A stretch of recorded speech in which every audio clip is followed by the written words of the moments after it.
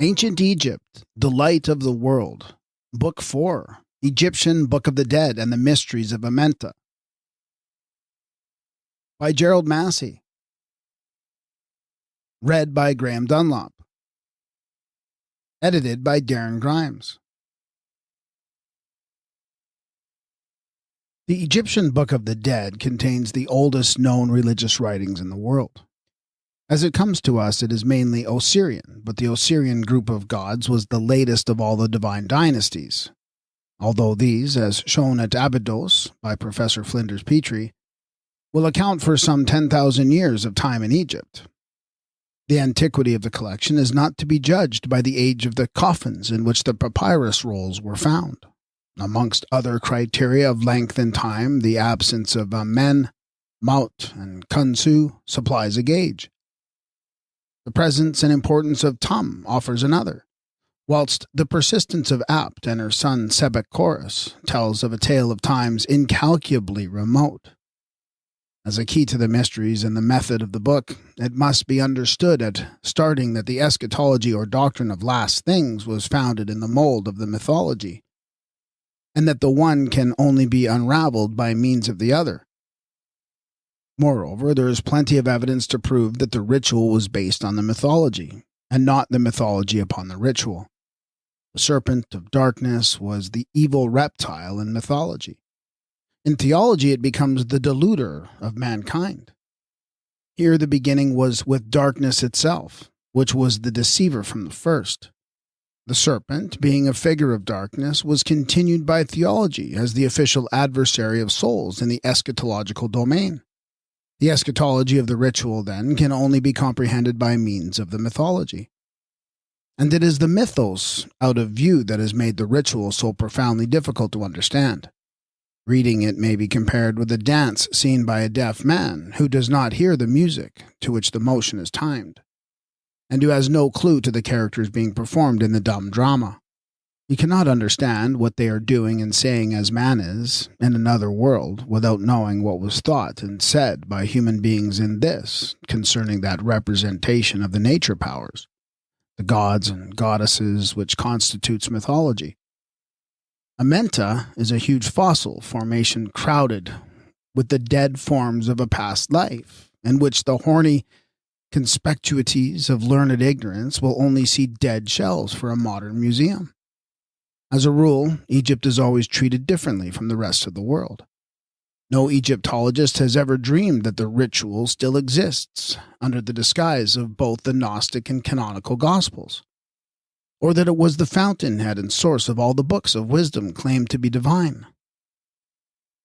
In the mythology, that is, in the primitive mode of rendering the phenomena of external nature, Osiris, as light-giver in the moon, was torn in 14 pieces during the latter half of the lunation by the evil Sut, the opposing power of darkness.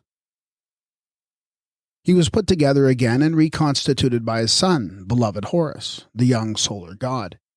This representation could not have been made until it was known that the lunar light was replenished monthly from the solar source. Then Horus, as the sun god and the vanquisher of Sut, the power of darkness, could be called the reconstitutor of Osiris in the moon. In that way, a foundation was laid in natural fact according to the science of mythology, and a mystery bequeathed to the eschatology, which is doctrinal. For as it had been with the dismembered, mutilated god in the mythos, so it was with the Osiris deceased, who has to be reconstructed for a future life and put together bit by bit as a spiritual body in one of the great mysteries of AMENTA. In the mythos, Har-Maku was the solar god of both horizons, or the double equinox, who represented the sun of today that rose up from the netherworld as conqueror of darkness to join the west and east together on the Mount of Glory, as the connecting link of continuity and time betwixt yesterday and tomorrow. The type was continued in the eschatology when Har-Maku became the Horus of the greater mysteries, Horus of the religious legend who suffered, died, and was buried in AMENTA, and who rose again from the dead like the winter sun, as Horus in spirit, lifting aloft the insignia of his sovereignty. This was he who made the pathway, not merely betwixt the two horizons, but to eternal life, as Son of Ra, the Holy Spirit in the eschatology. The intermediate link in the mythos which connects the solar orb with yesterday is now the intermediary betwixt the two worlds and two lives in time and eternity. This is he who exclaims, I am the link, I am the everlasting one. I am Horus, who steppeth onwards through eternity. This was he who, in the words of the Gnostic Paul, broke down the wall of partition and made both one, that he might create in himself one new man and reconcile them both in one body. Even as the double Horus, Har Sam Taui, was made one when blended and established as one person in another mystery of AMENTA. The mythology repeated in the ritual is mainly solar and Osirian, but with glimpses of the lunar and the stellar mythos from the beginning. For example, Apt, the ancient Genetrix, as goddess of the Great Bear constellation and leader of the heavenly host, was the kindler of the starry sparks by night in the mythology. In the eschatology, she is continued as the mistress of divine protections for the soul. And she who had been the kindler of the lights in the darkness of night was now propitiated as rekindler of life from the spark in the dark of death. Ra, in the mythos, is the solar god represented by the sun in heaven. And in the eschatology, he became the God and Spirit who is called the Holy Spirit and first person in the Trinity, which consisted of Atum, the Father God, Horus, the Son, and Ra, the Holy Spirit, the three that were also one in the Osirian cult. First as three forms of the solar god and next as three forms of the God and Spirit. It is thus we are enabled to trace the formation of the Egyptian eschatology in the mold of the mythology. There is no death in the Osirian religion, only decay and change and periodic renewal, only evolution and transformation in the domain of matter and the transubstantiation into spirit. In the so-called death of Osiris, it is rebirth, not death, exactly the same as in the changes of external nature. As the close of day, the solar orb went down and left the sun god staring blankly in the dark of death.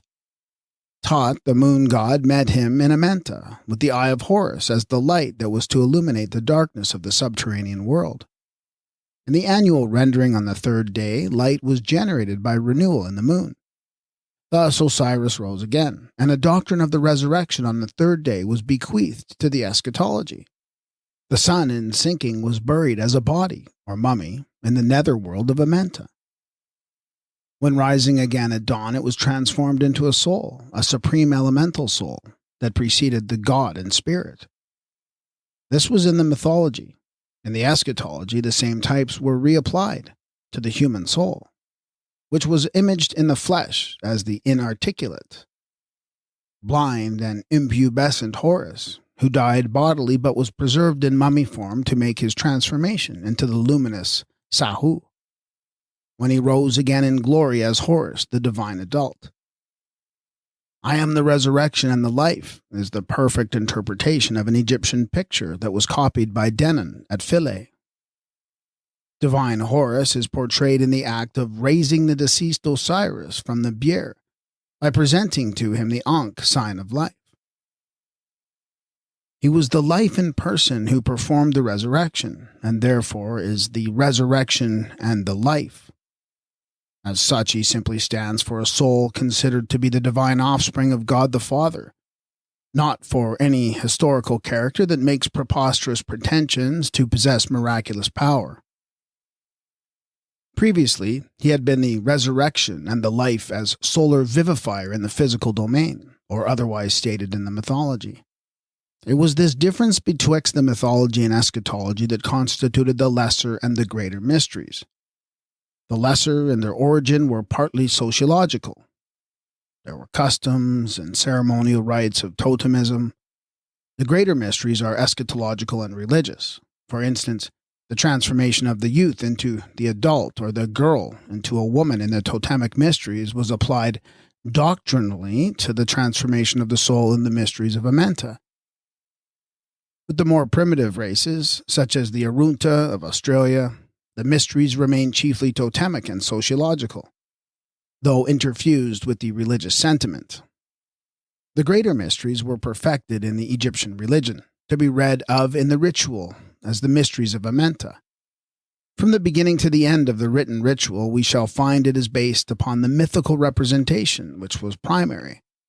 The mythical representation was first applied to the phenomena of external nature, and this mode of representation was continued and reapplied to the human soul in the eschatology. Egyptian myths, then, are not inventions made to explain the ritual. Totemic representation was earlier. This mode was continued in the mythology. Ritual arose from the rendering becoming religious in the phase of eschatology, and did not originate as an explanation of mythology and totemism. But not until the different phases are discriminated can the ritual be read, that which has been founded on it understood, or the mental status of the thinkers ascertained. In the mythology, the solar god, who is in his primary form, was Ta, Keper, is the maker of a complete circle for the sun as founder and opener of the nether earth.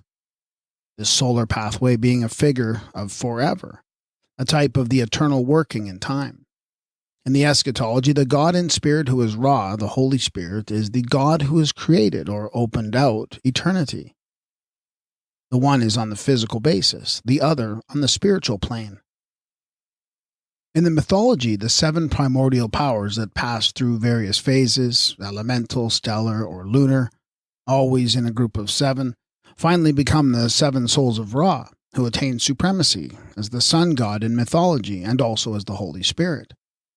Thence came the doctrine of the 7 souls in man, as 7 gifts of the Holy Spirit in the eschatology. In the mythical representation, Sothis, on New Year's Day, was the bringer forth of the child that was mothered by Hathor or Isis. The type is employed in the eschatology of the ritual, when the man is. In AMENTA prays for rebirth as a pure spirit and says, "May I live, or rise up and go forth, from between the closed knees of Sothis." The rebirth of the child in Sothis was the renewal of the year, Sothis being represented in the feminine character by Hathor as the bringer forth from betwixt her knees, or, as elsewhere rendered, her keptu, i.e. her thighs. So the manas are reborn from between the thighs of Nut in the mysteries of AMENTA, and here the visible birthplace of spirits perfected is localized in Sothis, the opener of the year and bringer of the babe to birth upon the horizon, or the mount of glory. In this way, the skies of night were made luminous with starry lore that was mythical in the astronomy and the words of a divine wisdom in the later eschatology, when the mysteries were represented in AMENTA. Instead of flashlights showing pictures on the housetops of a city after dark, the stars were used by the Egyptians to illustrate the mysteries that were out of sight. The triumph of Horus over Sut, or over Apap the dragon of drought and darkness, was illustrated in the stellar mythos when, in the annual round Orion, rose and the Scorpion constellation set upon the opposite horizon. The Egyptian nearing death could lie and look upon a future figure in the starry heavens. As it was with Osiris or Horus, so would be with him. The way had been mapped out. The guiding stars were visible. His bier, or coffin of new birth, could be seen in the meskin of the mother. He rose again in spirit as the babe of Sothis. He joined the company of the holy Sahus in Orion with the pilot Horus at the lookout of the bark. He saw the golden isles and a heaven of perpetual peace to which the pole was the eternal mooring post. Whilst he was passing from this life, the bark of Ra was making ready for his soul to go on board. The foundation of AMENTA itself has yet to be delineated. It is a tangible threshold to the other world, the secret but solid earth of eternity which was opened up by Ta, when he and his 7 Kemu erected the Tot pillar that was founded in the winter solstice, as the figure of a stability that was to be eternal. In the mythos, the Ta is a type of sun in the winter solstice that has the power of returning from the lowest depth and thus completing the eternal road. In the eschatology, it is the god in person as Ta Sekiri, or Osiris, the backbone and support of the universe. Horus, erecting the Tat in Sekhem, was raising Osiris from the sepulchre, the father re-erected as the son in the typical resurrection and continuity of the human spirit in the afterlife. The figure of Amsu Horus rising in the resurrection or coming forth with member erect has two characters, one in the mythology, one in the eschatology. In the mythology, he images the phallus of the sun and the generative force that fecundates the Mother Earth. In the eschatology, the image of erection is repeated as a symbol of resurrection, and in this phase, that supposed phallic god, the figure of regenerative force, is typical of the resurrection or re-erection of the mortal in spirit. Horus, the child with finger to mouth, is portrayed in the sign of the scales at the autumn equinox, the point at which the sun begins to lessen and become impotent. This the Egyptians termed the little sun, which when personified was infant Horus, who sank down into Hades as the suffering sun to die in the winter solstice and be transformed to rise again and return in all his glory and power in the equinox of Easter. This was matter of the solar mythos, also of life in vegetation and in the water of the inundation. In the eschatology, Horus the child is typical of the human soul which was incarnated in the blood of Isis, the Immaculate Virgin, to be made flesh and to be born in mortal guise on earth as the son of Seb, and to suffer all the afflictions of mortality. He descended to AMENTA as the soul sinking in the dark of death, and as the soul he was transfigured, changed, and glorified, to rise again and become immortal, as a spirit perfected according to the teachings in the eschatology. A brief list will show how certain zootypes that were founded in the mythological representation were continued in the eschatology. The third column is eschatological. The beetle, the sun as transformer, the god as self-evolver, the serpent, renewal, eternal life, the ibis, messenger, word or logos, the jackal, seer in the dark, guide in death, the heifer, the moon, Virgin Mother, the hawk, soul of the sun, Ra, the divine spirit, fish, calf or lamb, youthful solar god reborn, the Messiah. In the mythology, the Apap reptile lies in the lake of darkness, where the sun goes down, as the eternal adversary of the light, with which it is at war all night and all the winter through. He seeks to bar the way of the sun in the netherworld. In the eschatology, it is the human soul instead of the sun that has to struggle with the opposing monster in making the passage of AMENTA. The same scenery served, as shown before, to illustrate the mystery in a religious and spiritual phase. Chapter 64 of the ritual is known to have been extant in the time of King Septi, of the first dynasty. The Eusephus of Manetho. That was over 6,000 years ago.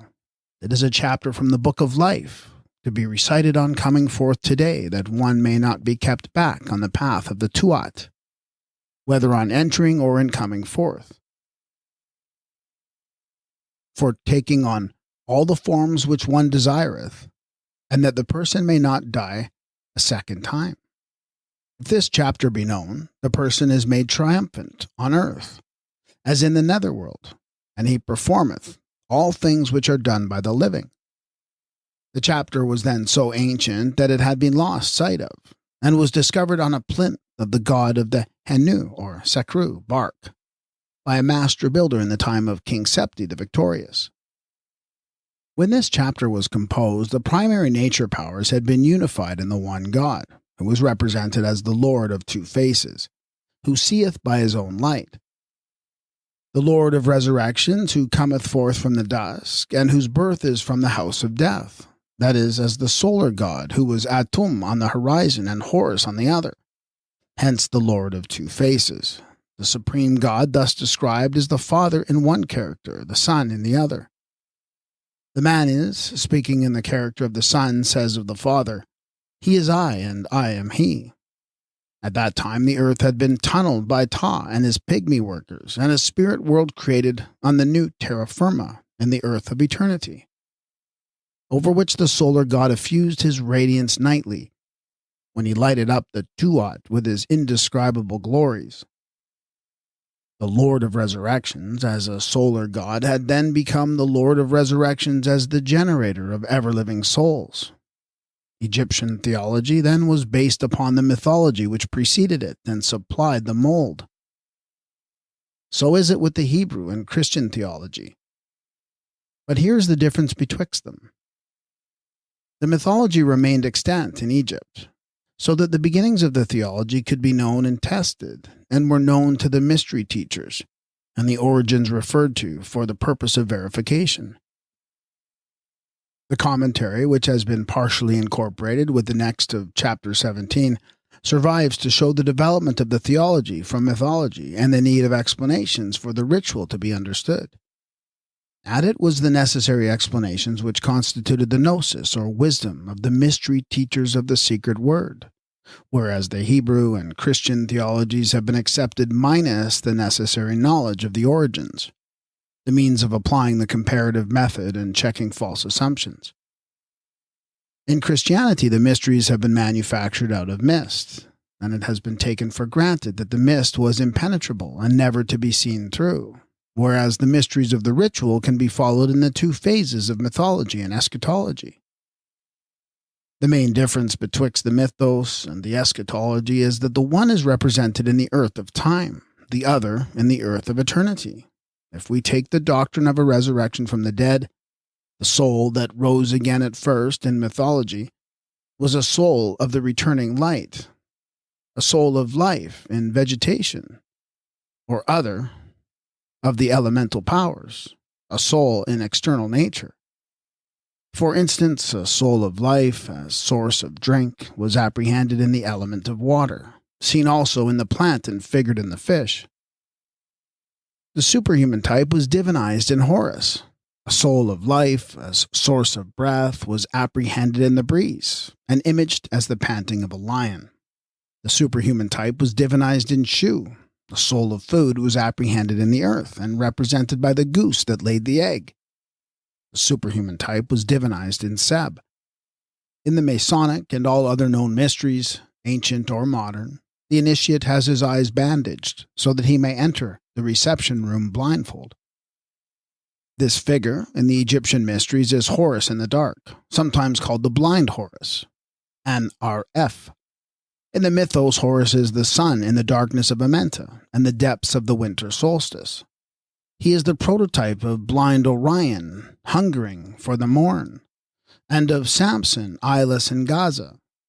The character was founded in the mythical representation of natural phenomena, and was afterwards continued in the eschatology. The same type serves in the two categories of phenomena which are here distinguished as the mythical and the eschatological. In the latter, the sightless Horus images the human soul in the darkness of death, where it is blind from lack of outer vision. The duality may serve to explain the twofold rendering of the eyes. According to the hieroglyphic imagery, Horus is without eyes or sightless in one character. He is also portrayed in another as the Prince of Sight, or of double sight. This, according to the mythos, is a figure of the risen sun and of dawn upon the coffin lid of Osiris in AMENTA. In the eschatology, it is Horus, Lord of the two eyes, or double vision, that is, of second sight, the seer in spirit with the beatific vision, which was attained by him in death. The change from one character to the other is represented in the mysteries by the unbandaging of the initiate's eyes, which are intentionally dazzled by the glory of the lights. The Egyptian Book of the Dead is the one sole record of this twofold basis of the mysteries. Enough has now been cited to show the method of the ritual and the mode in which the eschatology of the Egyptian religion was founded in the mold of the pre-extant mythology. The Book of the Dead is the Egyptian Book of Life. It is the pre-Christian Word of God. This we learn from the account which it gives of itself. It is attributed to Ra as the inspiring Holy Spirit. Ra was the Father in heaven, who has the title of Huhi, the Eternal, from which we derive the Hebrew name of Yahuwah. The Word was given by God the Father to the ever-coming Son as manifester for the Father. This was Horus, who, as the coming son of Usa or Usu, and as the Prince of Peace, Ayu-Em-Hotep, Horus, the Son, is the Word in person. Hence the speaker in the character of Horus says, I utter his words, the words of Ra, to the men of the present generation, and I repeat his words to him who is deprived of breath. That is, as Horus, the Sayer, or Logos, who utters the words of Ra, the Father in heaven, into the living on earth, and to the breathless Manes, in AMENTA, when he descends into Hades, or the later hell, to preach to the spirits in prison. The word or the sayings thus originated with Ra, the Father in heaven. They were uttered by Horus, the Son, and when written down in hieroglyphics by the fingers of Tatan, for human guidance, then supplied a basis for the Book of the Dead.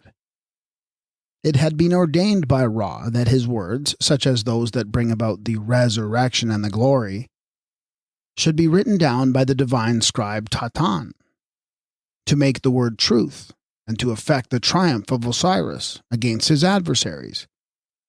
And it is proclaimed in the opening chapter that this mandate has been obeyed by Tot. The ritual purports to contain the gnosis of salvation from the second death, together with the ways and means of attaining eternal life, as these were acted in the drama of the Osirian mysteries.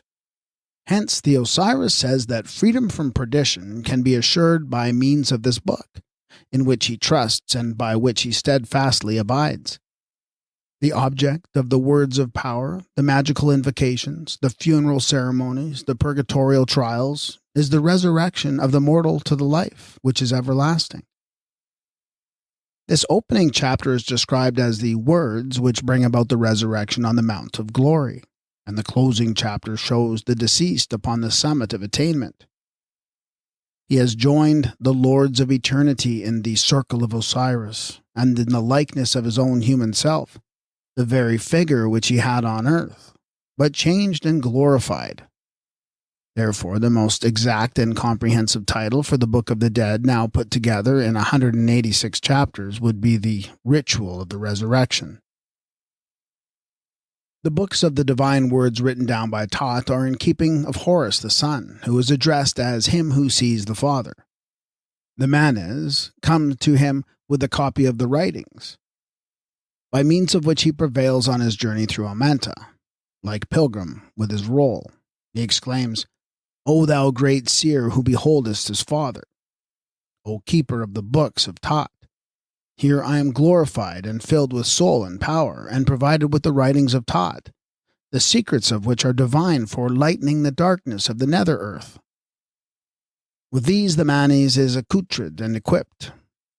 The Word of God, personified in Horus, preceded the written Word of God, and when the words of power were written down by Tot, the scribe of truth, they were assigned to Horus as the Logia of the Lord, and preserved as the precious records of him, who was the Word in person, first the Word of power as the founder, then the Word in truth or made truth as the fulfiller. The divine words, when written, constituted the Scriptures, earliest of which are those ascribed to Hermes or Tot, and reputed author of all the sacred writings. And now we find that both the Word in person and the written Word, together with the doctrine of the Word according to the ancient wisdom, are more or less extant and living still in the Egyptian Book of the Dead. The magical words of power, when written down by Tot, became the nucleus of the ritual, which is late in comparison with the astronomical mythology and other forms of sign language, and belongs mainly to the Osirian religion. The mystical word of power from the first was female. Apt at Ombos was worshipped as the living word. The supreme type of this power, born upon the head of Shu, is the hinder part of a lioness, her sign of sexual potency. The thigh, or capsh of Apt, is also the typical Urhika, and it is the symbol of the great magical power. The Urhika, or magical sign, preceded words, and words preceded the writings.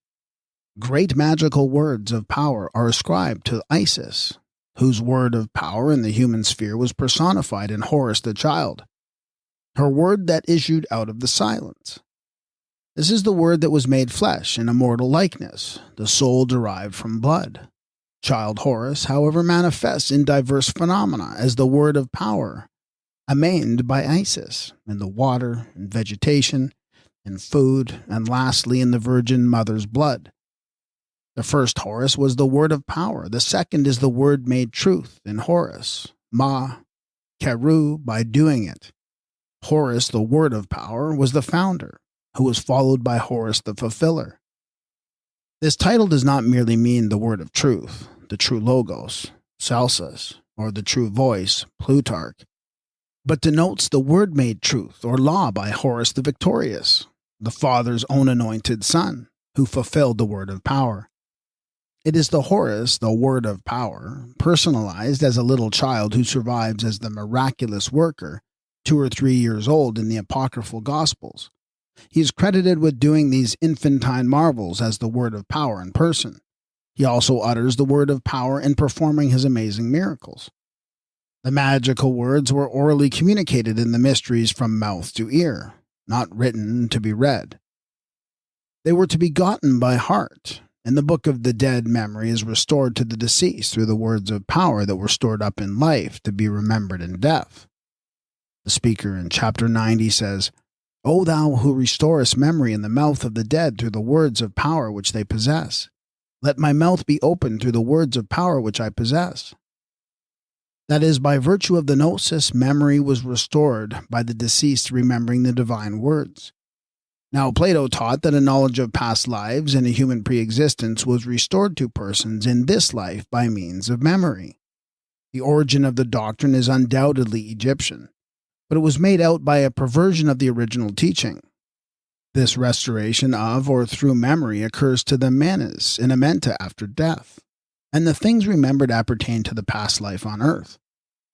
Plato has misapplied it to past lives and pre-existence of human beings dwelling on the earth. The words of power were not only spoken. They were likewise represented in the equipment of the mummy, sometimes called its ornaments, such as the word of salvation by the blood of Isis with the red tet buckle, the word of durability by the white stone, the word of resurrection by the scarabaeus, the word of eternal life by the cross, called the Ankh. These were forms of the magical words expressed in fetish figures. The manes in AMENTA begins his course where he left off on earth when his mouth was closed in death. It is opened once more for him by Ta and Tum, and Tot supplies him with the great magical words of power that open every gate. These were written on the roll of papyrus that is carried in his hand by the pilgrim who makes his progress through the nether regions in the subterranean pathway of the sun. The so-called Book of the Dead, then, here quoted as the ritual for the sake of brevity, is the Egyptian Book of Life. Life now, life hereafter, everlasting life. It was indeed the book of life and salvation, because it contained the things to be done in the life, here and hereafter, to ensure eternal continuity.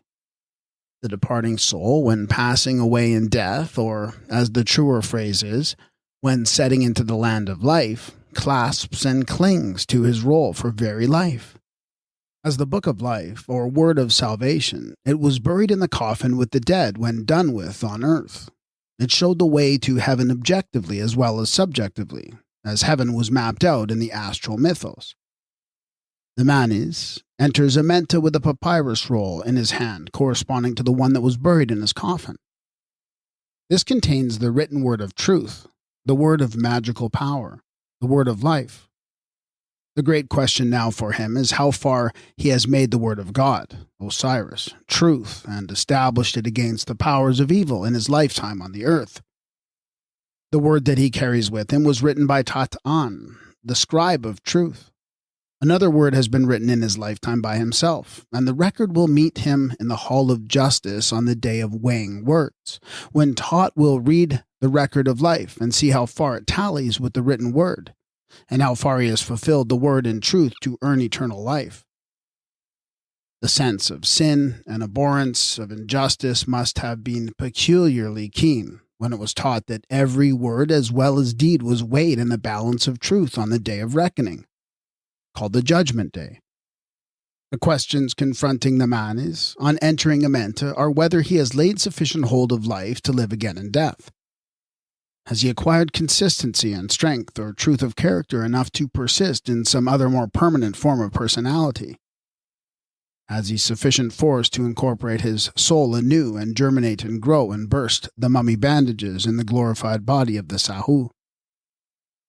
Is he a true mummy? Is the backbone sound? Is his heart in the right place? Has he planted for eternity in the seed field of time? Has he made the word of Osiris, the word that was written in the papyrus roll, truth against his enemies? The chapters for opening the Tuat, for dealing with the adversary in the nether world, for issuing forth victoriously and thus winning the crown of triumph, for removing displeasure from the heart of the judge, tend to show the ways of attaining the life everlasting by acquiring possession of an eternal soul. The Manes is said to be made safe for the place of rebirth in Anu by means of the books of Tat's divine words, which contain the gnosis or knowledge of the things to be done on earth and in AMENTA. The truth is made known by the words of Horus, which were written down by Tat in the ritual, but the fulfillment depends on the Manes making the word truth by doing it. That is the only way of salvation or of safety for the soul, the only mode of becoming a true being who would endure as pure spirit forever.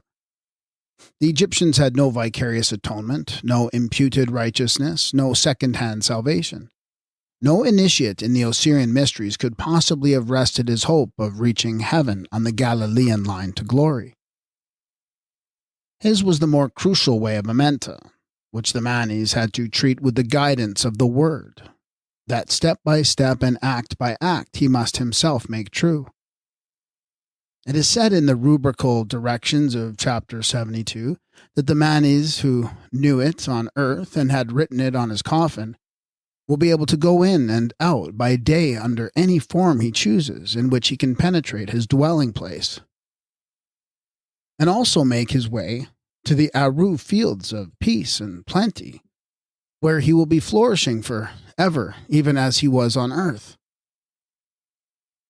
If chapter 91 is known, the Manes takes the form of fully equipped spirit, a Ku, in the netherworld, and is not imprisoned at any door in AMENTA either going in or coming out. Chapter 92 is the one that opens the tomb to the soul and to the shade of a person, that he may come forth today and have the mastery over his feet. The book of giving sustenance to the spirit of the deceased in the underworld delivers the person from all evil things. There was another book wherewith the spirits acquired strength by knowing the names of the gods of the southern sky and of the northern sky. The ritual is preeminently a book of knowledge or wisdom, because it contained the gnosis of the mysteries. Knowledge was all important. The Manes make their passage through AMENTA by means of what they know. The deceased, in one of his supplications, says, O thou ship of the garden Aru, let me be conveyed to that bread of thy canal, as thy father, the great one who advanceth in the divine ship, because I know thee. He knew because, as we see by chapter 99, he had learned the names of every part of the bark in which the spirits sailed. Knowledge was power. Knowledge was the gnosis, and the gnosis was the science of the mystery teachers and the masters of sign language. Ignorance was most dire and deadly. How could one travel in the next world any more than in this without knowing the way? The way in AMENTA was indicated topographically, very much in keeping with the ways in Egypt, chief of which was the waterway of the great river. Directions, names, and passwords were furnished in writing, to be placed with the mummy of the deceased. Better still, if these instructions and divine teachings were learned by heart, had been enacted, and the word made true in the life, then the book of the dead in life became the book of life in death. The word was given that it might be made truth by doing it as the means of learning the way by knowing the word. The way of life in three worlds, those of earth, AMENTA, and heaven, was by knowing the word of God and making it true in defiance of all the powers of evil. According to this earlier Bible, death came into the world by ignorance, not by knowledge, as in the Christian travesty of the Egyptian teaching. As Hermes says, the wickedness of a soul is ignorance, the virtue of a soul is knowledge. There was no life for the soul except in knowing, and no salvation but in doing the truth. The human soul of Neferuben in the picture is the wise or instructed soul, one of the Ku Akaru. He is the master of the gnosis, a knower or knowing soul, and therefore not to be caught like an ignorant fish in the net. Knowledge is of the first importance. In all his journeyings and difficulties, it is necessary for the deceased to know. It is by knowledge that he is lighted to find his way in the dark. Knowledge is his lamp of light and his compass. To possess knowledge is to be master of divine powers and magical words. Ignorance would leave him a prey to all sorts of liars in wait and cunning enemies. He triumphs continually through his knowledge of the way, like a traveler with his chart and previous acquaintanceship with the local language. Hence the need of the gnosis of initiation and the mysteries. Those who knew the real name of the god were in possession of the word that represented the power over the divinity. Therefore, the word of power that would be efficacious if employed. Instead of calling on the name of God in prayer, they made use of the name as the word of God. And as those words and mysteries of magic were contained in the writings, it was necessary to know the writings in which the gnosis was religiously preserved, to be in possession of the words of power. Hence the phrases of the great magical efficacy in the ritual are called the words that compel. They compel the favorable action of the superhuman power to which appeal is made. To make magic was to act the appeal in the language of signs, which, like the words, were also intended to compel. And to act thus magically was a mode of compelling, forcing, and binding the superhuman powers. Magic was also a mode of covenanting with the power apprehended in the elements, the quid pro quo being blood. This was the most primitive form of blood covenant. Giving blood for food was giving life for the means of living. The ritual opens with a resurrection, but this is the resurrection in the earth of AMENTA, not in the heaven of eternity. It is the resurrection of a body soul emerging in the similitude of the moon god from the dark of death. The first words of the ritual are, O bull of AMENTA, Osiris, it is taught, the everlasting king who is here. He has come as one of the powers that fight to secure the triumph of Osiris over all his adversaries. After the life on earth, there was a resurrection in AMENTA, the earth of eternity, for the human soul evolved on earth. It was there that the claim to the resurrection in spirit and to life eternal in heaven had to be made good and established by long and painful experiences and many kinds of purgatorial purification, by which the soul was perfected eventually as an ever-living spirit. The word of promise had to be performed and made truth indeed, for the Makeru of immortality to be earned and endless continuity of life assured. Everyone who died was in possession of a body soul that passed into AMENTA to become an Osiris or an image of the god in matter, although it was not everyone who was reborn or regenerated in the likeness of Ra. To attain the Horus hood, which was portrayed as the hood of the divine hawk. Emergence in AMENTA was the coming forth of the human soul from the coffin and from the gloom of the grave in some form of personality, such as is depicted in the shade or the Ba, a bird of soul with the human head, which shows that a human soul is signified. Osiris, the god of AMENTA in a mummy form, is thus addressed by the Osiris, En or Manis. O breathless one, let me live and be saved after death. This is addressed to Osiris who lives eternally. Though lying as a mummy in AMENTA, breathless and without motion, he will be self-resuscitated to rise again. Salvation is renewal for another life. To be saved is not to suffer the second death, not to die a second time. According to Egyptian thought, the saved are the living and the twice dead are the damned. Life after death is salvation of the soul, and those not saved are those who die the second death, a fate that could not be escaped by any false belief in the merits of Horus or the efficacy of the atoning blood.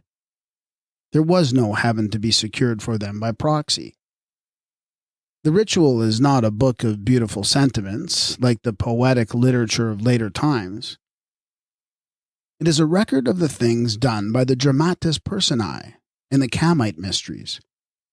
But now and again the beauty of feeling breaks out ineffably upon the face of it, as in the chapter by which the deceased prevails over his adversaries, the powers of darkness, and comes forth to the day, saying, O thou who shinest forth from the moon, thou that givest light from the moon, let me come forth at large amid thy train, and be revealed as one of those in glory. Let the Tuat be opened for me, here am I. The speaker is in AMENTA as a mummy soul appealing to the Father of Lights and Lord of Spirits, that he may come forth in the character of Horus, divinized to delight the soul of his poor mother. He wishes to capitalize the desires of those who make salutations to the gods on his behalf. These in modern parlance would be the prayers of the priests and congregation, for his welfare and safety in the future life, otherwise for his salvation. Let the chapter by which one cometh forth, today he pleads, let me have possession of all things soever which were offered ritualistically for me in the netherworld. Let me have possession of the table of offerings which was heaped for me on earth, the solicitations which were uttered for me, that he may feed upon the bread of Seb, or the food of earth. Let me have possession of my funeral meals, the meals offered on earth for the dead in the funerary chamber. The chief object of the deceased on entering AMENTA is the mode and means of getting out again as soon as possible upon the other side. His one all-absorbing interest is the resurrection to eternal life. He says, let me reach the land of ages. Let me gain the land of eternity. For thou, my Lord, hast destined them for me. Osiris, or the Osiris, passed into AMENTA as the Lord of Transformations. Various changes of shape were necessitated by the various modes of progression. As a beetle or a serpent, he passed through solid earth, as a crocodile through the water, as a hawk through the air. As a jackal or a cat, he saw in the dark. As an ibis, he was the knowing one, or he of the nose. Thus he was the master of transformations, the magician of the later folk tales, who could change his shape at will. Tot is termed the great magician as the lord of transformations in the moon. Thus the deceased, in assuming the type of Tot, becomes a master of transformation, or the magician whose transformations had also become made on earth by the transformers, in trance, who pointed the way to transformation and death. When Teta comes to consciousness on rising again in AMENTA, he is said to have broken his sleep forever, which was in the dwelling of Seb, that is, on the earth. He has now received his Sahu, or investiture, of the glorious body. Before the mortal Manes could attain the ultimate state of spirit in the image of Horus, the immortal, he must be put together part by part, as was Osiris, the dismembered god. He is divinized in the likeness of various divinities, all of whom had been included as powers in the person of the one true God, Neb-Ber-Tur, the Lord entire. Every member and part of the Manes in AMENTA had to be fashioned afresh in a new creation. The new heart is said to be shaped by certain gods in the netherworld, according to the deeds done in the body whilst the person was living on the earth. He assumes the glorified body that is formed feature by feature and limb after limb in the likeness of the gods until there is no part of the Manes that has remained undivinized.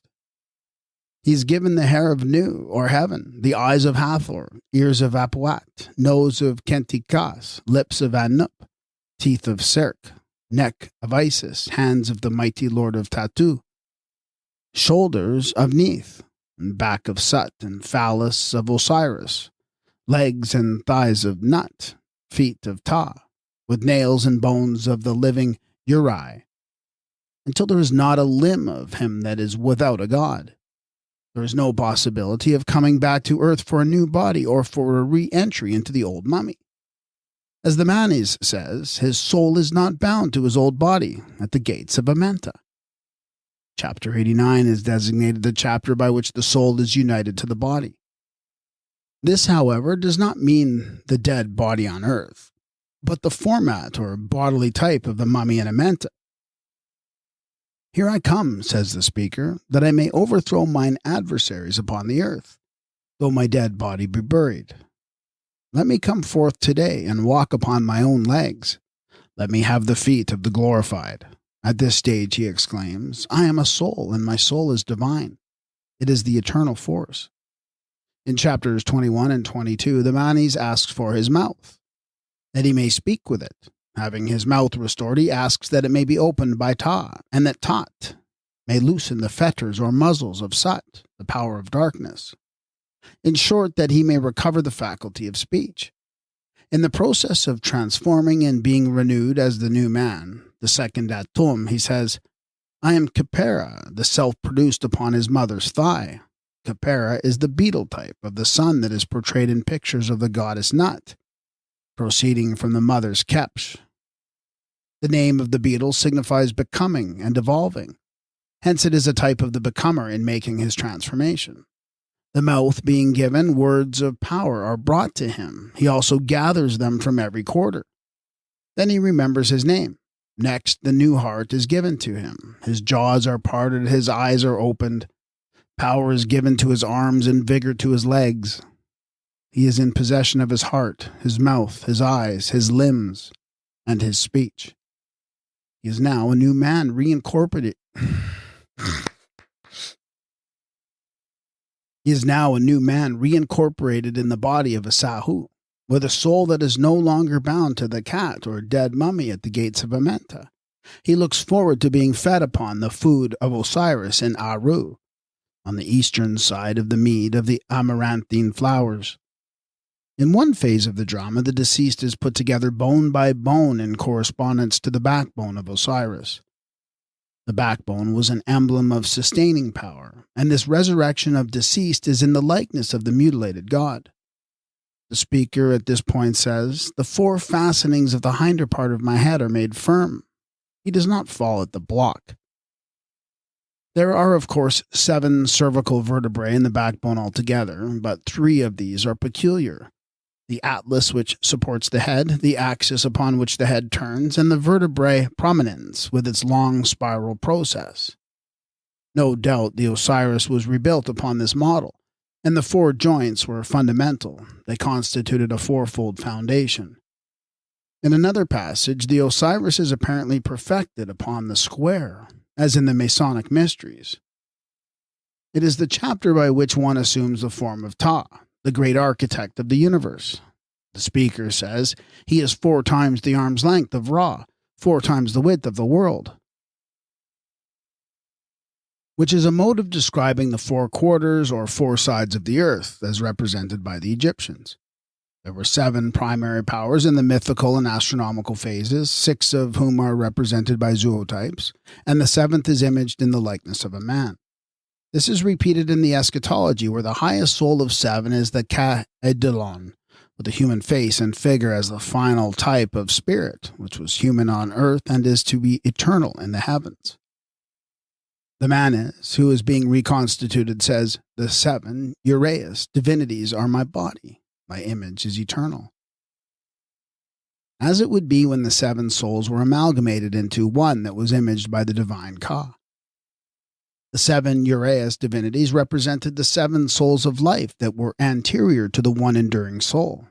In the chapter of propitiating one's own Ka, the Manes says, "Hail to thee, my Ka. May I come to thee and be glorified and made manifest and ensouled." That is, in attaining the highest of the souls, the unifying one. These souls may be conceived as 7 ascending types of personality. The first is figured as the shade, the dark soul or shade of the Inuits, the Greenlanders, and other aboriginal races, which is portrayed personally in the ritual lying darkly on the ground. The shade was primary because of its being, as it were, a shadow of the old body projected on the ground in the new life. It is portrayed as a black figure stretched out in AMENTA. In this way, the earth shadow of the body in life served as the type of a soul that passed out of the body in death. This may explain the intimate relationship of the shade to the physical mummy, which it is sometimes said to cling to and remain within the womb. and to draw sustenance from the corpse so long as it exists. Thus, the shade that draws life from the dead body becomes the mythical prototype of the vampire and the legendary ghoul. It may be difficult to determine exactly what the Egyptians understood by the kabit, or shade, in its genesis as a soul, but the Inuit Aleutians describe it as a vapor emanating from the blood, and here's wisdom for those who comprehend it. The earliest human soul, derived from the mother when the blood was looked upon as the life, was a soul of blood. And the Inuit description answers perfectly to the shade in the Egyptian AMENTA. Amongst the most primitive races, the typical basis of a future personality is the shade. The Aleutians say that the soul at its departure divides into the shade and the spirit. The first dwells in the tomb, the other ascends to the firmament. These, wherever met, are with equivalent to the twin souls of Sut, the Dark One, and Horus, the soul of light. For we reckon the Egyptian seven to be the earliest and old enough to account for and explain the rest, which are to be found dispersed about the world. The soul, as shade or shadow, is known to the Makusi Indians as the man in the eyes, who does not die. This is another form of the shadow that was not cast upon the ground. Dr. Birch drew attention to the fact that whilst the deceased has but one Ba, one Sahu, and one Ka, he has two shades, his Kapti being in the plural. These two correspond to the dark and light shades of the Aborigines. They also conform to the two souls of darkness and light that were imaged by the black vulture and the golden hawk of Sut and Horus, the first two of the total septenary of powers or souls. The shade, however, is but 1/7 of the series. The other self, when perfected, consists of 7 amalgamated souls. Some of the manis in AMENTA do not get beyond the state of the shade or kabit. They are arrested in this condition of mummied immobility. They do not acquire the new heart or soul of breath. They remain in the egg unhatched, and do not become the Ba soul or the glorified Ku. These are the souls that are said to be eaten by certain of the gods or infernal powers. Eater of the Shades is the title of the 4th and 42 executioners. The 10th of the mystical books in AMENTA is the place of the monstrous arms that capture and carry away the manis, who have not attained a condition beyond that of the shade or empty shell. The shells of the Theosophist may be met with in the ritual. The manis who is fortified with his divine soul can pass this place in safety. He says, "Let no one take possession of my shade. Let no one take possession of my shell or envelope. I am the divine hawk." He has issued from the shell of the egg and been established beyond the status of the shade as a Ba soul. With this may be compared the superstition that in eating eggs one should always break up the empty shell, lest it should be made evil, used of by the witches. There are wretched shades condemned to immobility in the 5th of the mystical abodes. They suffer their final arrest in that place and position, and are then devoured by the giants who live as eaters of the shades. These monsters are described as having high bones 7 cubits long. No mere shade has power enough to pass by these personifications of devouring might. They are the ogres of legendary lore, who may be found at home with the ghoul and the vampire in the dark caverns of the Egyptian underworld. These were the dead whose development in spirit world was arrested at the status of the shade, and who were supposed to seek the life they lacked by haunting and preying upon human souls, particularly on the soul of blood. In its next stage, the soul is called Ba, and is represented as a hawk with a human head, to show that the nature of the soul is human still. This is more than a soul of shade, but it was not imaged nor believed that the human soul as such inhabited the body of a bird. In one of the hells the shades are seen burning, but these were able to resist the fire, and it is consequently said, "The shades live, they have raised their powers, they are raised in status by assimilating higher powers." Following his taking possession of the soul of shade and the soul of light, the Osiris is given a new heart, his whole or twofold heart. With some of the primitive folk, as with the Basutos, It is the heart that goes out in death as the soul that never dies. Bobadilla learned from the Indians of Nicaragua that there are two different hearts, that one of these went away with the deceased in death, and that it was the heart that went away which made them live hereafter. This other breathing heart, the basis of the future being, is one with the Egyptian heart, by which the reconstituted person lives again. The heart that was weighed in the hall of judgment could not have been the organ of life on earth. This was a second heart, the heart of another life. The Manes makes appeal for this heart not to bear evidence against him in the presence of the God, who is at the balance. The second is the heart that was fashioned anew according to the life lived in the body. It is said to be the heart of the great god Tahuti, who personated intelligence. Therefore, it would seem to typify the soul of intelligence. Hence it is said to be young and keen of insight among the gods, or among the seven souls. The physical representation comes first, but it is said in the text of Panchamises, the conscience or heart of a man is his own god, or divine judge. The new heart represents rebirth, and is therefore called the mother. And when the deceased recovers the basis of future being in his whole heart, he says, although he is buried in the deep, deep grave and bowed down to the region of annihilation, he is glorified, even there.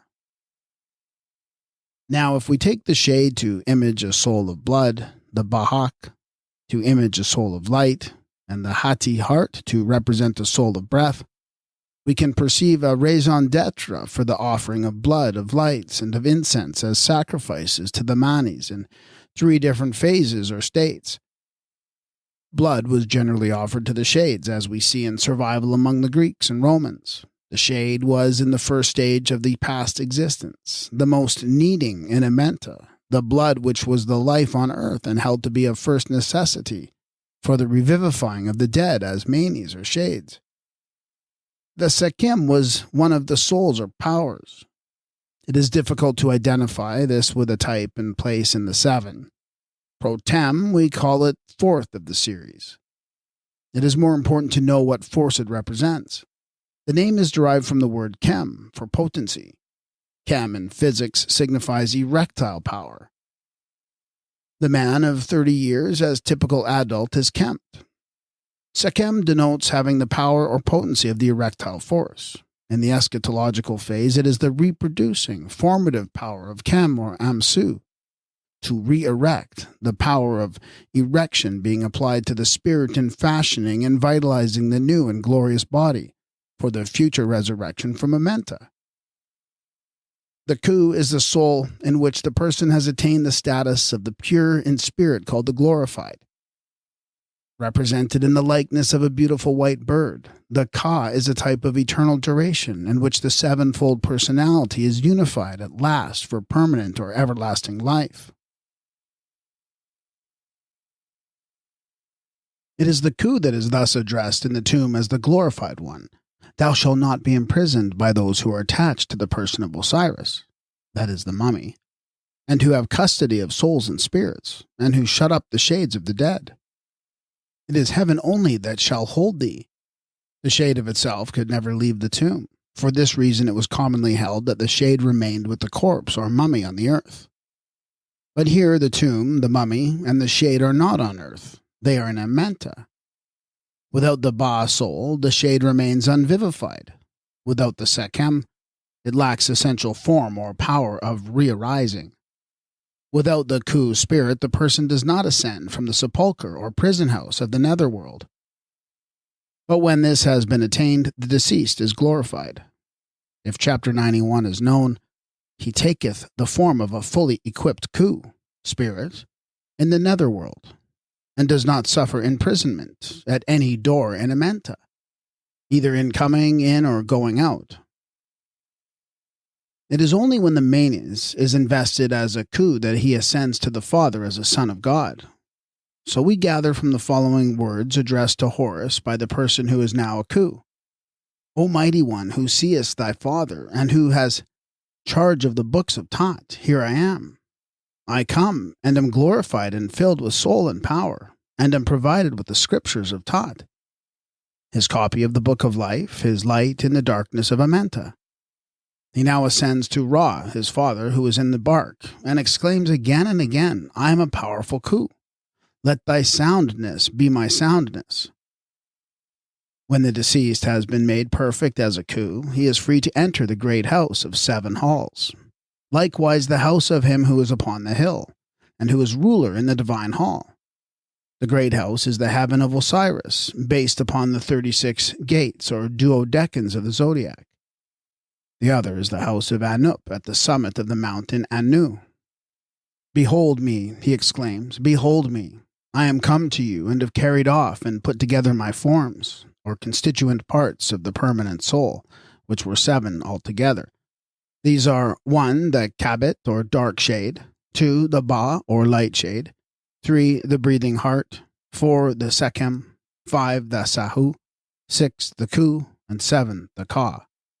When the Manes has become a Khu, the Ka is still a typical ideal ahead of him, so far ahead or aloof that he propitiates it with offerings.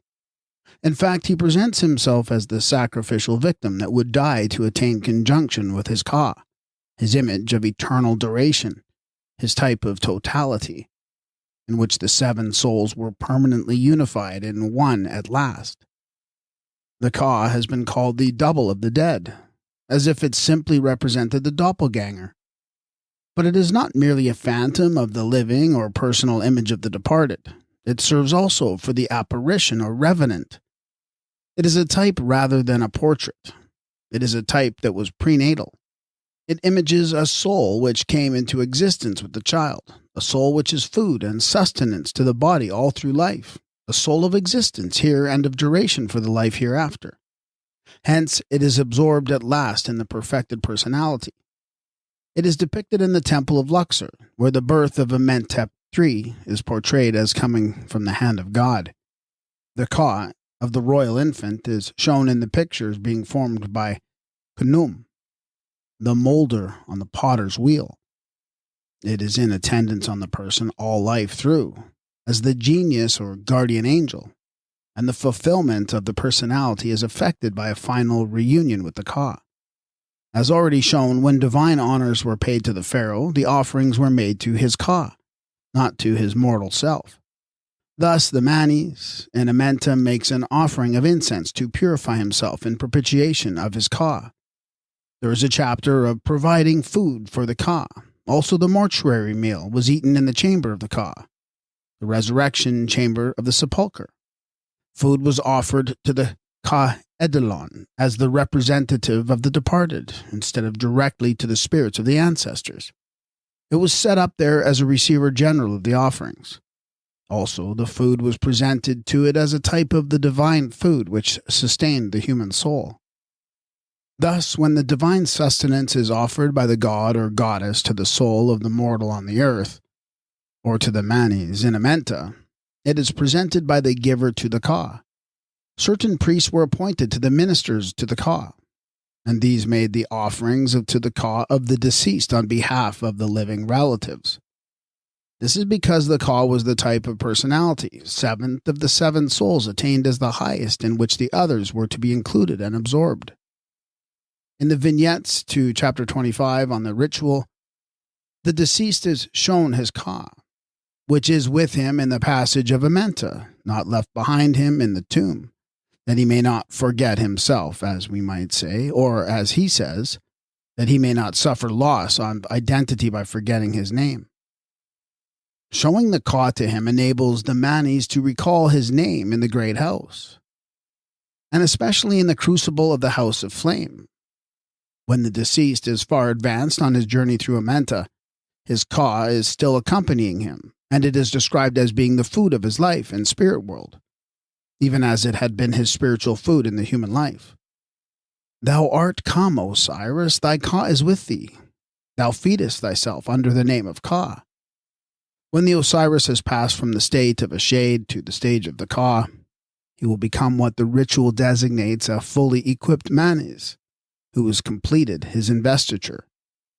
As a Sahu, he was reincorporated in a spiritual body. As a Khu, he was invested with a robe of glory, As a sacred hawk with the head of a Bennu, he was endowed with the soul of Horus. It was here he exclaimed, "Behold me, I am come to you, the gods and the glorified, and have carried off my forms and united them."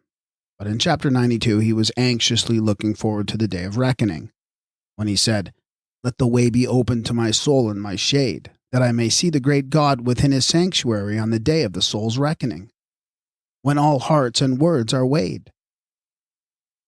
He is not yet one of the spirits made perfect, neither being judged nor justified. He has to pass his last examination, and is now approaching the great hall of judgment for his trial. He says, "I am come that I may secure my suite in Abydos," the mythical rebirth place of Osiris. This is the final trial of the long series through which he has hitherto successfully passed. He has now arrived at the judgment hall. It has been asserted that the deeds which the deceased had done here on earth in no wise influenced the fate that awaited the man after death. But how so, when the new heart which was given to the deceased in AMENTA, where he or she was reconstituted, is said to be fashioned in accordance with what he has done in his human life?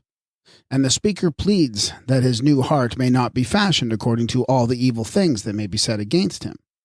He is anxious that the ministrants of Osiris in the Nitarkar, who deal with a man according to the course of his life, may not give a bad odor to his name. And again he pleads, "Let me be glorified through my attributes. Let me be estimated according to my merits." It is plainly apparent that the future fate of the soul was dependent on the deeds that were done in the body, and the character of the deceased was accredited according to his conduct in the life on earth. The jury sitting in the judgment hall consisted of 42 masters of truth. Their duty was to discover the truth with fierce interrogation and the instinct of sleuth hounds on their track. Was this Manes a true man? Had he lived a true life? Was he true at heart when this was tested in the scales? His viscera were present for inspection, and these keen scrutinizers in their animal-headed forms were very terrible, not only in visage, for they had vested interest in securing a verdict of guilty against the Manes, inasmuch as the viscera of the condemned were flung to them as prerequisites and prey. Therefore they searched with the zeal of hunger for the evidence of evil living that might be found written on this record of the inner man. Piecemeal the Manes were examined, to be passed if true, to be sent back if not, in the shape of swine or goats or other Typhonian animals, and driven down into the fiery lake of outer darkness, where Baba, the devourer of hearts, the Egyptian raw head and bloody bones, was lying in wait for them. The highest verdict rendered by the great judge in this most awful judgment hall was a testimony to the truth and purity of character established for the Manes on evidence that was unimpeachable. At this post-mortem, the sins done in the body through violating the law of nature were probed for most profoundly. Not only was the deceased present in spirit to be judged at the dread tribunal, the book of the body was opened and its record read. The vital organs, such as the heart, liver, and lungs, were brought into judgment as witness to the life lived on earth. Any part, too, vitiated for the rottenness, to be cut off or scraped away, was condemned and flung as offal to the powers who are called the eaters of filth, the devourers of hearts, and drinkers of the blood of the wicked. And if the heart, for example, should be condemned to be devoured because very bad, the individual could not be reconstructed for a future life. In order that the Osiris may pass the great assize as one of the justified, he must have made the word of Osiris truth on earth against his enemies. He must have lived a righteous life and been just, truthful, merciful, charitable, humane. In coming to the hall of judgment or justice to look on the divine countenance and be cleansed from all the sins he may have committed, he says, "I have come to thee, O my Lord. I know thee, Lord of righteousness is thy name. I bring to thee right. I have put a stop to wrong." His plea is that he has done his best to fulfill the character of Horus Macaru. Some of his pleas are very touching. He has not exacted from the laborer, as the first fruits of each day, more work than was justly due to him. He has not snatched the milk from the mouths of babes and sucklings. He has not been a land grabber. He has not dammed the running water. He has caused no famine, no weeping, no suffering to men, and has not been a robber of food. He has not tampered with the tongue of the balance, not been fraudulent, mean, or sordid of soul. There is a goodly list of pre-Christian virtues besides all the theoretical Christian ones. Amongst others, he says, I have propitiated the God with that which he loveth. This was especially by the offering of mat, viz., justice, truth, and righteousness. I have given bread to the hungry, water to the thirsty, clothes to the naked, and a boat to the shipwrecked. Yet we have been told that charity and mercy were totally unknown to the pagan world. He asks the 42 assessors for the great judge not to go against him. For he did the right thing in Tamaret, the land of Egypt. His heart is weighed in the scales of justice. His past is pure, as one of those who are welcomed by Horus for his own faithful followers, the blessed of his father, to whom it is said, Come, come, in peace. Horus, the intercessor, advocate, or paraclete, now takes him by the hand and leads him into the presence of Osiris in the sanctuary. The Manes in the judgment hall is black-haired, as seen in the pictures of Ani. But when he kneels before Osiris on the throne, his hair is white. He has passed as one of the purified and is on his way to join the ranks of the just spirits made perfect, who are called the glorified. The attendants say to him, We put an end to thy ills, and we remove that which is disorderly in thee through thy being smitten to the earth in death. These were the ills of mortality from which he has now been freed in spirit. Here occurs the resurrection of the Osiris in the person of Horus, and it is said, Ha, Osiris, thou hast come, and thy Ka with thee, which uniteth with thee in thy name of Ka-hetep. An ordinary rendering of Ka-hetep would be image of peace, equals type of attainment. But as the word hetep or hepti also means number 7, that coincides with the Ka being an image of the septenary of souls, complete at last to be united in the hawk-headed Horus.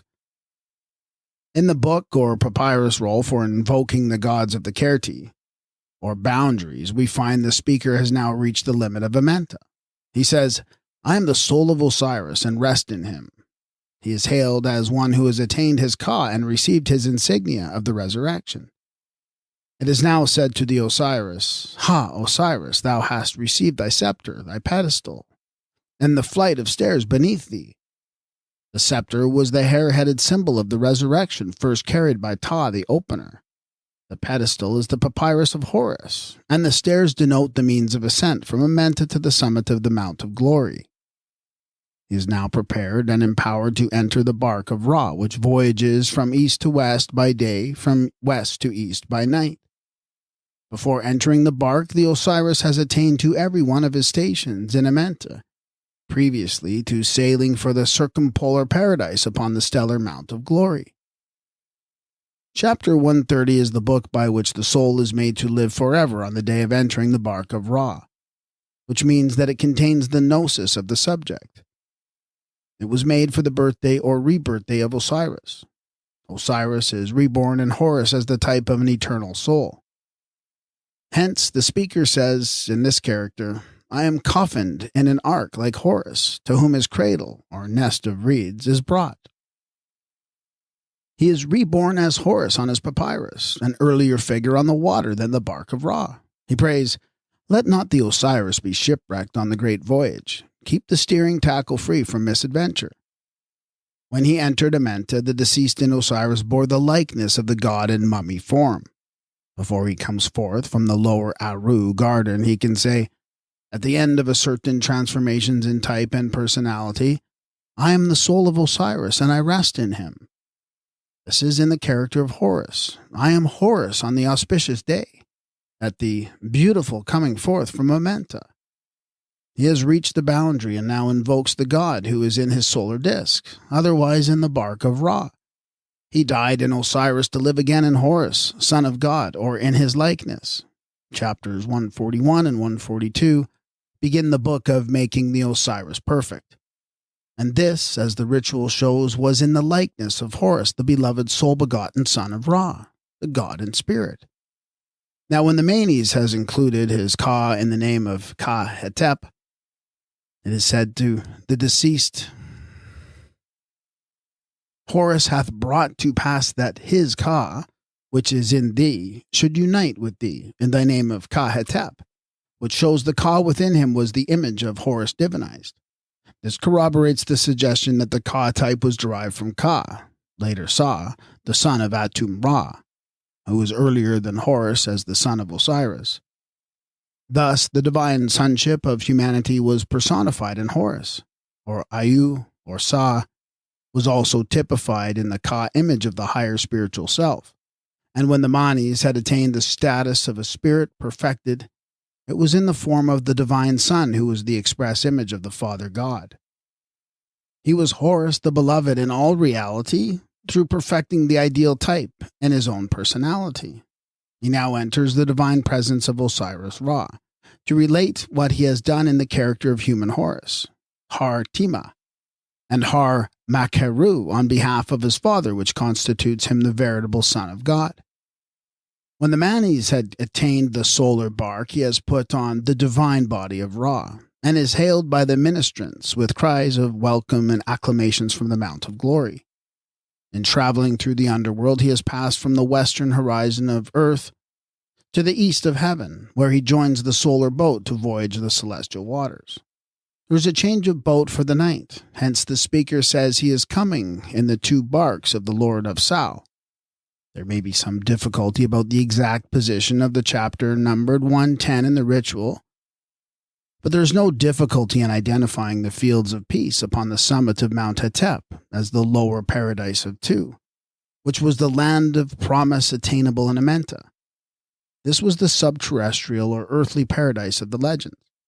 When the Manes comes to these Elysian fields, he is still in the earth of eternity, and has to prove himself an equal as the worker with the mighty Kus, Kuti, who are 9 cubits high, in cultivating his allotment of arable land. The arrival at Mount Hetep in his lower paradise, or heaven of the solar mythos, precedes the entrance to the judgment hall, which is in the domain of the Osiris below, and the voyage from east to west in the Matit and the Sektit bark of the sun. Therefore it is not in the ultimate heaven, or the upper paradise of eternity upon Mount Hetep. We see from the pyramid texts that there were 2 stages of ascent to the upper paradise that were represented by 2 ladders. One is the ladder of Sut, as the ascent from the land of darkness. The other is the ladder of Horus, reaching to the land of light. King Pepi salutes the 2. Homage to thee, O ladder of Sut. Set thyself up, O ladder of God. Set thyself up, O ladder of Sut. Set thyself up, O ladder of Horus. Whereby Osiris appeared in heaven when he wrought protection for Ra. Pepi likewise enters heaven in his name of the ladder. The Manes also says in chapter 149, I raise my ladder up to the sky, that I may behold the gods. But having traced the reconstruction of the deceased for future life, we now return to follow him once more from the entrance to AMENTA on his journey through the underworld. His mortal personality having been made as permanent as possible in the mummy left on earth, the Manes rising in AMENTA now sets out to attain the personality that is to last forever. He pleads with all his dumbness that his mouth may be opened, or in other words, that his memory, which he has lost a while, may be given back to him so that he may utter the words of power with which he is equipped. The ceremony of opening the mouth after the silence of death was one of the profoundest secrets.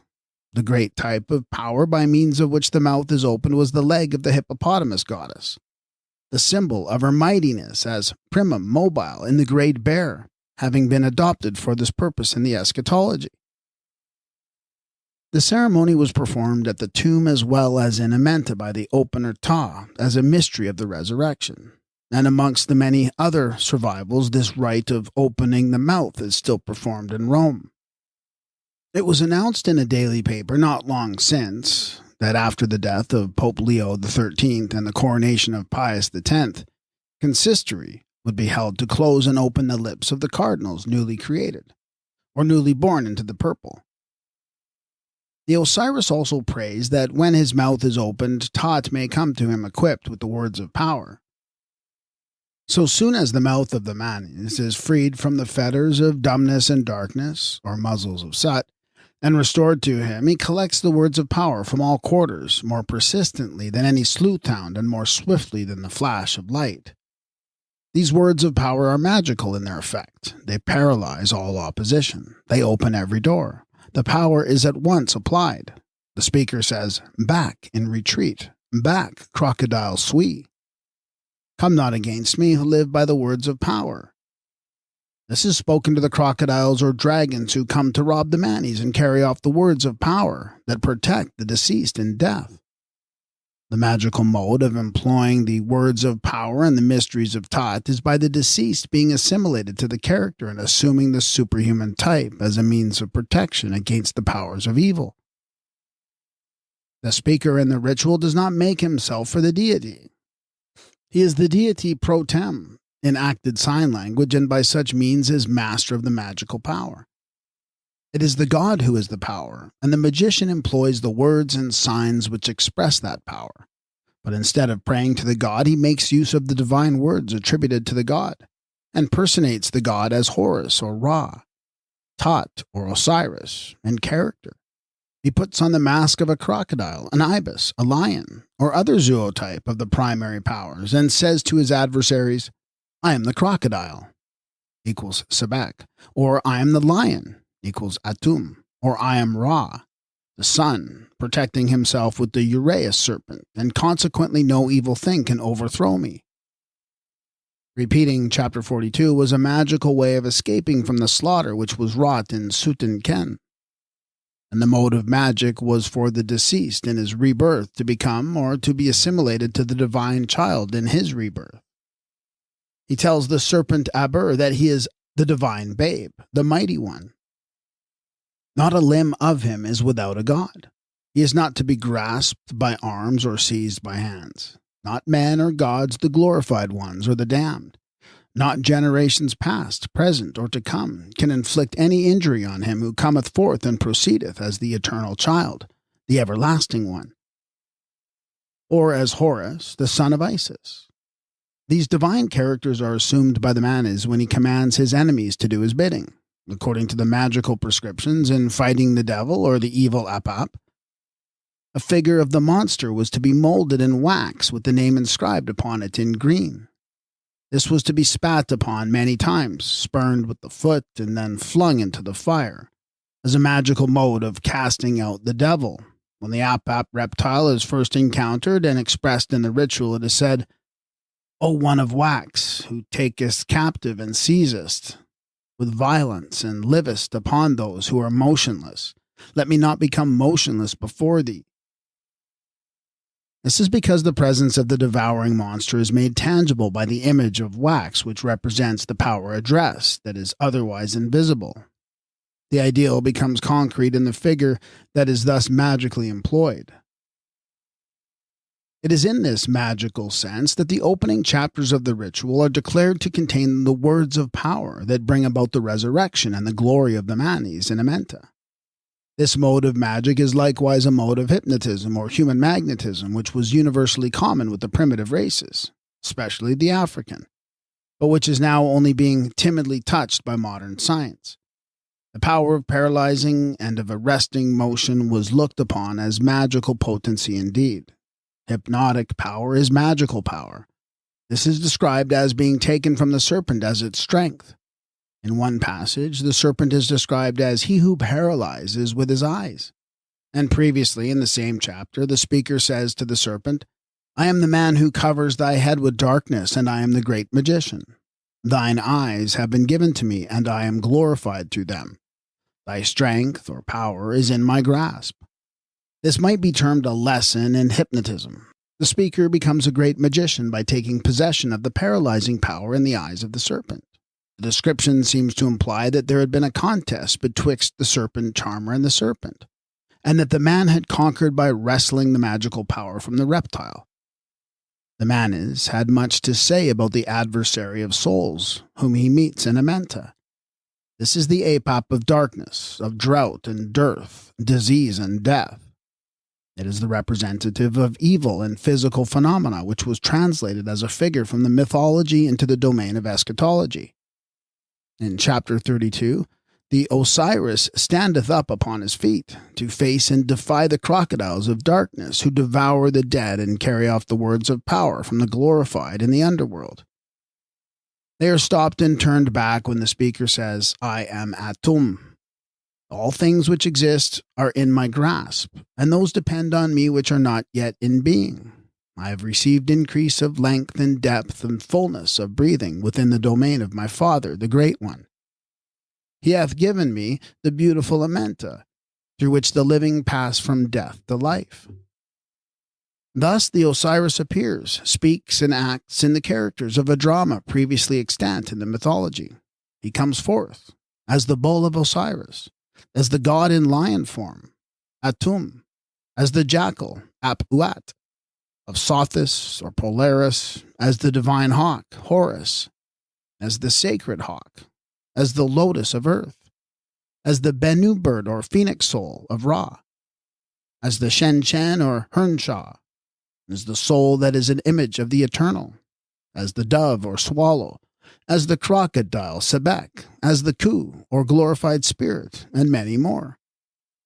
But the individual is shown to persist in a human form. He comes forth by day and is living after death in the figure, but not as the mummy that he wore on earth. He is portrayed staff in hand, prepared for his journey through the underworld.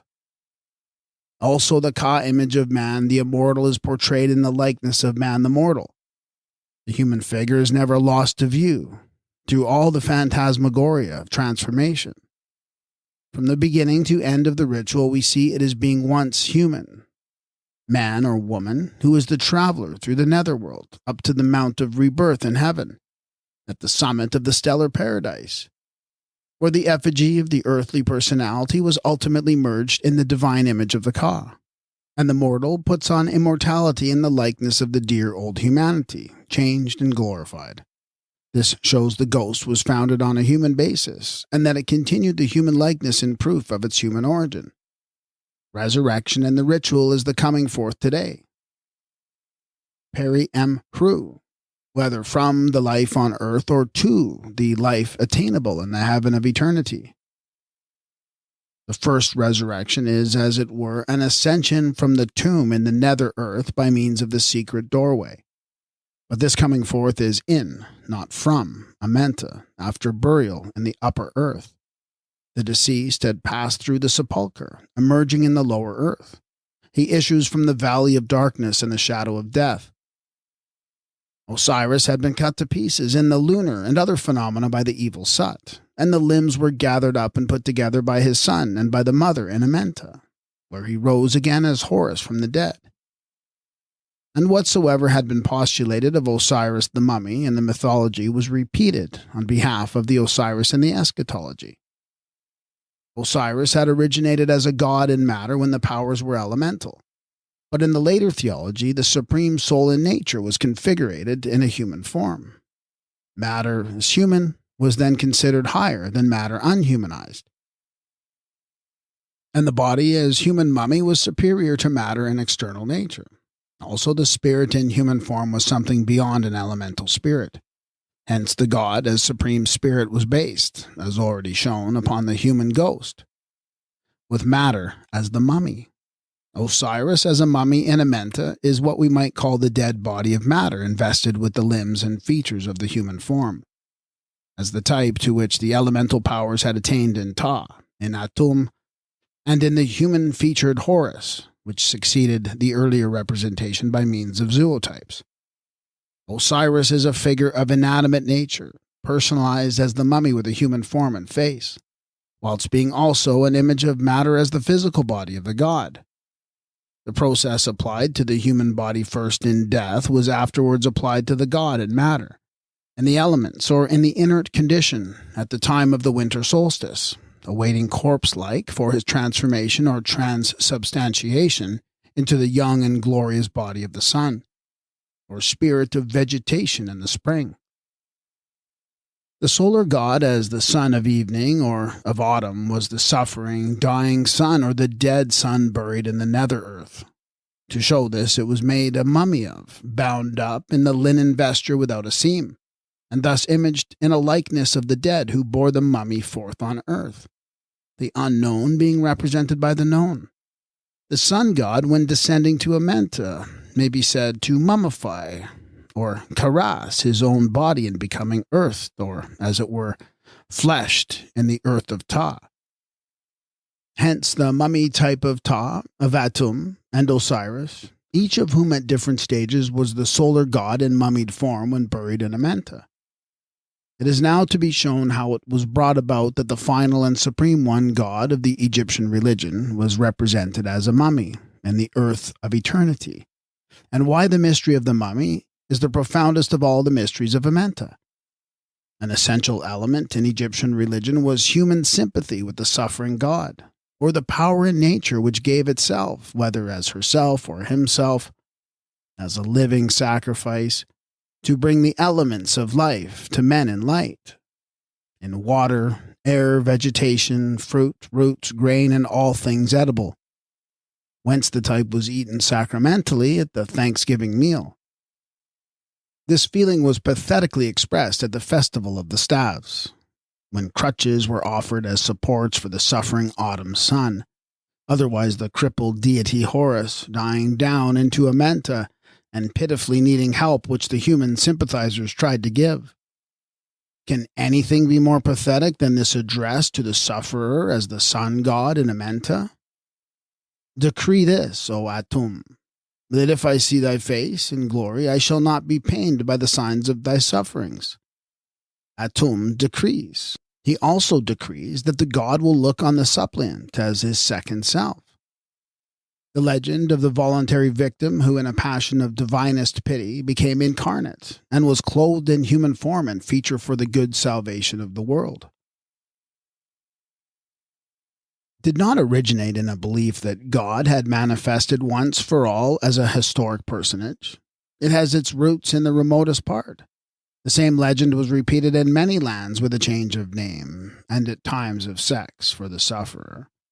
But none of the initiated in the esoteric wisdom ever looked upon the Kamite Usa, or Gnostic Horus, Jesus, Tammuz, Krishna, Buddha, Witoba, or any other of the many saviors as historic in personality, for the simple reason that they had been more truly taught. Mythology was earlier than eschatology, and the human victim was preceded by the zootype. The phenomena first rendered mythically were not manifested in the human sphere. The natural genesis was in another category altogether. The earliest Horus was not incorporated in a human form. He represented that soul of life which came by water to a dried-up, withering world upon the verge of perishing with hunger and with thirst. Here the fish, or the first fruit of the earth, was the sign of his incorporation in matter. Hence the typical shoot, the green ear, or the branch that were imaged in child Horus. The Savior who came by water was Ichthys, the fish. The Savior who came in fruit as product of the tree was the Natsir. The Savior who came by spirit was the soul of the sun. This was the earliest rendering of the incorporation of Horus as the primary life and light of the world, made manifest in external nature, before the doctrine was applied to biology in the human domain, where Horus came by blood as the mode of incarnation in the human form. In the later myth, Osiris is the deity who suffered as the winter sun, assailed by all the powers of darkness. He also suffered from the drought as imaged in the fire-breathing Apap reptile, and in other ways as lord of life in water, vegetation, and in various forms of food. This suffering deity or provider was the god in matter. Ra is the god in spirit, Osiris in matter. Not only in the matter of earth, but also in the human form, the form assumed by Horus as the child of earth, or Seb. Osiris, the great sufferer in the dead of winter, was not simply the sun, nor was Osiris dead, however inert in matter, lying dumb in darkness, with non-beating heart. He was the buried life of earth, and hence the god in matter imaged in the likeness of a mummy waiting for the resurrection in AMENTA. Such was the physical basis in the mythos of the mystery that is spiritual in the eschatology. Mummy-making in Egypt was far older than the Osirian cult. It was at least as old as Anup, the divine embalmer of the dead. Preserving the human mummy perfectly intact was a mode of holding on to the individual form and features as a means of preserving the earthly likeness for identifying the personality hereafter in spirit. The mummy was made on purpose to preserve the physical likeness of the mortal. The risen dead are spoken of in the ritual as those who have found their faces. The mummy was a primitive form of the African effigy in which the body was preserved as its own portrait, whereas the ka was intended for a likeness of the spirit or immortal. The likeness in which the just spirit made perfect was to see Osiris in his glory. Both the mummy and the ka were represented in the Egyptian tomb, each with a chamber to itself. From the beginning there had been a visible endeavor to preserve some likeness or memento of the earthly body, even when the bones alone could be preserved. Mummy-making in the ritual begins with collecting the bones and piecing them together, if only in a likeness of the skeleton. It is at this stage that Horus is said to collect the bones of his father Osiris for the resurrection in a future life by means of transubstantiation. The same primitive mode of preparing the mummy is implied when it is said to the solar god on entering the underworld, "Reckon thou thy bones and set thy limbs and turn thy face to the beautiful AMENTA." Teta, decreased, is thus addressed, "O Teta, thou hast raised up thy head for thy bones, and thou hast raised up thy bones for thy head." Also, the hand of Teta is said to be like a wall as support of Horus in giving stability to his bones. Thus the foundation was laid for building the mummy type as a present image of the person who had passed. Amongst other types, the Eucantes made little statues of their fathers. The head was left hollow so that the ashes of the cremated body might be placed in the skull, as in an urn. This, says Landa, was then covered with the skin of the occiput, taken from the corpse. The custom is akin to that which has been unearthed in the European bone caves, where the skulls of the adult dead are found to have been trepanned, and the bones of little children inserted instead of human ashes. In sign language, the bones of the child were typical of rebirth in a future life. The desire to live and the longing for a life after death in earlier times are inexpressible, and the efforts made to give some kind of expression to the feeling are ineffably pathetic. Dacogna relates that it was a custom with the South American Indians to preserve and keep the dead bodies of relatives in their homes as long as was possible, so as to have their friends continually before their eyes. For these they made feasts and set out viands before the dead bodies. Here in passing we would suggest that in the Egyptian custom as described by both Herodotus and Plutarch, it was not the dead mummy that was brought to table as a type of immortality, but the image of the ka, which denoted what the guests would be like after death, and was therefore a cause for rejoicing. Carrying the ka image around the festive board was just a Kamite prototype of the elevation and carrying around of the host for adoration in the Church of Rome. Indeed, the total paraphernalia of the Christian mysteries had been made use of in Egyptian temples. For instance, in one of the many titles of Osiris, in all his forms and places, he is called Osiris in the monstrance. In the Roman ritual, the monstrance is a transparent vessel in which the host or victim is exhibited. In the Egyptian cult, Osiris was the victim. The elevation of the host signifies the resurrection of the crucified God, who rose again in spirit from the corpus of the victim, now represented by the host. Osiris in the monstrance should of itself suffice to show that the Egyptian Karast is the original Christ, and that the Egyptian mysteries were continued by the Gnostics and Christianized in Rome. The mode of conveying the oral wisdom to the initiate in the mysteries of young man-making was continued in the mystery of mummy-making. Whilst the mummy was being prepared for burial, chapters of the ritual read to it, or to the conscious ka, by an official who was known as the man of the roll. Every Egyptian was supposed to be acquainted with the formula, from having learned them during his lifetime, by which he was to have the use of his limbs and possession of his soul restored to him in death, and to be protected from the dangers of the netherworld. These were repeated to the dead person, however, for greater security during the process of embalming, and the son of the deceased or the master of the ceremonies took care to whisper to the mummy the most mysterious parts, which no living ear might hear with impunity. But it is an error to suppose with some Egyptologists, like M. de Horak, that the new existence of the deceased was begun in the old earthly body.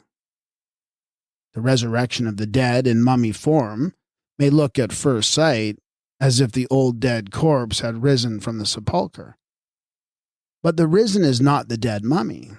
It is a type of personality in the shape of the mummy. It is what the ritual describes as the mummy form of a god.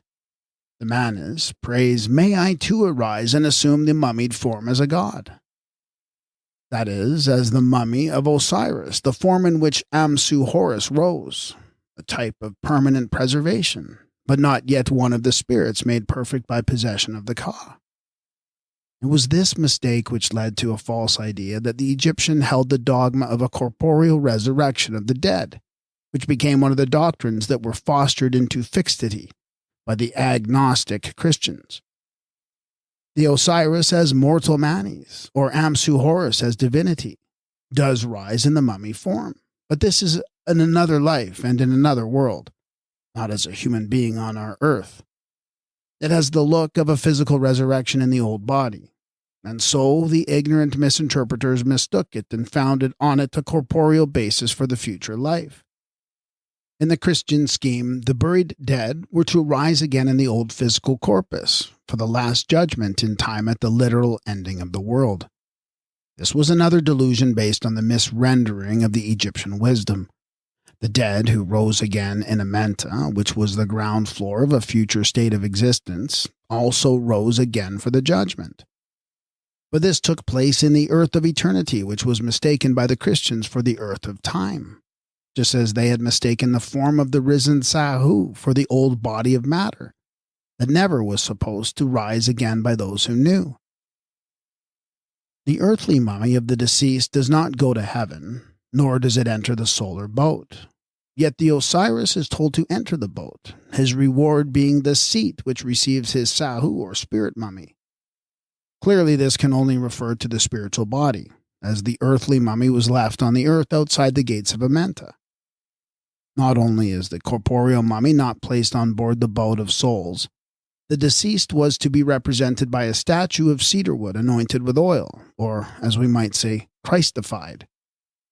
There is no possible question of a corporeal resurrection. The object, aim, and end of all the spiritualizing processes is to become non-corporeal in the earthly sense. That is, as the ritual represents it, to defecate into pure spirit. The word Sahu, or the mummy, is employed to express the future form as well as the old. But it is a spiritual Sahu, the divine mummy. Even the bones and flesh of souls are mentioned, but these are the bones of Osiris, the backbone of the universal frame, and the flesh of Ra. The terms used for the purpose of divinizing are antipodal to any idea of return to corporeality as a material mummy. The mummy of the Manes is a Sahu of the glorified spirit. The state of being is attained by the deceased in chapter 73. I am the beloved son of his father. I come to the state of a Sahu of the well-furnished Manes. He is said to be mummified in the shape of a divine hawk when he takes form of Horus, not as the earthly mummy in a resurrection on our earth. The resurrection of Osiris was not corporeal. The mummy of the god in matter or mortality rises from the tomb transubstantiated into spirit. So complete is the transformation that he is Osiris bodily changed into Horus as a Sahu or spirit. The Egyptians had no doctrine of a physical resurrection of the dead. Though they retained the mummy as a type of personality, it was a changed and glorified form of the earthly body, the mummy that had attained its feet in the resurrection. It was the Karast mummy, or word for word and thing for thing Amsu Horus, was the Kamite Christ who rose up from the mummy as a spirit. Also, it is entirely false to represent the Egyptians as making the mummy and preserving it for the return of the soul into the old earthly body. That is but a shadow of the true idea cast backwards by Christianity. Millions of cats were made into mummies and sacredly preserved around the city of Bubastis, but not with the notion of a bodily resurrection. They were the totems of the great cat clan or its metropolis, the Egyptian clan Chatan, which had become symbols or fetishes of religious significance to later times, when the totemic mother is the cat, the seer by night, was divinized in the lunar goddess Pasht, and the worshippers embalmed her zootype. Not because they adored the cat, but because the Dis herself was the great mother typified by the cat. Both the mother and the moon were recognized beyond the cat, which was their totemic zootype and venerated symbol. Osiris was the mummy of AMENTA in two characters. In one, he is the cat mummy lying laid out with corpse-like face upon the funeral couch. In the other, he is the mummy risen to his feet and incorporated into the glorious body. These two characters were continued as the Corpus Christi and the risen Christ in Rome.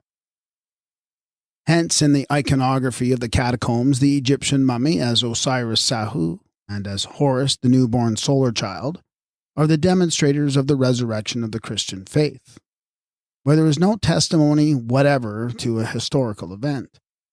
Any time during the last 10,000 years, the mummy made for burial in the tomb was imaged in the likeness of Osiris and AMENTA, who, though periodically buried, rose again forever as the type of life eternal.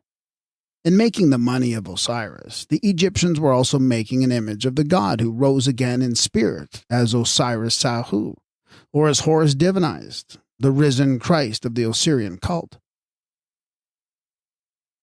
When the lustrations were performed with water and tattoo and the anointings with oil and abydos, it was what may be termed a mode of Christifying or making Horus the child of earth into Horus the son of God, who became so in his baptism and anointing that were represented in the mysteries. The first Horus was born of the Virgin, not begotten. The second Horus was begotten of the Father, and the child was made a man of in his baptismal regeneration with the water and with the unction, with the oil of a tree or the fat of a bull. We have now to show that in making the mummy, the Egyptians were also making the typical Christ, which is the anointed. The word karas, keres, or keris in Egyptian signifies embalmment, to embalm, to anoint, to make the mummy. Krias, kres, or kros in Greek denotes the human body, the person or carcass, more expressly the flesh of it. Kras, Gaelic and Irish, the body. Latin, corpus, for a dead body. These are all preceded by the word karas or karast in Egyptian, with the risen mummy for determinative of the meaning. Each body that had been embalmed was karast, so to say, and made into a type of immortality in the likeness of Osiris, Sahu, or Horus, the prototypical Christ. It will be made apparent by degrees that the religion of the Crestoi began first at Memphis with the cultist of the mummy and its two characters, which represented body and spirit, of Ta and matter, and Keper, Amenhotep in spirit. Hence the hawk as bird of spirit issuing from the Karast mummy was an image of the resurrection. The origin of the Christ, as mentioned, or Karast, will explain the connection of the Christ name and that of the Christian with unction and anointing. Horus, the Camite Christ, was the anointed son. The oil upon his face was the sign of his divinity. This supplied a figure of the Christ to Paul when he says that for those who put on Christ, there can be no male and female, for ye are one, man or mummy, in Jesus Christ.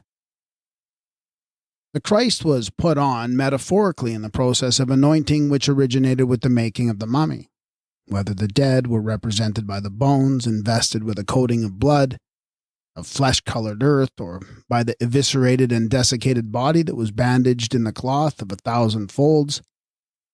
The object was to preserve and perpetuate that deceased in some permanent form of personality. The Egyptians aimed at making the mummy imperishable and incorruptible, as an image of durability and continuity, a type of the eternal, or of Osiris Karast in the likeness of a mummy. Hence the swathe without a seam and of incredible length in which the mummy was enfolded to represent unending duration. Some of these have been unwound to the extent of 700 or 800 yards, and one of them is described as being 1,000 yards in length. But however long, it was made without a seam. The vesture is alluded to in the chapter of the Golden Vulture. The chapter is to be inscribed for the protection of the deceased on the day of his burial in the cloth of 1,000 folds. This cloth was the seamless swathe of the Egyptian karast, which became the vesture or coat without a seam woven from the top throughout. For the Christ, even the poorest Egyptian, whose body was steeped in salt and natron, and anointed with a little cedar oil, was wrapped in a single piece of linen equally with the mummy, whose swathe was hundreds of yards in length. Because the funeral vesture of Osiris, his body of matter, was without a seam. The dead are often called the bandaged ones. On rising from the tomb, the deceased exclaims triumphantly, "O my father, my sister, my mother Isis! I am freed from my bandages. I can see. I am one of these who are freed from their bandages to see Seb." Seb denotes the earth, and the man is free to visit the earth again, this time as the ghost or double of his former self. Covering the corpse with a transparent ton or golden gum was one way of turning the dead body into a type of the spiritual body, which was imaged as the glorified. One cannot doubt that this was a mode of showing the transformation of the Osirian dead mummy into the luminous body called the Sahu of Osiris, when he was transfigured but still retained the mummy form of Absu Horus, that is, rising from the sepulchre. Mummies buried in the tomb at Medum had been thus enveloped. This was one form of investiture, alluded to in the ritual as distinguished from the mummy bandages. One of these mummies is now to be seen in the Royal College of Surgeons. The mode of embalming, says Professor Petrie, was very singular. The body was shrunk, wrapped up in a linen cloth, then mottled all over with resin, or tan, into the natural shape and plumpness of the living figure, completely restoring all the fullness of the form, and this was wrapped round with a few turns of the finest gauze. There was no coffin present in the tomb. The mummy thus invested with the tan had been buried in his primitive kind of glass case, in which the form and features could be seen either directly or by means of the modeling. The tan, gum or resin, as a natural product from the tree, preceded glass and would be fashioned for the earlier monstrance. Remodeling the dead in the likeness of the living form by means of the pellucid tan is a mode of making the glorified body on earth.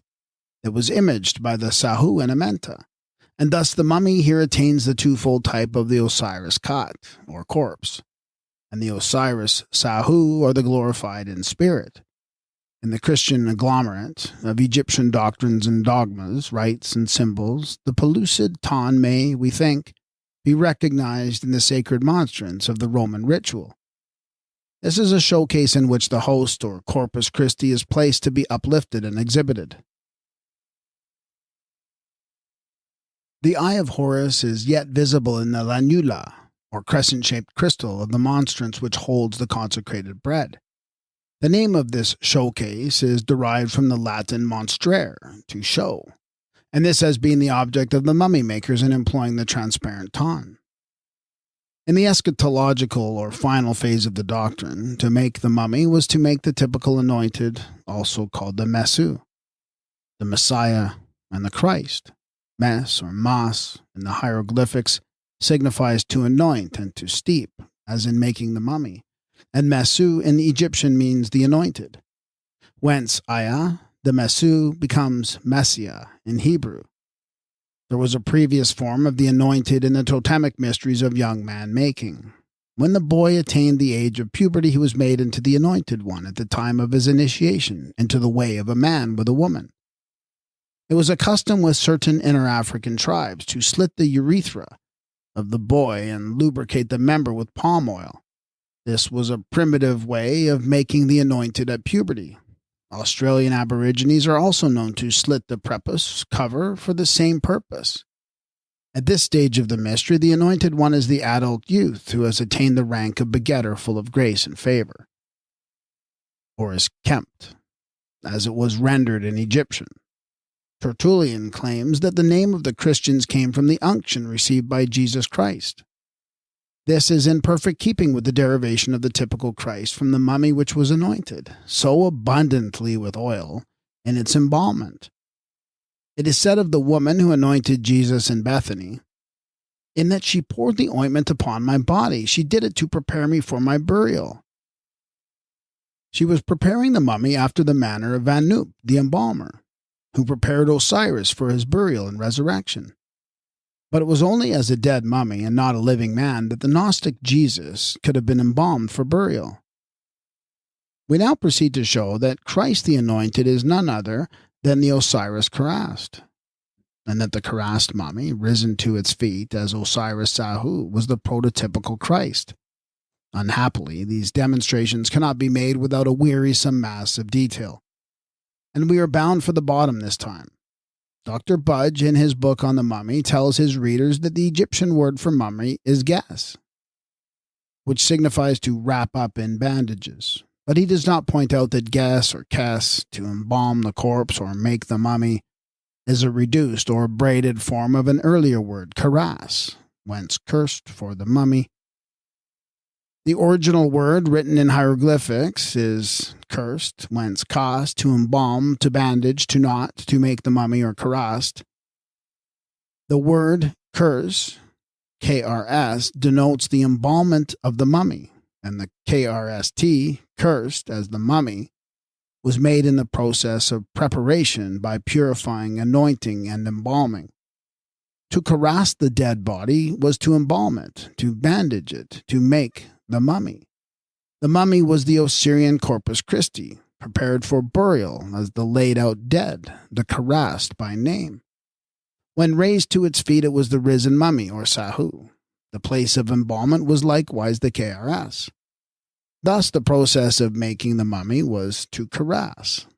The place in which it was laid is the karas, and the product was the cursed, whose image is the upright mummy, equals the risen Christ. Hence the name of Christ, Christos in Greek, Christus in Latin, for the anointed, was derived, as the present writer previously suggested, from the Egyptian word Christ.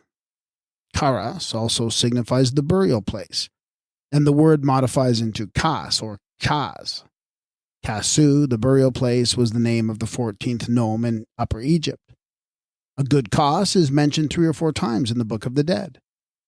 The good Kas, who is in the Tuat. This was the title of the mummy Osiris in the funerary dwelling. In one passage, Kas is described as the deliverer or savior from all mortal needs. In the chapter of raising the body, it is said of the deceased that he had been hungry and thirsty on earth, but he will never hunger or thirst any more, for Kas delivers him and does away with wants like these. That is, in the resurrection. Here the name of the god Osiris Kas, written at full, is Osiris the Karast, the Egyptian Christ.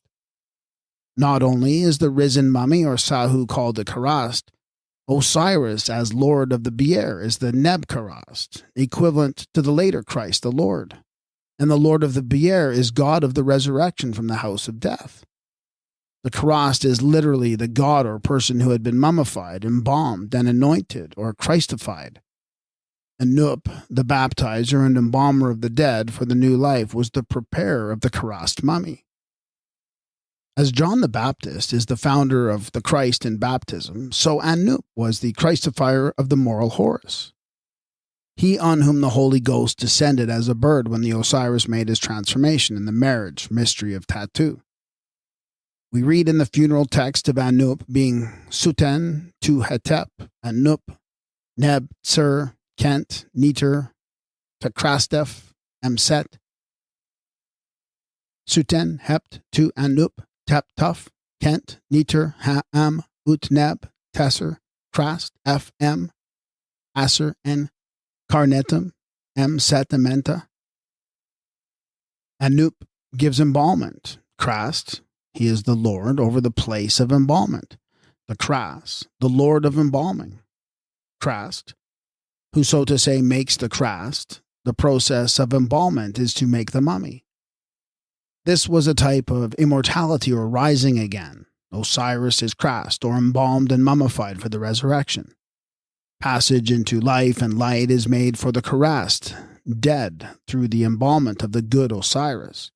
That is, through his being Krast as the mummy type. Thus, the Egyptian Krast was the pre-Christian Christ, and the pictures in the Roman catacombs preserve the proof. The passing of the Krast into the Christ is depicted in the Gnostic iconography. It is in the form of a child bound up in the swathings of a diminutive Egyptian mummy, with the halo and cross of the four quarters round its head, which show its solar origin. It is the divine infant which has the head of Ra in the ritual who says, "I am the babe. I renew myself and I grow young again." The Krast mummy is the type of resurrection in the Roman catacombs because the Krast was the prototypical Christ. It is the Egyptian Krast as thing and word that supplied and will explain the Greek Christ, Christos, Christos, or Latin Christus, and account for the Corpus Christi, the anointed, the Savior, doctrinally, typically, actually, in every way except historically, and of that the Krast, Christos, or Christ is entirely independent. Henceforth, said a dignitary of the Church of England the other day, Christianity has done with the metaphysical Christ. But there is no physical Christ except the Krast mummy, which was Osiris when laid out and lying down in death, and Horus of the resurrection standing up as Amsu risen from the sepulchre, having the whip hand over all the powers of darkness and the adversaries of his father. Say what you will or believe what you may, there is no other origin for Christ, the anointed, than for Horus, the Krast, or anointed son of God the Father. There is no other origin for a Messiah, as the anointed than the Masu, or anointed. Finally, then, the mystery of the mummy is the mystery of the Christ. As Christian, it is allowed to be forever inexplicable. As Osirian, the mystery can be explained. It is one of the mysteries of AMENTA, with a more primitive origin in the rites of totemism. We now claim sufficient warrant for affirming that Christ, the Anointed, is a mystical figure which originated as the Egyptian mummy in the twofold character of Osiris in his death and in his resurrection. As Osiris, or mortal Horus, the Krast, and Osiris Sahu, or Horus divinized as the Anointed Son. The Christ, or Krast, still continues to be made when the sacrament of extreme unction is administered to the dying as a Roman Catholic rite. Though but a shadow of the primitive reality, it perpetuates the sacred mystery of converting the corpse into the Sahu, the transubstantiation of the inert Osiris by descent of Ra, the mortal Horus, child of the mother, into Horus the anointed son of God the Father. Extreme unction, the seventh of the holy sacraments, is indeed a Christian rite.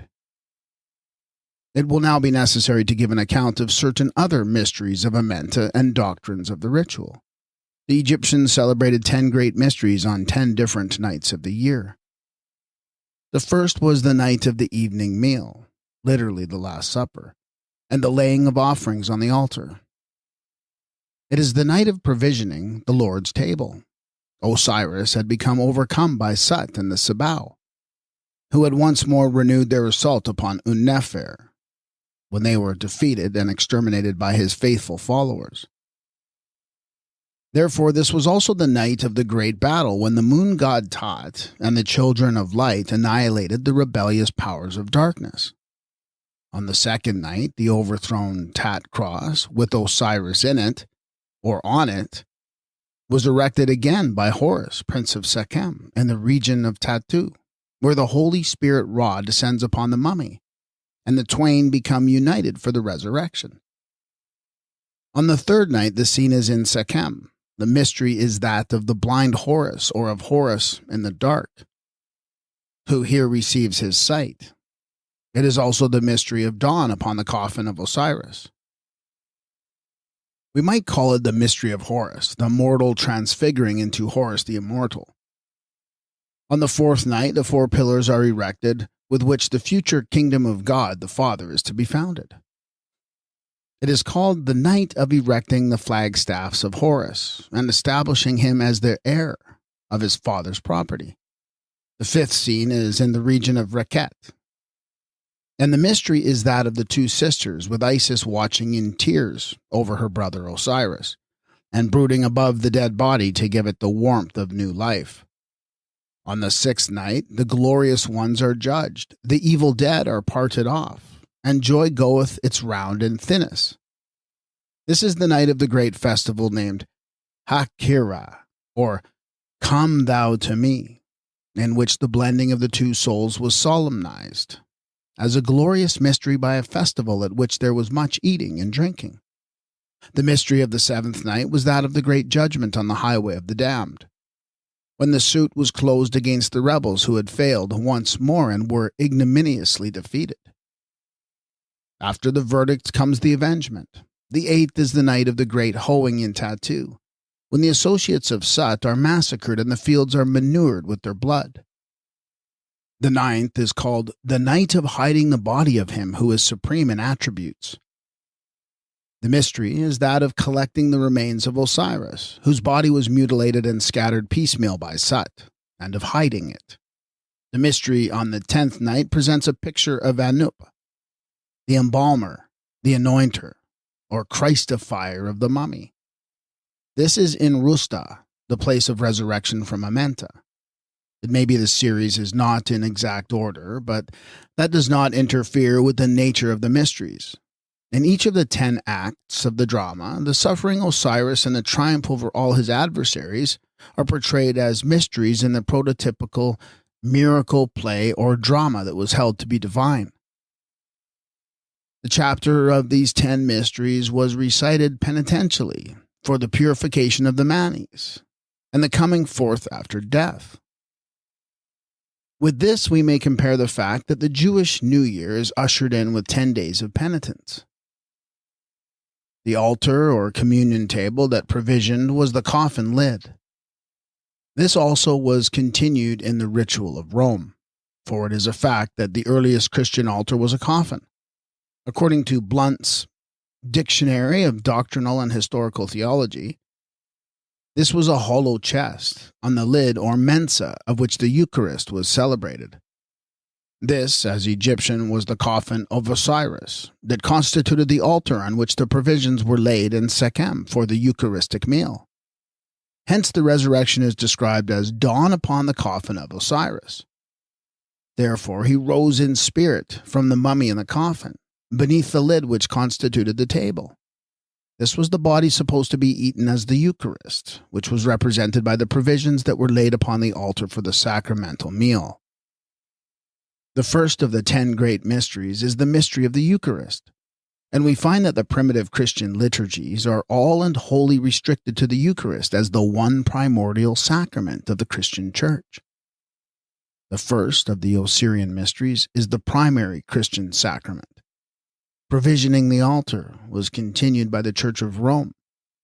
The mysteries laid upon the altar, which preceded the communion of the body and blood of Christ, were then eaten in the Eucharistic meal. Thus we see in the Camera Obscura that the provisions laid on the altar or table represented the flesh and blood of the victim about to be eaten sacramentally. The night of the things that were laid upon the altar is the night of the great sacrifice, with Osiris as the victim. The things laid on the altar for the evening meal represented the body and blood of the Lord. These, as the bread and wine, or flesh and beer, were translamented or transubstantiated by the descent of Ra, the Holy Spirit, which quickened and transformed the mummy Osiris into the risen Sahu, the unleavened bread into the leavened, the water into wine. Osiris, the sacrifice, was the giver of himself as the food which never perishes. The Christian liturgies are reckoned to be the most pure sources of Eucharistical doctrine. and liturgy appears to have been the groundwork of the Egyptian ritual.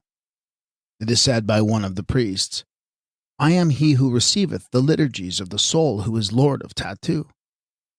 That is, of Osiris, who establishes a soul forever in conjunction with Ra, the Holy Spirit, in the mysteries of AMENTA. In one character, Osiris was eaten as the bull of eternity, who gave his flesh and blood as sustenance for humanity, and who was the divine providence as the provider of food.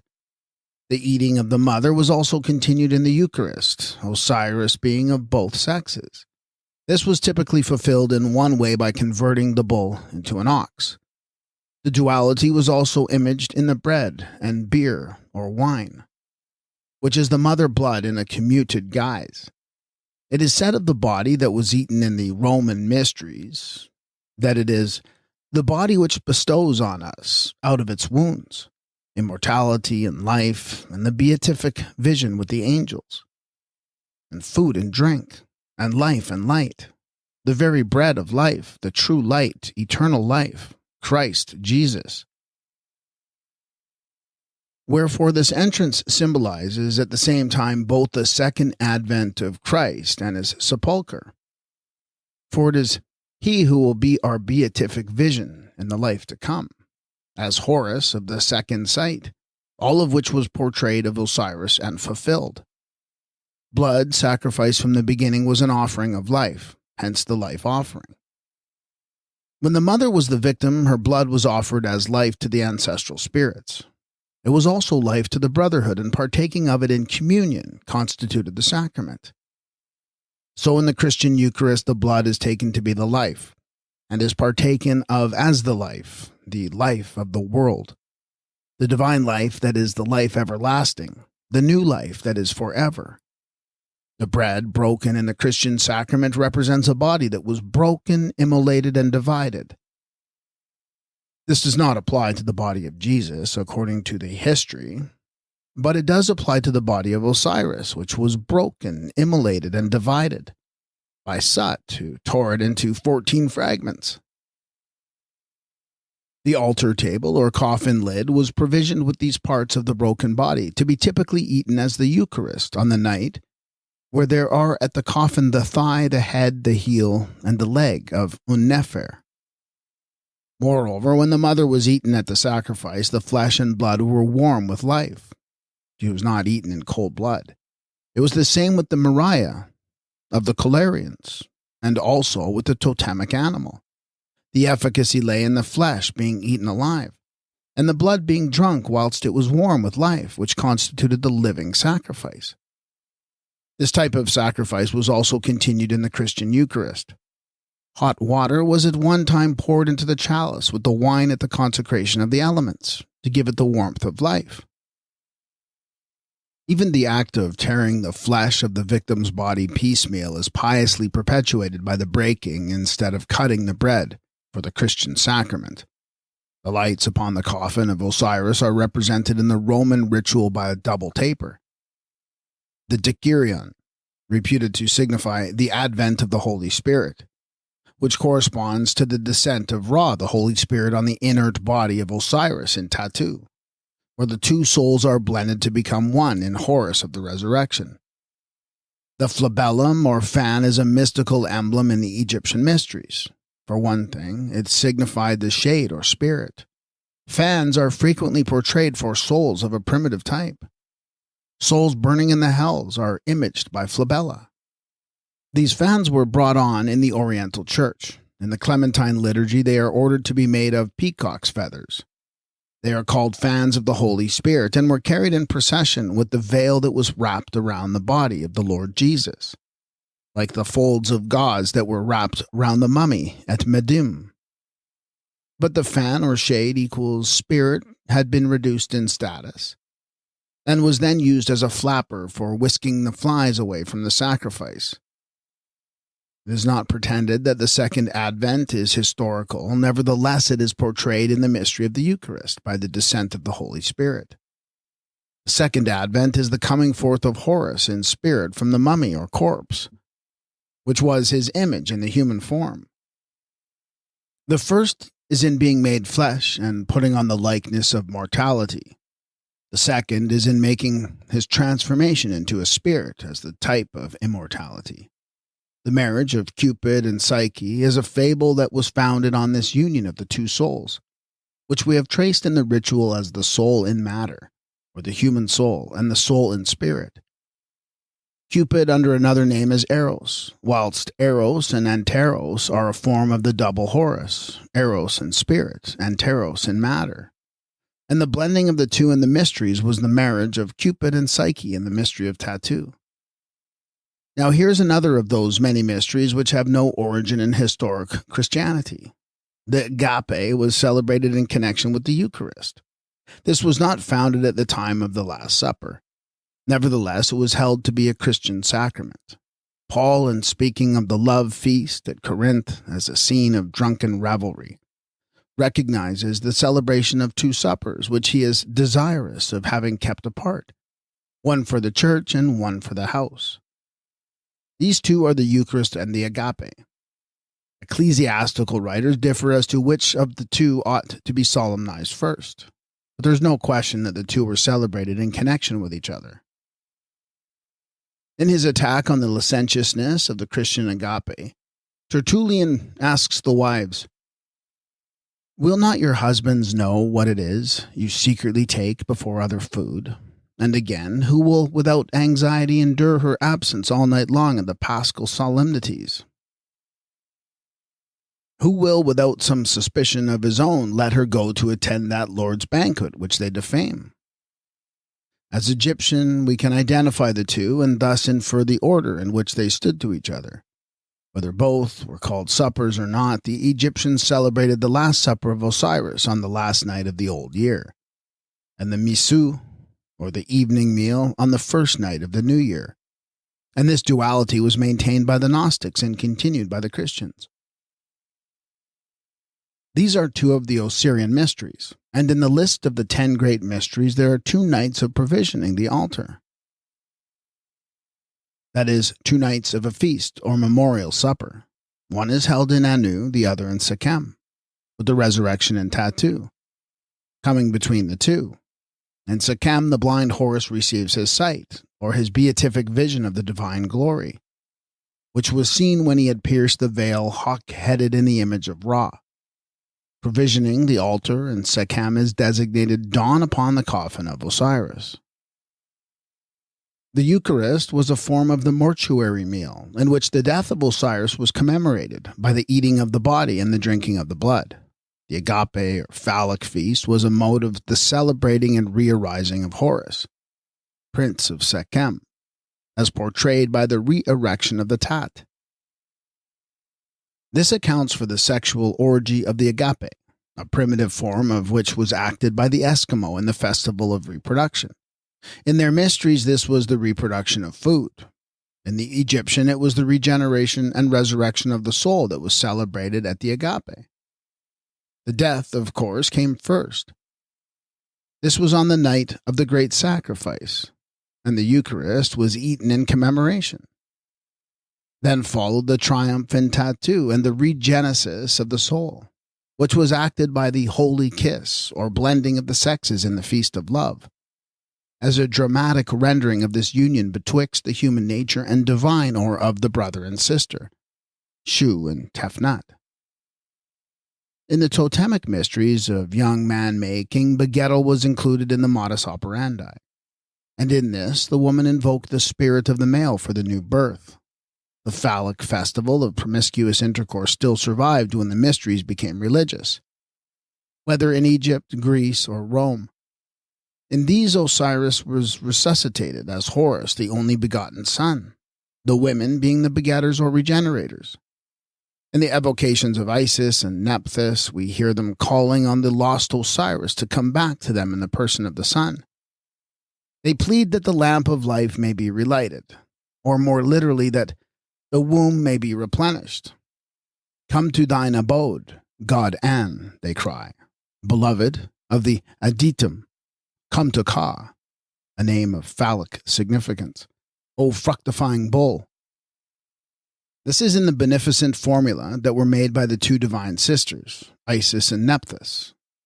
to effect the resurrection of Osiris, which are said to have been composed by them on the 25th day of the month Kolyak, December 22nd. They are magical evocations of the god addressed to the inert Osiris, who was caused to rise again by Isis in his Iphthalic form.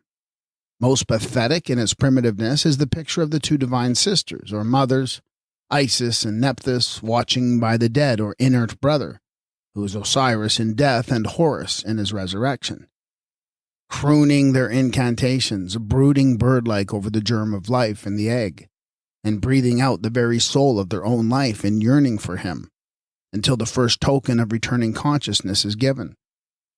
The earliest sign of the resurrection is made in response to the vitalizing warmth of their affection. These evocations follow the night of the Last Supper and the battle with Sut and the Sebao. "O come to thine abode," the two dear sisters cry. "Come to thy sister. Come to thy wife. Come to thy spouse." They plead whilst stretching out their longing arms for his embrace. "O excellent sovereign, come to thine abode. Rejoice, all thine enemies are annihilated. Thy two sisters are near to thee, protecting thy funeral couch, calling thee and weeping, thou who art prostrate on thy funeral bed. Thou seest our tender solicitude. Speak to us, Supreme Ruler, our Lord. Chase away all the anguish which is in our hearts." These in the funeral scenes are the two women watching in the tomb. Then was the only son of begotten God of the Holy Spirit Ra. The pair of souls were blended in the Horus of a soul that was to live forever, or to taste eternal life. The marriage rite was acted, and the marriage feast was celebrated in this prototypical ceremony that was continued in the agape of the Osirian and the Christian cult. The Christian dogma of a physical resurrection founded on the historical fact of a dead corpse rising from the grave can be explained as one of the Kamite mysteries, which were reproduced as miracles in the Gospels. If we take the original representation in the solar mythos, the sun in the underworld, the diminished, unvirile, impotent, or suffering sun was imaged as Ans-Ra, the solar god bound up in linen as the mummified Osiris. The type remained for permanent use, but when the transformation had been effected, the mummy vanished. The sepulchre was empty. The sun of winter or of night did not remain in Hades. Neither did it come forth as the dead body or unbreathing mummy of Osiris. Osiris, the hidden god in the earth of AMENTA, does not come forth at all except in the person of the risen Horus, who is the manifester for the ever-hidden Father. To issue thus, he makes his transfiguration which constitutes the mystery, not the miracle of the resurrection. Osiris defecates and spiritualizes. The mummy as corpus is transubstantiated into the Sahu, the mortal Horus into the immortal, and the physical mummy disappears. But it did not disappear because the living Horus rose up and walked off with the dead body of Osiris. When the transformation took place, the type was changed in a moment in the twinkling of an eye. The mummy, Osiris, transubstantiates and makes his transformation into Osiris Sahu. As the ritual expresses it, he is renewed in an instant, in the second birth. The place was empty where the mummy had lain upon the bier, and the body was not found. This change is described when it is said in the Litany of Ra, he raises his soul and hides his body. Thus the body was hidden in the resurrection of the soul. Hiding his body is consequently a name of Horus, emanating from Hes, as a babe in the renewal of Osiris.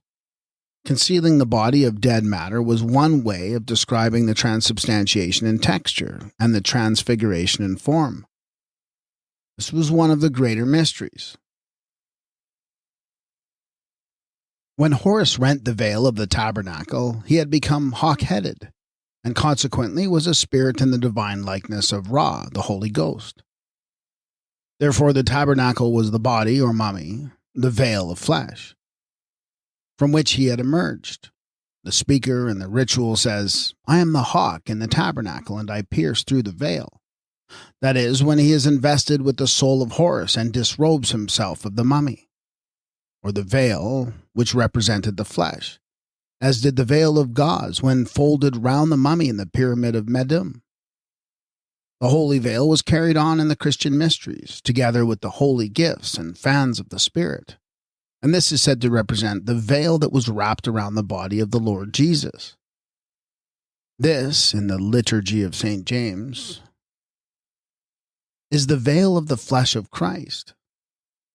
Therefore, the veil of the body or temple of the Spirit that was rent in the resurrection by Horus when he pierced through the veil. He rends or pierces through the veil, saying, I am the hawk in the tabernacle, and I pierce through the veil. Here is Horus, who comes forth to the day as a hawk. In the form of a divine hawk, the risen one is revealed and goes forth as a spirit. In the gospel, the loud cry is immediately followed by the going forth as a spirit. And behold, the veil of the sanctuary was rent in twain from the top to the bottom. And the earth did quake, and the rocks were rent, and the tombs were opened, and many bodies of the saints that had fallen asleep were raised. Horus now takes his seat at the table of his father Osiris, with those who eat bread in Anu. He gives breath to the faithful dead who are raised by him, he who is the resurrection and the life. The same scene is apparently reproduced by John. Jesus makes his apparition to the disciples at what looks like the evening meal, although the meal is not mentioned. Jesus is the breather. He breathed on them and said, Receive ye the Holy Spirit, which in the ritual is the breath of Atum-Ra, the Father, imparted by Anu, the Son, or by Horus to the faithful dead. The scene has now been changed from AMENTA to the earth of Seb by those who made historic mockery of the Egyptian ritual and sank the meaning out of sight where it has been so long submerged. More of this hereafter. Enough at present to indicate the way that things are tending. In this divine drama, natural realities are represented with no perniciously destructive attempt to conceal the characters under a mask of history. Majestically moving in their own might of pathetic appeal to human sympathy, they are simply represented for what they may be worth when rightly apprehended. But so tremendous was this tragedy in the Osirian mysteries, so heart-melting the legend of divinest pity that lived on with its rootage in AMENTA and its flowerage in the human mind, that an historic travesty has kept the stage and held the tearful gaze of generation after generation for 1900 years. AMENTA, the earth of eternity, is the land of the mysteries where Tat, the moon god, and the nether night was the great teacher of the sacred secrets, together with the 7 wise masters. The passage through AMENTA is a series of initiations for the Osiris deceased. He is inducted into the mysteries of Rusta, the mysteries of the Tuat, the mysteries of Akar. He knows the mysteries of Neken. Deceased invokes the God who dwells in all the mysteries. Deceased learns the mystery of the father god Atum, who becomes his own son. He is the mysterious of form and the mysterious of face, like Osiris. I shine in the egg, says the deceased, in the land of the mysteries. Chapter 162 contains the most secret, most sacred, the greatest of all mysteries. Its name is the Book of the Hidden Dwelling, that is, the Book of AMENTA, or the Ritual of the Resurrection. Obscure as these mysteries may seem on account of the form, that of dramatic monologue and soliloquy, of the brevity of statement, we can recognize enough to know that these are the originals of all the other mysteries, Gnostic, Kabbalistic, Masonic, or Christian. The dogma of the Incarnation was an Egyptian mystery. Baptismal regeneration, transfiguration, transubstantiation, and resurrection and ascension were all Egyptian mysteries. The mystery of an ever-virgin mother, the mystery of a boy at 12 years of age transforming suddenly into an adult of 30 years, and then becoming one with the Father, as it had been earlier in the mysteries of totemism. The mystery in which the dead body of Osiris is transubstantiated into the living Horus by descent of the bird-headed Holy Spirit. the mystery of a divine being in 3 persons, one of which takes flesh on earth as the human Horus, to become a mummy as Osiris and AMENTA, and to rise up from the dead in spirit as Ra in heaven. These and other miracles of the Christian faith were already extant among the mysteries of AMENTA. But the meaning of the mysteries could only be known whilst the genuine gnosis was authentically taught. This had ceased when the Christian Sarcolatri took possession of the Word made flesh and literalized the mystical drama as a more tangible-looking human history that was set forth in the very latest of the Gospels as a brand new revelation sent from God and personally conducted in Palestine by the historic Jesus. When Bendigo, the pugilist, became converted, he proposed to take up preaching as his new profession. And when it was objected that he didn't know anything and couldn't read or write, he replied that he expected to pick up a good deal by listening round. So was it with the early Christians. They could neither read nor write the ancient language, but they picked up a good deal by listening round. "You have your man upon the cross," said one of them to the Romans. "Why do you object to ours?" Their man upon the cross being identical with Osiris Tat, or the ass-headed Anu. It is said of Tat as a teacher of the mysteries, "And now behold Tat in the secret of his mysteries. He maketh purifications and endless reckonings, piercing the firmament and dissipating the storms around him, and so it cometh to pass that the Osiris hath reached every station."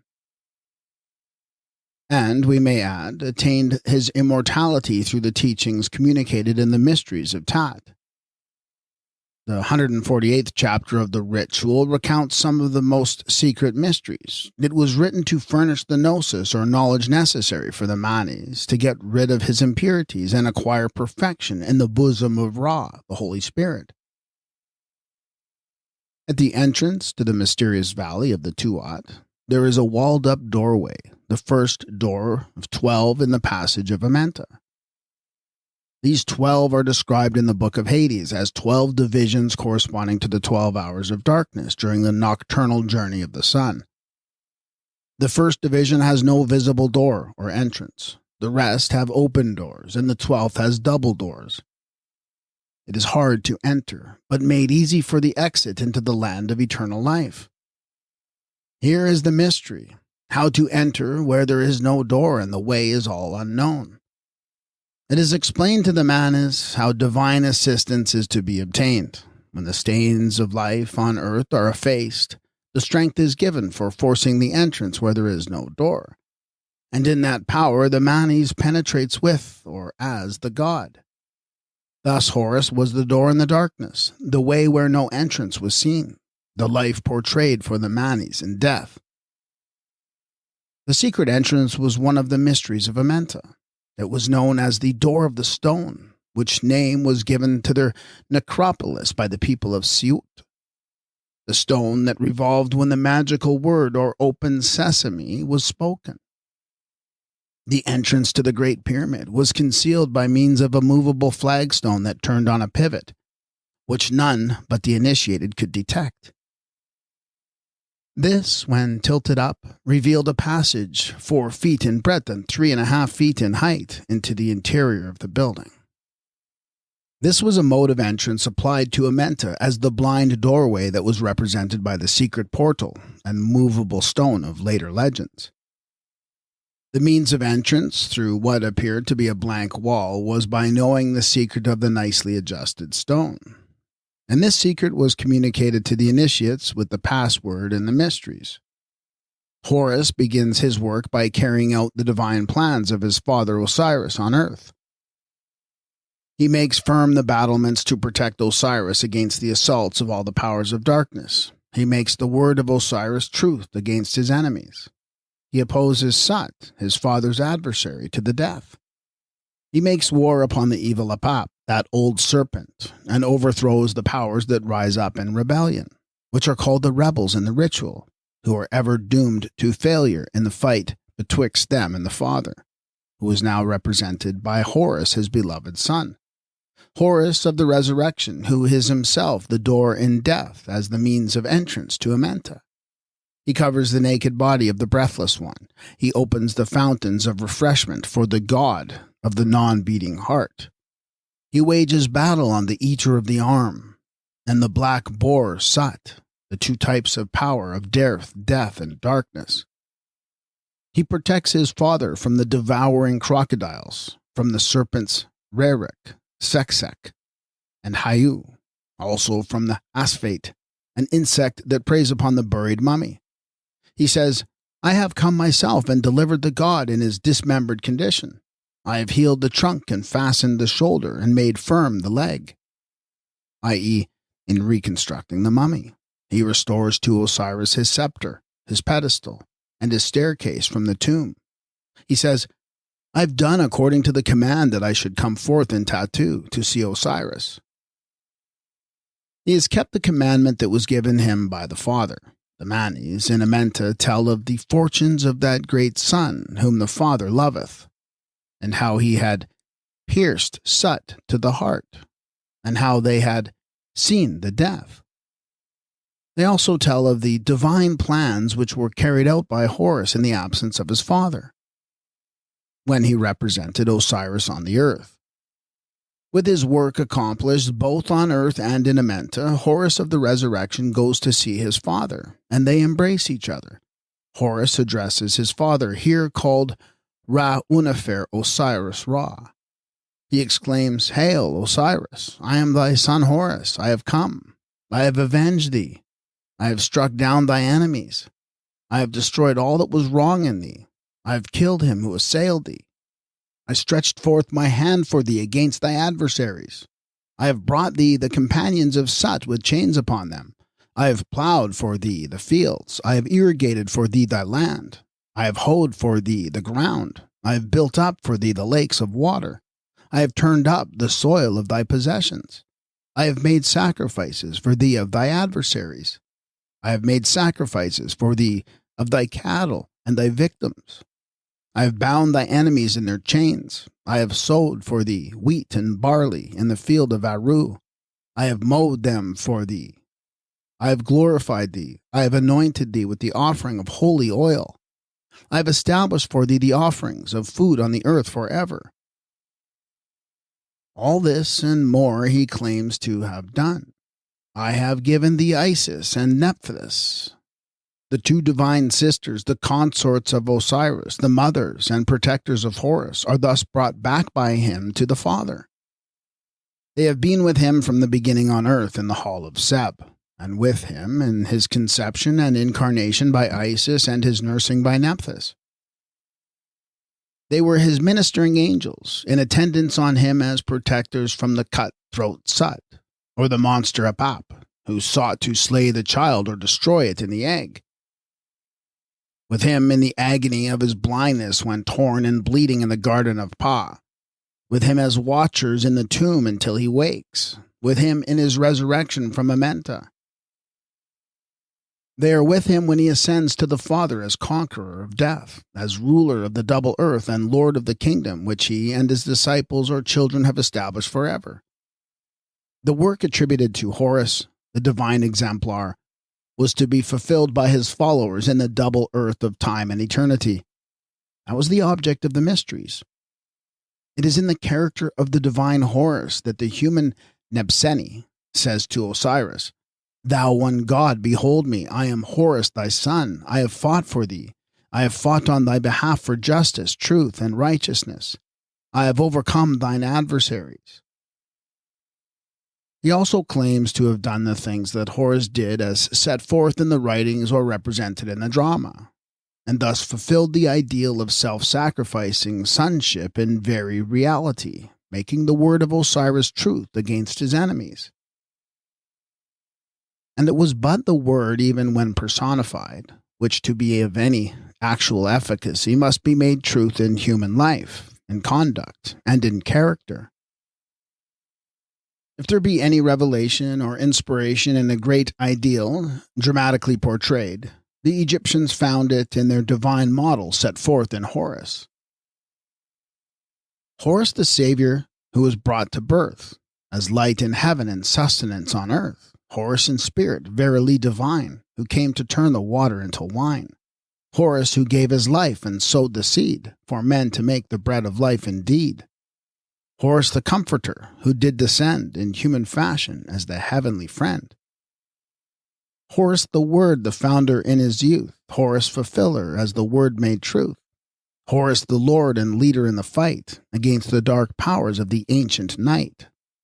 Horus the Sufferer with his cross bowed down, who rose at Easter with his double crown. Horus the Pioneer who paved the way of resurrection to eternal day. Horus triumphant with the battle done, Lord of two worlds united and made one.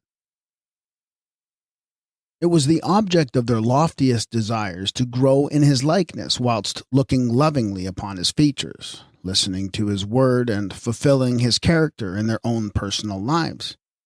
A mythical model may be no more than an air-blown bladder for learning to swim by. The reality lies in learning to swim. This was how the ideal Horus served the Egyptians. They did not expect him to swim for them and carry them and their belongings as well, but learned to swim for themselves. There is nothing in all poetry considered as the flower of human reality more pathetic than the figure of Horus in Sekhem. He has grappled with the Apap of evil and wrestled with Sut, the devil or Satan, and has been overthrown in the passage of absolute darkness. Blind and bleeding from many wounds, he continues to fight with death itself. He conquers, rises from the grave like a warrior with one arm. Not that he has lost an arm.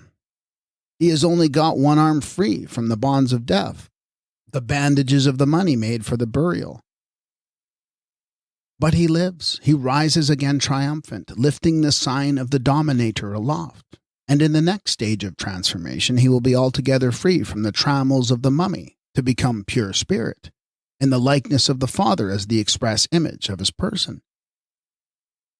It is a common Christian belief, continually iterated, that life and immortality was brought to light, and death, the last enemy, was destroyed by a personal Jesus only 19 centuries ago, whereas the same revelation had been accredited to Horus, the Anointed, and to Eosu, the coming Son, for thousands of years before, with Horus or Eosu as the impersonal and ideal revealer who was the Messiah in the astronomical mythology, and the Son of God in the eschatology. The doctrine of immortality is so ancient in Egypt that the book of the Vivifying the Soul Forever, said over a figure of the enlightened dead, was not only extant some 6,000 years ago in the time of Husapti, fifth king of the first dynasty. It was then so old that the true tradition of interpretation was at that time already lost. The Egyptian Christ, Jesus, or Horus, as revealer of immortality, was the ideal figure of a fact known to the ancient spiritualists, that the soul of man or the manes persisted beyond death and the dissolution of the present body, and the drama of the mysteries was their modus operandi for teaching the fact, with Horus, or Ayusu, as typical manifester. In this character he was set forth as the first fruits of them that slept, the only one that came forth from the mummy on earth, as the Sahu mummy in AMENTA, the only one, however, as a type that prefigured potential continuity for all, the doctrine being founded on the ghost as the phenomenal apparition of an eternal reality. The Egyptians, who were the authors of the mysteries and mythical representation, did not pervert the meaning by an ignorant literalization of mystical matters, and had no fall of man to encounter in the fallacious Christian sense. Consequently, they had no need of a redeemer for the effects of that which had never occurred. They did not rejoice over the death of their suffering Savior because his agony and shame and bloody sweat were falsely supposed to rescue them from the consequences of broken laws. On the contrary, they taught that everyone created his own karma here, and that the past deeds made the future fate. The morality was 1,000-fold loftier and nobler than that of Christianity, with its delusive doctrine of vicarious atonement and propitiation by proxy. Horus did such or such things for the glory of his father, but not to save the souls of men from having to do them. There was no vicarious salvation or imputed righteousness. Horus was the justifier of the righteous, not of the wicked. He did not come to save sinners from taking the trouble to save themselves. He was an exemplar, a model of the divine sonship, but his followers must conform to his example, and do in life as he had done before they could claim any fellowship with him in death. Except ye do these things yourselves, there is no passage, no opening of the gate to the land of life everlasting. The Christian cult is often said to be founded on the mysteries of the Incarnation. But what teacher of the spurious mysteries has ever been able to tell us anything of their natural genesis?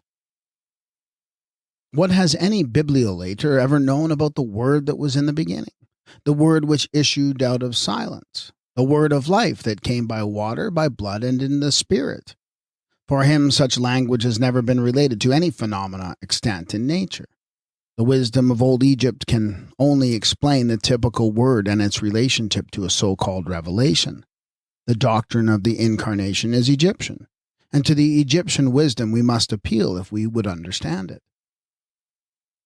No other word was ever made flesh in any other way than in Horus, who was the logos of the mother nature as the child Horus, the cart, or inarticulate logos, and the word that was made truth in the adult phase of his character as Horus Mat Keru, the second Horus, the paraclete and direct representative of the Father in heaven.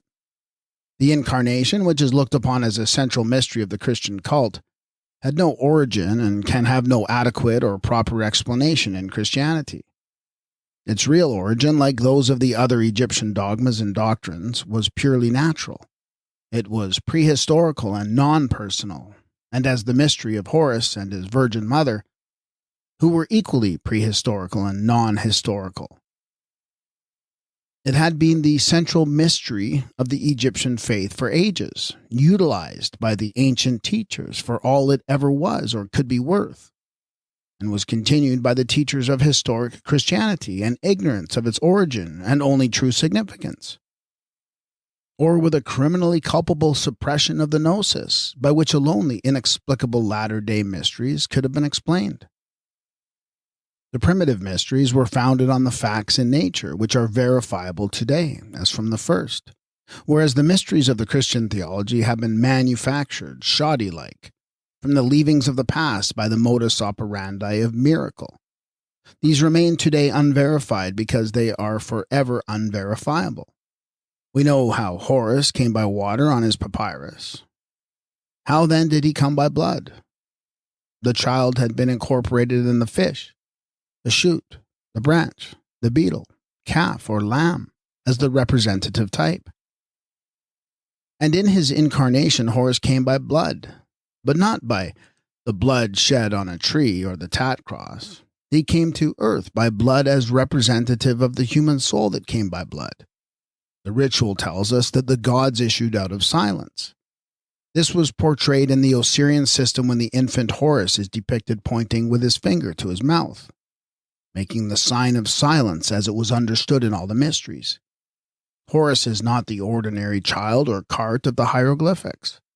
He images the logos, the word of silence, the Virgin's word, that gave a dumb or inarticulate utterance to the mystery of the Incarnation. The doctrine of the Incarnation had been evolved and established in the Osirian religion at least 4,000 and possibly 10,000 years before it was purloined and perverted in Christianity. It was so ancient that the source of origin had been forgotten and the direct means of proof lost sight of or obliterated except amongst the Gnostics, who sacredly preserved their fragments of the ancient wisdom, their types and symbols, and no doubt, with here and there a copy of some chapters of the Book of the Dead, done into Greek or Aramaic by the Alexandrian scribes. The doctrine of salvation by the blood of Isis connoted the idea of coming into existence by means of the mother's blood, or mystically the blood of the Virgin Mother. In primitive biology, all birth and production of human life was first derived from the mother's blood, which was afterwards informed by the soul of the fatherhood. The lesson first taught by nature was that life came by blood. Procreation could not occur until the female was pubescent. Therefore, blood was the sign of source as the primary creative human element. Child Horus came by the blood of the Virgin Isis, in that and no other way. Jesus, the Gnostic Christ, also came by blood that way, not only according to the secret doctrine of John, for the Mussulmans have preserved a fragment of the true Gnosis.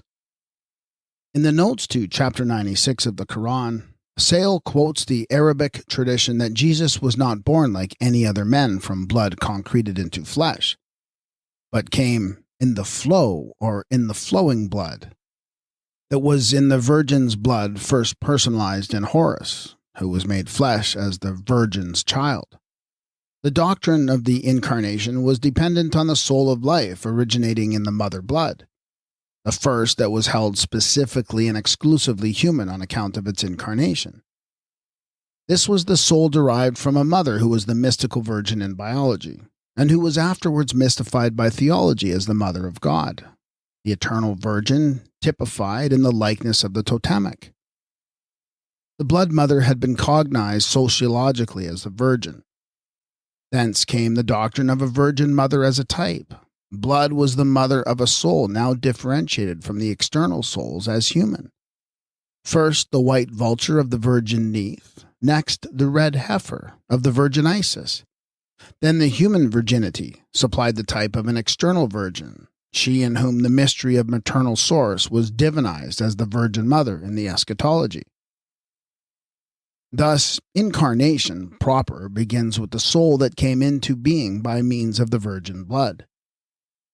This was the child of the mother only, the unbegotten Horus, who was an imperfect first sketch of the soul and matter that assumed the form of human personality as Horus the mortal, who was blind and maimed, deaf and dumb and impotent, because it was a birth of matter or the mother only, according to the mythical representation. The mother being the source and sustenance of life with her own blood, this led to a doctrine of salvation by the blood of Isis, the divinized virgin. Thus, the mystical blood mother was the earliest savior, not the male. The elder Horus was her child who came by blood. He was her blood child in the eschatology. Hence the calf, as his type, was painted red upon the tablets. As the child Horus, he was an image of her suffering in the human form. Thence Horus, the child of blood, became a savior through suffering, in a mystery which had a natural origin. This origin can be followed in the Christian iconography when, as Didron shows, a figure of Jesus was portrayed upon the cross, as a little child of 2 years, naked and with its body painted red all over, as was the Horus calf upon the tablets. A curious instance of salvation by the blood of Isis is given in the ritual. In a vignette to chapter 93, the saving and protecting power of the red tet buckle, which is an image of the blood of Isis, is shown. A pair of human hands are outstretched from this amulet to grasp the arms of the Manes, and prevent him from going toward the east, as that way lies the tank of flame, or hell in modern phrase. In the Gospel account of the Incarnation, the Word was made flesh. But the blood basis of the doctrine has been omitted. Salvation through the blood of Isis was imaged by the red tet amulet. It was put on by her when she had conceived her blood child. This salvation was effected when the child was brought into existence. According to the ritual, the salvation of the Manes is in living on hereafter. He pleads that he may live and be saved after death. And he wore the tet buckle in his coffin as the sign of his salvation by the blood of Isis. Further, how did a purificatory power come to be associated with blood so that one of the horrible dogmas of later theology could be expressed in lines like these? There is a fountain filled with blood drawn from Emmanuel's veins, and sinners plunge beneath that flood, lose all their guilty stains. The natural genesis of such a monstrous doctrine can be traced on 2 lines of descent, One of these has its starting point in the theological victim being slain as a scapegoat in a sacrifice that was held to be piacular. The blood of the sin offering thus acquired the character of the atoning blood. According to the Christian doctrine, all things are cleansed with blood, and apart from the shedding of blood, there is no remission. On the other line of descent, the idea of purification by blood was derived from a human origin, and not merely from the blood of the animal that was slain as a sacrifice for sin. This is one of the origins that were unfolded to the initiated by the teachers of the secret wisdom and the mysteries. The earliest form of the purifying blood was female. It was first the blood of the Virgin Mother, the blood of Isis, the blood of the Incarnation, the flowing blood, the element in which Horus manifested when he came by blood, the blood on which the rite of purification was founded as a natural mode of cleansing. This is the one sole origin in the whole realm of nature for the blood which cleanseth. And it was in this feminine phase that a doctrine of purification by blood was established for the use of later theology, when the sacrificial victim had been made a male who was held to have shed the atoning, purifying, saving blood upon a tree. There was no other way by which a soul was ever saved by blood than this act of salvation effected by the Virgin Mother. There never was any other incarnation than this of Horus in the blood of Isis, and no other Savior by blood was possible in the whole domain of unperverted nature. Neither could the transaction be made historical, nor the Savior personal, not if every tree on earth were cut into the figure of a cross with the effigy of a bleeding human body hung on every bough. Purification by means of blood then originated in the blood of Isis, the Virgin Mother of the human Horus, who, as the red child, calf, or lamb, personated that purification by blood which became doctrinal in the eschatology. To substitute the blood of a Jew shed on a cross as a means of making the purification for sins and the mode of cleansing souls in the blood of the Lamb for the natural purification of the mother was the grossest form of profanity, inconceivably impious to those who knew the mystical nature of the doctrine, and its origin in human phenomena continued as a typical purification by blood that was practiced in the mysteries, either by baptism or sprinkling with blood or drinking blood or eating the bloody wafer of the Roman Eucharist. The natural blood sacrifice was feminine. The typical blood sacrifice was that of the red calf, the lamb, or the child. The lamb on the cross was the Christian victim until the 8th century A.D., at which time the man was permanently substituted for the lamb, and the blood sacrificed was thenceforth portrayed as human and historical. The doctrine of voluntary sacrifice was founded from the time when the human mother gave herself to be eaten with honor by her children in the most primitive form of the mortuary meal. She offered her flesh to be eaten and her blood to be drunk. She gave herself as a natural blood sacrifice on which the typical was founded when the female totem, as a cow, a bear, or other animal, was made a substitute for the human mother. Also when the earth was looked upon as the mythical mother of food and drink, who was a wet nurse in the water, and who gave herself bodily to her children for food. The sacrifice was typically continued in totemism, when the animal supplied the sacramental food. As before shown, the earliest form of voluntary sacrifice was female. The human mother as victim was repeated in the mythology as divine. The mother in elemental nature, she who gave her flesh and blood as life to her children and then continued as a type in the more mystical phase. Hence came salvation by the blood of Isis, that is, by the virgin blood in which Horus was incarnated and made flesh, as the Savior who thus came by blood. A Spaniard, who was paying expensively to regain the lost favor of the Holy Virgin, on being told by his priest that Mary had not yet forgiven him, is said to have shaken his fist in the face of his fetish, and to have reminded her that she need not be so proud in her present position, as he had known her ever since she was only a bit of green plum tree. The ancient Egyptians knew the natural origins of their symbols and dogmas. Christians have mistaken the bit of green plum tree for an historical virgin. The earliest form of God the Father who became a voluntary sacrifice in Egypt was Ta in the character of Sakari, the silent sufferer, the confined one, the deity that opened up the netherworld for the resurrection in the solar mythos. As solar god, he went down into AMENTA. There he died and rose again, and thus became the resurrection and the way into the future life as founder of Egyptian eschatology. Atum, the son of Ta, likewise became the voluntary sacrifice as the source of life. But in another way and more apparent form, the mother human and divine had given life with her blood. And now the Father, who was blended with the mother in Atum, is portrayed as creator of mankind by the shedding of his own blood. In the cult of Ta at Memphis and Utum, that's Un, there was a strenuous endeavor made to set creative source as male above the female. Hence it was said of the symbolic beetles that there was no female race among them. In cutting the member, Atum showed that he was the creator by the blood shed in a voluntary sacrifice. Male source is recognized, but according to what had preceded as the mother element, blood still remained a typical essence of creative life.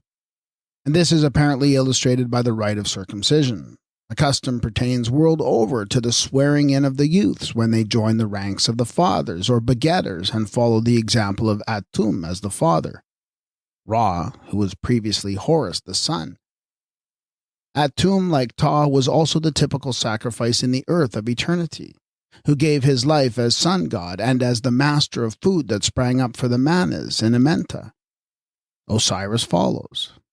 In him the human mother, who first gave herself to be eaten, and the great mother Isis, who was the savior by blood, were combined with God the Father in a more complete and perfect sacrifice as mother and father of the race in one.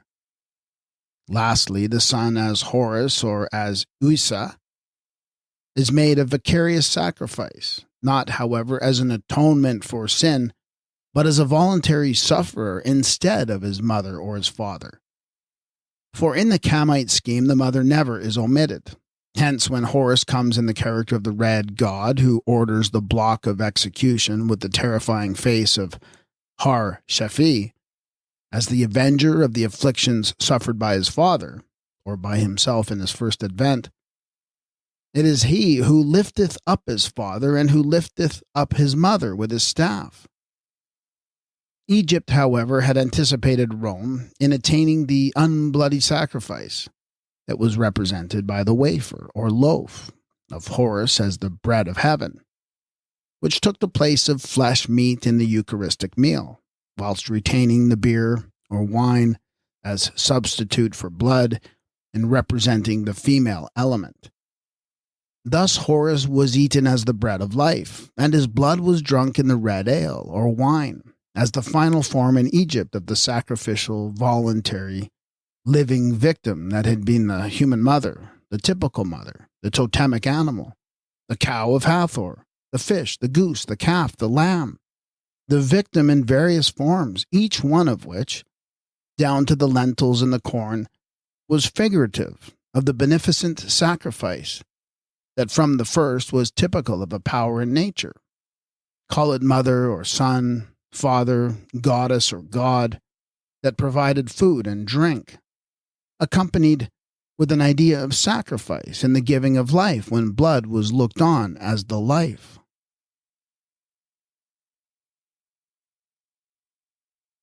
How many sacraments hath Christ ordained in his church? Is asked in a prayer book, and the answer is, 2 only as generally necessary to salvation, that is to say, baptism and the supper of the Lord. And both of these were Egyptian thousands of years earlier. The proof is preserved in that treasury of truth, the ritual of the resurrection. In the first chapter of the ritual, Turin Papyrus, it is said by the priest, I lustrate with water and tattoo and anoint with oil in Abydos. We might call the Egyptians very particular Baptists, for in the first 10 gates of Elysium, or entrances to the great dwelling of Osiris, the deceased is purified at least 10 times over in 10 separate baptisms, and 10 different waters in which the gods and goddesses had been washed to make the water holy. The inundation was the water of renewal to the life of Egypt, and this natural fact was the course and origin of a doctrine of baptismal regeneration. The salvation that came to Egypt and the Nile was continued in the Egyptian eschatology as salvation by water. I give thee the liquid or humidity which ensures salvation, is said to the soul of the deceased. They did not think that souls were saved from perdition by a wash of water or a bath of blood, but bodily baptism was continued as a symbol of purification for the spirit. The deceased explains that he has been steeped in the waters of natron and nitre, or salt, and made pure. Pure in heart, pure in his forepart, his posterior part, his middle, and pure all over, so that there is no part of him remaining soiled or stained. The pool of baptism is dual in AMENTA. In one part it is the pool of natron, in the other part the pool of salt. Both natron and salt were used in preparing the mummy of the deceased. And the same process is repeated in the purification of the soul to make it also permanent, which was a mode of salvation. The deceased says, "May I be fortified or protected by 70 purifications." Just as Christians at the present time speak of being fortified by the sacraments of the Church. I purify myself at the great stream, the galaxy, where all my ills are made to cease. That which is wrong in me is pardoned, and the spots which were upon my body, upon earth, are washed away. Lo, I come that I may purify the soul of mine in the most high degree. Let me be purified in the lake of propitiation and of equipoise. Let me plunge into the divine pool beneath the 2 divine sycamores of heaven and earth. The pool of purification and healing that was figured in the northern heaven at the pole, and also reproduced in the paradise of AMENTA, has been repeated in the Gospel according to John, as the pool of Bethesda. In the ritual, one of the 2 waters is called the pool or tank of righteousness. In this pool the glorified elect receive their final purification and are healed. They are thus made pure for the presence of Osiris. The healing process was timed to take place at certain hours of the day or night. The Turin text gives the 4th hour of the night and the 8th hour of the day. But there are other readings. The manas, as usual in the Gospel, are represented by the multitude of them that were sick, blind, halt, and withered, waiting to be healed. The elect or chosen ones are those who are first at the pool when the waters are troubled, hence the story of the man who was non-elect. It was a postulate of the Christians, maintained by Augustine and others, that infants who died unbaptized were damned eternally. This doctrine also had its rootage in the mysteries of AMENTA. The roots have hitherto been hidden in the earth of eternity, which has been mistaken for our earth of time. We are now enabled to exhibit them above ground and hold both root and product up to the light like the bulb of a hyacinth suspended in a glass water bottle. These can now be studied, roots and all. The flesh that is formed of the mother's blood was held to share in the impurity of the female nature. It was in this sense solely that woman was the author of evil. The child Horus, born of flesh and blood, was the prototype of the unbaptized child, that is, the child unpurified by baptism. Without baptismal regeneration in tattoo, there was no blending of the elder Horus with the soul or spirit of Horus divinized.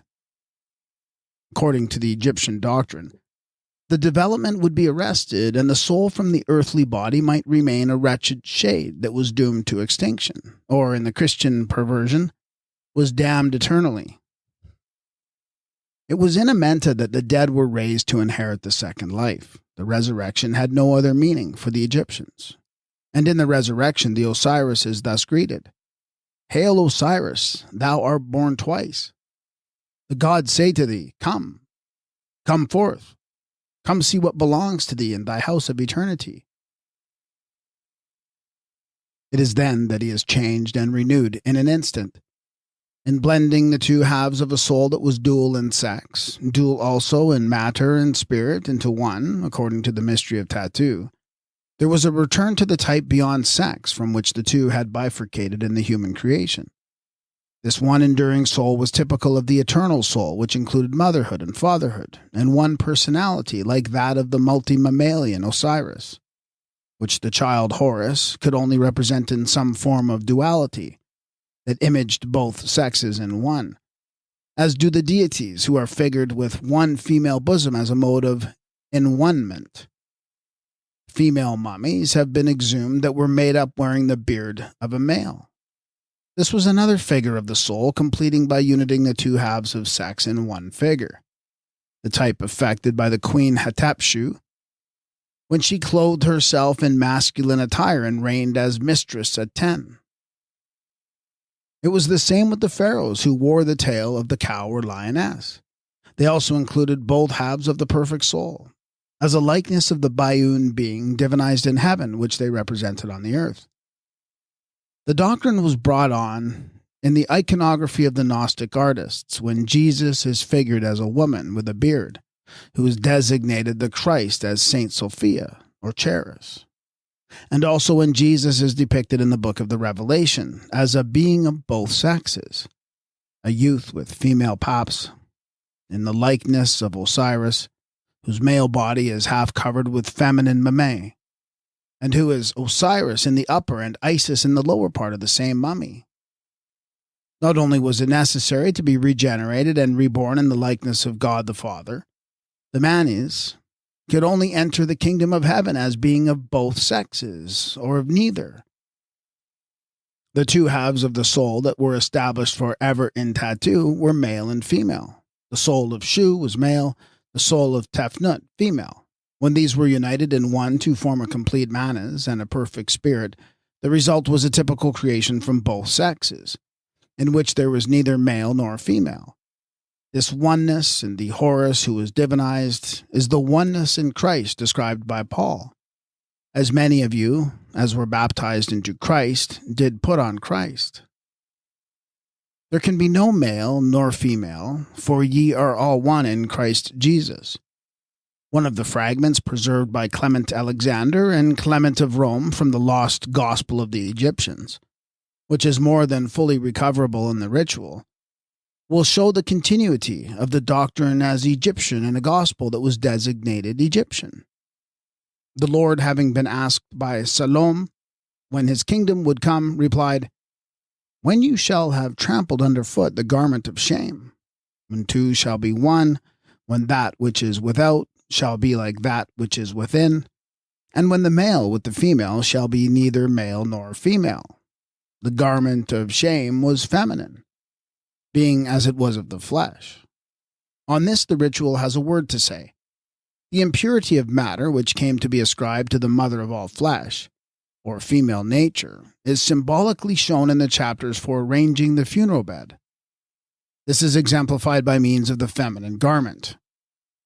The apron, which is here considered to be a sign of all that was wrong in the deceased, the wrong that was derived from the mother, as elsewhere described in the ritual, because it is the garb of impurity called the garment of shame in the Egyptian gospel, which was to be trampled underfoot when the male and female were to be made one in spirit or as spirit. In the ceremony of wrapping up the deceased in a pure garment, the impure one being now discarded is alluded to in chapter 172. When the deceased was stretched upon the funeral bed, the body was divested of the apron and clothed in the pure garment of the khus or spirits, the pure garment allotted to him forever. But the feminine garment is still worn without shame by the masquerading male as the bishop's apron, which can be traced back as feminine to the loincloth and apron first worn by the sex, for the most primitive and pitiful of human needs at the time of puberty. The bishop in his apron, like the priest in his petticoat, and the clergyman in his surplice, is the likeness of the Bioun being who united both sexes in one, the modern Protestant equivalent for the pharaoh with the cow's tail, and Venus with a beard, the mutilated eunuch, or any other dual type of hermaphroditical deity. Men who masquerade in women's clothing are commonly prosecuted, But the bishop carries on his mummery without even being suspected. He walks about as ignorant of his vestmental origins as any of the passers-by. Usually the custom of men dressing in women's clothing is limited to our Easter pastimes, but the bishops still carry it on all through the year. The Christians prattle about the divine sonship of humanity manifested in the historical Jesus, but they have no divine daughtership, no origin for the soul as female, and no female soul. The Jews did all they could to get rid of the female part of the divine nature, and the exigency of the Christian history has suppressed the feminine element altogether in the human type that represented both sexes in humanity, as it was set forth by the Egyptians in the mysteries. Finally, it has been frequently asserted that only through the gospel Jesus has a God of the poor man ever been revealed, a statement most profoundly false. The God of the poor and suffering was personified in Horus the Elder. But there is a corollary to the character. He is likewise an avenger of the sufferings. Horus at Edfu is said to protect the needy against the powerful. Also in the great judgment hall, the Osiris deceased upon his trial says, "I have not been a land grabber. I have not exacted more than should be done for me as the first fruits of each day's work."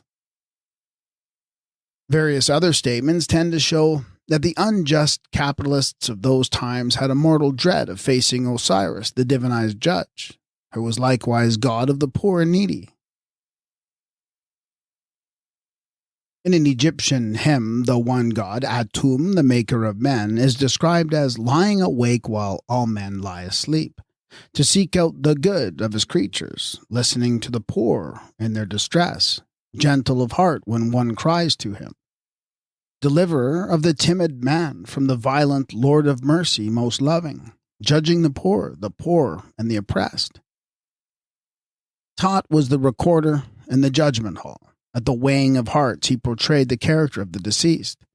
And in one of the texts, it is said that when he placed the heart in the scales against Mati, the goddess of justice, he leaned to the side of mercy, that the judgment might be favorably inclined, as though he exerted a little pressure on the human side of the balance.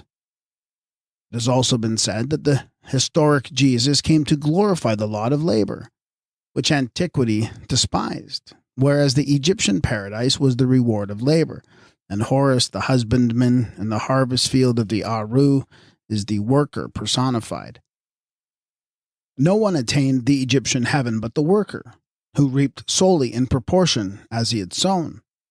The portion of land allotted to the Manes for cultivation in AMENTA was enlarged only for those who had been good laborers on earth. The Shepti figures in the tombs are equipped for labor with the plow or hoe in their hands. As agriculturists, they put their hands to the plow. There was no unearned increment for loafers in the earth of eternity. A flash of revelation lightens from the cloud of Egypt's past when we learn from the ritual that a part of the work to be performed in the Aru paradise or field of harvest in AMENTA was to clear away the life-choking sand. These fighters and conquerors of the much-detested desert still retain that image of the earliest cultivators, the makers of the soil which they enclosed and first protected from the drifting, sterilizing sand. The Manes, addressing the Shepti figures, says to them, "O typical ones, if I should be judged worthy of doing the work that has to be done in AMENTA, bear witness for me that I am worthy to fertilize the fields, to flush the streams, and transport the sand from west to east." He became one of the glorified elect in being judged worthy of the work. This will show that in making the primeval paradise, they were still the cultivators who had conquered on earth by their long wrestle with the powers of dearth and the desert, when they made their passage through the wilderness of sand and held on to the skirts of Mother Nile, who led them to a land where she herself had made for them to turn into an oasis and a paradise of plenty, with her waters for assistance in the war against Apap or Sut or the Sabao, and the burning Sahara. It may also explain why the pharaohs from the time of the 11th dynasty were officially entitled Masters of the Oasis. The oasis, that is, which had been created in Egypt by human labor to be localized in AMENTA as the promised land that was to be attained at last among the never-setting stars in the oasis of eternity. The prototypes of hell and purgatory and the earthly paradise are all to be found in the Egyptian AMENTA. There is, says the Christian rhymer Dr. Watts, there is a dreadful hell and everlasting pains, where sinners must with devils dwell in darkness, fire, and chains. The darkness, fire, and chains, as well as the brimstone, which was the stone of Sut, and other paraphernalia of the Christian hell, are also Egyptian. But the chains were employed for the fettering of Sut, the Epop and the Sebau, the evil adversaries of Osiris, the good or perfect being, not for the torturing of souls that were once human. The Egyptian hell was not a place of everlasting pain, but of extinction for those who were wicked irretrievably. It must be admitted, to the honor and glory of the Christian deity, that a God of eternal torment is an ideal distinctly Christian, to which the Egyptians never did attain. Theirs was the all-parental God, father and mother, and one whose heart was thought to bleed in every wound of suffering humanity, and whose Son was represented in the character of the Comforter. Also the hellfire of Christian theology, the hellfire that is unquenchable, is a survival of the representation made in the Egyptian mysteries. The Osiris in AMENTA passes through this hell of fire, in which those who are condemned suffer their annihilation. He says, I enter in and I come forth from the tank, or lake, of flame on the day when the adversaries are annihilated at Sikhem. When the glorified deceased had made his voyage in heaven over the leg of Ptah, and reached the Mount of Glory, he exclaims, I have come from the lake of flame, from the lake of fire, and from the field of flame. He has made his escape from destruction, and attained the eternal city at the pole of heaven. This lake of fire that is never quenched was derived from the solar force in the mythology on which the eschatology was based. Hence the locality was in the east, at the place of sunrise. The wicked were consumed by fire at the place where the righteous entered the solar bark to sail the heavenly waters called the Kabu or the Cool and voyage westward toward the heaven of the setting stars. The lake of flame was in the east, the lake of outer darkness in the west. For when the bark of Ra or the boat of souls had reached the west at sunset, there was a great gulf fixed between the mount called Manu in the west and the starry vault of night, the Gulf of Putrata, where the dead fell into darkness unless supported by Apuat, the star god, by Horus and the moon, and by Ra, the solar deity, the visible representatives of superhuman powers in the astronomical mythology. At the Last Judgment, in the mysteries, those who had failed to make the word of Osiris truth against his enemies, as the formula runs, were doomed to die a second death. The first was in the body on the earth, the second in the spirit. The enemies of justice, law, truth, and right were doomed to be destroyed forever in the lake of fire or tank of flame. They were annihilated once and for all. The doctrine crops up in the Pauline epistles and the Revelation, where the end of all is with the destruction in the lake of fire.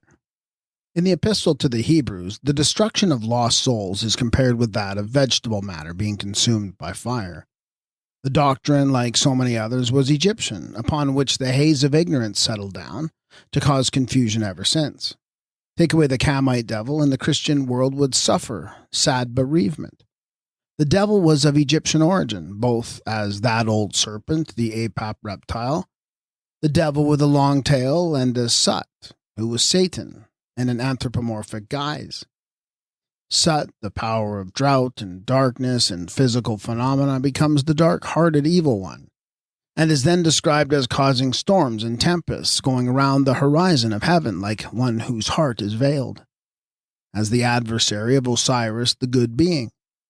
The darkness, fire, and chains are all Egyptian. Darkness was mythically represented by the Apap dragon, also the domain of Sut in the later theology.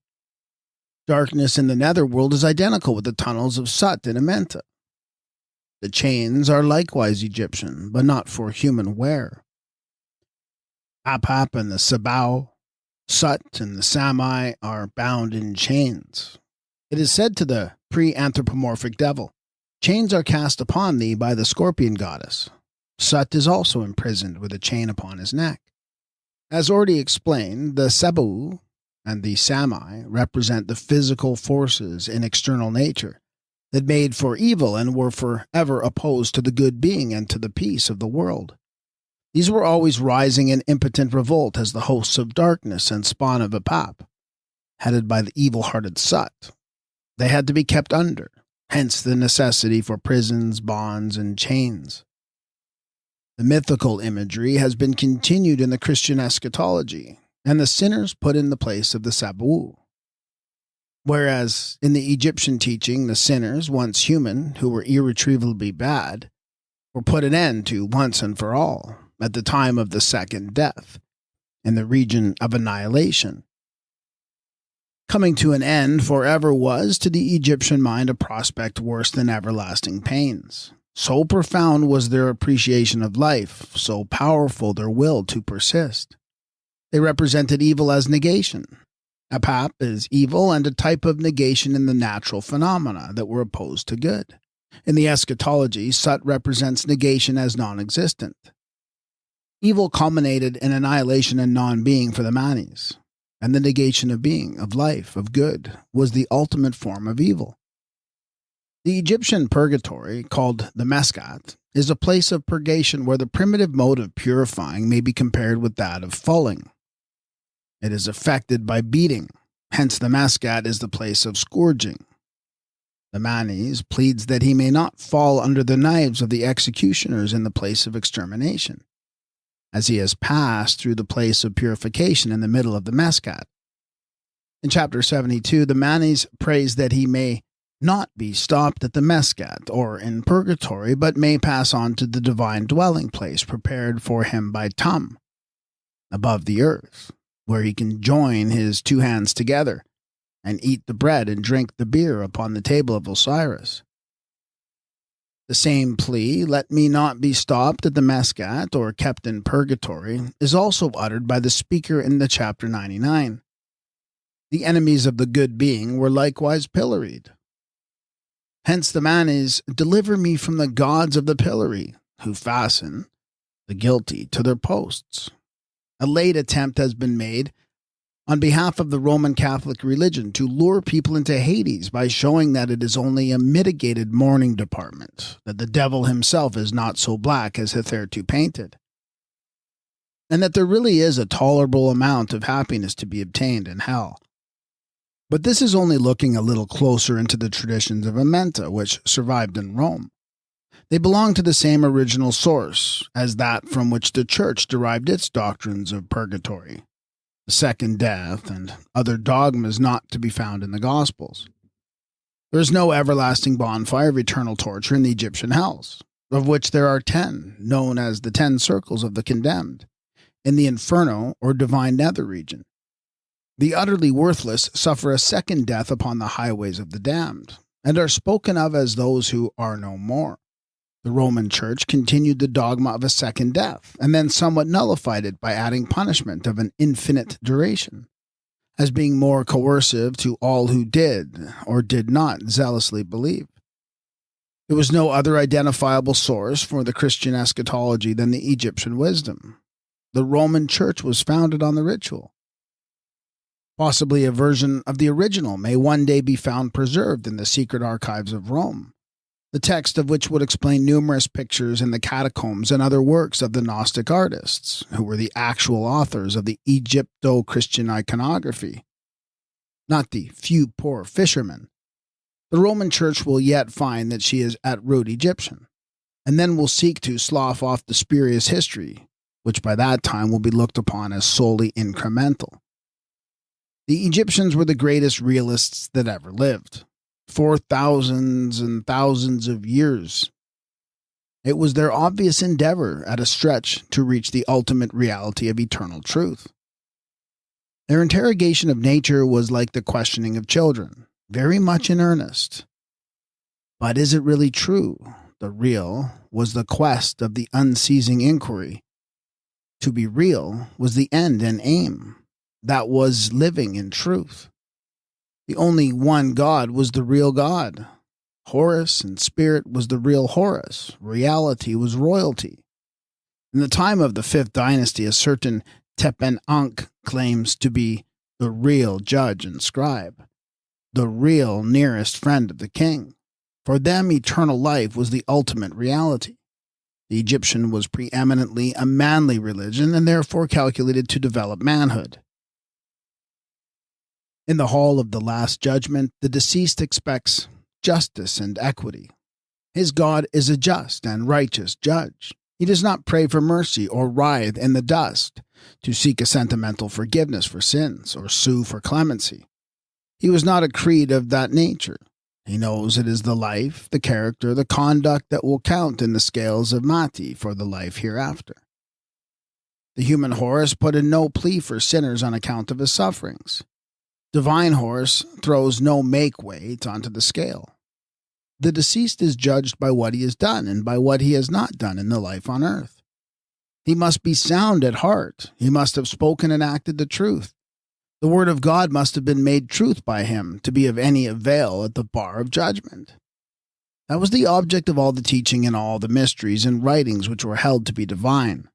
The standard of law without and within was set up under the name of Mati or Mat, a name denoting the fixed, undeviating law and eternal rule of right. Hence the same word signifies law, truth, justice, rightfulness, and later righteousness. The foremost and the final article of the Egyptian creed was to fulfill Mati. This is the beginning, the middle, and the end of the moral law. The deity enthroned by them for worship was the god of Mati, the name which has the fourfold meaning of law, justice, truth, and right, which are one as well as synonymous. Judgment with justice was their aim, their alpha and omega, in administering the law which the religious sense had divinized for human use, and its supreme type erected at the pole, in the equinox, or the hall of judgment, was the pair of scales at perfect equipoise. For with them the equilibrium of the universe was dependent on eternal equity. It may look like taking a flying leap in the dark to pass from the Egyptian Book of the Dead to Bunyan's Pilgrim's Progress. But whensoever Bunyan derived the tradition, the Pilgrim's Progress contains an outline of the matter in the Egyptian ritual. Christian personates the Manes on his journey through the nether earth, with the roll in his hand containing the word of life. The escape from the city of destruction may be seen in the escape of the deceased from the destruction threatened in AMENTA, when he exclaims, "I come from the lake of flame, from the lake of fire, and from the field of flame." The wicket gate corresponds to the secret doorway of the mysteries, the slough of despond, to the marshes in the mythos, the hill of difficulty, to the mount of ascent, up which the Osiris climbs with his staff in his hand. The Manes forgets his name. Christian forgets his role, the role that was his guidebook for the journey and his passport to the celestial city. The prototypal valley of the shadow of death is the Arentet. In AMENTA, this is the valley of darkness and death. The ritual says, "Let not the Osiris advance into the valley of darkness, where the twice dead were buried forever by the great annihilator Seb." The monster of Pap is the original Apollyon. The equipment of Christian in his armor for his conflict with Apollyon in the valley of humiliation is one with the equipment of the Osiris, who enters the valley glorious and well equipped for the battle with his adversary, the dragon. The fight of Christian and Apollyon is identical with the contest between Ra and Apep. All the time of his struggle, Apollyon fought with yells and hideous roarings, Apep with the voice of strong bellowings.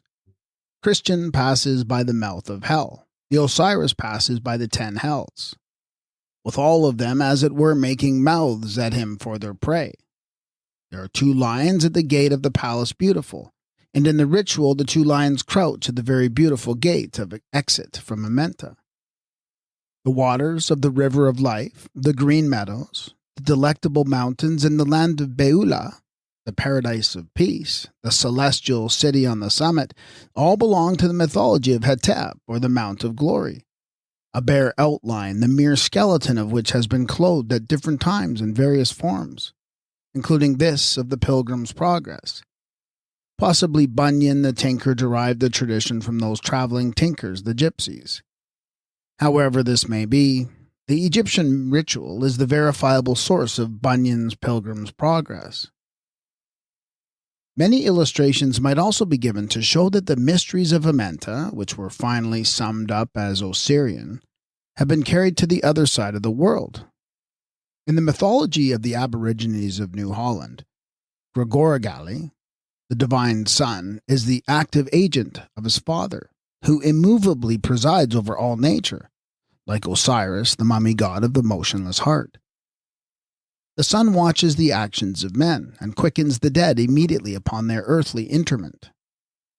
He acts as mediator for the souls to the great God, to whom the good and bad actions of all are known.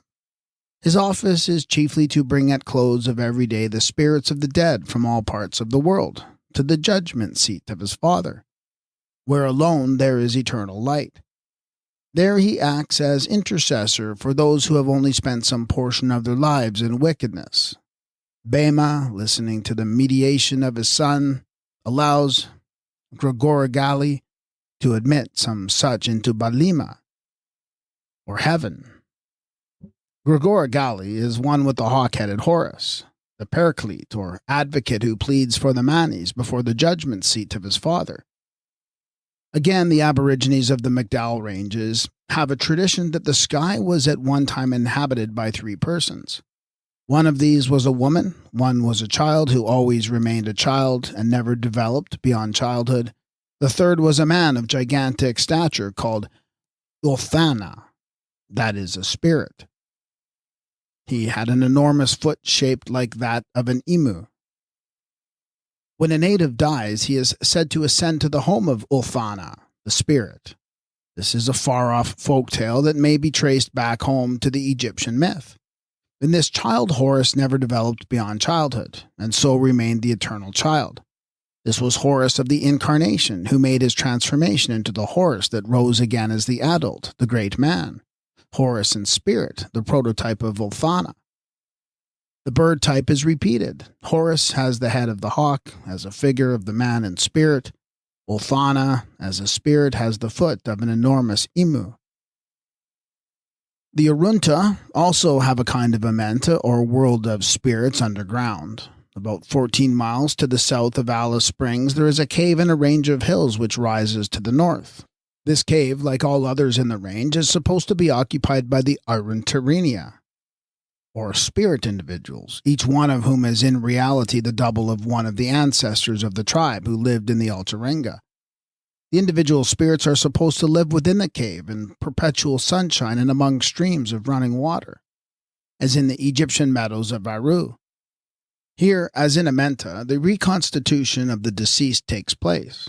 Within the cave, the Iruntarenia remove all the internal organs and provide the man with a completely new set, after which operation has been successfully performed. He presently comes to life again, but in a condition of insanity. This, however, is of short duration, and the coming round is equivalent to the recovery of memory by the Manes in the ritual, when he remembers his name and who he is in the great house of the other world. There are bird souls also in this nether earth, which are favored with unlimited supplies of down or undafa, with which they are fond of decorating their bodies as spirits. The mysteries of AMENTA are more or less extant in the totemic ceremonies of the Central Australians at a more rudimentary stage of development, which means, according to the present reading of the data, that the same primitive wisdom was carried out from the same central birthplace in Africa to the islands of the Southern Sea, and there fossilized during long ages of isolation, which had been carried down the Nile to take living root and grow and flourish as the mythology and eschatology of ancient Egypt. In the mysteries of AMENTA, the deceased is reconstructed from 7 constituent parts, or souls in 7 stages of development, Corresponding to these in the Arunta mysteries, 7 status terms are applied to the initiate. 1. He is called Ambuquerque, up to the time of his being tossed in the air. 2. He is Upmerka, until taken to the circumcision ground. 3. He is the Wurta, during the time betwixt being painted for it and the actual performance of the ceremony. 4. He is Irakurta, betwixt the operations of circumcision and subincision. 5. He is Urtwa Kirkwa, after circumcision until passed through the ordeal by fire. And 6. Following this, he is called Ilpongwura. And 7. After passing through the Ngura, he is designated Uliria. In the mysteries of AMENTA, the mouth of the resuscitated spirit is opened and the silence of death is broken when the lips are touched by the sacred implement in the hands of Ta. It is said in the ceremony of opening the mouth, "Let my mouth be opened by Ta, with the instrument of Ba metal, with which he openeth the mouths of the gods." The Arunta also perform the ceremony of opening the mouth by touching it with a sacred object, when the initiates are released from the ban of silence.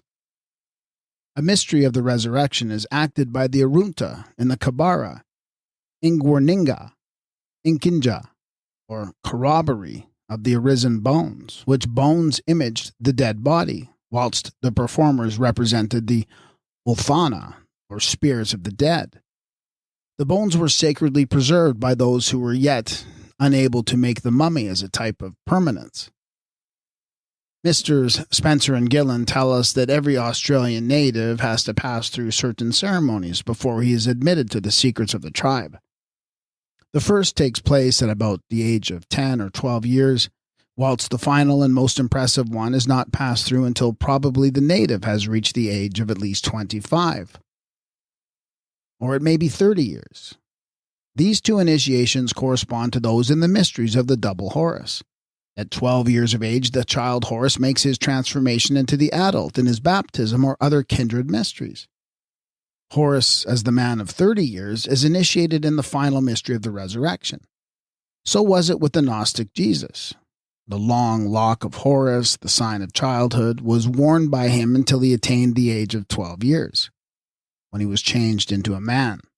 With the southern Arunta tribe, the hair of the body is for the first time tied up at the commencement of the opening ceremony of the series by which he is made a man. His long hair is the equivalent of the Horus lock.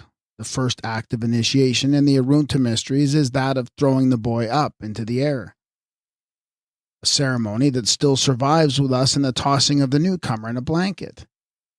This was a primitive mode of dedication to the ancestral spirit of the totem or the tribe, whose voice is heard in the sound of the chiringa, or bull roar whirling round. It is said by the natives that the voice of the Great Spirit was heard when the resounding bull roarer spoke.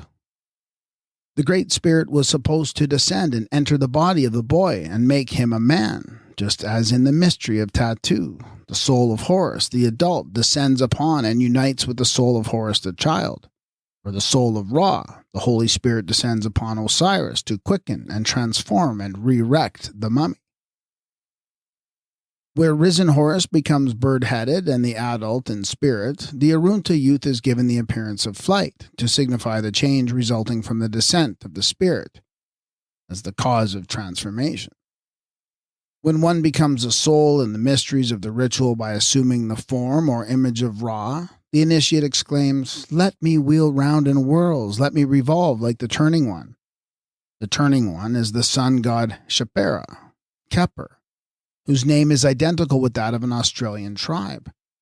Kepper is the soul of the self-originating force that was imaged under one type by the Bennu, a bird that ascends the air and flies to a great height whilst circling round and round in spiral wheels.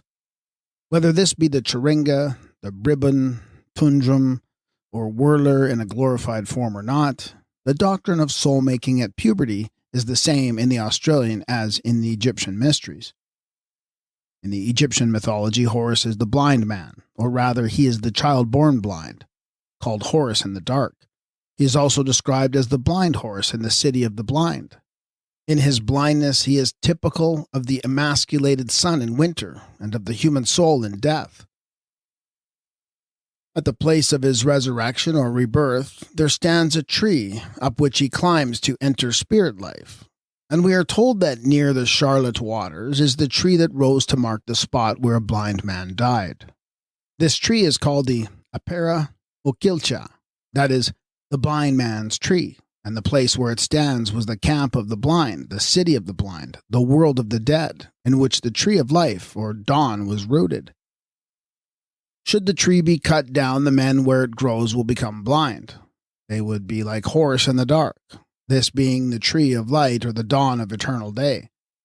In one of their ceremonies, the Arunta performed the mysteries of the Aruncha, which existed in the Altaringa. These were evil spirits or devil men, malevolent and murderous to human beings, especially to the women after dark.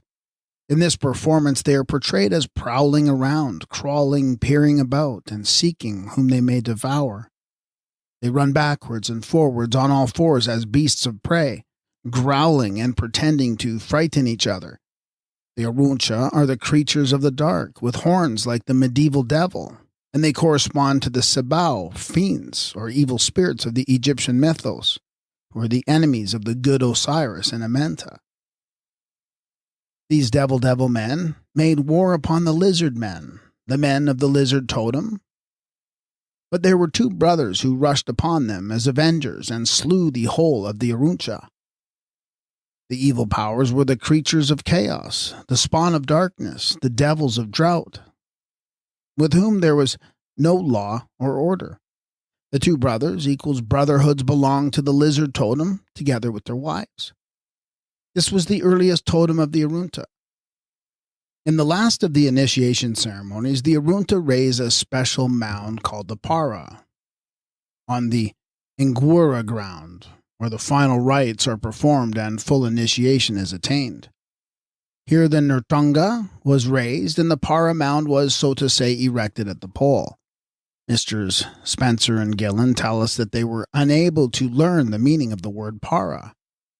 But as the comparison is not simply verbal, we note that Para is an ancient Egyptian name for Anu, the place of the column, the mount of the pole, and of the balance in the mat.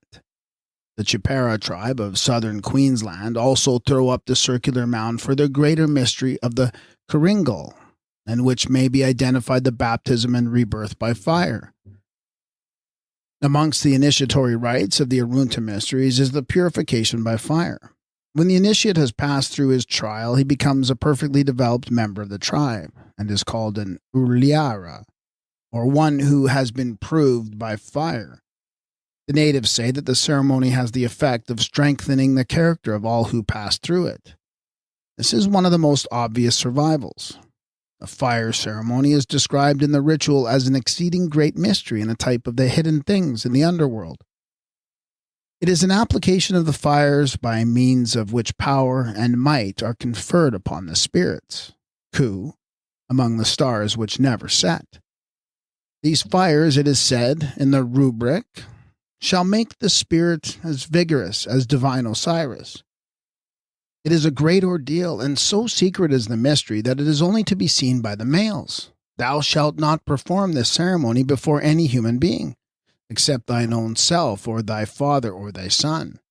Amongst other things, the fire is good for destroying evil influences and for giving power to Horus in his war with darkness.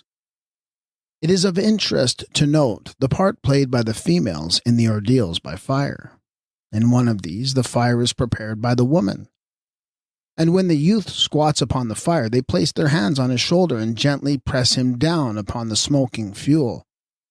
Now, in the Egyptian mysteries of AMENTA, the punishers or purifiers in the hells or furnaces are women or goddesses, and it looks as if this character had survived in the mysteries of the Arunta. When the elders shout through the darkness to the woman across the river, "What are you doing?" the reply is, "We are making a fire." "What are you going to do with the fire?" is asked, and the women shout, "We are going to burn the men." This occurs during a pause by night in the ceremonies of initiation. which terminate with the ordeal by fire. The concluding ordeals by fire and the final washing in the Australian ceremonies can be paralleled in the ritual. Lo, I come, says the speaker, that I may purify the soul of mine in the most high degree. And again, I come from the lake of flame, from the lake of fire, and from the field of flame, and I live. He is now a spirit sufficiently advanced to join the ancient never-setting ones and become a fellow citizen with them in the eternal city. The initiate in the Australian mysteries, having passed through the initiatory ceremonies, joins the elders as a fully developed member of his tribe. The most sacred ceremonial object of the Arunta is called the Kawawa. This is erected at the close of the Ngura mysteries. A young gum tree, 20 feet in height, is cut down, stripped of its branches and its bark, to be erected in the middle of the sacred ground. The decoration at the top was just that of a human head. It was covered all over with human blood, unless red ochre had been substituted. The exact significance of the Kuwawa is not known to the natives, but, as the writers affirm, it has some relation to a human being, and is regarded as common to the members of all the totems. Its mystery is made known at the conclusion of the Ngora, a series of ceremonies, the last of the initiatory rites, through which the native must pass to become fully developed member who is admitted to all the secrets of the tribe, of which this is apparently final and supreme. All things considered, we think the sacred Kuwawa is a form of the Egyptian Ka statue, which is a type of eternal duration as an image of the highest soul. To make the Kuwawa, so to say, the pole is humanized. It is painted with human blood and ornamented like the human head. It has but one form and is common to all the totems. So is it with the Egyptian Ka, the eidolon of the enduring soul. The name of the Kuwawa answers to a long drawn-out form of the word Ka as Ka-a-a. The mysteries of the Arunta, which sometimes take 4 months together for a complete performance, constitute their religious ceremonies, their means of instruction, their books, their arts of statuary, painting, and sign language, their modes of preserving the past, whether lived on earth or, as they have it, in the Altaringa, during the times of the mythical ancestors beyond which tradition does not penetrate. The main difference betwixt the Australian and the Egyptian mysteries is that the one are performed on this earth in the totemic stage of sociology, the other in the earth of AMENTA in the phase of eschatology. Also, the Egyptians continued growing all the time that the Australians were standing still or retrograding. Lastly, we may be sure that such mysteries as these did not spring from 100 different origins and come together by fortuitous concourse from the ends of the earth, to be finally formulated as the Egyptian mysteries of AMENTA. The End. This has been an audio recording of Ancient Egypt, the Light of the World, Book 4, Egyptian Book of the Dead and the Mysteries of AMENTA. Written by Gerald Massey. Narrated by Graham Dunlop. Audio editing by Darren Grimes. Ancient Egypt, the Light of the World, Books 5 and 6. The Sign Language of Astronomical Mythology, Parts 1 and 2. By Gerald Massey. Read by Graham Dunlop. Edited by Darren Grimes. The Sign Language of Astronomical Mythology, Book 5. The Primitive African Paradise. It may be said that the dawn of African civilization came full circle in Egypt, but that the earliest glimmer of the light, which turned the darkness into day for all the earth, first issued from the inner land. The veriest beginning must have been coeval with the creature that first developed a thumb to wield a weapon or to shape an implement for human use. When in the far-off past, but little difference could have been detected twixt the monkey and the pygmy race of human aborigines. It is improbable that we shall get back any nearer to a beginning for the human being among the types extant than with those forest dwarfs, of whom a recent traveler says, They have no records or traditions of the past, no regard for time, nor any fetish rites. They do not seek to know the future by occult means, as do their neighbors. In short, they are, to my thinking, the closest link with the original Darwinian anthropoid apes extant. These little folk of the forest are still upon the lowest step in the ascent of man, not because they have retrograded, but because they have never grown. So far as is known, the pygmies have no verbal language of their own, whatsoever words they may have gathered from outsiders. Otherwise, language with them is the same as it was in the beginning, with a few animal sounds and gesture signs. They have no totems, no signs of tattoo scored upon their bodies, no rites of puberty, no eating of the parent in honor for their primitive sacrament. Judging from specimens of the pygmies that have been brought to England from the Ituri forest, the foundation of the negroid features, the thick lips and large spreading nostrils, was laid in the pygmean phase of development. But up to the present time, the pygmy has only reached the peppercorn stage of hair and has not yet attained the kinky locks of the full-blooded Negro. A German traveler lately claimed to have discovered a people in the forests of Borneo who show some vestige of the ancestral tail. He saw the tail on a child about 6 years old belonging to the Honan tribe. There was the appendage, sure enough, not very long, but plainly visible, hairless, and about the thickness of man's little finger. Also, the persistent rumor that some remains of a semi-simian race are yet extant among the hidden secrets of the old dark land is not incredible to the evolutionist. According to the Lady Luggard, there is a tribe in Nigeria who are reputed not to have lost their tails. The African pygmies, however, have not publicly proclaimed the tale. The sole race that can be traced among the aborigines all over the earth, above ground or below, is the dark race of a dwarf Negrito type, and the only one possible motherland on earth of these preliminary people is Africa. No other country possesses the necessary background as a basis for the human beginnings, and so closely were the facts of nature observed and registered by the Egyptians that the earliest divine men in their mythology are portrayed as pygmies. Following the zootypes, the primitive human form of Elder Horus was that of Bis, the dancing dwarf. Bis is a figure of child Horus in the likeness of a negroid pygmy. He comes capering into Egypt along with the Great Mother, Apt, from Puanta, in the far-off south. In reality, Bis Horus is the earliest form of the pygmy Ta. In both, the dwarf is the type of man in his most primitive shape. The 7 powers that cooperate with Ta are also represented as 7 pygmies. Thus, the anthropomorphic type comes into view as a pygmy. Moreover, Ta, the divine dwarf, is the imperfect progenitor of the perfect man in his son Atum. In this way, the Egyptian wisdom registers the fact that the pygmy was the earliest human figure known, and that this was brought into Egypt from the forests of Inner Africa and the record made in the mythology. In this mode of registering the natural fact, the Egyptians trace their descent from the folk who were the first in human form, that is, from the pygmies. We have now to summarize a few of the pre-Egyptian evidences for the Inner African beginnings. In one of the later chapters of the Book of the Dead, number 164, later that is in position, there are some ancient mystical names which are said to have been uttered in the language of the Nasi, the Negroes, the Anti, and the people of Takenset, or Nubia.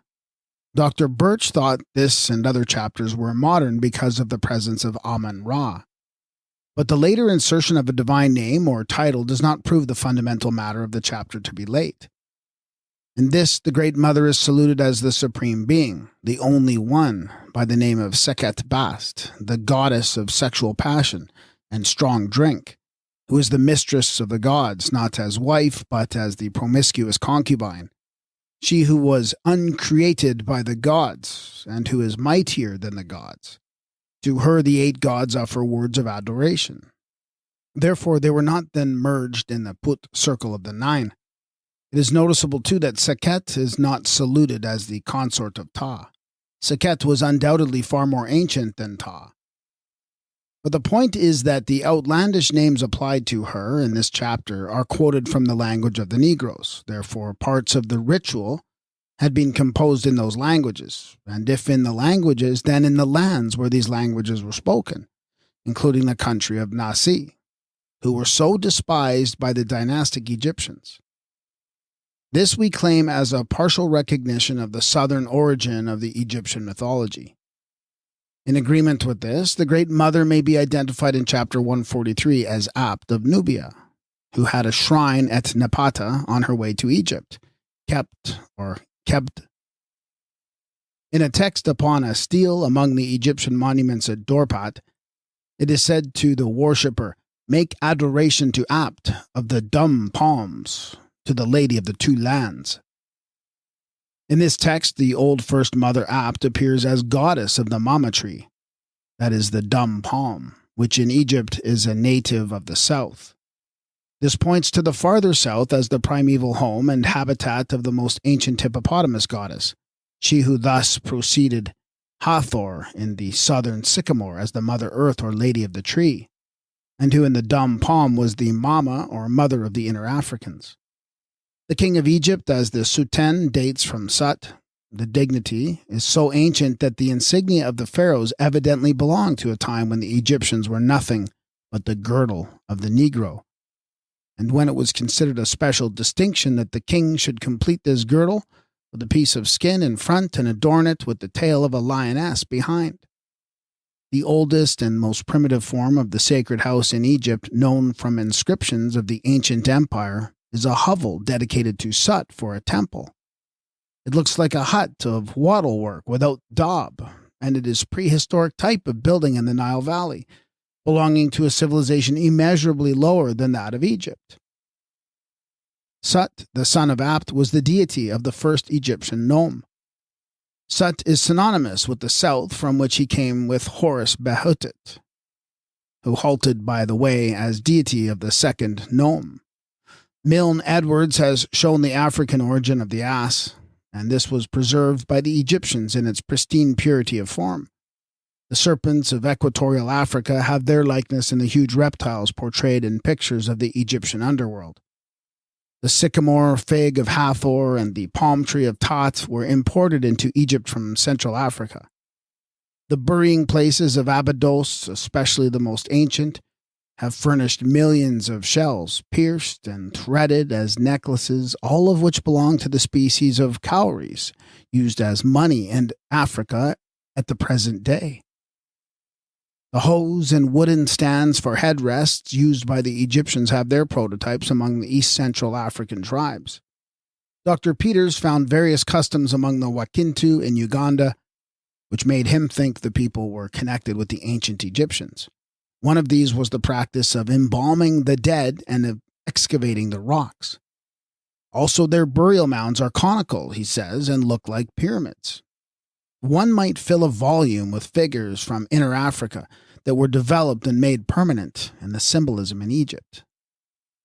My Lord the Lion is an African expression used by the Kafirs and others in speaking of the lordly animal, also of the chief as Lion Lord. So likewise in Egypt, Osiris as king of the gods was my Lord the Crocodile, and King Asa is also called my Lord the King as a crocodile. Again, the lion of Motoko is a totem with the Kafirs in the neighborhood of Fort Salisbury, Mashonaland. They have a priest of the lion god called the Mondoro, who is venerated as a sort of spirit in lion shape. Sacrifices are offered annually to the lion god at the Zimbabwe of Mashonaland, and it is held by the natives that all the true men pass into the lion form at death, precisely the same as it was with the Manis in the Egyptian ritual, who exclaims on living a second time, "I am the Lord in lion form," and who rises again when divinized in that image of superhuman power.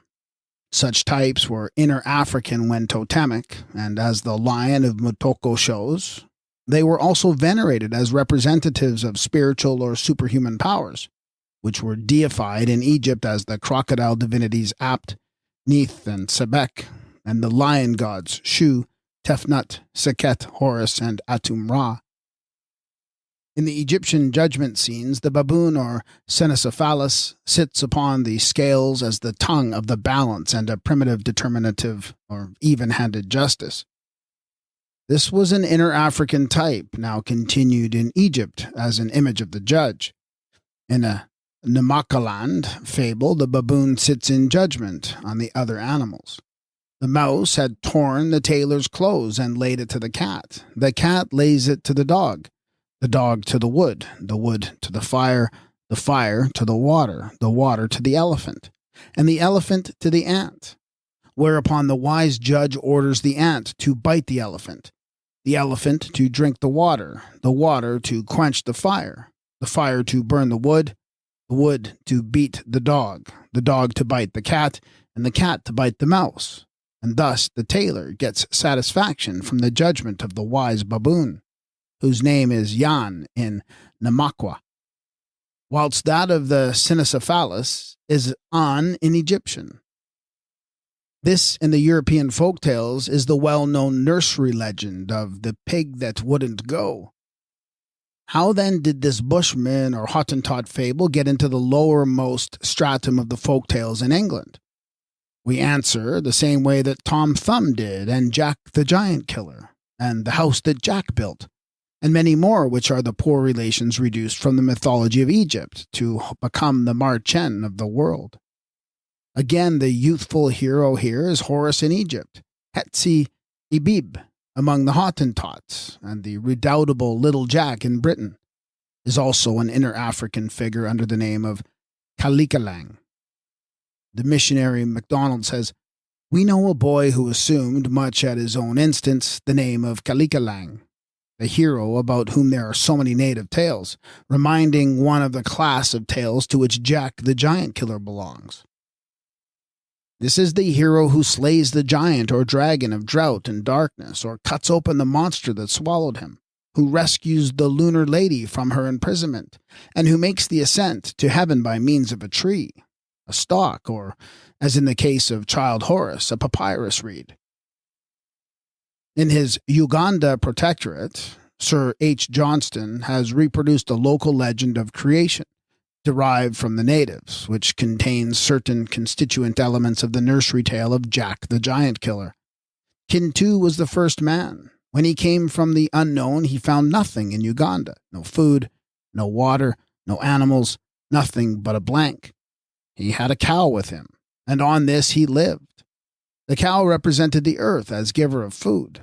Kintu is a form of the universal hero, the hero to whom the tests are applied for discovering whether or no he is the real heir. Kintu eats or disposes of 10,000 carcasses of roasted cows, and thus proves himself to be the man indeed, as does Jack, who outwits the giant in a similar manner. The story includes the beanstalk, or the bean, with other fragments found in the European Marchen, including the bringing of death into the world through the disobedience of Kintu, the first man, or by his violating the law of taboo. The Wakintu of Uganda or Rhodesia derived their name from Kintu, the first man of the Central African legends.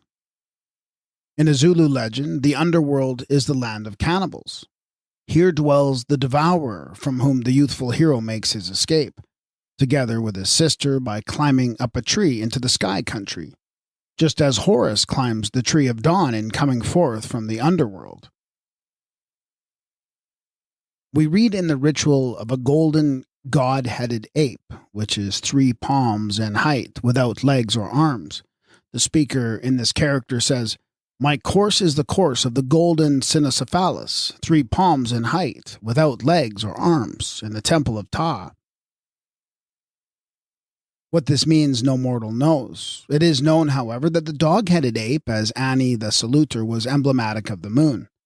Now, in the Kafir story of Simbukumbukwana, there is a child born without legs or arms, who obviously represents the moon in its changes. He began to speak on the day of his birth. The girl that was first born, who grew up in the valley and lived in the hole of an ant heap, is called his sister, She has the power to give him legs and arms by repeating his name and saying, "Have legs and arms," and to deprive him of them by saying, "Shrink legs and arms." This, as a figure of waning and waxing, helps us to understand the dog-headed ape of gold as an image of the moon in the waxing and waning halves of the lunation. In the story of the glutton, the conquerors of the swallower are the mother and her twins. These, in an Egyptian form of the mythos, are Sut and Horus, the twin brethren, who war against the monster as two lions, the Rehu on behalf of their mother, who is the Lady of Light in the moon. In this way, we can trace some of the oldest of the folk tales concerning the deluge and the lost paradise, the hero as the wonder-working child who climbs a tree or stalk and slays the monster of the dark, to Inner Africa, and follow these and others in the mythology of the Egyptians on their way to becoming the universal legends of the human race. The mythology, religious rites, totemic customs, and primitive symbolism of Egypt are crowded with survivals from identifiable inner African origins. The Egyptian Ka, or image of a spiritual self, was preceded by various rude but representative images of the dead. Livingstone tells us that the natives about Lake Moher make little idols of a deceased father and mother. To these they present beer, flour, and bhang. They light a fire for the spirits to sit round and smoke in concert with their living relatives. The Yu-speaking natives of the Gold Coast also have their Kra, or Eidolon, which existed from before the birth of a child and is exactly identical with the Egyptian Kra.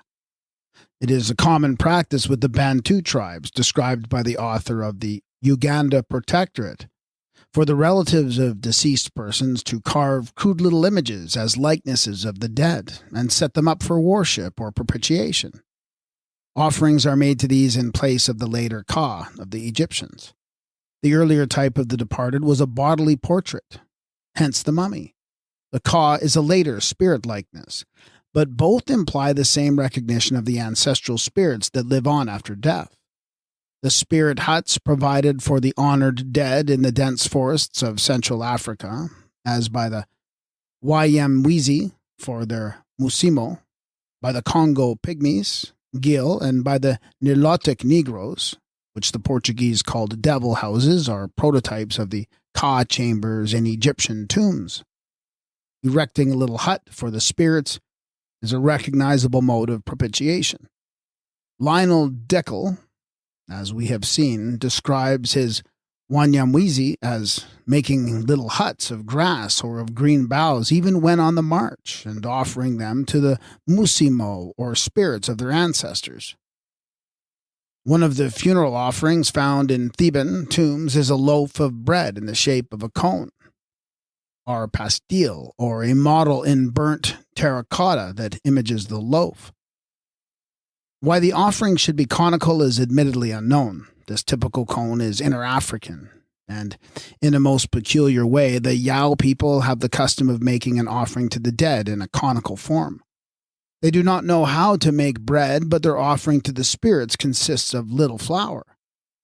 This they let fall slowly from the fingers on the ground, so that it may form a pile in the shape of a sugar loaf. If the cone should shape perfectly, it is an omen that the offering is acceptable to the spirits. It may be suggested in passing that the conical shape of the pile and flour and the funerary loaf was derived from that of the grave mound of earth or stones dropped over the buried corpse as the still earlier tribute offered to the dead. British peasants give the name of fairy loaves to the fossil echini, or sea urchins, found in Neolithic graves. Obviously, these loaves were representative of funerary food that was likewise offered to the dead. The skeleton of a young woman clasping a child in her arms was discovered in a round barrow on Dunstable Downs, the burial mound being edged round with these fairy loaves. Again, in the mysteries of the Yao people, the young girls are initiated by a female who is called the cook of the mystery. This is the instructress who makes the mystery, or is the cook that prepares it, and who is mistress of the ceremony. She is the wise woman who initiates the girls and anoints their bodies with an oil containing various magical ingredients. She clothes them in their earliest garment, the primitive loincloth, that was first assumed at puberty with proud pleasure, and afterwards looked upon askance as the sign of civilized woman's shame. Now this primitive personage has been divinized as the cook in the Kamite pantheon. In Egyptian, Tate signifies to cook, and this is the name of a goddess Tate, who is the cook in paradise and the preparer of the deceased in the greater mysteries of the ritual, where she is the cook of the mystery more obviously than a cook as preparer of food. The deceased, in speaking of his investiture for the garden of Aru, cries, "Let my vesture be girt on me by Tate." That is, by the goddess, who is the divine cook by name, and who clothes the initiate in the garment or girdle that here takes the place of the loincloth in the more primitive mysteries of Inner Africa. The Egyptian record, when correctly read, will tell us plainly that the human birthplace was a land of the papyrus reed, the crocodile and hippopotamus, a land of the great lakes in Karua, the Chloe of Ptolemy, or in the Apta, at the horn point of the earth, that is, in Equatoria, from whence the sacred river ran to brim the valley of the Nile with plenty. The track of civilization with cities springing in its footprints is seaward from the south, not upward from Lower Egypt, which was a swamp when Upper Egypt was already the African home of civilization. The Egyptians always gave priority to the south over the delta in the north. Also, the south was and is the natural habitat of the oldest fauna and most peculiar of the sacred zootypes. It is in vain we judge of the race by the figures and faces of the rulers portrayed in monumental times. Primary data must be sought for against the fellahin and corroborated by the skulls. Captain Burton wrote to me in 1883 saying, "You are quite right about the African origin of the Egyptians, and I have sent home 100 skulls to prove it." Does anyone know what became of these skulls? The African legends tell us that the Egyptians, Zulus, and others looked backward to a land of the papyrus reed as the primeval country of the human race, and that on this, as we shall see, the Egyptians founded their circumpolar paradise in the astronomical mythology. There is a widespread African tradition, especially preserved by the Kafir tribes, that the primeval birthplace was a land of reeds. The Zulus told the missionary Calloway that men originally came out of the bed of reeds. This birthplace in the reeds was called Yothanga, named from the reed. No one knew where it was, but all insisted that the natal reed bed of the race was still extant. It was a sign of lofty lineage for the native aristocracy to claim descent from ancient Yothanga, the primeval land of birth. The Basutos identify Yothanga, the human birthplace, with a cavern in the earth that was surrounded by a morass of reeds. They also cling so affectionately to the typical reed that when a child is born they suspend a reed above the hut to announce the birth of the babe, thus showing in the language of signs that the papyrus reed is still a type of the primitive birthplace in which child Horus was cradled on the flower of the papyrus plant or reed. The Zulu birthplace in the bed of reeds was repeated and continued in the nest of reeds and the morass that were mythically represented as the birthplace of the child, which was constellated as the uranograph of Horus springing from the reed. What indeed is the typical reed of Egypt? First in the upper, next in the lower land, but a symbol of the birthplace in the African bed of reeds. Lower Egypt, called Uat in the hieroglyphics, has the same name as the papyrus reed. Also, Uwati is a title of the great mother Isis who brought forth child Horus on her lap of the papyrus flower. Uat in Egyptian is the name of Lower Egypt. Uat is the oasis. Uat is the water. Uat is wet, fresh, evergreen. Uat is the reed of Egypt, the papyrus reed, and the name of the most ancient mother in the Kamite mythology. Seb, the father of food, is clothed with papyrus reeds. The Mount of Earth was imaged as a papyrus plant in the water of space.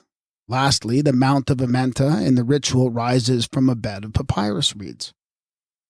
Hor Apollo says of the Egyptians, to denote ancient descent, they depict a roll of papyrus, and by this they signify primeval food. This is the same as with the Zulus. The papyrus reed Uat was turned into a symbol of most ancient descent precisely because it had been the primeval food of the most ancient people, a totem of the most ancient mother of the race when called Uati in Egypt, and a type of the African paradise. As the symbolism shows, people were sometimes derived from and represented by the food on which they lived.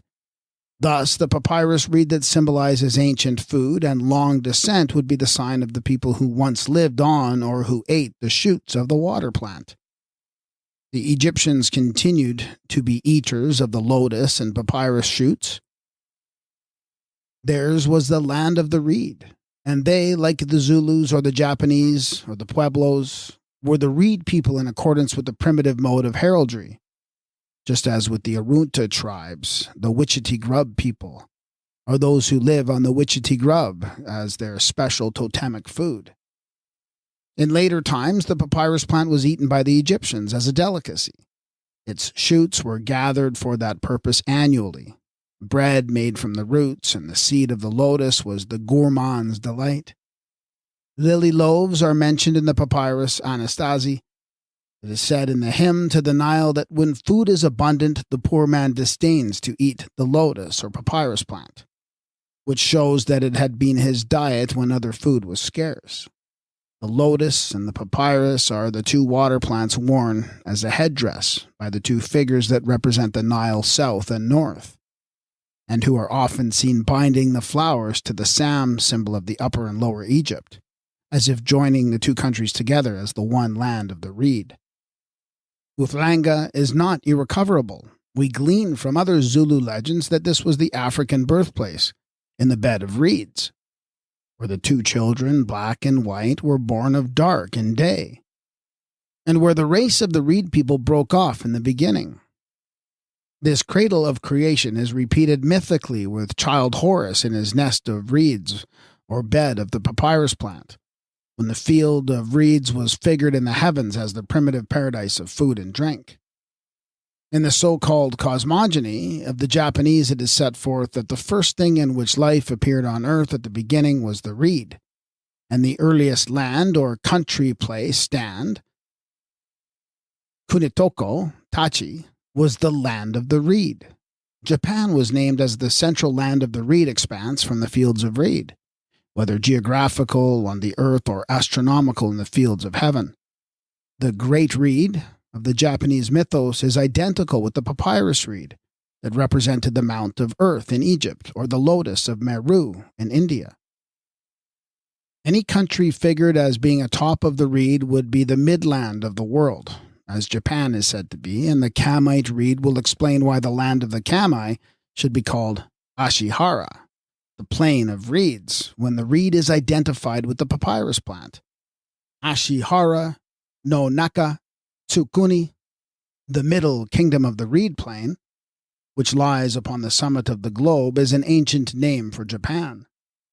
This, if mundane, corresponds to the land of the papyrus reed in equatorial Africa, the summit of our earth, or, if only mythical, i.e. astronomical, to the reed field of the Eru paradise upon the summit of the mount in heaven. Again, the great reed standing up out of the water is identical with the typical mount of earth in the Navajo mythology. As the mount grew higher, higher grew the reed. At the time of the deluge, all that lived took refuge there, and were rescued from the drowning waters by the reed. This is the papyrus reed, which cradled Horus amid the waters, like the infant Moses in the Ark of Bulrush, applied in a folk tale on a larger scale. It is now proposed to seek for the birthplace of the beginnings in Central Africa, the land of the papyrus reed round the equatorial lakes, by the aid of the Egyptian astronomical mythology and the legendary lore. In the first place, the Kamai of Egypt, like the Kamai of Japan, identify themselves by name as the reed people. And the goddess Uati is the African Great Mother in the bed of reeds. For it was thence, in the region of the two lakes and in the land of the papyrus reed that souls in the germ first emanated as the soul of life from water. The Kafir tradition thus appears to preserve the natural fact which the Egyptians rendered mythically, by means of the reed plant as a symbol of the primeval birthplace on earth, with Horus issuing from the waters on the reed, which became the lap of life, the cradle and the ark of the eternal child, who is also called the shoot of the papyrus, the primitive Natzer. A spring of water welling from abysmal depths of earth that furnished food in the papyrus reed and other edible plants is the earliest form in which the source of life was figured by the Kamite mystery teachers. This is recorded in the ritual. It was in the birthplace of the reeds and the reed people in the region of the reeds that light first broke out of darkness in the beginning of the domain of Sut, and where the twin children of darkness and light were born. The Mother Earth, as womb of universal life, was the producer of food in various kinds, and the food was represented as her offspring. Horus, on his papyrus, imaged food in the water plant, as well as in the later lentils, the branch of the tree, or in general vegetation. The stands of the offerings presented to the gods in the ritual are commonly crowned with papyrus plants, which commemorate the food that was primeval. Thus, the doctrine of life issuing in and from the papyrus reed was Egyptian as well as Japanese. Naturally, the earliest life thus emanating from the water was not human life, but this would be included sooner or later in the mythical representation. Hence the legend of the first man or person who issued from a reed in the water of the deluge. In this American Indian version, the reed is a figure of the birthplace instead of the Zulu bed of reeds, or Uthanga, the land of reeds. But the typical origin is the same, and as Egyptian the mythos is to be explained. The origin of a savior in the guise of a little child is traceable to child Horus, who brought new life to Egypt every year as the Masu of the inundation. This was Horus in his pre-solar and pre-human characters of the fish, the shoot of the papyrus, or the branch of endless years. In a later stage, the image of Horus on his papyrus represented the young god as solar cause in creation. But in the primitive phase, it was a soul of life or of food ascending from the water and vegetation, as he who climbs the stalk, ranging from child Horus to the Polynesian hero, and to Jack ascending heavenward by means of his beanstalk. Now, of all the lands on earth, there is no reed land to be compared with the land of the reeds round the equatorial lakes, where the papyrus grows about the waters and jungles and forests, so dense that a charging herd of hippopotami could hardly penetrate the bush, which stands out of the water full 15 feet in height. And there, if anywhere upon this earth, Uthanga, the original reed land or birthland in the reeds, will yet be found. This is the natural fact which underlies the mythical representation when the Egyptians show us Horus on his papyrus, rising from his natal bed of the papyrus plant. Child Horus on his papyrus is the reed born in mythology who reflects the natural fact of the human birthplace in the field, the bed or nest of reeds on earth or in heaven. That is the African oasis of the beginning, whether the offspring represents food or other elemental force. Now the Egyptian Eru, or paradise, established by Ra, was a field of reeds in 7 divisions, and these were papyrus reeds which sprang up from the marshes. Thus, the Kamite paradise was a land of the papyrus plant, repeated on the summit of the mount in heaven at the north celestial pole. According to their way of registering a knowledge of the beginnings, the Egyptians were well acquainted with the equatorial regions, which they designated Apta, the uppermost point, the mount, or literally the horn point of the earth. This was afterwards reproduced at the highest point above, when the primeval birth land was repeated as the land of rebirth for spirits in heaven. It has now to be shown that much of the sign language of astronomy, which still survives on the celestial globe, is interpretable on the ground, and for the reason that the fundamental data of the underlying mythos was Egyptian, although the commencement in Africa, may have been indefinitely earlier than the fulfillment in Egypt. From the beginning, certain types evolved in the Egyptian mythology, have been configurated in the planisphere, many of which remain extant on the celestial globe today. As a concept of primitive thought, life came into the world by water. Hence, in the mysteries of Osiris, water is the throne of the eternal. Earth itself was the producer or the mother of the element, the wet nurse in mythology, and water was her child, by whom an ever-renewing source was imaged as the type in Child Horus, the eternal child. Water, we shall see, was self-delineated as very heaven. Drought was self-delineated as a huge black reptile coiling around the mount of earth, night after night, and drinking up the water of light day after day. Darkness and light were self-delineated as two immense wide-winged birds, one black and one white, which overspread the earth. The great squat-headed evil Apap in the Egyptian drawings is probably a water reptile and possibly represents the mysterious monster of the lakes in the legends of Central Africa. But wheresoever its habitat in nature, it supplied one of the types that were depicted in the astronomical ceiling of Kam, the types that have now to be followed by means of the mythography and the sign language of the starry sphere, amongst which Apap, the hellish snake of drought and dearth and darkness, still survives as our own constellation Hydra, the enormous reptile imaged in the celestial waters of the southern heaven.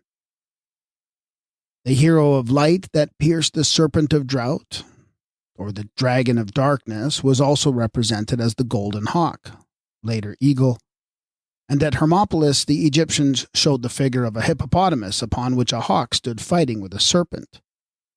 Now, as the hippopotamus was a zootype of the Mother Earth and the water of space, the hawk and serpent fighting on her back portrayed the war of light and darkness, which had been fought from the beginning, the war that was a primary subject figured in the astronomical mythology. The hawk represented Horus, who was the bruiser of the serpent's head. Thus, the same conflict that was portrayed at Hermopolis may be seen in the constellation of Serpentarius as a uranograph depicted in the planisphere. The Egyptians called the equator Apta, as the highest land or summit of the earth. This, the earthly Apta in the equatorial regions, was then rendered mythically as the Apta, or highest point, of the northern heavens in the astronomical representation.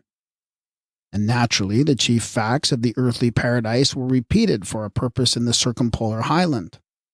Hence the Aru paradise as a field of papyrus reeds, oozing with the water of life that supplied the world. From the two great lakes into which the element divided at the head of the celestial river, or the white Nile of the Milky Way. In coming down the Nile from Karua, the lake country, the migrants had to pass through parching desert sands, which made the south a synonym for Sut, as it is in Egyptian. Their future heaven was in the north, whence came the blessed breezes with the breath of healing from the very land of life. And all the time ahead of them was that fixed polar star in the north, fixed, that is, as a center of rest and peace amidst the starry revolutions of the heavens. Emerging from the wilderness, they saw in Egypt an oasis watered by the river Nile. Cooler breezes brought the breath of life to meet them on the way, and plenty of sweet, fresh water realized the heaven of the African. The Kamai found their old lost paradise in Uat, the name signifying green, fresh, well-watered.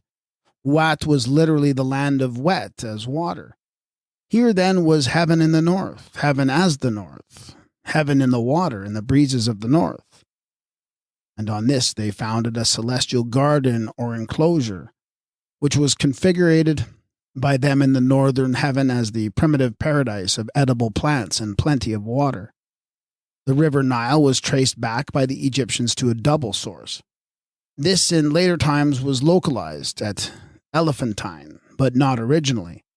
The Nile was known to issue from the two great lakes, which were the southern source of the river according to the ritual. A tablet discovered at Gebel Sisele refers to two of the ancient festivals of the Nile which had fallen into disuse in the time of Ramses II. In this it is said, "I know what is written in the bookstore kept in the library, that whenever the Nile cometh forth from the two fountains, the offerings of the gods are to be plenty. The river was timed to come forth from its double welling place on the 15th of Epiphi, and the inundation to reach Gebel Sisele, or Canut, on the 15th of Tat. The first of these dates corresponds to our May the 31st, the second to August the 4th. This allows 2 months and 3 days for the inundation to travel from its swollen and overflowing double-breasted source, wheresoever that was localized, to Gebel Sisele. The length of the river from the Victoria Nyanza to the sea is now estimated at 3,370 miles. It is less than 3,000 to Sisele, and the water flowing at the rate of only 2 miles an hour would make 3,120 miles in 65 days. This seems to afford good evidence that the two fountains were identified with the two lakes, and that the double source was afterwards repeated locally lower down at Elephantine. The Egyptians had tracked the river to its sources in the recesses called the Tuat of the south, and the inundation to the bursting forth and overflowing of the southern lakes at high flood. The mother of water in the northern heaven was imaged as the water cow. Another type of the birthplace was the thigh or haunch of the cow, and one of the two lakes at the head of the Milky Way in the region of the northern pole was called the Lake of the Thigh.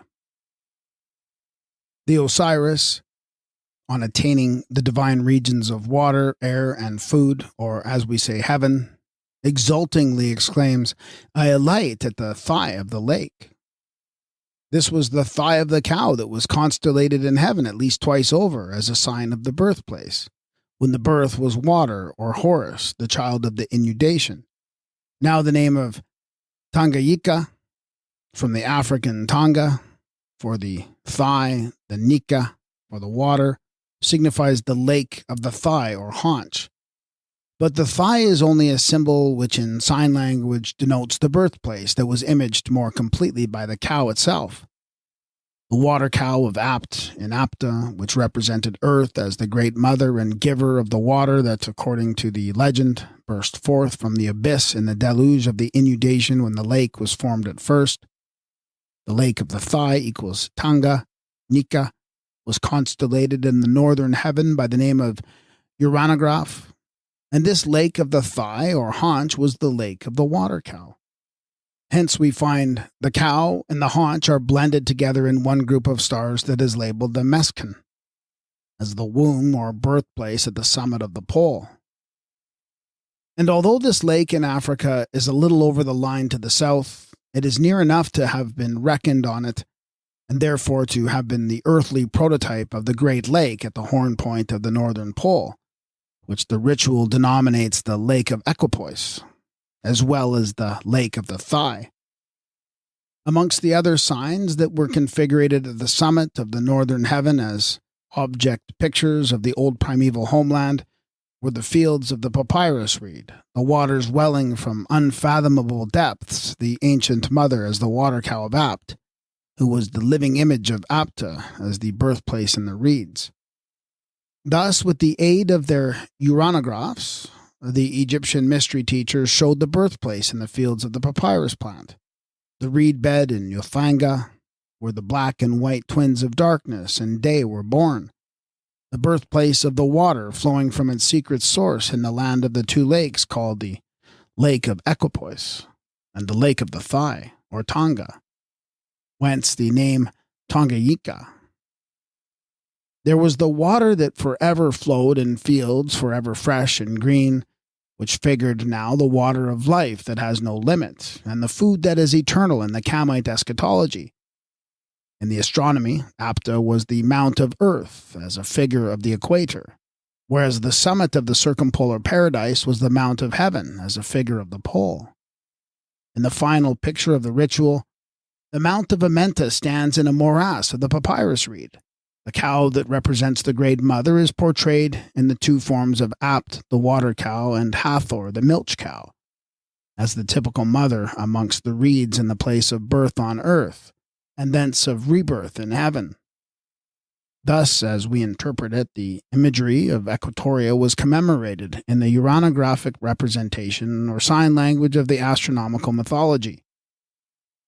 Sir Harry Johnston sees traces of the Egyptian or Hamitic influence amongst the more primitive dwarfs and Negroes of the equatorial regions, but this he speaks of as a result of a returning wave from the Nilotic races. Assuredly, the Kamite race of migratory colonizers on the lower Nile did return in later times in search of the old home. Their voyages by water and travels by land had become the subject of popular tales. But this was as travelers, adventurers, naturalists, and miners who explored their hinterland, dug for metals or gems, imported strange animals, and transplanted precious trees to furnish incense for the goddesses and gods. It was not the grown-up, civilized Ruti of Egypt who called themselves the men, par excellence, that went back to beget the ape-like race of Negroid dwarfs in the central regions of Africa, or to people the impenetrable forest with non-civilized, ignorant, undeveloped mannequins. That was not the root of evolution. It is an ancient and world-traveling tradition that heaven and earth were close together in the beginning. Now the heaven signified in the oldest of all mythologies. The Kamite was the starry heaven of night, upraised by Shu, as he stood upon the mount of earth. This was the heaven in which the stars of our two bears revolved around the pole. The writer of the present work has seen in equatorial regions how the Southern Cross arises and the bears go down for those who are going south. The northern pole star dips and disappears, and with it sinks the primal paradise of mythology in general.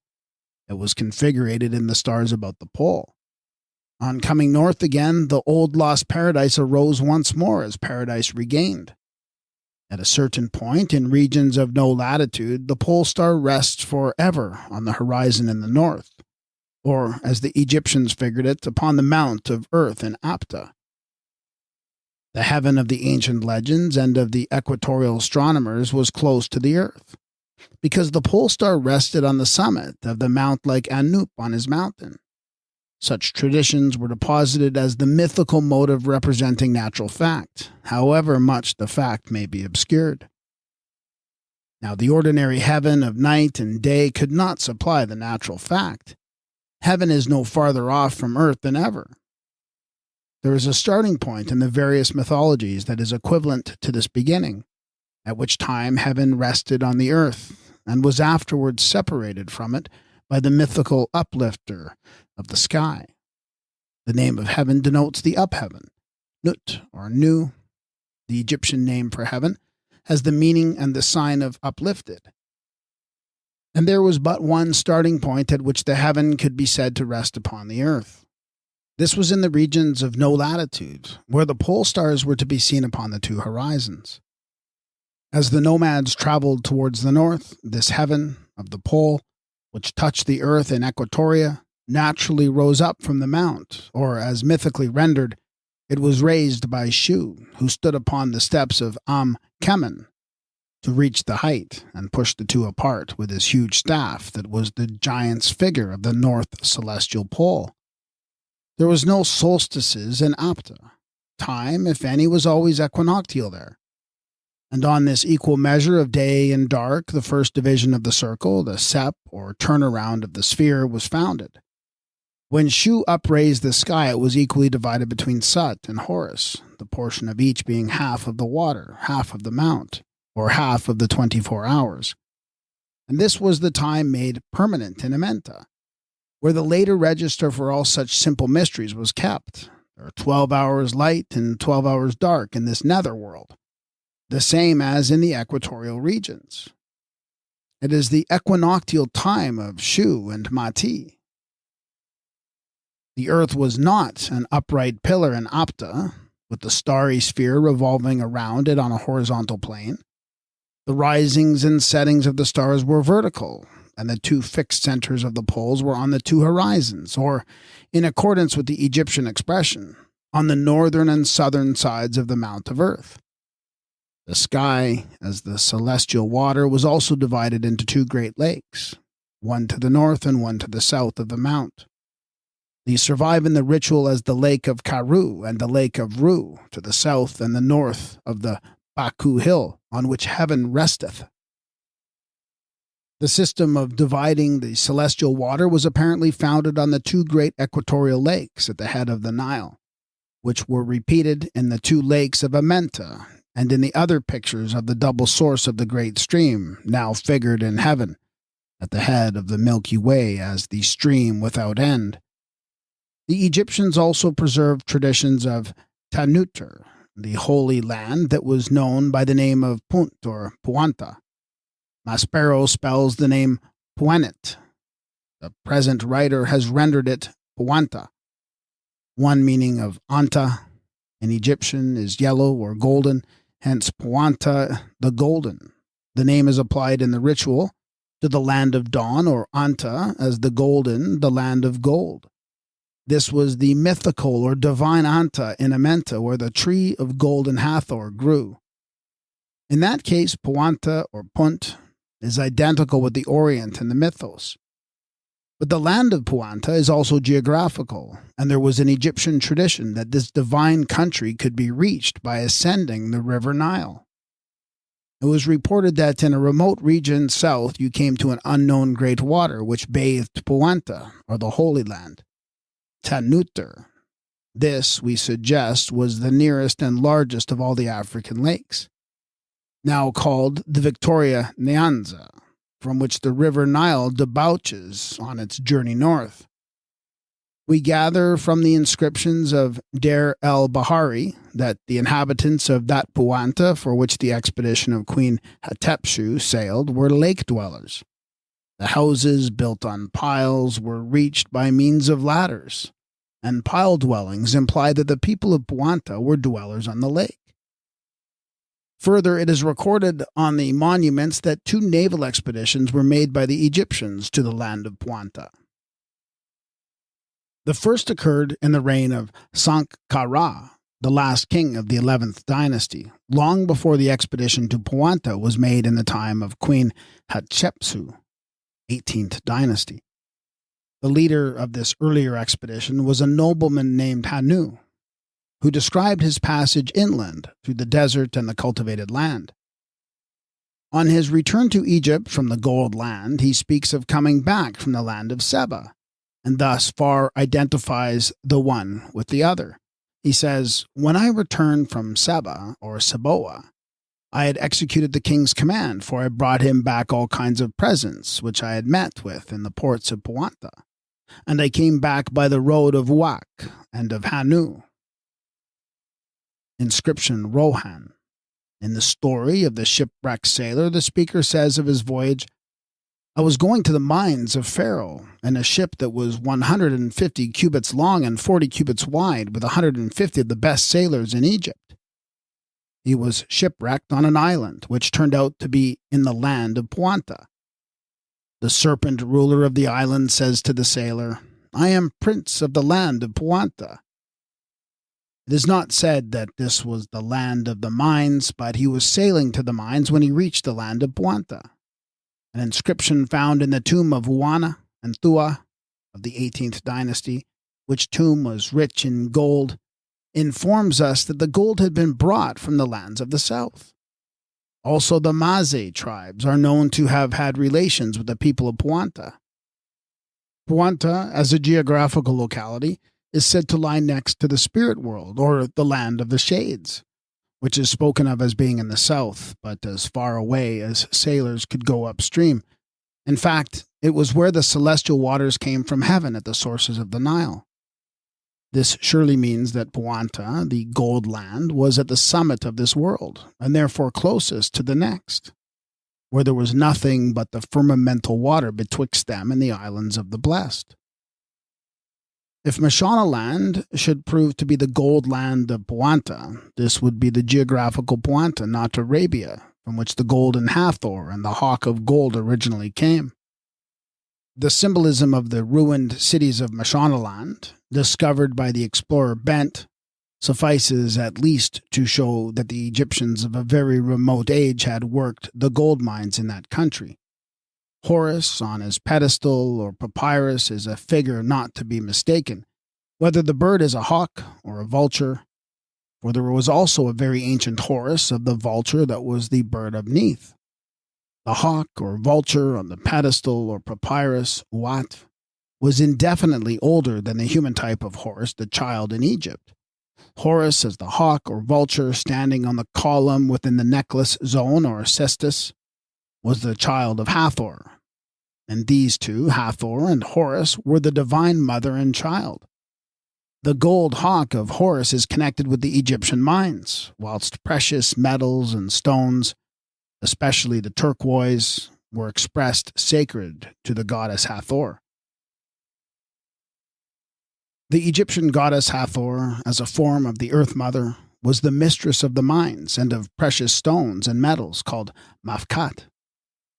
It was here she gave birth to the blue-eyed golden Horus as her child, her golden calf or hawk of gold. The Egyptian laborers who worked the mines of the turquoise country in the Sinaitic Peninsula were worshippers of this golden Hathor and the golden Horus. These two are the divinities most frequently invoked in the religious worship of the Egyptian officers and miners residing in the neighborhood of the Mafkat mines. Also, the name for a mine in Egyptian is Ba or Bat, and Baba or Babait is a plural for mines, likewise for caverns, grottos, and layers underground.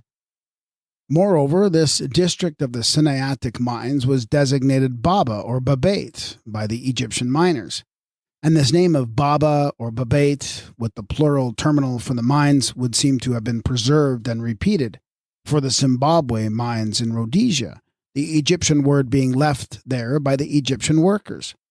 Lastly, as Mafekt or Mafket is a title of Hathor, as Mafek is an Egyptian name for the turquoise, for copper, and other treasures of the mines, as well as of Hathor. One wonders whether the name of Mafking was also derived from the Egyptian word Mafek. The earliest Taniter or Holy Land of the Egyptians was then the Puanta in the south, which was sacred on account of its being the primeval home. But in the mythos, the place of coming forth has been given to the sun god in the east, and this became the Holy Land in the solar mythology, which has been too hastily identified by certain Egyptologists with Arabia as the eastern land. At present, we are more concerned with the original race and its primitive achievement than with the return wave from Egypt in the later ages of the pharaohs.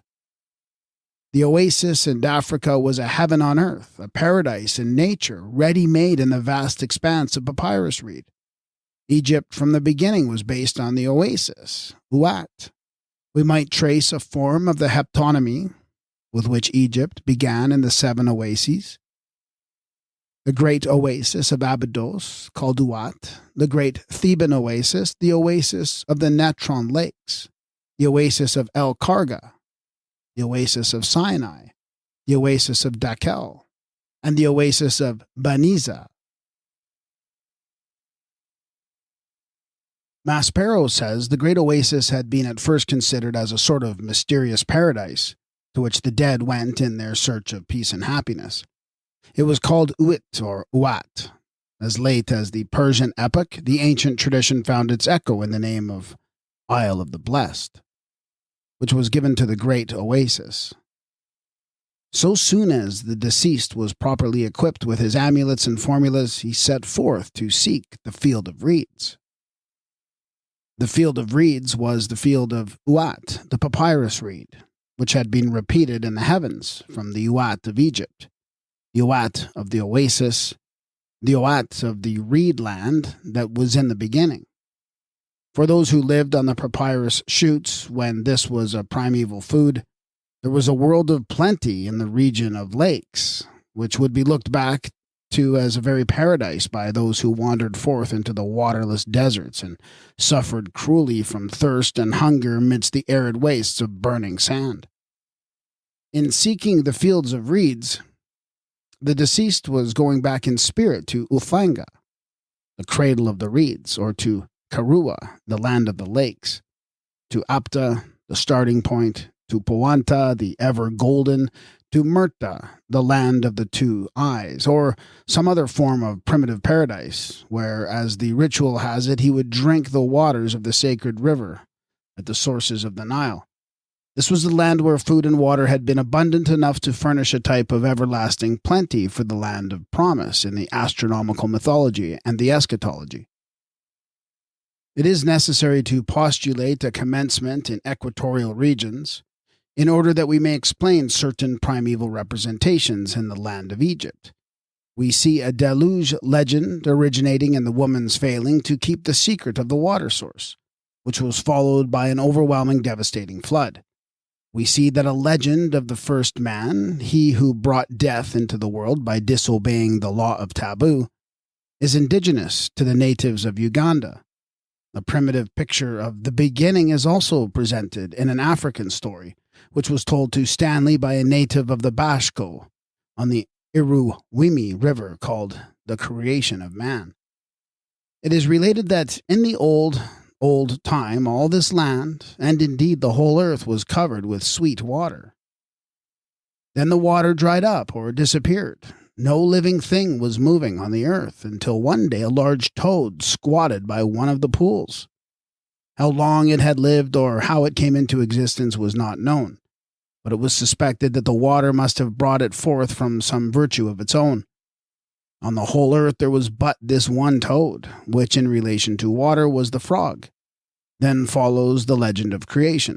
The toad becomes the maker of the primal human pair, which came into being in the shape of twins, like Sut and Horus, or the Zulu black and white twins in their bed of reeds. And these are said to be the first like our kind that ever trod the earth. The legend we judge to be an African original relating to the primordial water, in which the earth was figured as a large toad or frog, at the time when no other living thing moved on the earth, and there was no human creature known. The frog floating on the water in the act of breathing out of it was an arresting object to primitive man, and this became a type of earth emerging from the water of space. The constellation of Pisces Australis was known to the Arab astronomers as the frog. Indeed, the two fish, the southern fish and the whale, were named by them as the two frogs. But whichever type was first, a monstrous frog or huge fish, a turtle or the water cow, it was a figure of the earth amidst the firmamental water, in the lower part of which was the abyss. And here the primal pair are also born as twins, like Sut and Horus. In Egypt, the north celestial pole was variously imaged as a mountain summit, an island in the deep, a mound of earth, a papyrus plant or lotus in the waters of immensity, a tree, a stake, a pole, a pillar, a pyramid, and other types of the apex in heaven. In Equatoria, there was neither pole nor pole star fixed on high in the celestial north. On the other hand, there were two pole stars visible upon the two horizons, north and south.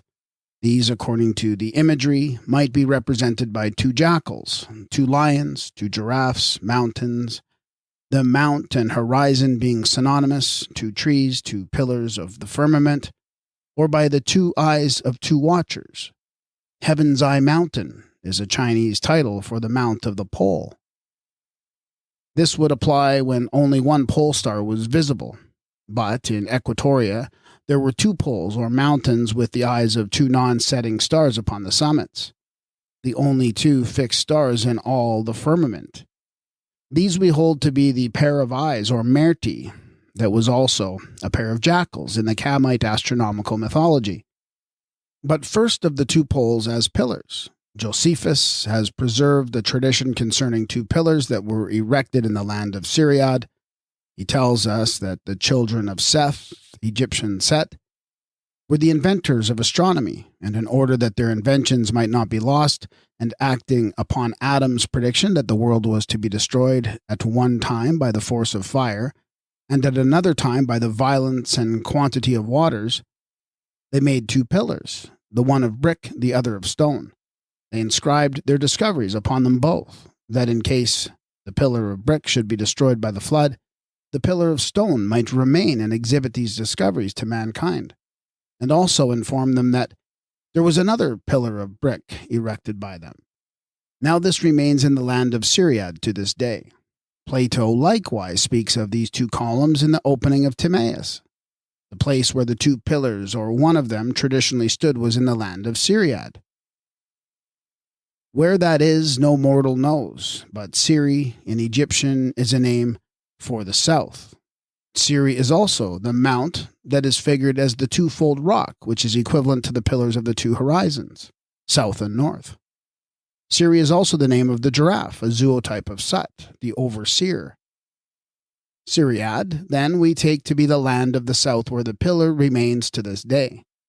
According to John Greaves, the old Oxford astronomer, these pillars of Seth were in the very same place where Manetho placed the pillars of Tot, called Syriad. It is possible to identify the missing pillar of the 2, the pillar of the Sut in the south. There was a southern Anu and a northern Anu in Egypt, and possibly a relic of the 2 poles may be recognized in the 2 Anus, viz. Hermophanes, the Anu of the south, and Heliopolis, the Anu of the north. The original meaning of Anu appears to have been the place of the pillar or stone that marked the foundation which preceded the circle with a cross sign of station or dwelling place. There was an Egyptian tradition which connected Sut, the inventor of astronomy, with Anu as the original founder of the pillar, which makes him the primary establisher of the pole. As an astronomical character, Sut was earlier than Shu. The Arabs also have a tradition that one of the pyramids was the burial place of Sut. The pillar of brick, being less permanent, went down as predicted in the deluge as a figure of the southern pole, whereas the pillar of stone remained forever as the image of the north celestial pole, or of Anu, the site of the pillar, in the astronomical mythology. It is reported by Diodorus that Anu, Heliopolis in the solar mythos, was accounted by its inhabitants to be the oldest city in Egypt, which may have been mystically meant, as Anu was also a city or station of the pole. The most ancient foundation in the northern heaven, described in the eschatology as the place of 1,000 fortresses provisioned for eternity. The 2 pillars of Sut and Horus were primal as pillars of the 2 poles, thus figured in the equatorial regions, as the 2 supports of heaven when it was first divided into 2 portions, south and north. And the pillar or mount of the south was given to Sut, the pillar or mount of the north to Horus. The typical 2 pillars are identified with and as Sut and Horus in the inscription of Shabaka from Memphis, in which it is said, "The 2 pillars of the gateway of the house of Ta are Horus and Sut." The present interpretation is that the typical 2 pillars or props originated as figures of the 2 poles, the single pillar being an ideograph of Sut, that these were established in the 2 domains of Sut and Horus, to the south and north of the land in which the veriest dawn of astronomy first occurred, and that the types were preserved and re-erected in the earth of eternity as the 2 supports of the heaven, suspended by Ta for the Manes and AMENTA, even as the sky of earth had been uplifted and sustained by the 2 poles of the south and north in Equatoria. Sut and Horus, then, were the twin props of support twice over, once in Equatoria as the 2 poles, once in AMENTA as the 2 tats of Ta. Further, 2 brothers, Sut and Horus, as the founders of the 2 poles in building the heavens for the ancient mother, may explain the American story of the 2 brothers who planted each a cane in the house of their grandmother, when they started on their perilous journey to the land of Kibalba. The old mother was to know how they fared by the flourishing or withering of the tree, or cane, and whether they were alive or dead. Grimm traced the same legend in the story of the 2 children, who wished to leave their home and go forth to see the world. At parting, they say, "We leave you the 2 golden lilies. From these you can see how we fare. If they are fresh, we are well. If they fade, we are ill. If they fall, we are dead." Now, the reason why this story is told in Central America, in India, and in Europe we hold to be because it was first told in Africa and rendered mythically in Egypt. It appears quite possible that a form of the two typical pillars, which were visible at the equator, also survives in the two sacred poles of the Arunta natives in Central Australia. These people down under have no northern pole or pole star of the north, but they carry two symbolic poles about with them, which they erect wherever they go as signs of locality or encampment, both of which are limited to the south and the north. One is called the Nurtunja.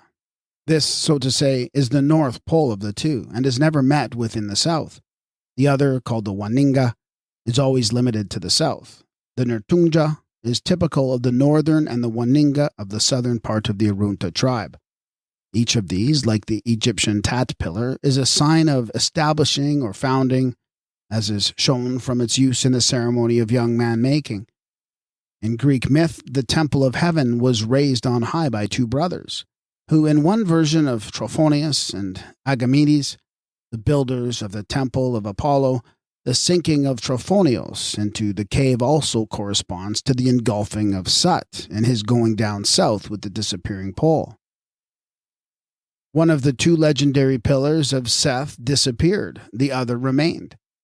And when the nomads of the equatorial regions had begun the movement northward on the way that led them down the Nile, they would gradually lose sight of the southern pole star, and whatsoever else had been configurated with it in the nightly heaven would sink below the horizon south, like a subsidence of land in the celestial waters.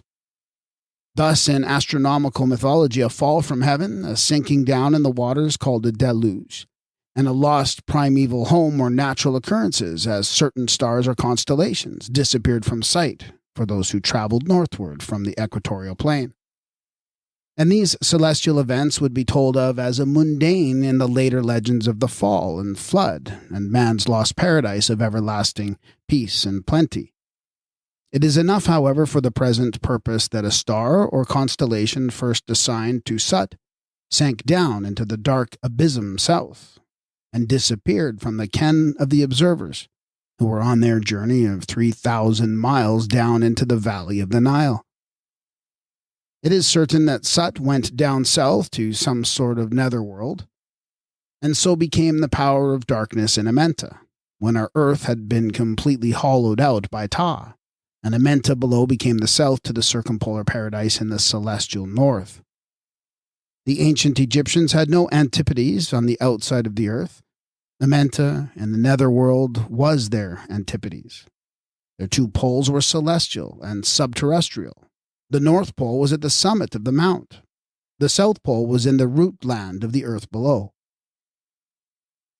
The ritual describes the ways of darkness in the entrance to the Tuat as the tunnels of Sut, which tends to show that a way to the netherworld was made by Sut when his star and standing ground went under the abyss in the beginning of the south, where the Egyptians localized the Tuat or entrance to the underworld, which was the place of egress for the life that came into the world by water from the recesses of the south. Without doubt, the contention of Sut and Horus began with the conflict of darkness and light, or drought and water, when these were elemental powers, and the birthplace of the twin brothers, one black, one white, and was in the bed of reeds. This phase was continued by the twins that likewise struggled for supremacy in the dark and light halves of the moon, which imaged the light eye of Horus and the dark eye of Sut. But the war extended to the whole of nature that was divided in halves betwixt the Sut and Horus twins, who were the firstborn of the ancient mother and two of her several characters. In Central Africa, the year is divided into two seasons of rain and drought. These are equivalent to the two opposite domains of Horus and Sut as powers of good and evil. The wind from the north in the rainy season is warm and wet and beneficent. On the other hand, the wind that comes up from the South Pole is witheringly dry. The wind, therefore, of Sut, the power inimical to man and animal and physical nature. The desert drought, like darkness, was an element assigned to Sut. As this was the region of drought and sterility and Typhonian sands, and Sut, the tawny complexioned, was the force that dominated in the south under the same name. we may see how and where he first acquired his character in Egyptian mythology, as representative of the arid desert opposed to water, fertility, and food. Thus, Sut versus Horus imaged the south versus north. Sut was deadly as the drought, Horus was right as rain. This contention of the combatants and of the south versus the north was continued in the stellar mythos until their reconciliation was effected by some other god, such as Shu, Tot, or Seb. When Sut or his star went down from the horizon, mount or pole in the south, he gradually sank to the lowermost parts of the abyss, which in the eschatology was called the secret earth of Amenta. Here, his character as the opener of roads or ways in the astronomy was continued into the Egyptian eschatology by Ap-Uapt, or the jackal as the conductor of souls. He was the deity of the dark. In the oblong zodiac of Dendera, the two jackals of the south and north, continued in the solar mythos, are figured opposite to each other. These represent the two forms of Ap-Uapt, the opener of ways, who was imaged as a jackal, the seer in the dark. One jackal was known as guide of the southern ways, the other as opener of the northern ways. No Egyptologist has gone further than to suggest that this north and south may have been in Amenta, as they also were. But no one has dared to dream of a beginning with the primitive paradise in Equatoria. Egyptian wisdom. Deluded visionaries, lift your eyes, behold the truths from which your fables rise. These were realities of heavenly birth, and ye pursue their shadows on the earth. The wisdom of the Egyptians, said Augustine, what was it but astronomy? The answer is that it was not simply the science of astronomy in the modern sense, but astronomical mythology was the subject of subjects with the ancient mystery teachers of the heaven, as the Egyptian Urshi, or astronomers, were self-designated. The most puerile report of all which has played false with us so long is the exoteric tradition in the Hebrew Pentateuch. Professor Sayce has asserted that Babylonia was really the cradle of astronomical observation, to which one might reply with the wise Egyptian, do you really know that, or is it that you only pretend to know? The author of Researches into the Origin of the Constellations of the Greeks, Phoenicians, and Babylonians also claims a Euphrasian origin for these, whilst admitting that Egypt was not indebted to any foreign region for her original scheme of constellations, which are entirely or almost entirely distinct. But it is useless or puerile to discuss the genesis of astronomical mythology with the African origins omitted, and without allowing for the alterations that were made by Greeks and Euphratians in the course of transmitting a celestial chart. To omit the Kamite wisdom from the reckoning is to dispense with evolution, and leave no ground for a beginning, no gauge of time nor data of development. Moreover, the primary question of the origins is not astronomical but mythological. The types of this sign language have been founded in totemism. These were first employed for distinguishing the human motherhood and brotherhoods. They were reapplied to the elemental powers in mythology, and afterwards repeated in the constellation figures as a mode of record in the heavens, which can still be read by aid of the Egyptian wisdom, but not by means of the Semitic legendary lore. The primitive constellations might be described as Egyptian ideographs configured in groups of stars, with the view of determining time and season and of registering the prehistoric human past. The principle of representation was similar to that of the modern teachers who draw their diagrams upon the blackboard. In like manner, the mystery teachers of the heavens approximately shape the constellation figures on the background of the dark, to be seen at night and to be expounded in the mysteries. For example, if they were desirous of memorizing some likeness of the old primeval home in Apta, at the horn point of the earth, this would naturally be done by repeating the especial imagery of the equatorial regions at the highest point of beginning, in the northern heaven as seen in Egypt. Or if they wished to show that the river of the inundation issued from an abyss of water in the remotest south, this could be accomplished by constellating the course of the stream in heaven on its long and winding way from the star Atronar to the star Rigel at the foot of Orion. Hence the water of the inundation was depicted in and as the river Eridanus. The contest between Horus, the Lord of Light, and the Serpent of the Dark was made uranographic in the Serpent Holder. The conflict betwixt Horus, who came by water, and the Dragon of Drought was exhibited by the Apap reptile, being drowned in the inundation as the monster Hydra. The scene configurated in the southern heaven, where the conqueror Orion rose to bruise the serpent's head or crush the dragon underfoot, is also represented in the ritual, when Apap is once more put in bonds, cut up piecemeal, and submerged in the green lake of heaven. Other imagery in the planosphere bears witness to the drowning of the dragon Apap in the waters of the inundation.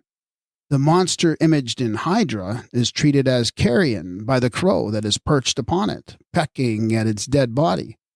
Or if we suppose the mystery teachers of the heavens wish to constellate a figure of the mount of earth amidst the waters of surrounding space, and that this was in the time of the most primitive mound builders, when no conical pillar could as yet be carved in wood or stone, how would they figure the object picture forth as a uranograph? The earth was thought of as a mount amid the firmamental water, and to image this they would naturally raise a mound of earth. At the same time, the heap of earth had acquired a sacred character in relation to the dead, and had become a kind of altar mound piled up with offerings of food. And such a figure we find in Era, the southern altar or the altar mound. The earliest altar raised had been the mound of earth, and this was used to typify the mount of earth. Eratos, speaking of the southern altar's sacred seat, calls this constellation a mighty sign. Manilius says of this constellation, Ara mundi templum est. It is traditionally connected with the war of the earthborn giants, or elemental powers, which were succeeded by the glorious ones, or kuti, in the astral mythos. The Mesopotamian mound builders likewise show us that the most primitive type of foundation was the mound. That the earth mound passed into the foundation of brickwork as the pillar, and the pillar culminating in the ziggurat. So in Egypt, the earth mound led up to the pyramid with steps and culminated in the altar mound of the stone. The Chinese still call the altar a mound because of its being a figure of the earth amidst the Nun. The altar mound was raised immediately after the deluge in the Semitic mythos.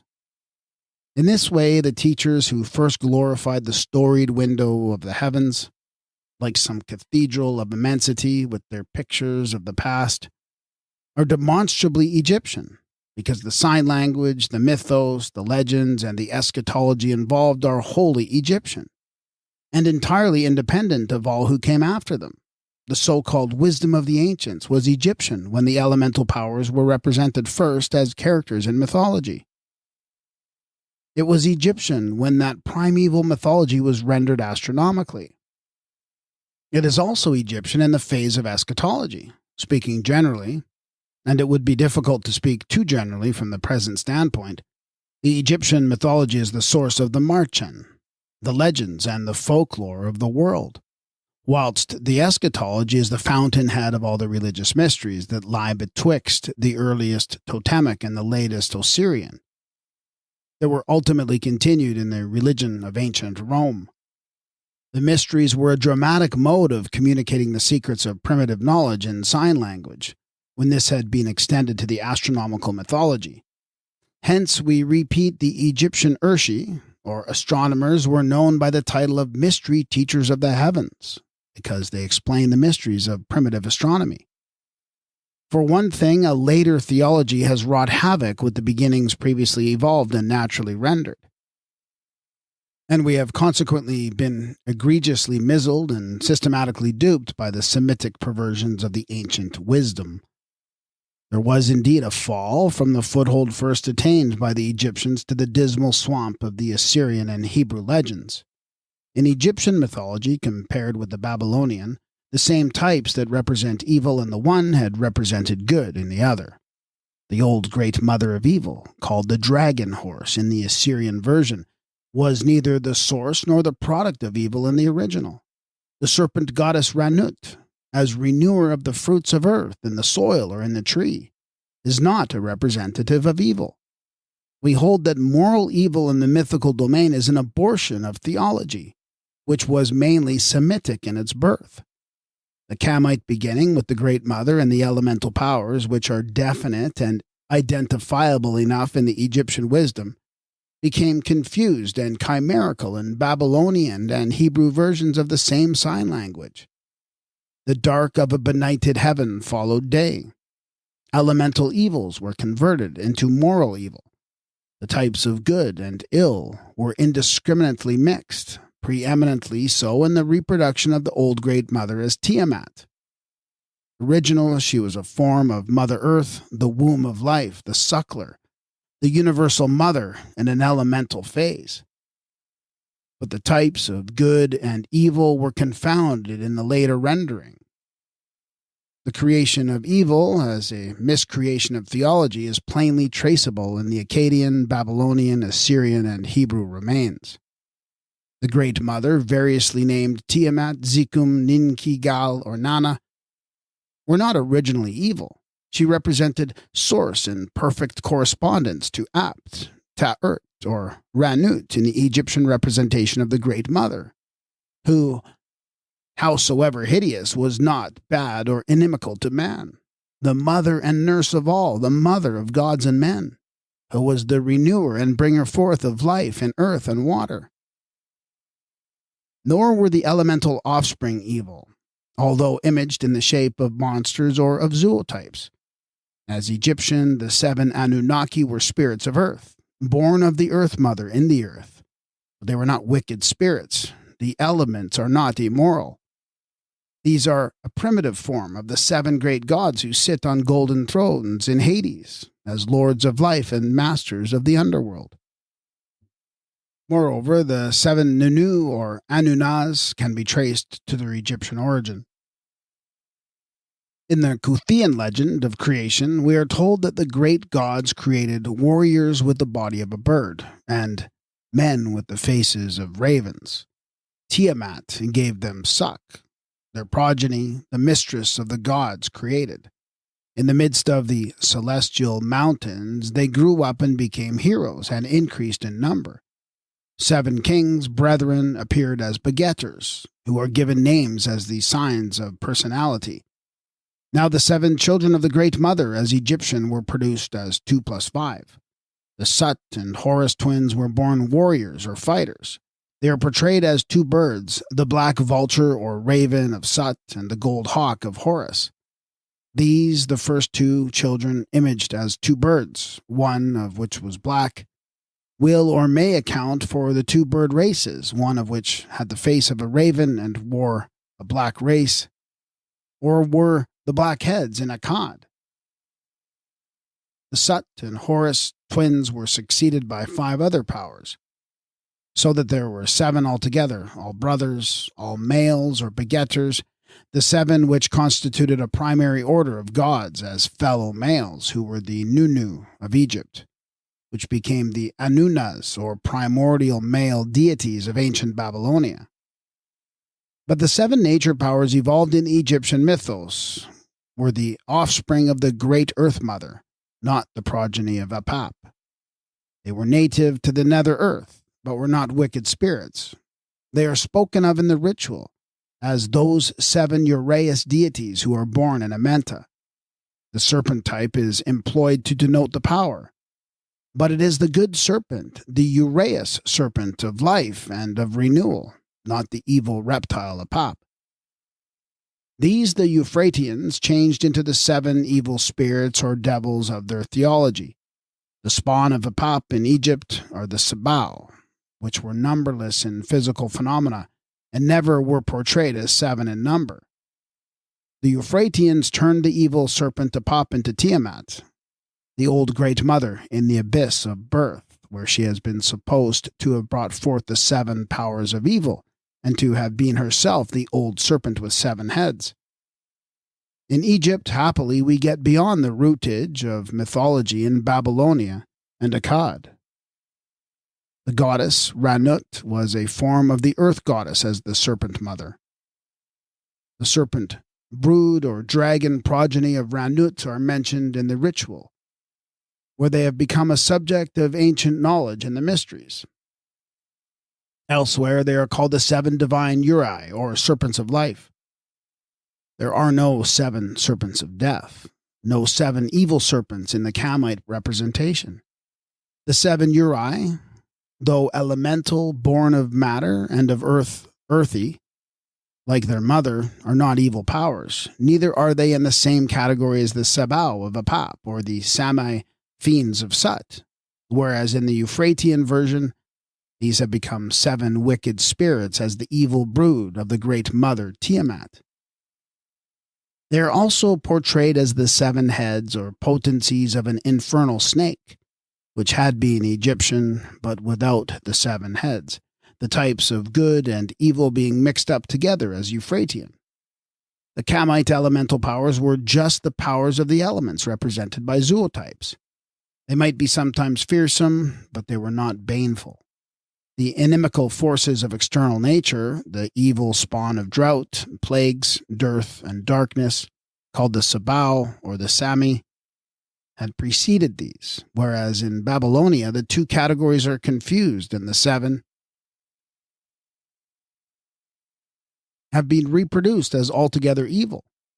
They are 7-fold in all things evil: 7 evil demons, 7 serpents of death, 7 evil winds, 7 wicked spirits, 7 in the hollows of the earth, 7 evil monsters in the watery abyss, 7 evil incubi, 7 plagues. But even these 7 baleful and injurious spirits of Babylonia originated as powers of the elements, no matter where. Hence the first is a scorpion of rain, the second is a monster with unbridled mouth, the third is the lightning flash, the fourth is a serpent, the fifth is a raging dog, the sixth is a tempest, the seventh is the evil wind. Here the whole scheme of evil is meteorological and is based upon bad northern weather. The theological perversion and the degradation of the type are traceable in Babylonia. The 7 serpent powers were originally the same. In Egypt, there are 7 spirits of the earth, and of the 7 in Babylonia, it is said in the magical text from Eridu, "Those 7 in the earth were born, those 7 in the earth grew up, those 7 from the earth have issued forth." Only in Babylonia, the great mother as the crocodile type of water has been confounded with the Apap reptile of evil, and made to spawn the evil powers in the darkness of later ignorance. We can watch the change in a Babylonian version of the mythos. The 7 nature forces have originated as 7 evil powers. They were rebellious spirits and workers of calamity that were born in the lower part of heaven, or the firmamental deep. They are called the forces of the deep, forever rising in rebellion. In short, they are one with the Sabao of the ritual, who were the progeny of Apap, which had been confounded with the 7 elemental spirits who were not originally evil. The beneficent Great Mother Earth, who had been imaged by the sloughing serpent as a type of renewal and rejuvenescence, was transmogrified into the serpent of theology, the very devil in a female guise, the author of evil that was ultimately represented as a woman who became the mother of the human race, and who doomed her offspring to eternal torment ere she gave them birth in time. The Hebrews followed the Babylonians in confusing the Uraeus serpent of life with the serpent of death. The primal curse was brought into the world by Apap, the reptile of drought, dearth, and darkness, plague, and disease. But the evil serpent began and ended in physical phenomena. Apap was never a spiritual type and was never divinized, not even as a devil. The beneficent serpent Ranut represents the mother of life, the giver of food and fruits of the earth or the tree. She is portrayed as the mother both in the form of a serpent and also as the human mother.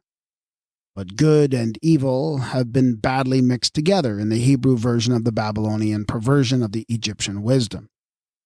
The way in which the Kamite mythos was converted into Semitic legendary lore and finally into biblical history is palpably apparent in the story of the fall. The woman offering fruit as temptress in the tree was previously represented in sign language as the serpent, which was the symbol of renewal in the tree. as is shown when the reptile offers the fruit to the man. Thence came the serpent woman, who was a compound of the zootype and the anthrotype, and who was damned as Mother Eve, as deified as Ranut, the giver of fruits of earth, conclusive evidence of the way that changes were made in the appropriation of the prototypes, and the readaptation to the change of fauna. And likewise of later theology can be shown in relation to the primordial Great Mother, who was Tiamat in Babylonia. One of her typical titles is the dragon horse, and as the Egyptians had no horse, it might be fancied at first sight that such a compound type as the dragon horse, which also figures in Chinese mythology, was not Egyptian. The ancient Egyptians had no horse, and their dragon was a crocodile. The hippopotamus was their first water horse as male, that is, the water bull. As female, it was the water cow. Now, the old first genetrix apt, kept, or ta'ert, when represented as a compound figure, is a hippopotamus, that is the water horse in front, and a crocodile, that is the dragon, behind. The dual type of Tiamat, the dragon horse, is based on the crocodile and hippopotamus, which are to be seen combined in the twofold character of the Great Mother Apt. And these two animals were unknown to the fauna of Akkad and Babylonia. Thus, as Babylonian, they are not derived directly from nature, but from the mythology and the zootypes that were already extant in Egypt as African. Horus and Sebek was the great fish of the inundation, typical of food and water. This great fish is the crocodile, which was applied to Horus as a figure of force in his capacity of solar god. The crocodile in Egypt being a prototype of the mythical dragon, not the evil dragon, but the solar dragon, which was known in relation to Sebek and to Saturn as the dragon of life. In one of the Greco-Egyptian planispheres, this dragon keeps its original form and remains a crocodile. It is portrayed as a constellation of enormous magnitude, and is truly the great fish of Horus Sebek. It was first of all a figure of inundation constellated in the stellar mythos, and reapplied to the power that crossed the waters as the solar Horus of the double horizon. The only form of evil to be found in the abyss was the dark and deadly power of drought, that, as feared, might drink up dry all the water. This was figured as the Apap reptile or some other form of the monster Hydra, the prototypal serpent of the sea. The mother of life in the abyss was the giver of water, as the wet nurse of the world, not the destroyer of the water. In Babylonia, the tree of life was changed into a tree of death. The serpent in the tree that offers fruit for food, as Ranut, the giver of food and representative of Mother Earth, was transformed into the evil serpent that brought death into the world and all our woe, but which had originated as a beneficent figure in the Kamite representation of external nature. The transmogrifying of Tiamat, the mother of all and suckler of the seven elemental powers, into the dragon of evil might be followed on other lines of descent, as in the conflict of Bel Merodach and the dragon. In the Egyptian representation, Apap the dragon of drought is drowned in the water by Horus of the inundation, whose weapon, therefore, is the water flood. Now, in warring with Tiamat, the deluge is the mighty weapon wielded by Bel. Bel launched the deluge, his mighty weapon, against Tiamat, inundating her covering, or drowning the dragon of drought. Thus Tiamat is destroyed by Bel with the deluge, where Apap was drowned by Horus in the inundation. This again shows that the great mother Tiamat, suckler as the giver of water, had been converted into the evil dragon of drought. The good crocodile had also been transmuted into the evil dragon and portrayed as falling down head foremost from the starry summit of heaven, to be trodden underfoot and crushed beneath the heel of Horus, who is Heracles in Greece, Krishna in India, Merodach in Assyria. It was the same with the other fauna. The pregnant hippopotamus was changed for the always female bear or the pregnant woman. The two dogs have been substituted for the two jackals of the south and north, the first two openers of the roads in heaven. The eagle of Zeus takes the place of the hawk of Ra. and the raven, the black Ne of Sut. The legend follows, and the conflict betwixt the eagle and the serpent is substituted for that of the warring hawk and serpent in the Egyptian mythos. The huge Apap reptile of drought and darkness has been supplanted by the chimerical monster that is slain by Gilgamesh, the solar god. And when the totemic matriarchate has been followed by the patriarchate, and the goddess of the living word in heaven has been changed in the Euphratian system for the Lord who is the voice of the firmament, when the waterman has replaced the multimammalian wateress, the cow or sow of an earlier system of signs, when the heroes or mighty ones have been superseded by simple shepherds of the heavenly flocks, it becomes a question of very minor import who made the changes and forged the counterfeits, or whether the originals were deliberately disguised by the Akkadians or Babylonians, Phoenicians or Greeks. In the course of the present inquiry, we shall learn that the creation exoterically described in the Semitic legends of the beginning was not cosmogonical.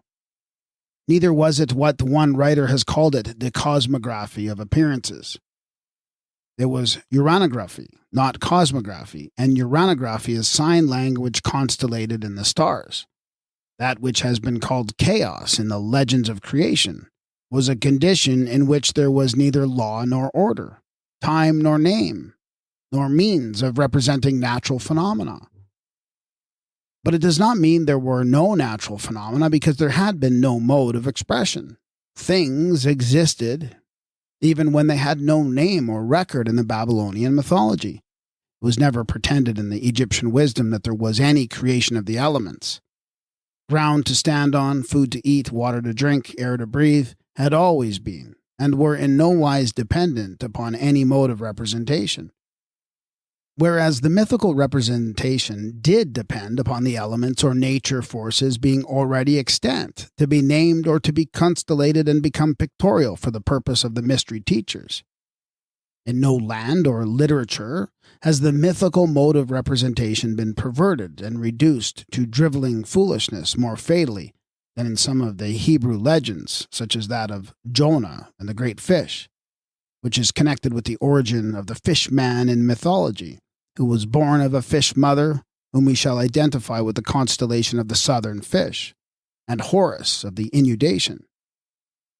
The most ancient type of the fish was female, as a representative of the great Mother Earth in the water.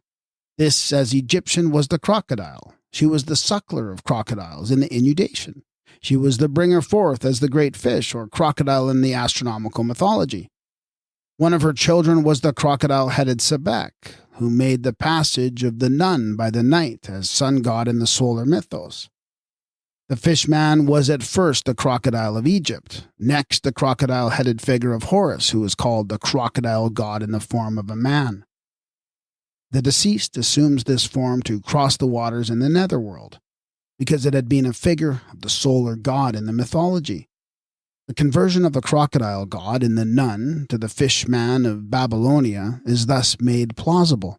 Jonah is a form of the fishman in the biblical story, which is neither mythology nor eschatology, and therefore a figure of the solar god who made the passage of the waters as Horus the crocodile, or as Ea the fishman of Nineveh.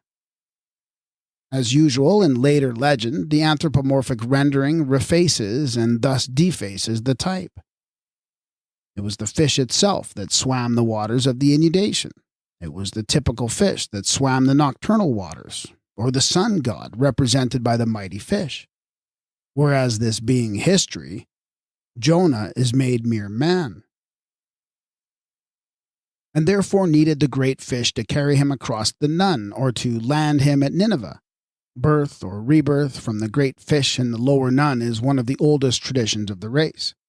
It was represented in the mysteries and constellated in the heavens as a means of memorial. The great fish that landed Jonah on dry ground may still be seen as Kitos, with its enormous mouth wide open at the point of emanation from the Nun, just where the landing place on Earth is represented in the equatorial regions on the celestial chart. Naturally, there would be some changes in the constellations with the change of fauna, as the primitive wisdom passed from land to land. But that is a different matter from working the oracle of the celestial orrery on behalf of false and therefore all the more virulent theology. It can be demonstrated that the astronomical mythology of Egypt passed into Akkad and Babylonia, with the race of the Cushite Blackets to become the wisdom of the Chaldees, and the Persian Magi in after ages, including such primary types as the abyss of the beginning in the lower firmament, the Great Mother as a fish or dragon, crocodile in the abyss, and the fish-man born of the fish mother from the abyss. According to the legend related by Berosus, a divine fishman, Oannes or Oan, who had his dwelling in the Persian Gulf or Erythraean Sea, came forth from thence to teach the Chaldeans all they ever knew, when, as it is said in the native tradition, the people wisely repeated his wisdom. In all probability, the instructor as a fishman in Babylonia was represented by Ye, whose consort was Davki or Davkina, the Earth Mother corresponding to the Egyptian Great Mother, one of whose names was Tef. Among the chief deities reverenced by the rulers of Tello was one whose name is expressed by the ideographs of a fish and an enclosure, which served in later days to denote the name of Ninna or Nineveh. The same sign, i.e. of a fish and enclosure in the Egyptian hieroglyphics, signifies An, to appeal, to show, to teach, as did the fishman. An is Egyptian in a name of the teacher, the scribe, the priest. An was the fish in Egypt. An was the fish for ideograph, is an ancient throne named that was found by Lepsius among the monumental titles on a tomb near the pyramids of Giza.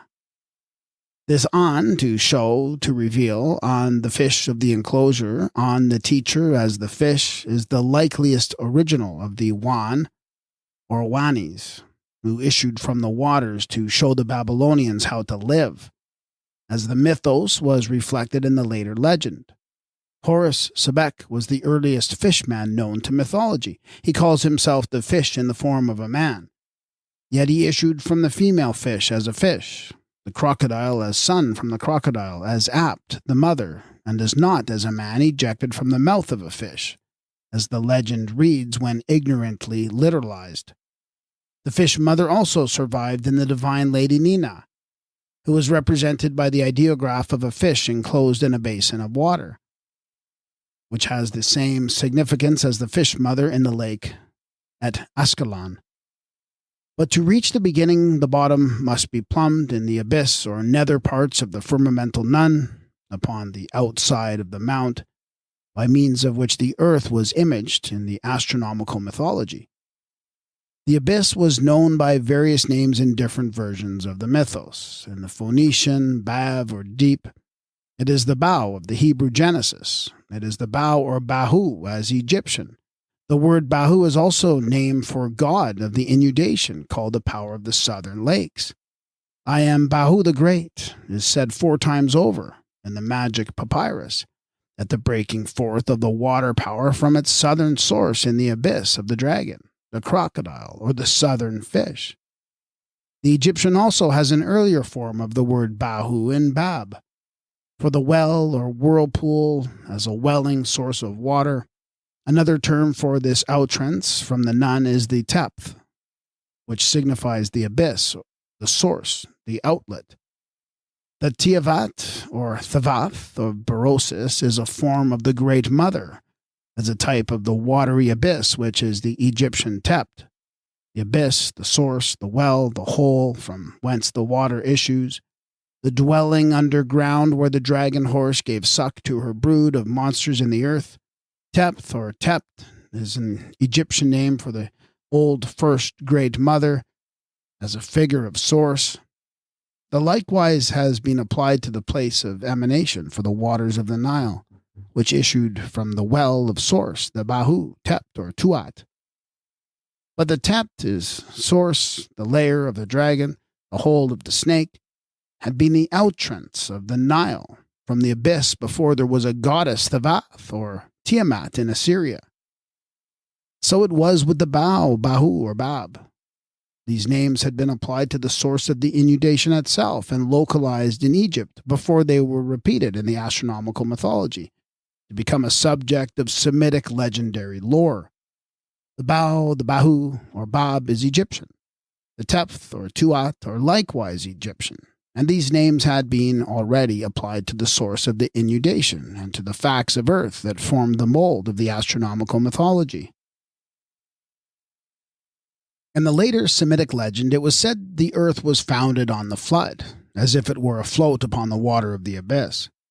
But according to the primary expression, the earth stood on its own bottom in the water, at the fixed center, with the tree upon the summit as a figure of food and water and vegetation. The mythical abyss of the beginning was the welling place of water underground where life was brought to birth by the Great Mother from the womb of the abyss. In the ritual, this is described as the Tuat, a place of entrance to and egress from the lower earth of AMENTA.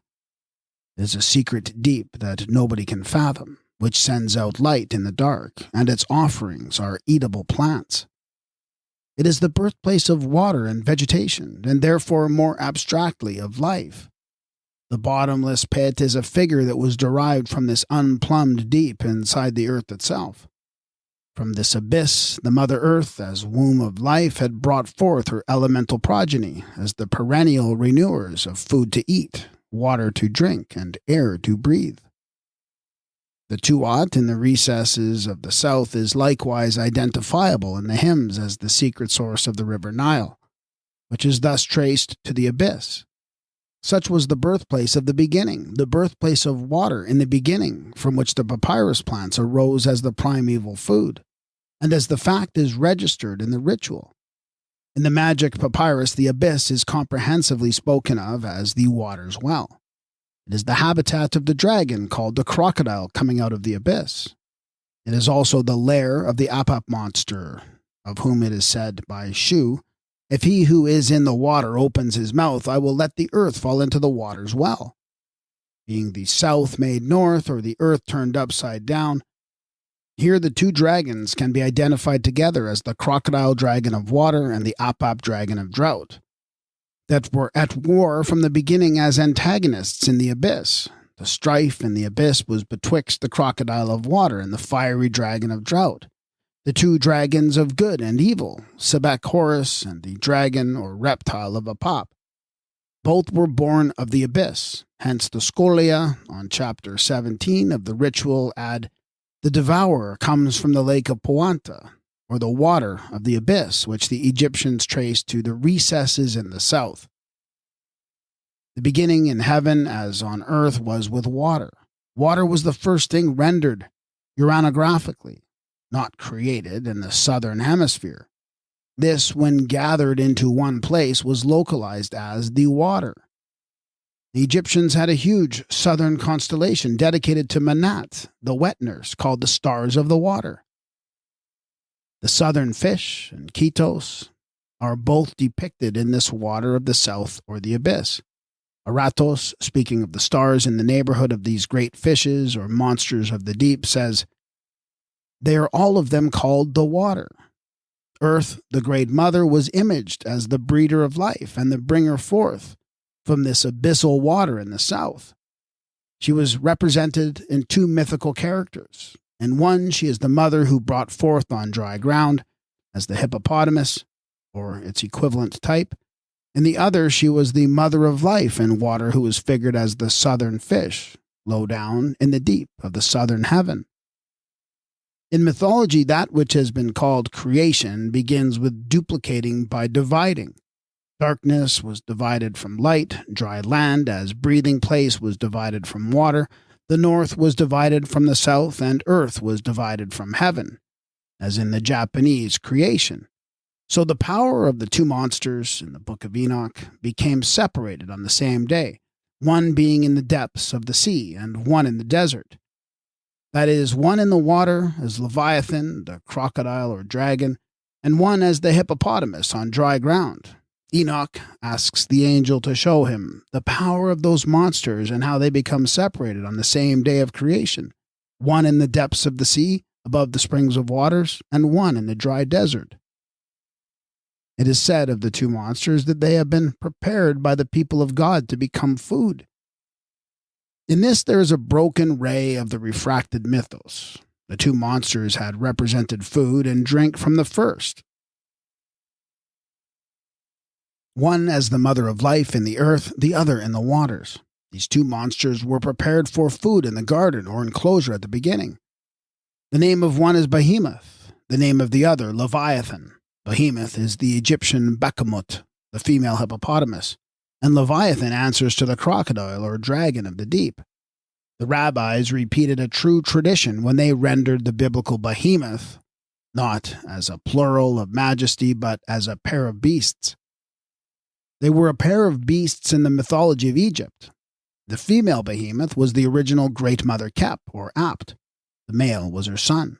The crocodile also, as zootype, was both male and female. For his purpose, however, Enoch makes Leviathan a male monster and Behemoth female. Of course, the type is or may be differentiated by the sex. The two monsters in the Egyptian starry scheme are both female as two forms of the Great Mother, who was the hippopotamus in her forepart and the crocodile behind, or the crocodile in the south and the hippopotamus in the north. Thus, the hippopotamus and crocodile, which were natural in the Nile, had become two huge, indefinite monsters of legendary lore in the Book of Enoch, and the two survived as the types of dry and wet for land and water. The suggestion now to be made is that the two monsters of dry and wet, or earth and water, were constellated as the southern fish and Ketos, or the whale, but that the whale had been substituted for the hippopotamus by the Euphratians or the Greeks. The southern fish on the celestial globe is portrayed in the act of emanating a stream of water from its mouth, whereas the monster Ketos is depicted as the breather out of the water, the two being representative of the earth as the mother of life and the water called the abyss. In the Sut and Horus mythos, the first two children of the ancient mother represent the conditions of dry and wet. They were born twins because the conditions were coextant on earth and water. In the course of time, everything that was dry, decissative, or of the desert was ascribed to Sut, whereas the products of water were assigned to Horus. Hence the two monsters were continued as types of the twins. The hippopotamus of earth, as male, was given to Sut. The crocodile of water was given to Horus to typify the fish as food of the inundation. The abyss of waters is described by Berosus as the habitat of most hideous beings, which had been produced by a twofold principle that was as yet undiscreted into wet and dry. The person who was said to have presided over them was a female named Omeroka. Then came Belos, and cut the woman asunder, and of one half formed the earth, and the other half the heaven, or firmament. This is a mode of discreting the twofold principle of the dry earth and the celestial water. The story told by Berosus is a later legendary form of the mythos. The duplication of the motherhood is the same, but with a change of type. The later woman has taken the place of the cow that was cut in two, divided or made twain as the water cow of earth, and the milch cow of heaven. Omeroka is the Great Mother, who was one as the representative of earth, and then was divided to become the representative of earth and water. The formation of earth and heaven out of the halves is identical with separating earth and water and distinguishing wet from dry.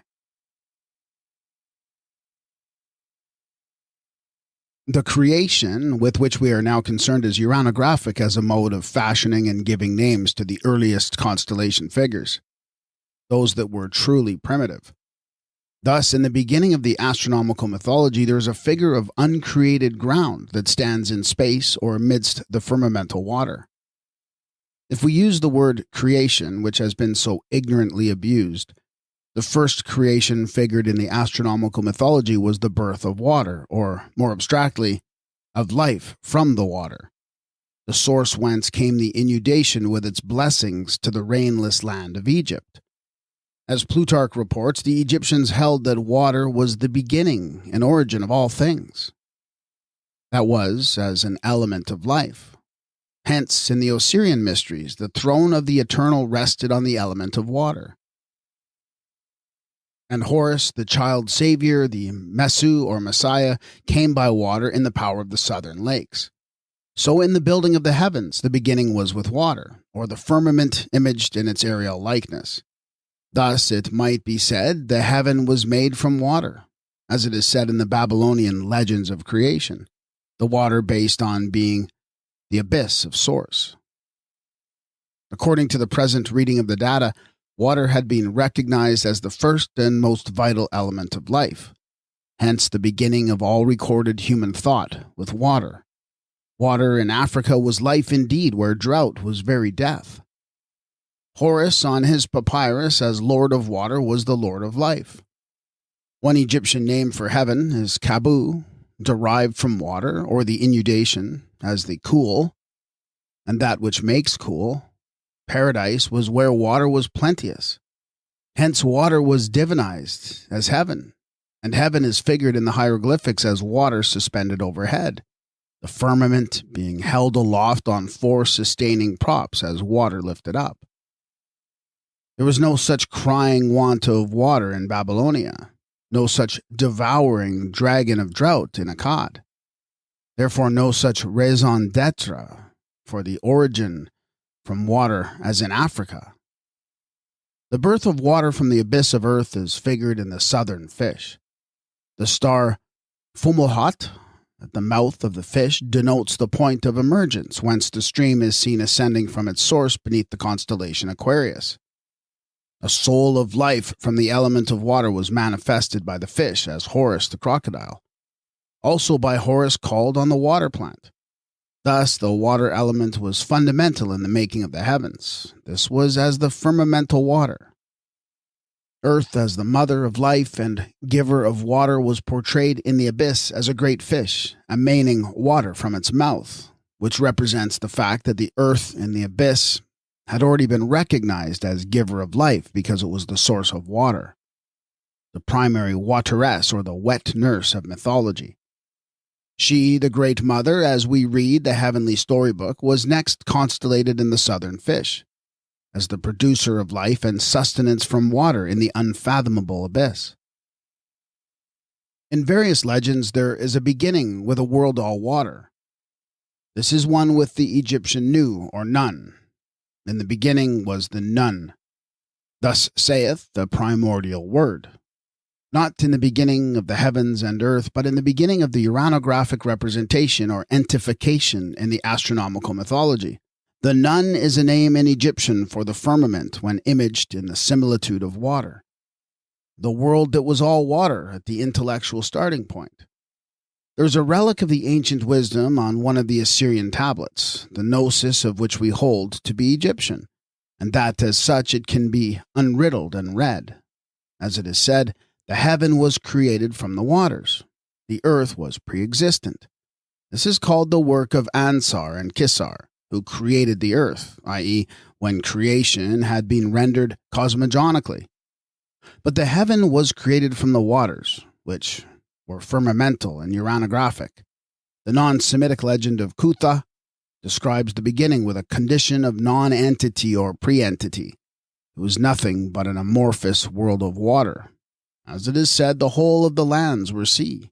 The abyss had not been made below, nor was there any seat of the gods above. There was no field of reeds, no tree of life had been planted in the midst of an enclosure. There flowed no stream from the abyss within the sea of the celestial water.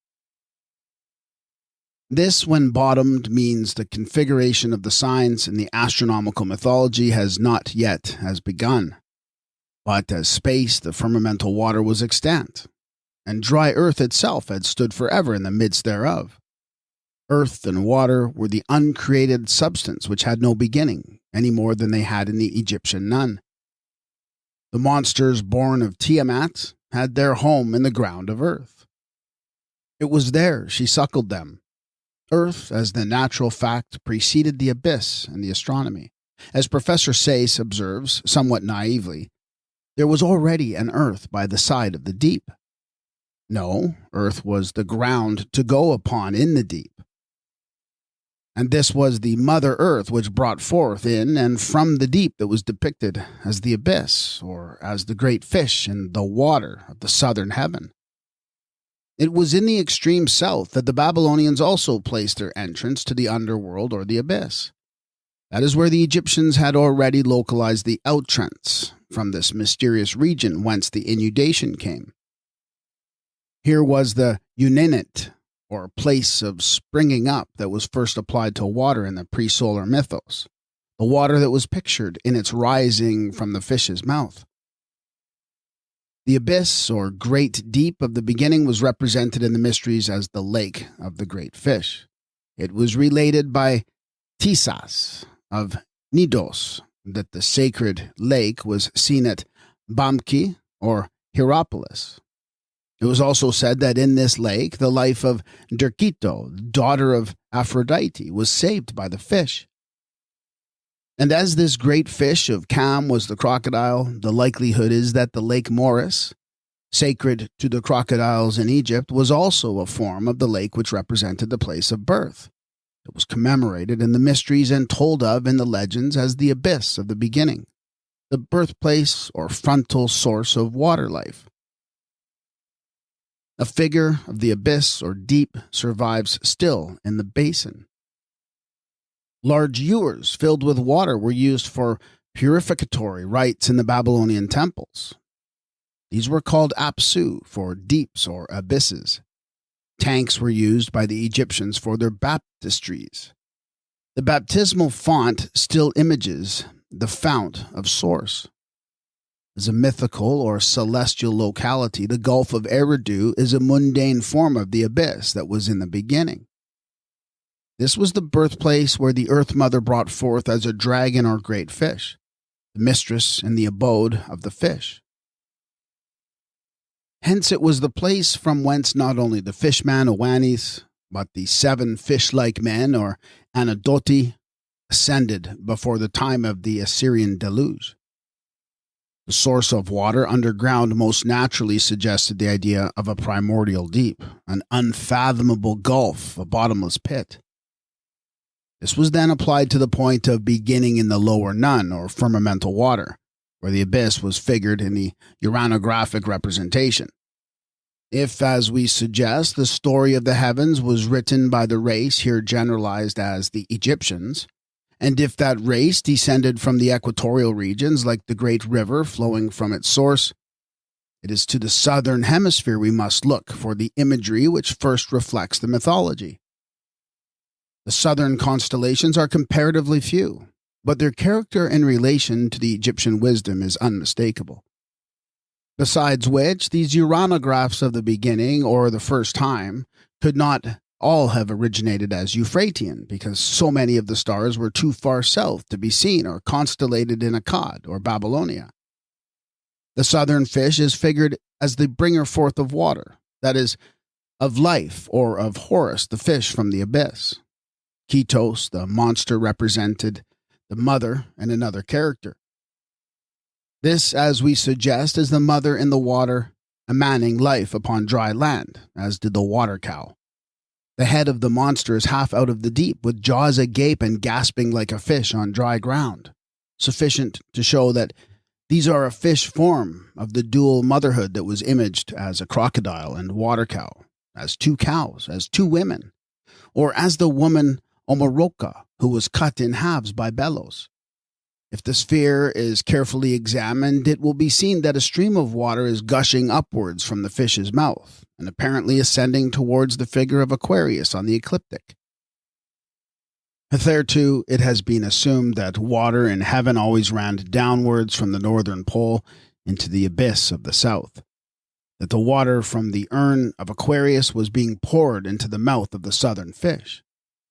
And the river Arendanus started from the star Regal, at the foot of Orion, and came to the end at the star Atranar, its course being from north to south or from right to left of the sphere. But this reckoning has now to be reversed.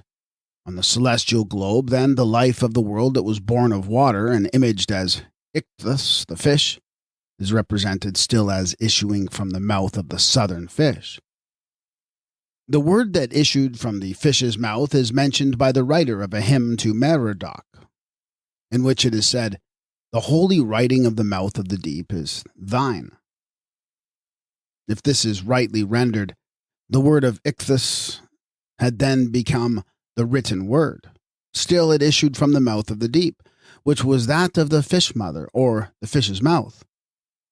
Now the mystical emblem known by name as the Vesica Pisces is still a form of the fish's mouth, an outrance into life. The present writer once thought the vesica was uterine, and it is such as a cotype, but not in its origin, because the child first born of it was not the human child. It is the emanating mouth of that fish which gave birth to water, as the life of the world, and to the Savior who came to Egypt by water as the fish of the inundation. In the language of obstetrics, the outrance of birth is called the os tinco, or tench's mouth.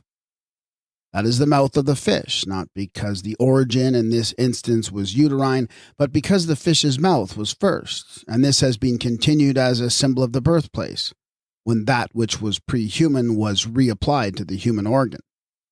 In the course of doctrinal development, geometrical and anatomical figures are blended in the vesica as a symbol of the womb.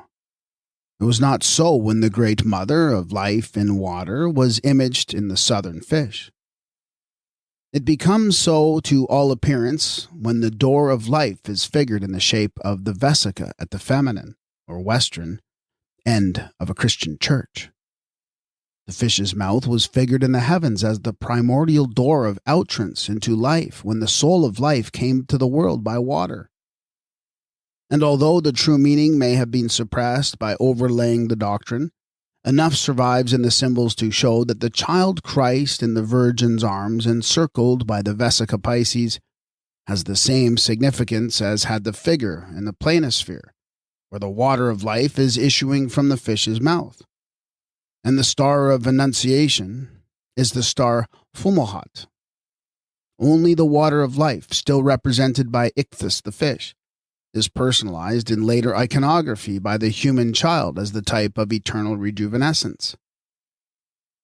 The oval being a co-type with the fish's mouth, the Virgin and her child are a later equivalent for the Divine Mother bringing forth her fish in the lake, piscina, basin, or other water type of the primordial abyss, as in the astronomical mythology.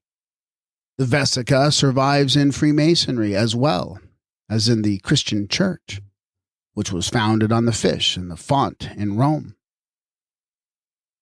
It represented an archetypal and ineffable mystery as a geometrical symbol, not one that was simply anatomical. Speaking of the Vesica, Dr. Oliver says this mysterious figure, Vesica Pisces, possessed an unbounded influence on the details of sacred architecture, and it constituted the great and enduring secret of our ancient brethren. The plans of religious buildings are determined by its use, and the proportions of length and height were dependent on it alone. The springs of water issuing forth, as from the breast of the Mother Earth, made her the wet nurse to her children. As apt, she nursed her hippopotami; as Rerik, she gave milk to her young swine; as Neith, she was the suckler of her crocodiles; as Hathor, the cow-headed, she was the milch mother, who was said to give the white liquor that the glorified ones love. In each of these forms, she was a type of Mother Earth, as we learn from the mythology. The mundane source of water touches the origin of what has been designated the worship of wells and springs, which was at first a propitiation of the superhuman power of Mother Earth by those who needed water, and who, like the Egyptians, sought to be nursed at the dugs of the cow when reborn above as the glorified. In Ireland, there could be no religious place without a holy well. St. Columcille is said to have seined 300 well springs that were swift-running. Well worship, so-called, is propitiation of the power in the well. This was the spirit of running water, which as an element had the credit of giving life and the power of purifying. The doctrine is extant as Osirian in the ritual, where the water is a lake of healing, at which all defects are washed away and all stains obliterated. Well worship, so-called, is propitiation of the power in the well. This was the spirit of running water, which is an element had the credit of giving life and the power of purifying. The doctrine is extant as Osirian in the ritual, where the water is a lake of healing, at which all defects are washed away and all stains obliterated. The speaker says, I am purified at the two great lakes, the lake of natron and the lake of salt, which purify or sain the offerings that living men on earth present to the great God who is there, that is, Osiris, who had taken the place of the mother as the source of life in water. The point is that the water purified or sained the offerings that were made to the power in the lake or well of living spring. But the Great Mother was the first to be solicited for water, she who was the wateress in the abyss, the primary Great Mother in mythology, the water cow as Apt in Egypt, the water horse as Tiamat in Babylonia. The primordial abyss had originated as the source of water in the earth. The wellspring underground was the fact in nature upon which the fabled fount of immortality and the subterranean lake of the waters of life were founded in the divine nether earth. Water generated by the earth was that which came from every source itself, thus visualized as wet nurse of the world. Every spring or bubbling fount of liquid life that issued from this source below was suggestive of a deep without a bottom, the tept, the bab, or bow of source. It was afterwards represented in the astronomical mythology and constellated at the very foundation of the southern heaven as the mystical abyss. The first abyss was in the earth. The abyss of firmamental water is outside the earth. It is figurative because celestial. The nun was heaven, entified as water. But there had been two waters, actual and external nature, as the waters that rose up in the fountains, wells, and springs of earth, and the water that fell in dew and rain from heaven. This was portrayed as falling from the tree of wet, which is the Egyptian tree of nut, or the heaven as water. Thence water from the well was the water of earth, and water from the tree was the water of heaven. These two water sources in earth and heaven were figured as the abyss or well below, and the tree of rain above, with Apt or Hathor, the mother earth in the abyss, and Nut, the heavenly mother, in the tree of wet above. And these two types seen in the well and tree are universal signs of so-called water worship, with the oldest races in the world. The holy well or water hole is commonly found beneath the sacred moisture-dropping tree. The stone erected as an altar underneath the tree is almost as common. This was a place of propitiation and appeal to the elemental power. Libations of blood were poured out on the stone. Offerings were suspended on the tree. Gifts were cast into the well and magical invocations made. The well suffices to establish the fact that the primitive want was water, but the source was dual in the water of earth and the water of heaven. The source in earth was imaged in the well as a form of the abyss. The water that fell from heaven was imaged by the tree of Nut. The altar stone is representative of earth.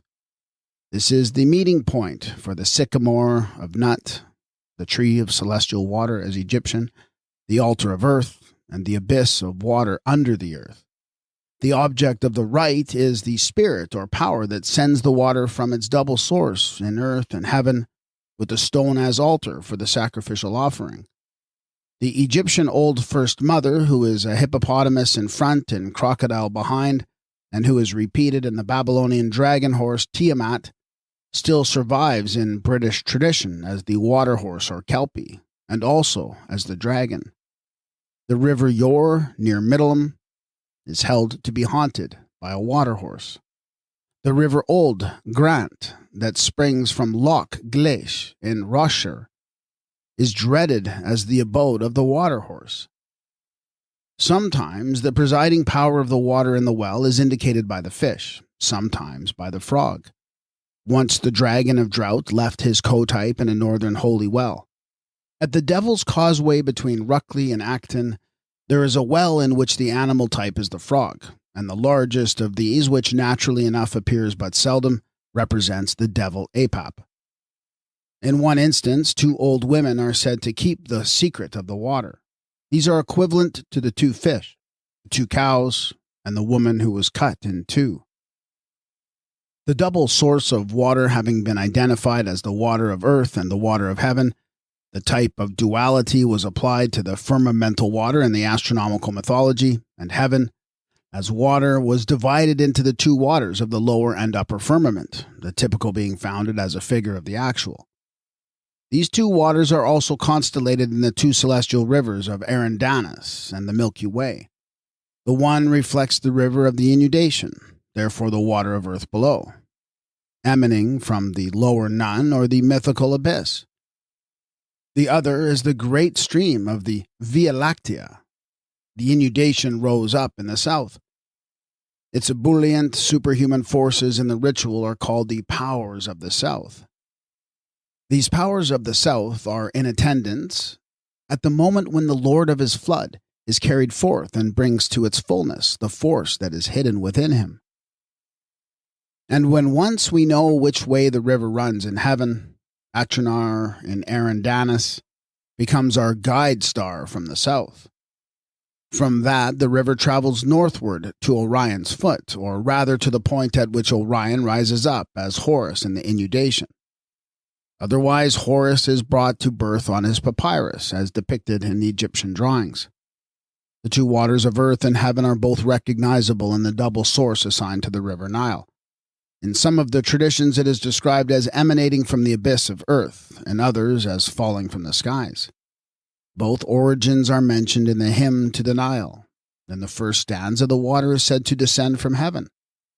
In line between, we are told that the Nile has made its retreat in southern Egypt. Its name is not known beyond the Tuat.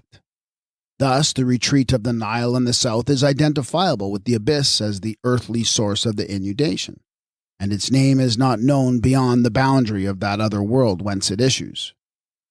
In inner Africa, the rains came from the cool heaven, Kabu, of the north, and therefore in that quarter or half was the creatory and source of the celestial waters, as the fact was figured forever in the constellation of the water cow. In the hymns of adoration to the Nile, the river is addressed as coming forth and bringing all good things to Egypt from the north, whereas the geographical Nile came with the inundation from the south. The Nile that issued from the 2 lakes of a double source was celestial in the north. The Nile that made its retreats in southern Egypt was the mundane Nile, which came from the north to the south above, and from the south to the north below. As Hor Apollo shows, 2 of the Egyptian vases denoted water from a double source, one being the earth as generator of water, the other heaven when the rains fell in the southern parts of Ethiopia. The urn was a figure of the inundation. Aquarius was called the constellation of the urn by the Arab astronomers. We shall understand the sign of crater better if we take it as an extra zodiacal image of the urn, which not only represented the inundation and its bounty, but also the abyss of source from which the welling waters came. The 2 urns are followed by the 2 vases at a later stage. Howsoever poured out, water was the primary means of fertilization. When the goddess pours out a libation from her vase, or 2 divine personages from 2 vases, on the water plant or shoot of palm, the signification is the same as when the wet nurse Hathor suckles Horus as a child, or Neith, the crocodile, as a calf. According to the most primitive imagery in Egypt, the waters of the inundation issued from the Mother Earth as the water cow, the wateress in the primordial abyss or water source. But when the sky was looked to as a source of water, heaven was represented as the milch cow, and the river flowing from the highest source was imaged as the Milky Way. Thenceforth there were 2 cows. The cow of earth was the water cow, and the milch cow was the cow of heaven. The water cow of earth was constellated in the stars of the Great Bear, the milch cow of heaven in the group now known as Cassiopeia, or the Lady in the Chair, which was the earlier constellation of the Haunch, or Meshkin, as a figure of the birthplace when the birth was typical of life in water. The drowning of the dragon. The mystery of evil, about which theologians ignorantly prate, was very simple in its origin. Water, food, and light were naturally good.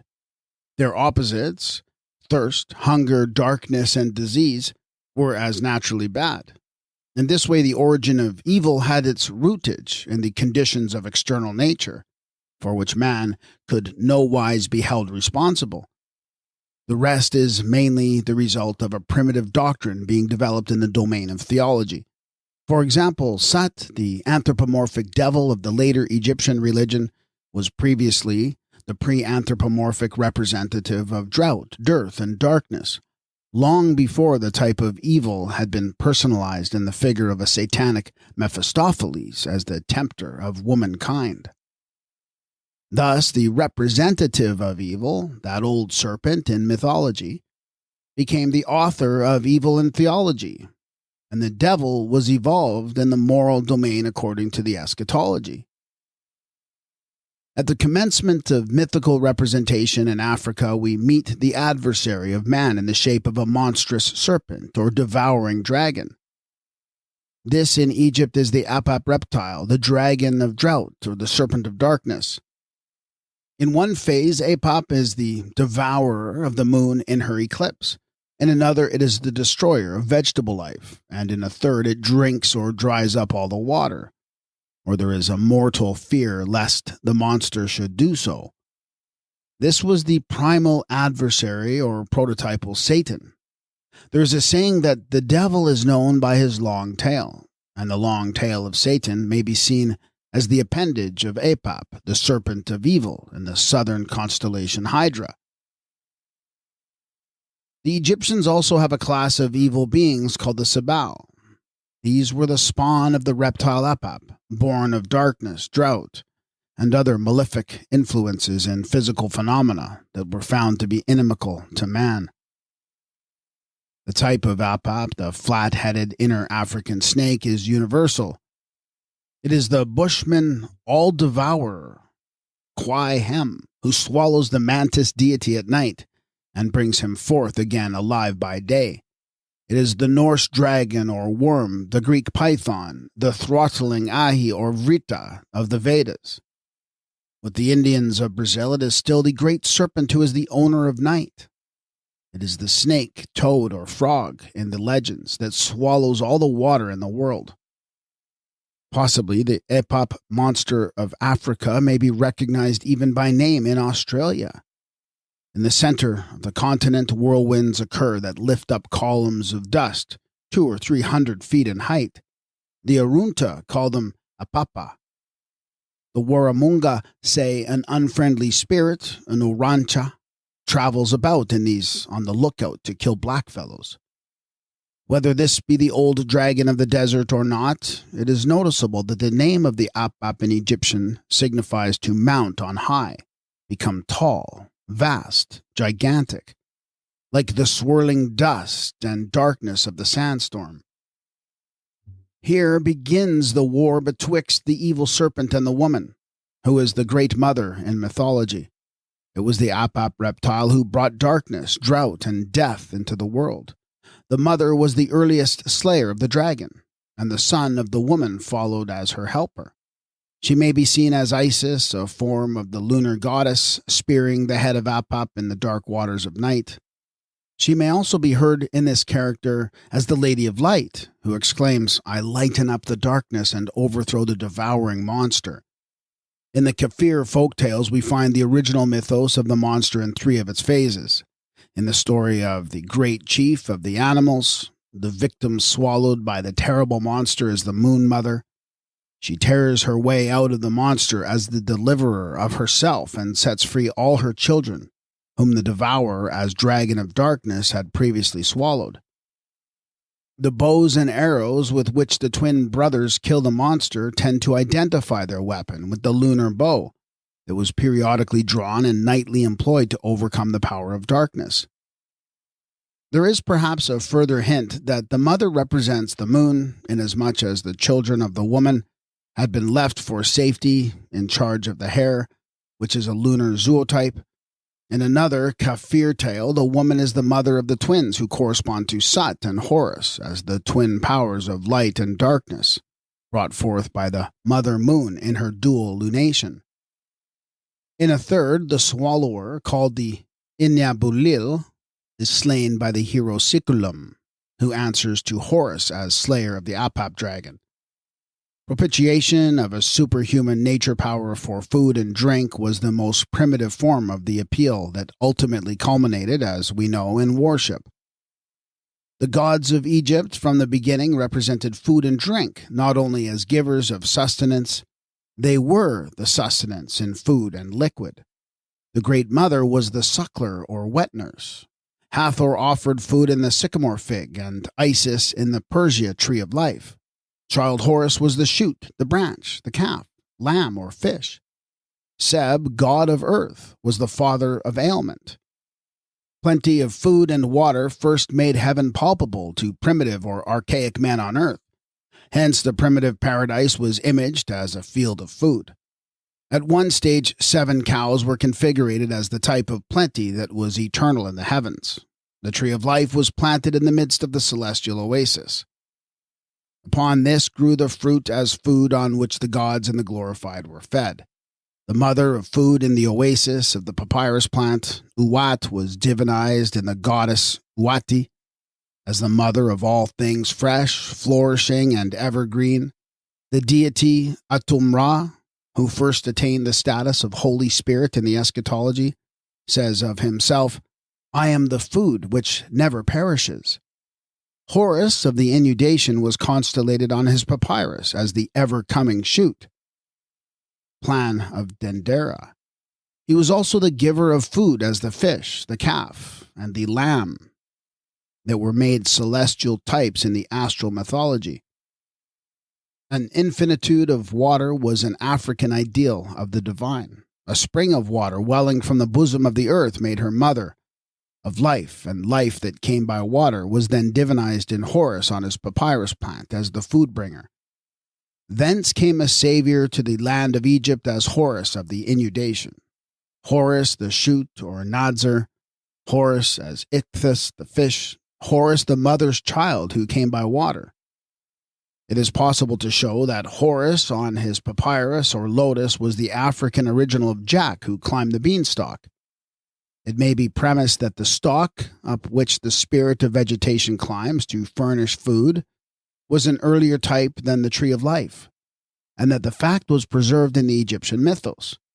Also, the tree of Tammuz and Eridu was a stalk. Now, the lotus in Egypt was literally a beanstalk. Its large seed was known as the bean of Egypt. Thus, when the lotus equals papyrus was employed for the figure of food, and Horus, as the elemental spirit of vegetation, ascended the stalk to take his seat upon the flower, he was the youth who climbed the beanstalk to slay the giant Apap, and first in nature, next in the mythos, and lastly in the legends. When water was the life and Mother Earth was the source, she was imaged as the great fish, and her young one was the Lord of Life as the food bringer in the inundation.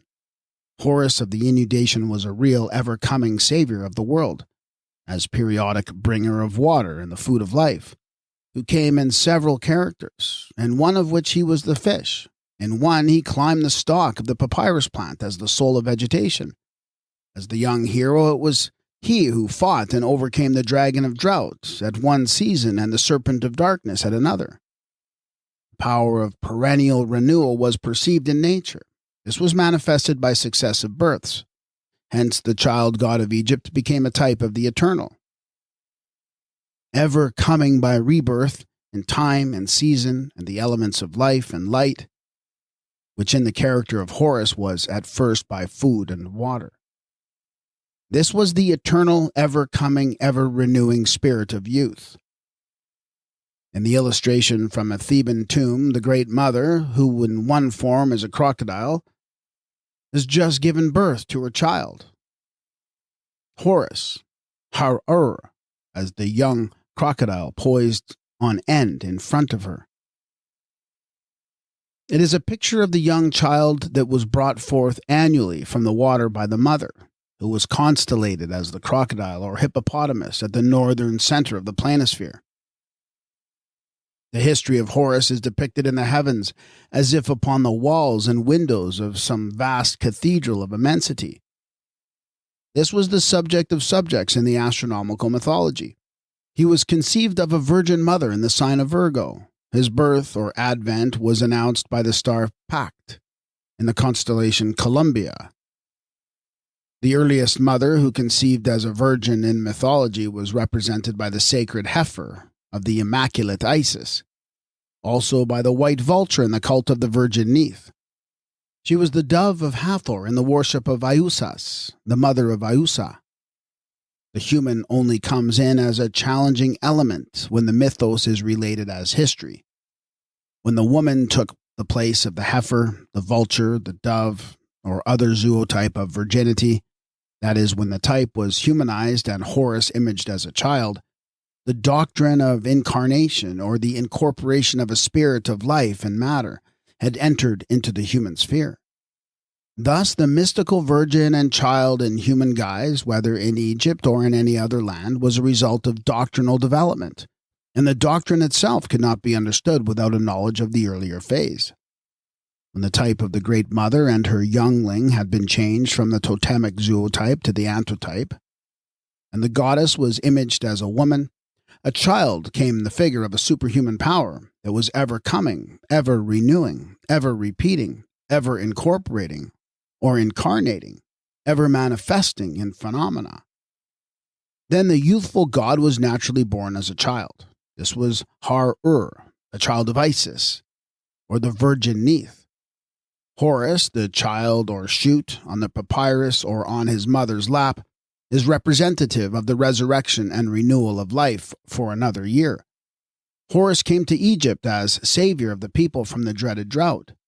He came invested with the power of the southern lakes to drown the dragon and the inundation. In one phase, Horus is the savior as the bringer of the water. In another, he is the child of light. In both, he comes to wrestle with the enemy of man in various natural phenomena on earth, and likewise in the internecine struggle, which is represented by the astronomical mythology as the war in heaven, and which may be summed up as the war of Horus and the dragon. Horus brings the water of the inundation, which is the source of life, to Egypt. The little one is cradled on the Nile in his ark of the papyrus reed. He is assailed by Apap, the dragon of drought, who lies in wait to destroy the young deliverer when he is born. As bringer of the waters, Horus slays the dragon of drought, which would otherwise have drunk the inundation dry. He also treads the serpent of darkness underfoot as the renewer of light. Under the name of Amenhotep, Horus came as the proverbial Prince of Peace. The word Hetep denotes peace or rest, plenty of food, and also good luck. His coming in this character had a very tangible significance, for the inundation brought the season of rest to Egypt, which was celebrated by the Waka festival, when the prince came out of Ethiopia as the river of rest to the weary, bread to the hungry, water to the thirsty, and wine for the periodic wassail. In the solar mythos, Horus became the Lord of Light, but food and drink were first according to the human needs. The fabled war in heaven began with the contending elements that strove with each other for supremacy, whether as light and darkness, water and drought, or food and famine. Thus Horus of the inundation came by water as the deliverer when the land was suffering from the dragon of drought. The picture was then constellated in the southern heaven. Horus the victor was represented by Orion rising from the river and wielding the insignia of his sovereignty. His weapon is the club of Heracles in Greece. It was the whip of ruling power as the Egyptian coup. He rises from Arandanus as conqueror of the Hydra dragon that is overwhelmed beneath the waters when the drought was put an end to by the Lord of Life with the water for his weapon. Here is a motive for the war betwixt the dragon and the infant that was born to universal rule or predestined to be a king. Horus also came as conqueror of the dragon of darkness. But it is of more importance to know that the evil reptile Apap represented drought and famine, disease and death. This was the mortal enemy of man that drank up all the water in the world, hence the battle for the water. All the earth round the warfare of the hero with the monster is for water as well as for light, because the monster is representative of drought as well as darkness. At first it is the water reptile in the African lake, then the hellish snake Apap drinks up the water in the Nile. In Australia, it is the monstrous frog that drinks up all the water. It is also the chimerical, malignant wild beast that is slain by Gilgamesh. This struggle, as some of the drawings show, is literally over the water. Lastly, it becomes the sea monster of the Greek mythology, whereas the original conflict was for drinking water. When Horus came by water as Ichthys the fish, who gave himself for food, he swam the deluge of the inundation when there was no boat or ark to breast the waters. But when the bark was built, Argo is constellated as the Ark of Horus. This is figured in the planisphere with the child on board and the devouring Apap coiling round it, seeking to destroy the babe, the infant savior of the world who brings the food and water as the Lord of life. Now Sothis in its heliacal rising was not the only star of annunciation at the birth of Horus the child. Farther south, the dove, or rather the star Pact, was also a harbinger of the inundation. Still farther was the glorious star Canopus, the pilot of the Argo, at the starting point of the journey by water, which was the river Nile as the terrestrial water imaged uranographically. The Egyptians commemorated the birthday of the world, that is, of the age, the cycle, the beginning of time, as the day when Horus rose up on the lotus or papyrus from the waters of the Nun. Otherwise stated, this was the natal day of Horus in the inundation, which was afterwards applied to Atum by priests of On, or Anu in the eschatology. Thus, the birthday of the inundation was the birthday of a primordial year, or the birthday of the world. The constellation Hydra represents the Apap reptile of the Egyptian mythos. This is a monster extending over some 100 degrees in the planisphere. From lack of better knowledge, this type of evil has been called the water serpent, which gives no clue to its character.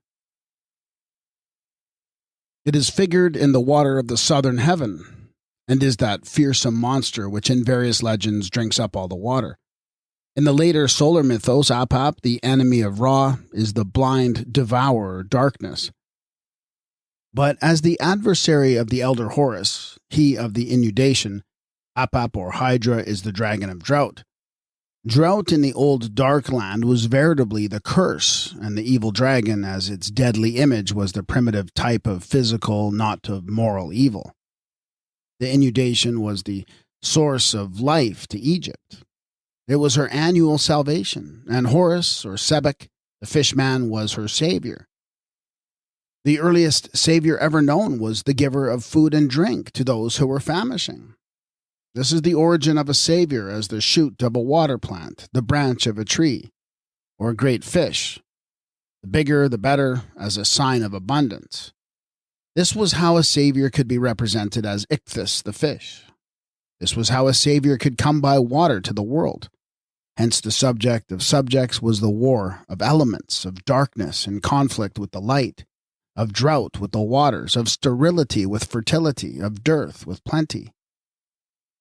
The powers of good and evil represented in the mythos were also figured in the stars and portrayed in the religious drama as the eternal conflict of the twins Sut and Horus, of Shu and the impious rebels of Ra and the Apap reptile. In the earliest mythos, Horus precedes Ra as the eternal antagonist of the dragon or serpent.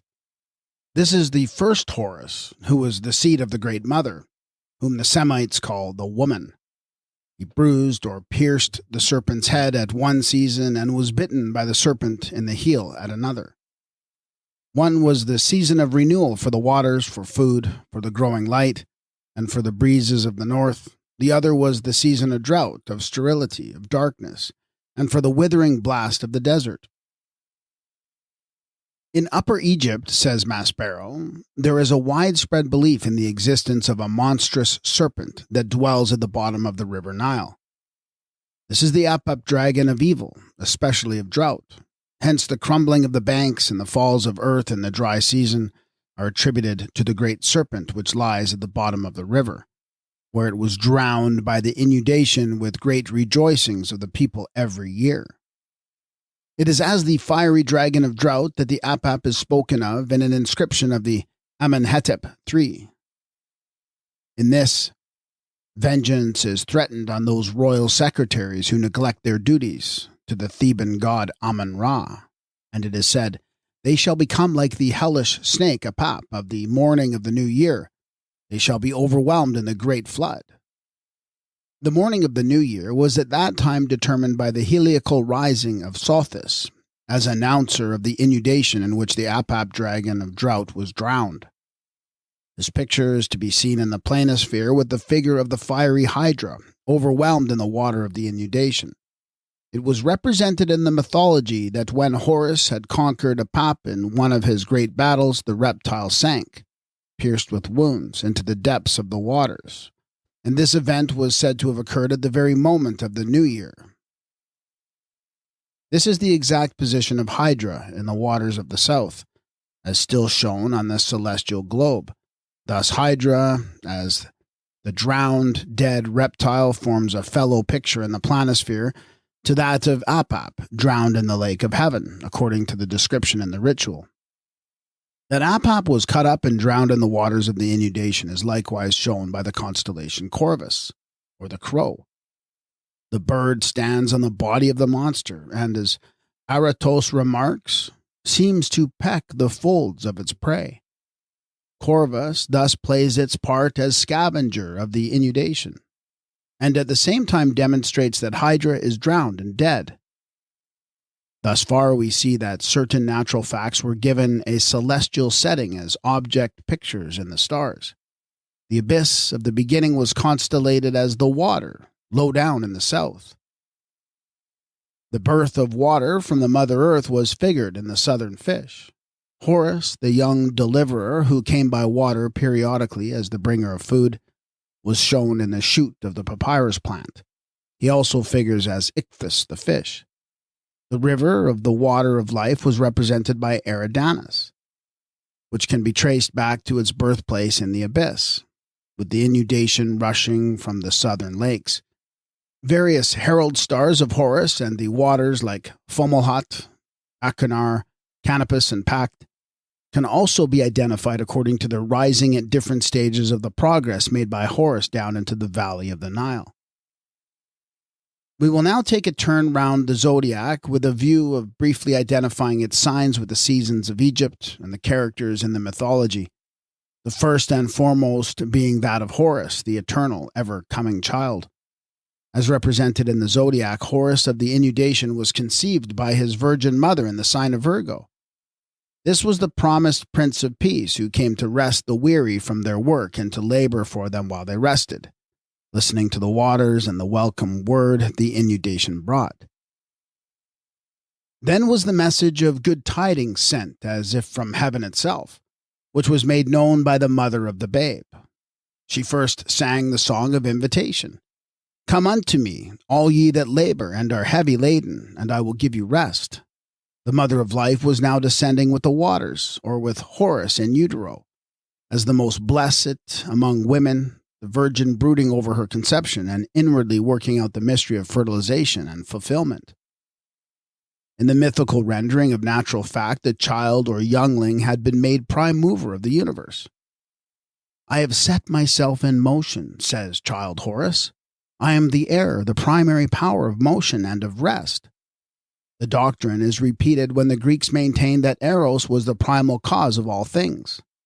babe Horus, and this coming forth is compared with the lotus or papyrus issuing from the great stream.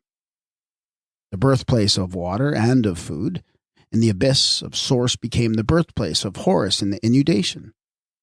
This was represented in the later mythos by the swamps and marshes in which Isis hid herself with her babe and suckled Horus in a secret place. The water in which Horus came to Egypt was the inundation of the Nile that burst up from the abyss, the bow, the depth of source, and the recesses of the south. And as we read the signs, the river Nile was constellated in Eridanus as the river of the inundation. The name of Eridanus, like the celestial river itself, is very sure to have an Egyptian origin. Eri, later Uri, was an Egyptian name of the inundation, meaning the great, the mighty, whilst Tun, or Tanu, signifies that which rises up in revolt, the bursting forth from the gulf or well of the south.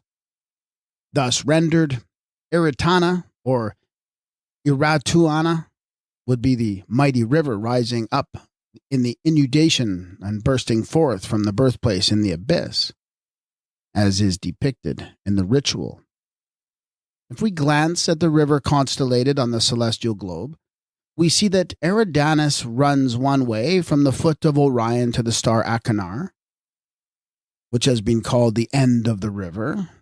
But if looked at the other way, the Achenar marks the point of departure from the south towards the north. And if this river represents the earthly Nile, the replica would naturally run the way of the original. That alone will explain the course of the water and its ending at the foot of Orion, who rises from the river as did Horus of the inundation coming out of Ethiopia, or Equatoria, or from the ancient south in which the depth of source was localized at first as the water, and afterwards configurated in the stars that indicate the river of the inundation winding on its northward way. Other stars announce the coming of the Nile or the birth of Horus in the water of the inundation. The star Pact, says Lockyer, so little familiar to us northerners, is one of the most conspicuous stars in the southern portion of the heavens, and its heliacal rising heralded the solstice and the rise of the Nile before the heliacal rising of Sirius was useful for the purpose. In Pact, we have seen the star symbolized by the ancient Egyptians under the name of the goddess Teki, whose figure leads the procession of the months. In the Arabic names of the stars, the star Pact is named from a word that signifies the thigh, and the thigh was an Egyptian type of the birthplace. As we shall find, it also figured in Egypt as well as in the northern heaven. Here it denotes a place of birth and a goddess in the southern heaven. Now the so-called sacred year of the Egyptians opened at a certain starting point on the first of the month Tat, or Tahuti, equivalent to our 20th of July. But this month in an earlier star calendar is called the month of the goddess Teki. Tek, or Teki, is an Egyptian word for liquid, to supply with drink, and Teki is the month of the inundation. But the month Teki, or Tat, was not named from the first beginning of the inundation. The previous month, the last of the 12 in the sacred year, was named Mesor, or Mesuri, from Mes, for birth, and Uri, later Iri, the inundation. Thus, the actual birth of the river, in one place or other, is marked in the last month of the Egyptian year instead of the first. The question being, at what point of the course did the actual birth take place? The birth of water, of Horus, of Ichthys, has been indicated by the star Fomalhaut at the fish's mouth. The star Pact was a herald of Horus in the inundation. Canopus, the pilot of Argo Navis, showed that Horus was on board the ark, or the cradle of the papyrus plant. And the dog star Sothis was the later guide to the watchers of the heavens in Egypt. The arrival of the inundation at some particular point is dated by the heliacal rising of the dog star in the month of Teki, or Tat, July. The name of the previous month shows the birth of the waters were reckoned to be earlier.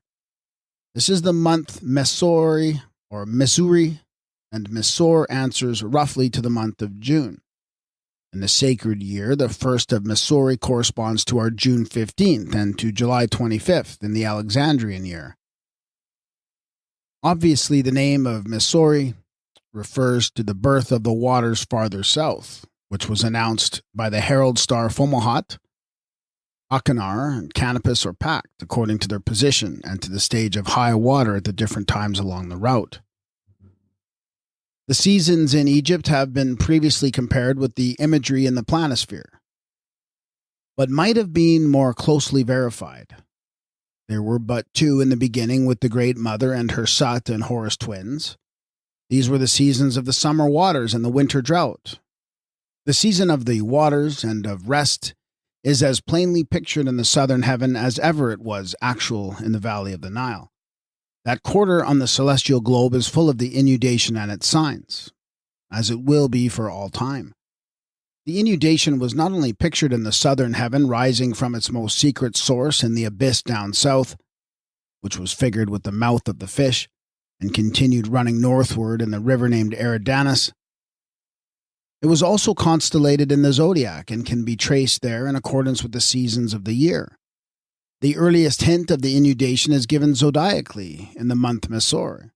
In the Greco-Egyptian planisphere, according to Kircher, Horus is figured in the decans of the twins, at death grips with the Apap reptile, which the inundation comes to drown. Thus the battle is portrayed twice over, once as the struggle of Horus, or Ra, and the serpent constellated in the depths of the Gemini, and once on the ecliptic, as the contest of the Sut and Horus twins. Amongst the harbingers of the inundation were the beetles that rolled up their seed in little balls of dung and buried them upon the riverbank for safety against the coming flood. The Nile beetle was figured where the crab is constellated now. Here begins the imagery of the inundation in the zodiac, with the month Mesor. The beetle, busy on the banks of the Nile, was set above as a uranograph, which showed the beginning or the birth of a new inundation at some well-known point in time and locality. The figure of the beetle rolling up its seed with its tentacles is apparently repeated in the Akkadian name of this same month, which is Sukolna, the Caesar of seed, with Cancer, or the beetle, for its zodiacal sign. An earlier type of Sirius the dog was the Bennu, or Nycterox. This was a beautiful water bird that came to Egypt as a herald of the inundation, and was given the most glorious of extra-zodiacal signs. This Bennu was the prototype of the mythical phoenix. The ibis, as a bird of passage, also came to fish the waters of the inundation. This, too, was constellated for a symbol. We find it figured in a zodiac attributed to the second Hermes, that is, Tat, the lunar deity. In this, the sign of Cancer is the ibis-headed god. The ibis, as a bird of passage, also came to fish the waters of the inundation. This, too, was constellated for a symbol. We find it figured in a zodiac attributed to the second Hermes, that is, Tat, the lunar deity. In this, the sign of Cancer is the ibis-headed god. The ibis was a typical fisher, and therefore a sign of coming plenty to the fishers waiting for the waters, and their wealth of food. The lion in the hieroglyphics is a figure of great force, and when the sun had reached the lion sign, the rushing waters had attained their fullest volume. As Hor Apollo tells us, the Egyptians portray a lion as a sign of the inundation, because when the sun is in Leo, it augments the rising of the Nile. Indeed, he says it happens at times that 1/2 of the new water is supplied to Egypt, while the sun remaineth in that sign. At the same time of year, the lion was a figure of the solar force at furnace heats, an image, therefore, of a double force. In the next sign, in the virgin who conceived the child, it represented the food, which was dependent on the waters of the inundation. This was indicated by the later ear of corn, the green wheat, ear of the mysteries, which is held in the hand of Neith or Isis in Virgo, and still survives in the star Spica of this constellation. The elder Horus came not only in the water, He was also the Camite prototype of Bacchus as the Lord of Wine. When Horus came, the grapes were ripe in Egypt and ready to be converted into wine. The season of grapes is dated July 13th in the Egyptian calendar. There is but little left upon the modern globe of the ancient constellation of the vine, but the star Epsilon, called Vindemiatrix, is still the sign of grape gathering. And as we read in the calendar, July the 9th, the Nile begins to rise abundantly. July 28th, abundance of grapes. Vindemiatrix, the sign of grapes being ripe, is described by Eratos as being so large in size and bright in splendor as to rival the stars in the Great Bear's tail, whereas at present it is but a star of the third magnitude. The grape gathering in Egypt is depicted in or near the signs of Virgo and the vine. It is said of Horus at Edfu, "Thou didst put grapes into the water which cometh forth from Edfu." From that day forth, the water of Edfu was called the water of grapes, that is, wine. So anciently was the metaphor of the gospel miracle founded on the natural fact. Waka is the name of the inundation, and also of the festival at which the deluge of drink was symbolically celebrated by the libation that was correspondingly colossal. The vine was not only set in heaven to denote the vendimia, or time for gathering the grapes, the overflow was also figured in the constellation Crater, or the goblet, as a sign of the waka that was held in Egypt when the land was full of water and the folks were full of wine.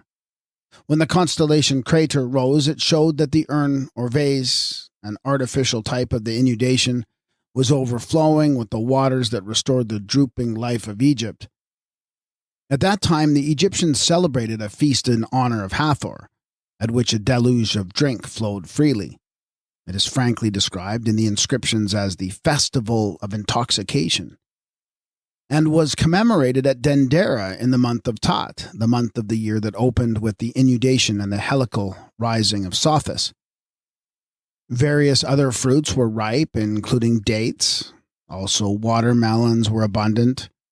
But Horus is the vine whose advent was celebrated at the Uaka festival with prodigious rejoicings and a deluge of drink, of which the wine and cup, or mixing bowl, were constellated as celestial symbols.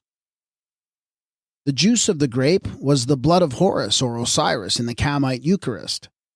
Hence the sacramental cup was figured in the constellation Crater, the goblet, or it may be the jar from the Egyptian Karu. A jar, the cup having two characters, one in the mythology and one in the eschatology. In an ancient planisphere reproduced by Dupuy, the swallow appears in close proximity to Isis, the Virgin of the Zodiac. In the Egyptian mythos, the swallow represented Isis in her character of the widow, when she was wandering like the bird of passage from one land to another seeking for her lost Osiris. Thus, Isis in her two characters of the Virgin and the widow was figured in the Zodiac and in the decans of Virgo, which two characters are only to be found in Egyptian mythology. Libra, or the scales, was at one time a figure of the equinox, but its more probable origin is in relation to the supremely important waters of the inundation. The 4 months of the water season, the first of the 3 tetramenes, began with the lion and ended with the scorpion. The inundation reached its point of equipoise coincidentally with the entrance of the sun into the sign that was figured as the balance of the scales. The tortoise, or Abtu, of the Nile had been an earlier zodiacal sign than that of the scales, by which it was superseded.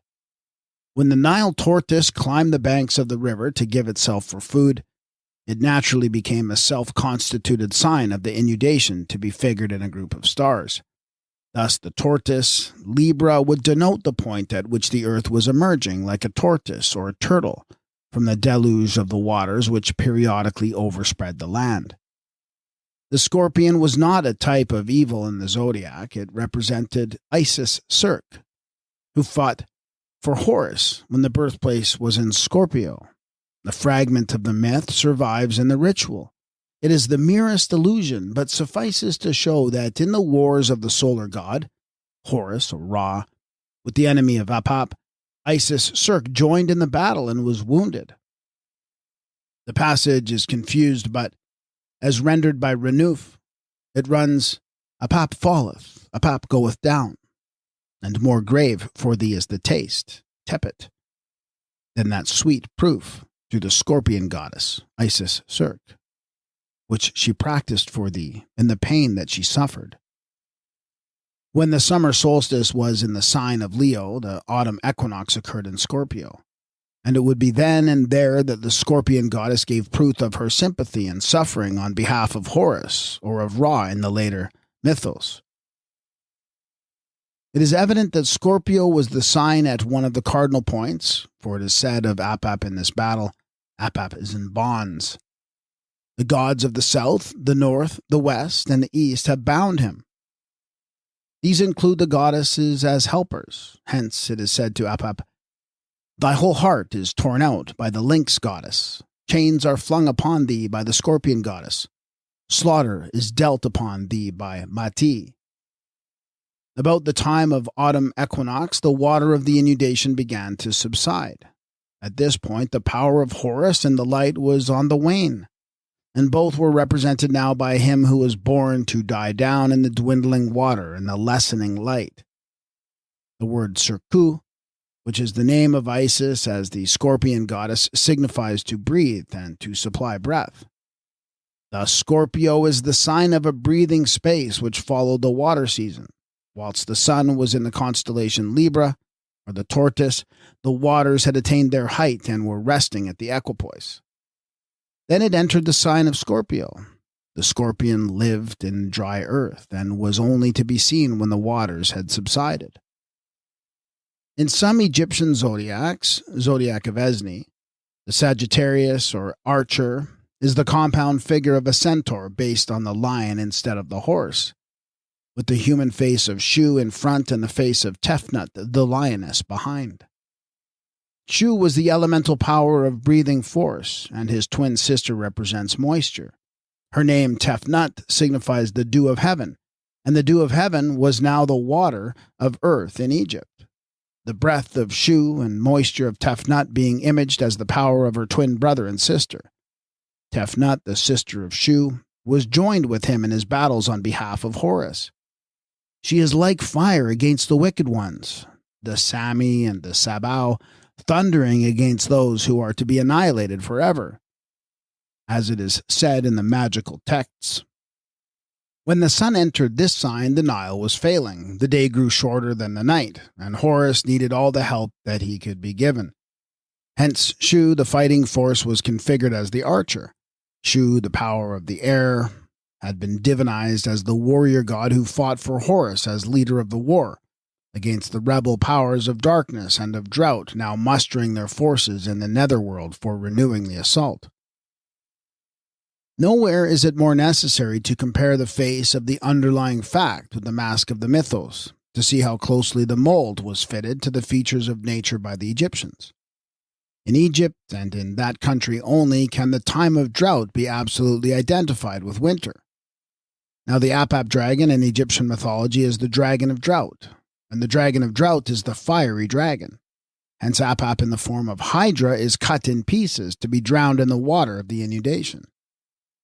In Egypt only did the figure correspond to the fact as the image of drought and water caused by the dragon of darkness.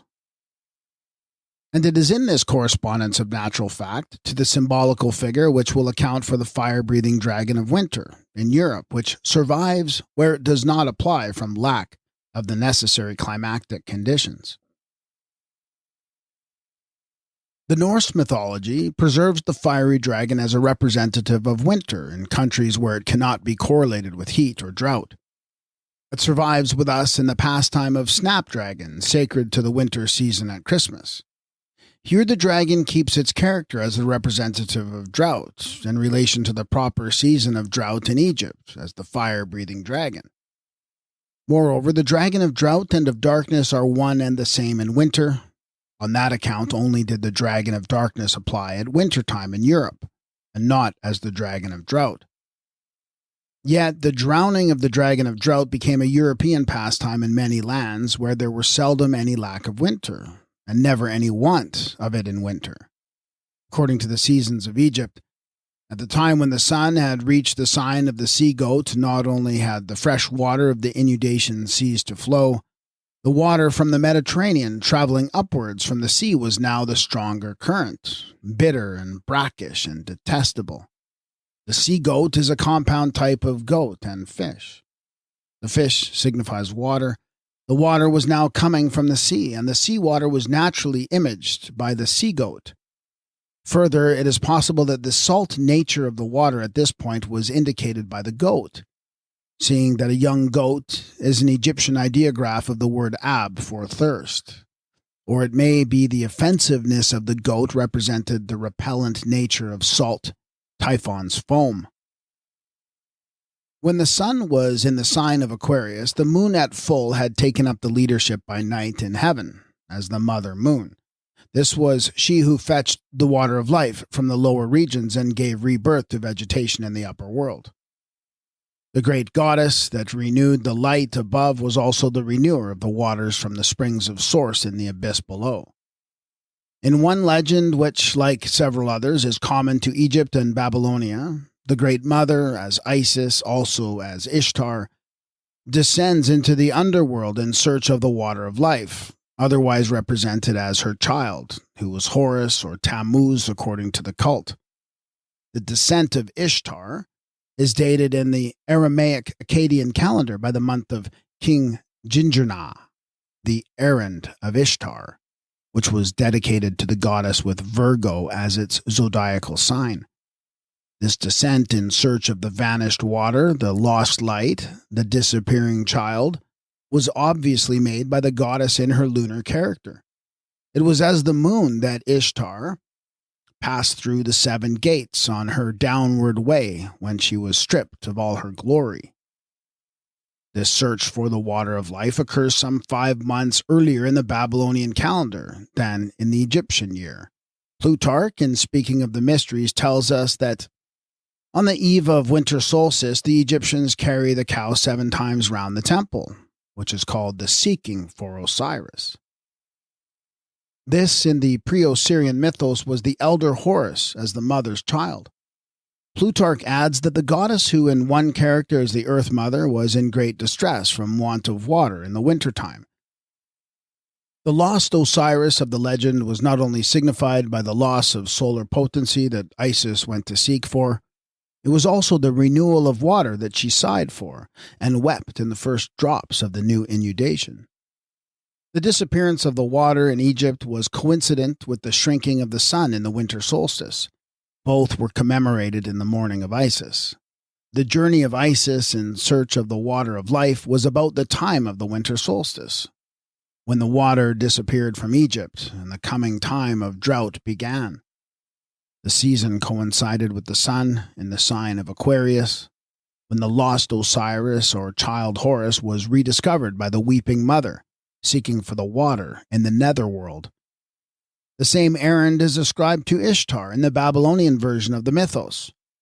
But in the readjustment to the change of season in the Akkadian calendar, the search is given to the month Ki Gingerna, when the sun was in the sign of Virgo.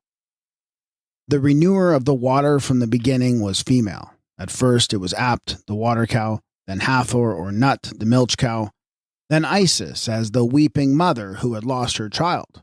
In the legend of Lelet in Nukta, or Night of the Drop, a miraculous terror was supposed to fall from heaven on the Nile. And according to Pausanias, it was taught that the rise of the river was dependent on the drops that fell from the eyes of Isis. In the Coptic calendar, the Night of the Drop is dated Bauna, 11th, June 17th. By means of which the first drops of the inundation could be traced to the Great Mother weeping for the lost Osiris, or the earlier Horus of the inundation. Now, when the tail of the Great Bear pointed northward and the sun coincided with the sign of Aquarius, there was a rebirth of water from the abyss that issued forth from the mouth of Pisces Australis. The picture of Source in the abyss was now repeated, and the wet nurse or wateress was constellated in the zodiac as the multimammalian Menet, who was a later form of Apt, the water cow. The imagery shows the perennial source of water in the underworld, and that which proceeded from the mouth of the fish now emanates from the numerous mammae of the wet nurse in the ecliptic. Thus, the birth and rebirth of water are represented 6 months apart, with the Great Bear presiding over both. In other words, the water, or child Horus, that was lost to Egypt in the upper world, was now refound by the Great Mother seeking in the abyss of source from whence she drew the water of renewal for another year. The abyss was founded in the south. Aquarius is a southern sign, and it took 6 months altogether to bring the water from the abyss to its fulfillment in the inundation. The sun had reached its utat at the point of southing for the region where the urn of the waters was to be refilled. The Nile replenished from the abyss of source configured as the fish's mouth. When the winter sun was low down in the solstice, it was southing slowly through the deep outside the earth. The hidden source of water was the same when represented by the wet nurse in the zodiac as that from which the inundation issued in the south. There was but one abyss, whether this was indicated by the fish's mouth, the dugs of Apt, the female breast of Happy Mu, or the multi-mammae of the suckler Menat. At the time when the inundation had run dry in Egypt, the February rains were recommencing in the equatorial regions. The lakes began to swell, and the waters of the White Nile to rise and rush forth on their joyful journey towards the north. The new flood only reached the delta just in time to save the country from drought and sterility. Crater was the urn or water pot of the inundation. This in the south was brimming full. But when the sun had reached Aquarius, behold, the urn was empty, hence the reversal of the vessel in his hands. The inundation was poured out. The urn needed to be replenished anew from the well of secret source, or the mouth of the abyss. Hitherto, it has been conjectured that water from the urn was pouring downward toward the mouth of the abyss. But this would have no meaning in the mythos by which the imagery has to be interpreted. The water comes up from that welling source depicted low down in the south, now looked to for the future inundation. When the Uranograph of Aquarius is rightly read, we see the last of the inundation in Egypt. The water poured out from the urn has come to an end. The urn or bucket, being at times reversed, is consequently empty. Also, the mode of replenishment from the tet of source, or well of the deep, is indicated in the planisphere. On studying the figure of the southern fish, we see a stream of water springing up from its mouth in the direction of Aquarius. And this is met by Aquarius with its empty urn held in position to receive the water of the new inundation from the welling source in the abyss. In the Osirian mythos, Isis, or the cow-headed Hesi, had become the wateress or wet nurse to the world in place of Apt, the water cow, and Hathor, the milch cow. And now the new Nile was attributed to the tears which Isis shed for the lost Osiris, or the earlier child Horus, when he vanished with the sinking water in the underworld. It is possible to take one step further round the zodiac and thus include the sign of the fishes. But it has to be explained that Horus in the zodiac was not simply the Lord of life, as the bringer of food and water in the inundation. Horus in the zodiac was also the solar god, who was the child conceived in Virgo, as Horus of the inundation, who was Horus of the resurrection, Lord of the harvest in the sign of Pisces. In the Greco-Kamite zodiacs, the fish mother gives rebirth to her child as a fish in the constellation of the fishes. Also in other monuments, the mother, as Hathor Isis, bears the fish upon her head. Thus the fish man or fish god was reborn of the fish mother in the abode of the abyss, or the house of the fish. And the point of emergence for the sun god in the zodiac was indicated by the sign of the fish or fishes at the time when the crocodile was the fish of Neith, as Sebek Horus. No representation of the inundation or the drought is directly apparent in the sign of Aries and Taurus. But the drama was not limited to the zodiac. The rising Pleiades and the rainy Hyades have ever been the harbingers of water or of spring. One name of the Hyades in Greek is Hughes. The sows are Succuli, and in Egypt, Rerit. The sow was a figure of the Great Mother as the wet nurse or suckler. It was represented at one time by the 7 sows, at another by the 7 cows, at another by the many-breasted Menet as the typical provider of plenty. In certain old Egyptian calendars, the periodic triumph of Horus over the plagues of drought and darkness was commemorated by a festival called the Wounding of Sut. The event is referred to as occurring on the first of the month, Epiphi, May 16th in the sacred year, June 25th in the Alexandrian year. This was exactly 1 month previous to the birth of the new inundation, dated July 25th. And as the month Mesor agrees with the sun in the sign of Cancer or the Beetles, so the month Epiphi coincided with the sun in the sign of the Gemini, who were Sut and Horus as the twins contending for supremacy in the equinox or on the mount. At this point, Sut was mortally wounded, and the victory of Horus, the bringer of water and food and the renewer of light, was perfectly complete. Now the worst was over. The long holiday celebrated by the Waka festival had come at last with its relief. And here the Egyptian holiday was one with a holy day as the time of rest from labor. And the great feast of eating and drinking was a mode of giving thanks as well as of making merry. The fulfiller in the water and the grapes was welcomed, and the drink he brought, with the drinking and the eating at the festival of intoxication dedicated to the goddess Hathor. The history of Horus, the child hero, the eternal Masu, who became incarnate as the typical savior of the world, was thus portrayed and could be repeated by all who understood the mythos, which was depicted in the book above. His birth from the water was imaged by the figure of Horus on his papyrus, which is represented astronomically in a scene from the rectangular zodiac of Dendera. Horus in this is represented by the hawk on the papyrus plant emerging from the water. By means of this, we can identify the birth of the babe who was born from between the knees of Sophis, as Horus of the inundation. The walls and windows of the house on high have been emblazoned, like all Italy, with pictures of the Virgin Mother and her child. The Virgin Mother in one character who conceived, and the Great Mother as bringer forth in the character of gestator. The planisphere contains a whole pantheon of Egyptian deities. They are the gods and goddesses of Egypt, and mythical personages and zootypes that make up that vast procession which moves on forever round and round, according to the revolutions of the earth, or the apparent revolution of the sphere.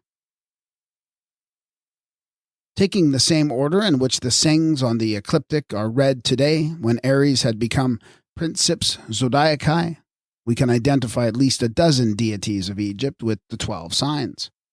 1, the ram-headed Amen with the constellation Aries. 2, Osiris, the bull of eternity, with the sign of Taurus. 3, the Sut-Horus twins with the Gemini. And 4, the beetle-headed Kiperta with the sign of the beetle, later crab. And 5, the lion-faced Atum with the sign of Leo. And 6, the virgin Neith with the constellation Virgo. 7, Harmaku of the scales with the sign of Libra. Isis Cirque, the scorpion goddess with the sign of Scorpio. 9, Shu and Tefnut, figured as the archer with the sign of Sagittarius. 10, Num, the goat-headed who presided over the abyss with the sign of Capricornus. 11, Menet, the divine wet nurse with the sign of Aquarius. And 12, Horus of the 2 crocodiles with the sign of Pisces. Enough to show that the zodiac was a lower gallery in the pantheon of the Egyptian planisphere. And it is not humanly conceivable that all these gods and goddesses and nature powers of Egypt were constellated as figures in the starry vast by any other than the Egyptian mystery teachers of the heavens. There may have been some kind of stellar enclosure round the pole of Sut in the south before a circumpolar paradise could have been configured in the northern heaven by the astronomers in the land of Kamit. But even so, it is not necessary to assume a knowledge of precession to explain the sinking of the pole and its accompanying stars that went down in the southern deep. To those who traveled northward from the equatorial regions heading for the valley of the Nile, there was an actual subsidence and submergence of a human foreworld in the south. This was a matter of latitude determinable by the stars that sank into the abyss, the natural fact that preceded the figure in mythology. The abyss became the grave, as it were, of some lost world which had once been real on the earth. But the imagery of this far country had been preserved twice over, and is still extant, once in the constellation figures and once in the double earth of AMENTA. That foreworld of the south was reproduced by the Egyptians of the north when they raised their circumpolar paradise to picture for all time some features of the old primeval home.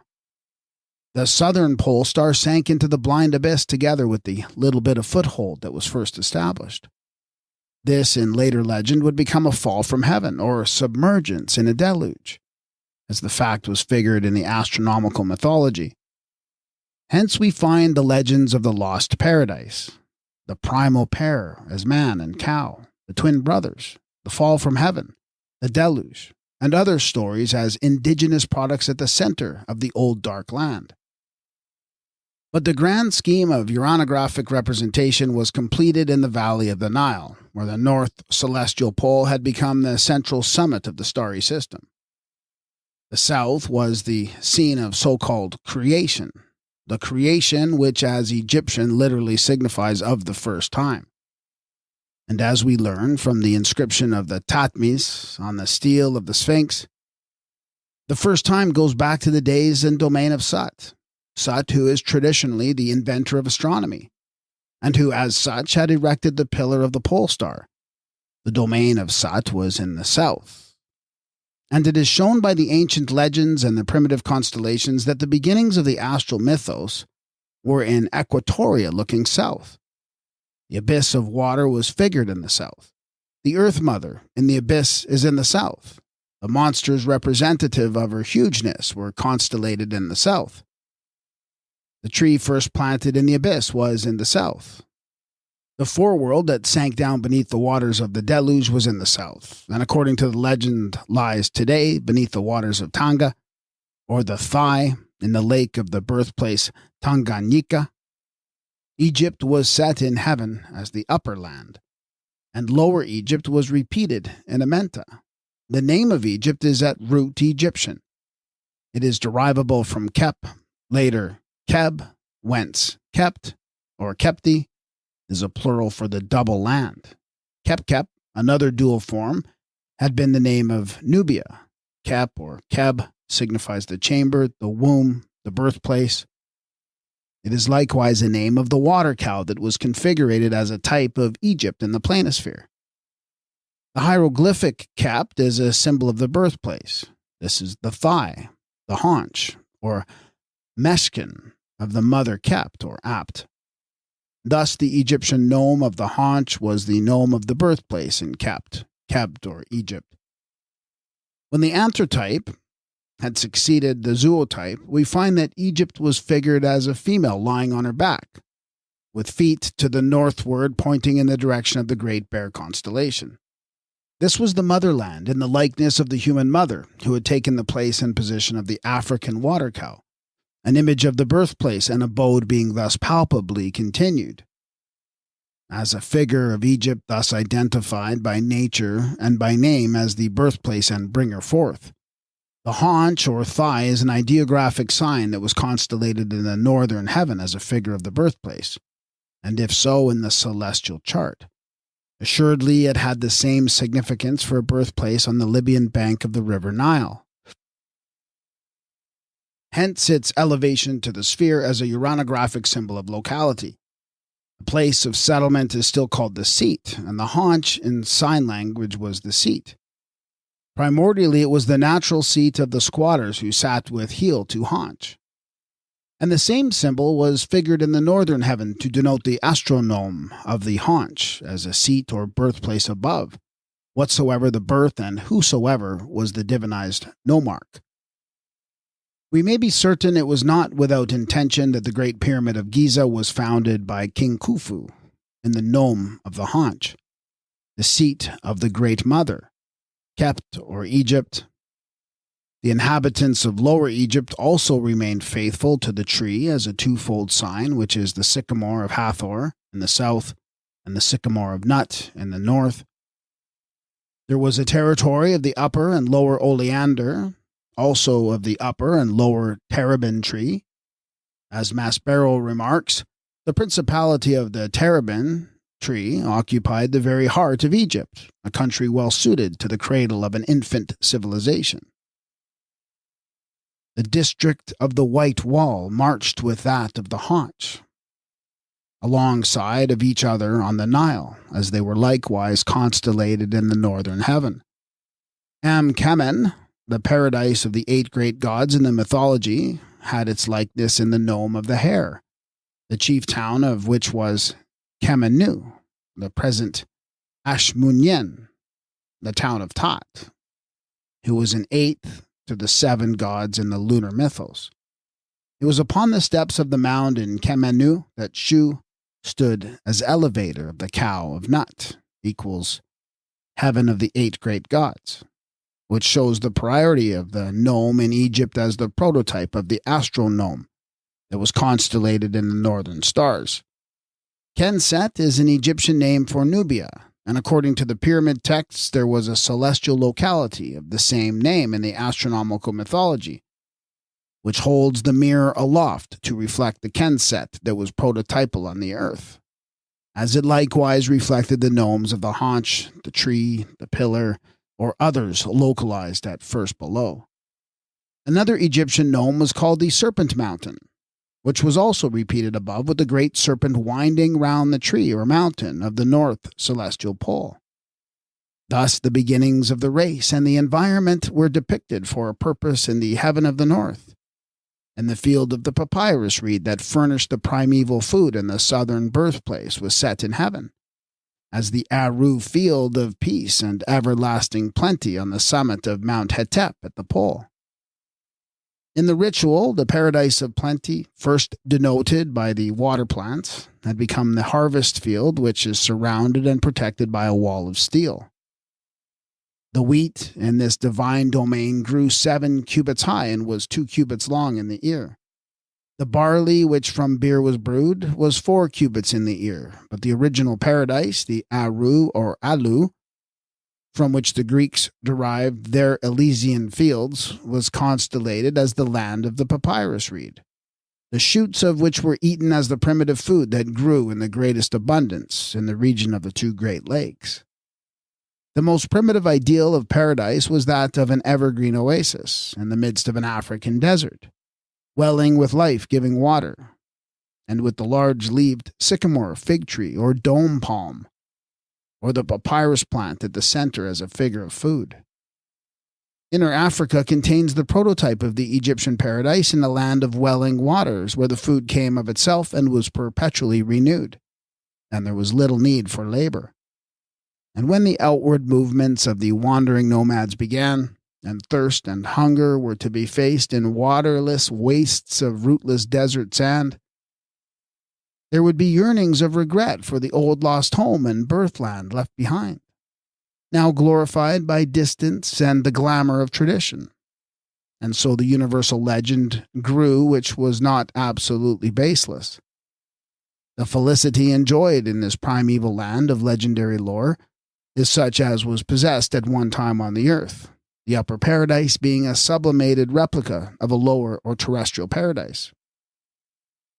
Thus, the primitive paradise of the Egyptians, as a land from which the human race had come, was constellated in the northern heaven as the top of attainment in a world to which they were going for an everlasting home, and in a clime where food and air and water never failed. In the north, an Egypt of the heavens was figured first within the circle of the Greater Bear. This was the land of Kept, as a celestial locality. The circle was then divided into south and north as double Egypt, upper and lower, and the two halves were described as the domains of Sut and Horus, who were the first two children of the ancient Genetrix, the mother of 7 offspring altogether. Thus, according to the present reading of the astronomical mythology, the imagery configured in the stars was African in origin, and the teachers of its primitive mysteries were Egyptian. The 7 astronomes in the celestial heptonymy of the 7 Egyptian gnomes we hold to have been figured first on earth and subsequently imaged in the heavens. Following the totemic sept of the sevens, Egypt appears to have been mapped out first in 7 gnomes, and this heptonymy below to have been repeated in the planisphere. 7 gnomes are said to have been, according to a later transliteration of names, those of the Memphites, Heracleopolites, Crocodiliopolites, Aphroditeopolites, Oxrinchites, Sinopolites, and Hermopolites.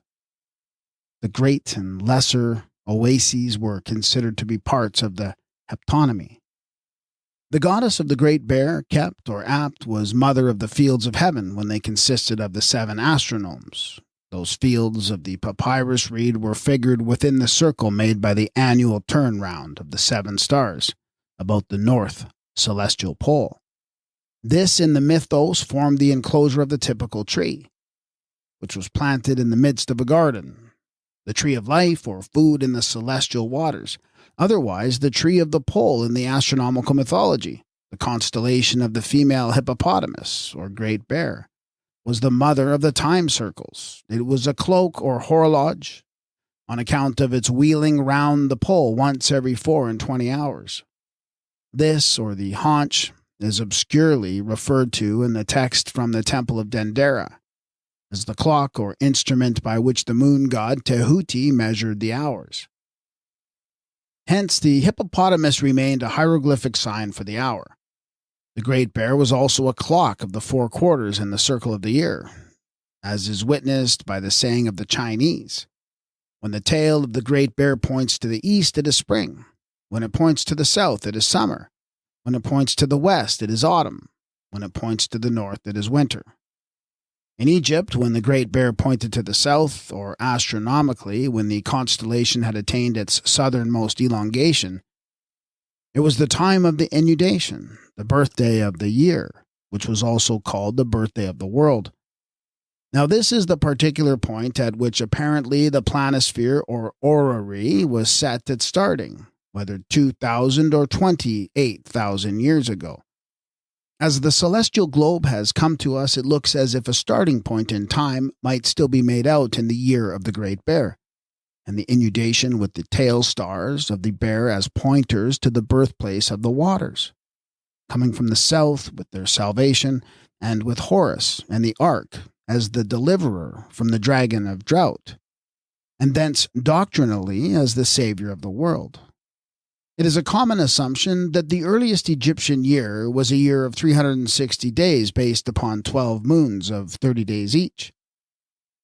There was such a reckoning, and no doubt its origin was lunar. This would be attributed to the moon god Tehuti, Tat, who was the measurer, although not only as the reckoner of lunar time, hence he became the opener of the year, beginning with the first month assigned to Tat. But in an older table of the months found in the Ramesseum and at Edfu, the goddess Teki is the opener of the year, and not the moon god Tat. Here the first month has the name of Teki versus Tat.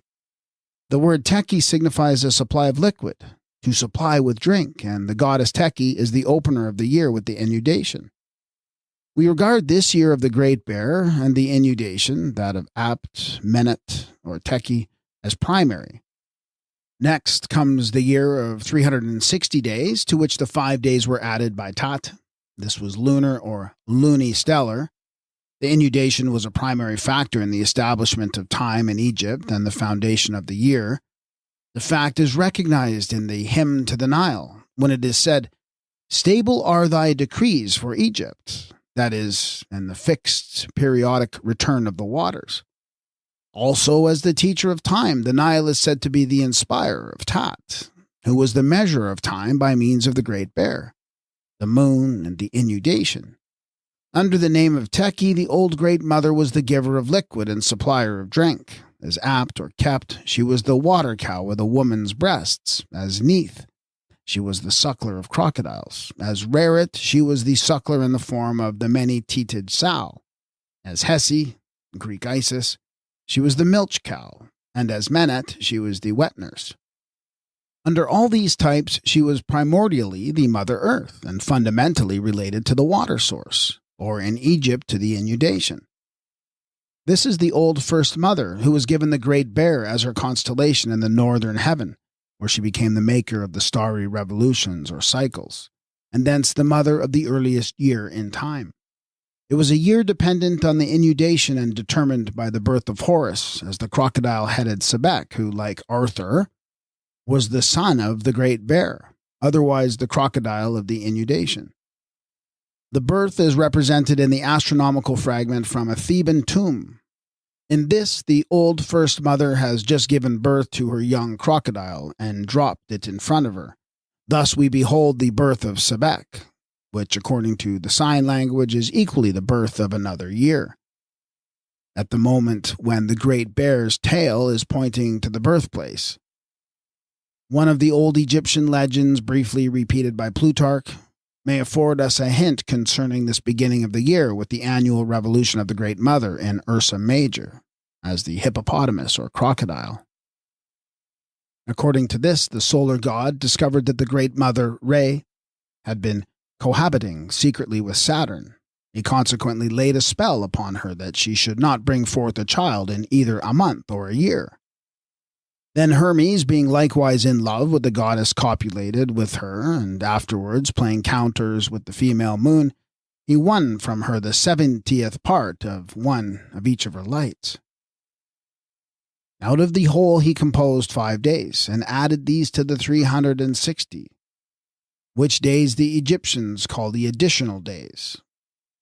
Who then were the Kamite originals of the Greek Re, Saturn and Hermes? Re, like Apt or Nut, was the mother of the gods.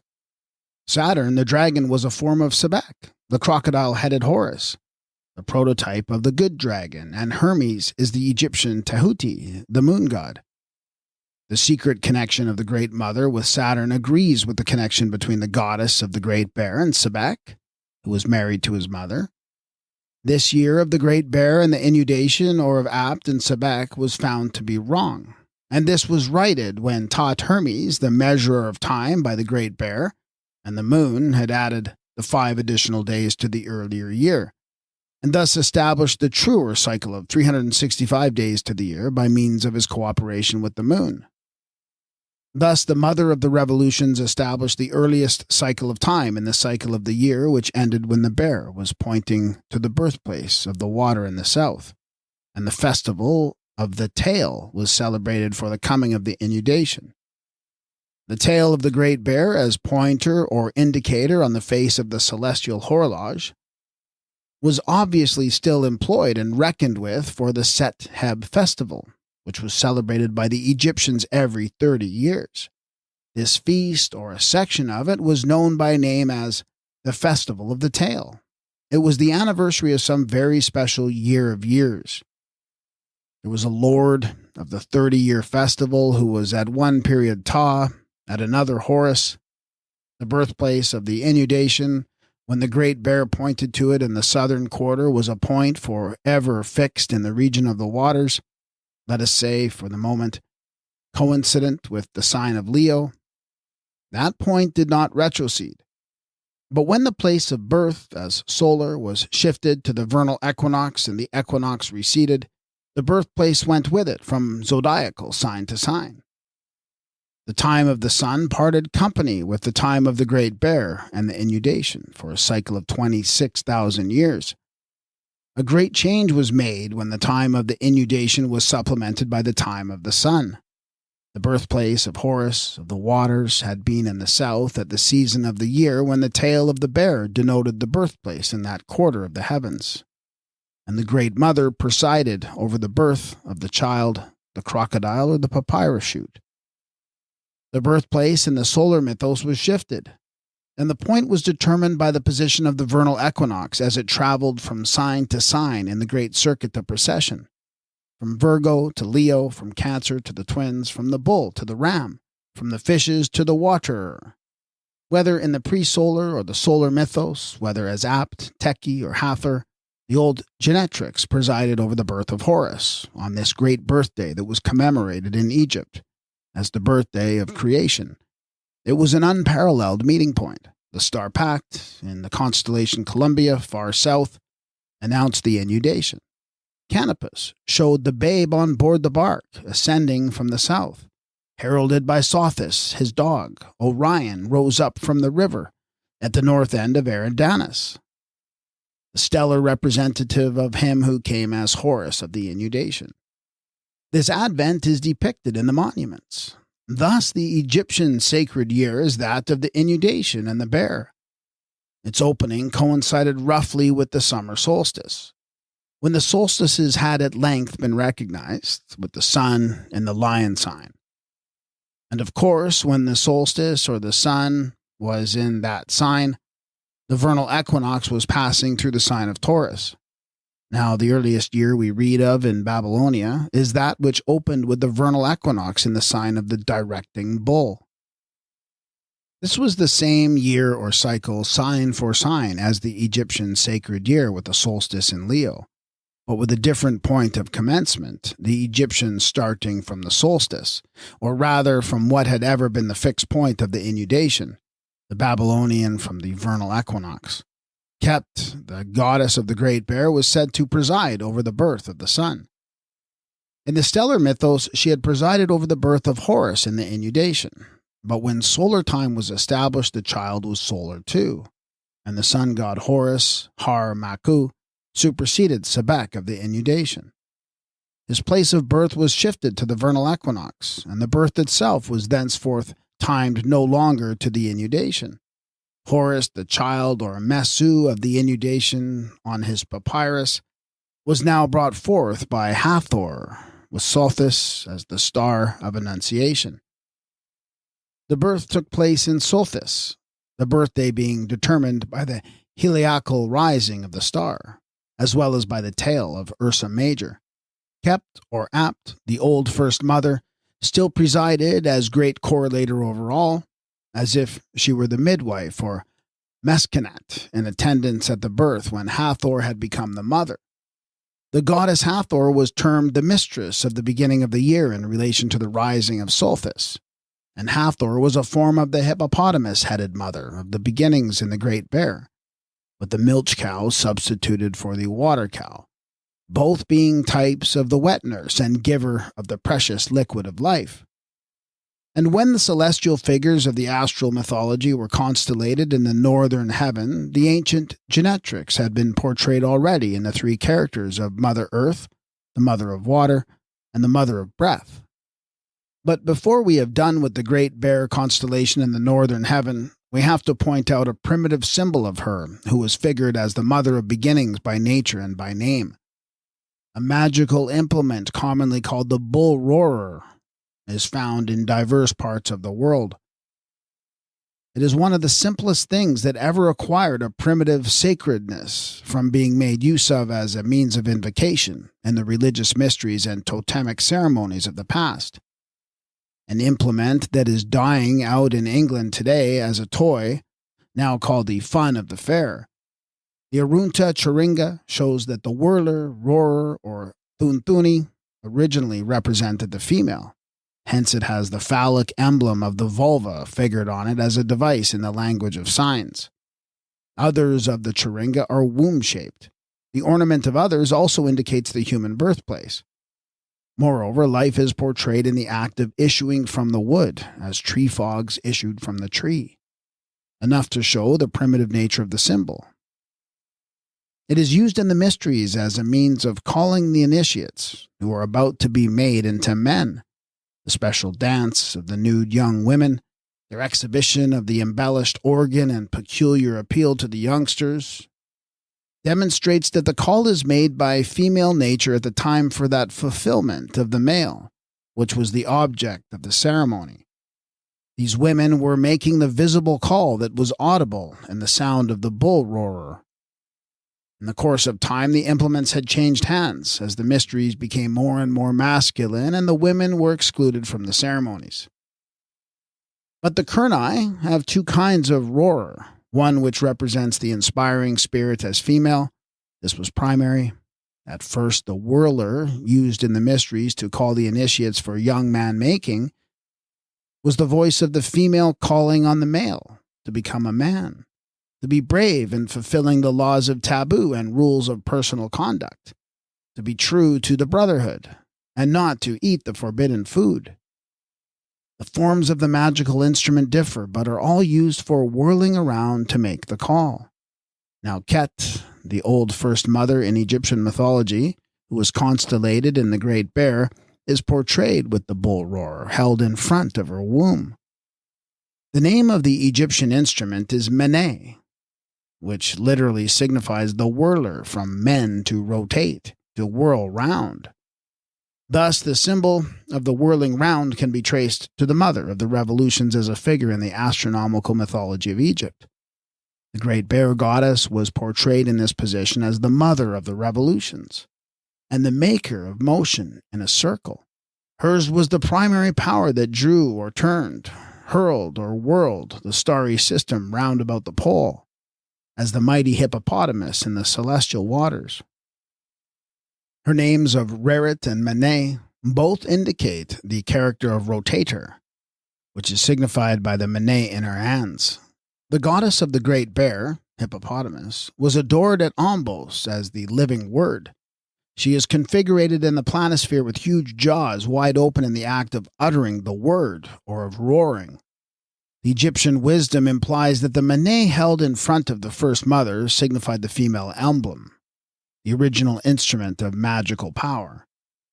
With the roar of Rerit, the water cow called to her young bulls, and her roar would be imitated by the bull roarer, Mene, or Turnden, in calling them, and as a voice of the female calling on the males, it was continued in the ceremony of young man making and the totemic mysteries.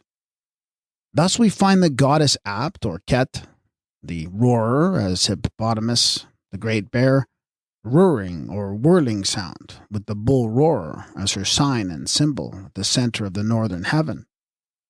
There is a remarkable survival of what may be tentatively termed the cult of the Great Bear amongst the Mandates or Sabians of Mesopotamia, who are worshippers of the living word. In the performance of their worship, the eyes are fixed upon the pointers of the Great Bear. They celebrate a kind of feast of tabernacles annually, for which they erect a tabernacle called the Mishkena or Meshkin. Lastly, the primordial star cult of the Great Bear is also British. In the ancient Welsh mythology, the Great Mother Arth is the goddess of the Great Bear, and Arthur equals Horus, and her solar son who makes his celestial voyage with the seven in the ark. Hitherto, Egyptologists have been inclined to regard the female hippopotamus, our Great Bear, and the haunch as one in the same constellation. This premature guess is erroneous. They were both signs of the Great Mother, but in two separate constellations, which represented two different characters. In the Egyptian planisphere, as at Dendera, the female hippopotamus answers to our Great Bear, whereas the sign of the haunch is on the far side of the Lesser Bear, in the position of Cassiopeia, the lady in the chair. If we take the tail star of the bear as guide, the constellation Cassiopeia is almost exactly opposite. Thus, when the tail of the bear is pointing north in winter, Cassiopeia is at its southern elongation. These are two different types of the Great Mother. It was Apt, the Earth Mother in one character as the water cow, and Nut, the Mother Heaven in the other as the milch cow. Also in the illustration on a Theban tomb, the constellation of the haunch is widely distinct from the hippopotamus. And it is this constellation that is distinguished by name as the Meshken, with the hieroglyphics written on it which read, Meshken, the womb, as place or chamber of birth depicted in the constellation of the haunch or thigh. It is noticeable that the head of the milch cow is portrayed upon the haunch. This distinguishes the one cow from the other, the milch cow or Nut from the water cow of Ket, or Apt, or our Great Bear. It also shows that the thigh or haunch belonged to the milch cow and represented the same celestial seat and place of origin as the later lady in the chair. But whether it is figured as the cow or meshken, the thigh, haunch, or leg of the cow, it signified the birthplace of the celestial waters in the mythos and the place of rebirth for souls in the heaven of eternity. Then follows the tampering and retouching process of the Euphratians, Greeks, or other modern claimants to the ancient wisdom. The place of the seat or thigh was given to a woman sitting in a chair, and the lady of the chair usurps the throne of Isis with her seat and the pre-anthropomorphic type that was constellated ages on ages earlier in Egypt as the cow of Nut or heaven. The thigh in sign language is a type of birth and thence of the birthplace, whence the birth was water, as we find it constellated in the northern heaven. The star pact in Arabic, the thigh, shows us that this birthplace had been constellated in the southern hemisphere as the sign of Teki, the giver of water in the inundation. Thus the thigh was figured both in the south and in the north to signify the birthplace and the birth of water. In the south the water was the river Nile. In the north it is the river of the Milky Way. These are the two waters of earth and heaven proceeding from the cow that was the water cow of Apt or Teki in the earth, and the milch cow of Nut in the heaven. As before said, one of the two great lakes at the celestial pole is the lake of the thigh or haunch, which is mentioned by the name in the ritual. It is also called the thigh of Karaba, at the head of the canal or Milky Way. The lake of the thigh was the birthplace of the waters above, where the milch cow or her haunch was a constellated figure of source whence flowed the great white river of the Via Lactea. The leg, thigh, seat, womb, or haunch of Nut, the celestial cow, once stood where the lady in the chair is seated now. Nut, or the milch cow, was the bringer to the rebirth in this region of the pole. The seven powers brought to their rebirth in seven great spirits were constellated as her children in the Lesser Bear, as seven stars that were never set, but were fixtures for eternity. The two constellations of the hippopotamus and the haunch or meshkin are also found in the rectangular zodiac that was carved upon the ceiling of the great temple at Dendera. As may be observed, the two figures of the hippopotamus and the haunch or milch cow are yoked together by a chain, one end of which is held by Apt, the other is made fast to the haunch or cow. This is the position of the pole, which was the yoke or bond of heaven, and which was known in Babylonia as the yoke of the enclosure. The chain shows that the great bear was made fast to the pole for security in its swing round.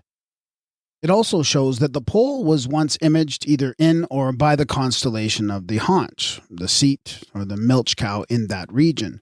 The leg or thigh was an Egyptian figure of the pole, as we find it in the leg of Ta, a constellation which has been identified with the lady of the seat. Hence, above the leg is equivalent to over the pole. Heaven as a source of liquid life that dropped in dew and rain upon the earth was likened to a cow, or in sign language was the cow. Apt is the cow of earth and Nut the cow of heaven. Apparently the cow of heaven, or Nut, supplied the earliest foundation for the pole which, as the figure of the cow dislimbed, was represented by the leg of Nut, otherwise called the thigh, the haunch, or seat. As the central figure of the support in heaven, the cow being primary, it follows that the leg of Nut was an earlier image of the pole than the leg of Ta. The staff of Anup, or the backbone of Osiris, which were also figures of fixity, whether at or as the pole of heaven. The leg or haunch of the cow was then left standing in the midst of the Milky Way. The speaker in the ritual thus addresses it, "O thou leg in the northern sky, and in that most conspicuous and inaccessible stream," which is elsewhere termed the canal. In the pyramid texts it is called the leg, urate, of the Akemu Seku, the stars that never set, the Eternals as a type of stability. Cassiopeia, the lady in the chair, also sits in the midst of the Milky Way. Thus the seat remains, if only as a chair. The white river flows with nothing to account for it, and the lake of milk, the cow, the haunch, thigh, or leg of nut are all dislimbed or have passed away. The Great Bear made her circuit on the outside of the never-setting stars, whereas the leg or haunch was a constellation in the circle of perpetual apparition. It never set below the horizon, nor did any of its stars go down through all the period of the long great year. Thus the bit of foothold in the watery vast of space was figured as the seat, the meskin, womb, or rebirth place in the heaven of eternity. The deceased, when speaking of his going forth from the tomb, identifies this constellation with the place of rebirth above, saying, "I shall shine above the haunch as I come forth in heaven."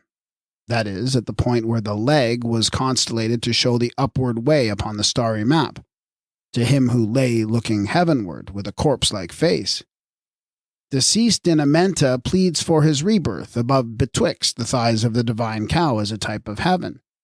The old Great Mother, as the hippopotamus, we repeat, was not within the circle of the never-setting stars, in the circumpolar paradise. It was the milch cow, Hesed, not the water cow, that gave the white liquor which the glorified ones love. The milk that flowed from the cow, whether she was divinized as Nut or Meruet, the heaven, or Hathor or Isis, the cow-headed goddesses. The cow Hesed was designated the divine mother and fair nurse, as giver of the liquid of life when this was represented in heaven, by the milk of the celestial cow. The identification of the thigh as a totally different constellation from the greater bear will alter the reading of certain inscriptions in which the thigh and bear have been mixed up together. For example, when the alignment was made for the temple of Hathor to be rebuilt at Dendera, in the time of Augustus, the king tells us that he orientated the corners and established the temple as it took place before, whilst looking to the sky and directing his gaze to the Ak of the thigh constellation. Here the Ak denotes a central point, the axis or middle of the starry group.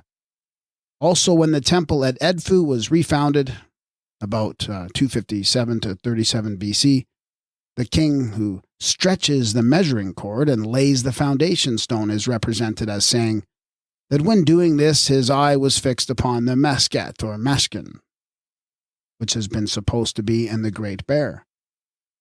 This also was in the constellation of the haunch, as may be seen by the fragment from a Theban tomb, where the haunch is labeled the Meshkin, or chamber of birth, which the constellation indicated. The birth chamber of the cow above that was copied in the temple of the cow goddess below. The cow of heaven, as the milch cow, was portrayed standing or resting on the summit of the mount which was connected with the sky, as portrayed in the monuments. Thus, in the Persian rendering, was the cow upon the summit of Mount Alborz. In the Norse mythology, it is the cow Adumla.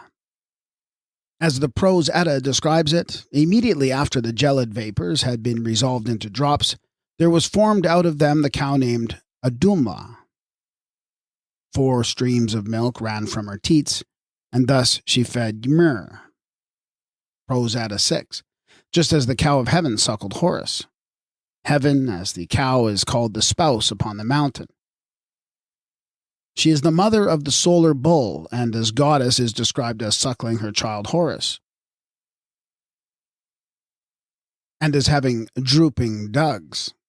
The Milky Way was pictured as a celestial water, now called milk, that flowed from the cow of heaven couched upon the summit of the mount, the apex of which was at the celestial pole.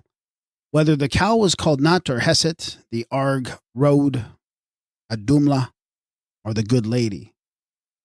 Now, if we take the lady on the seat and the haunch or thigh as a figure of the cow, the position on the globe is this. The Lady of Heaven equals the cow, or the mistress of the mount, is constellated in the middle of the Milky Way, which runs in 2 directions downwards from the summit of the pole. If we restore the figure of the cow, or its co-type, the haunch, this is the exact spot at which the river of milk once issued from the cow of heaven, that gave her white liquid to Horus and the glorified, or water to the world in dew and rain. The Milky Way has been disfigured sadly by the Greeks, but still runs visibly as the river of the Nun or Great Deep, the white river that engirdles all the earth. The river Ganges, issued from the mouth of the cow, retains the primitive type of a celestial source for the water that fell from heaven. And it was seen by night descending in the river of the Milky Way, or in 4 streams that issued from the udder of the cow, which supplied a figure of 4 quarters to the mount. The cow of heaven, or Nut as a giver of liquid life, was the earliest mistress of the mountain, or divine lady of the mound. Then the type of the good nurse, the suckler, was made anthropomorphic, and the udder of the cow was superseded by the mammae of the human mother. But it was a long way from the African cow or sow as the suckler to the wet nurse divinized in the human form. Lastly, the cow of earth was the mother of salt water, as well as fresh, both fresh and salt water being found in the African lakes. The Albert Nyanza, for instance, is a saltwater lake, and one of the 2 lakes of the cow or haunch at the pole was evidently a saltwater lake, as the primitive lake of purifying and healing. One of these, repeated in AMENTA, is called the saltwater lake. The Zulu form of this celestial source is a young woman who makes the water. "Leave it to me," says Lu, the Samoan Nut, when there was no water, and she makes the water, which was salt. This may account for the origin of salt water in heaven. To the very primitive folk, urine was the first salt water used for cleansing, purifying, and healing. The earliest soap was made from the alkali in urine mixed with oil from the human skin. The Inuit, amongst others, still wash themselves with urine. The Banyans of Momba wash in cow's urine because, as they say, the cow is their mother. An early type of the mother as wateress in heaven was the cow, and first of all it was the water cow. Urine was a very primitive form of holy water as a means of purifying. At the present time, holy water is yet saned and made sacred by adding the ingredient of salt to water that is fresh.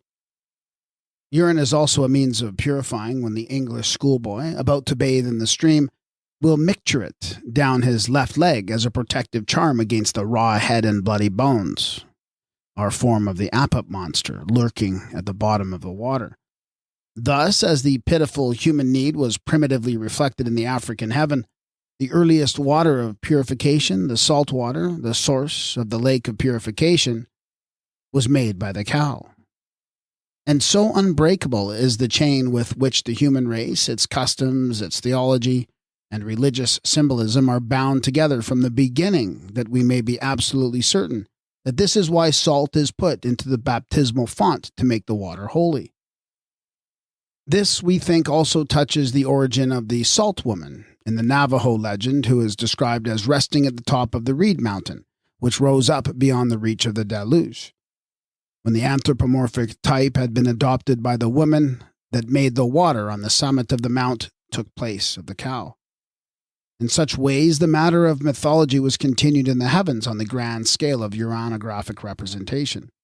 In this celestial sign language, the oldest book of wisdom in the world was written by the mystery teachers and can still be read upon the starry scroll of ancient night. The upliftings of Shu are spoken of and portrayed in the Egyptian ritual. The first of these is said in ancient legends to have taken place at Hermopolis, where Shu stood on the mound to raise the firmament. This was the mound by which the Mount of Earth was imaged in Egypt as the altar of the mound builders, constellated in Era. At least 2 of Shu's upliftings can be identified. In his role of Anhur, Shu was the uplifter of heaven, or Nut by name. He is portrayed upon the mount or mound in the act of raising up the cow of Nut with his 2 hands, or pushing up the heaven assisted by his support gods. And Kephius, standing on the mount with the rod in his uplifted hand, remains a representative of Shu, who stood upon the mound to raise the firmament of Am-Kamen. In his character of Anhur, he was the uplifter of the sky or firmament in the pre-solar mythos. In the solar mythos, he becomes auxiliary to Ra, and is called his son, Shu-Si-Ra. He is now the supporter of the sun god who uplifts the solar orb upon the Mount of Dawn, or, as it is always phrased, he brings the eye of light to Ra. In doing this, he kneels upon the horizon as the uplifter. He is the helper of the solar god. Horus, or Ra, upon the horizon when the great battle was waged against the Apep of darkness, who fought so long and fiercely that the god came staggering upwards, fainting from his wounds. It has been said that all tradition respecting the personage known as the Kneeler has been lost. Eratos knew nothing of the character. But in the Egyptian astronomical mythology, the god Shu is the Kneeler personified. In this form, he is portrayed upon the horizon or Mount of Dawn, stooping on bended knee to uplift the solar disk, or to bear it on his head. He who had uplifted the starry firmament with his two hands, or with the forked stick called his rod, now represented the force that heaved up the sun in the position of the Kneeler. In the Phenomena, Eratos describes the Kneeler in an attitude of worship, with arms upraised from both his shoulders, each stretching on its side about a full arm's length. This is the attitude of Shu, but with the solar disk omitted. The Kneeler, then, who is Al-Jaffa in Arabic and Enganozin in Greek, we identify with Shu, the deity who kneels upon the horizon to support his father Ra, the solar god, in his battle with the hosts of darkness. He also passed into the eschatology as the typical Kneeler. Thence the keeper of the door in the Hall of Judgment is named after Shu, the Kneeler. The keeper says to the initiate in the mysteries, I open not to thee, I allow thee not to pass by me, unless thou tellest my name. The password given in reply is the knee of Shu, which he hath lent for the support of Osiris, is the name that is the supporter of the sun god in the character of the Kneeler. Shu-Enher, in his twofold role, may still be recognized on the celestial chart in the constellations of Cepheus and Leo, partly by means of the double Regulus. As Anhur in Cepheus, he stands upon the mount to lift up heaven with his rod or staff, and as Shu or Regulus in Leo, he is the supporter and uplifter of the solar orb on the horizon as the Kneeler. A picture in the constellation Lyra has survived to show us how the stories of the solar god were given in a starry setting on the background of the dark. If we refer to this group upon the celestial globe, we find a figure of the winged disk or hut, which still identifies the constellation with Horus of Edfu, who is now called Horus Behutet. What then was the story told of Horus and the stars by night, which could be read in Lyra when conjoined and illustrated with the winged solar disk? We are shown a picture of Horus with his lyre, the prototype of Apollo with his lyre, and Orpheus with his lute.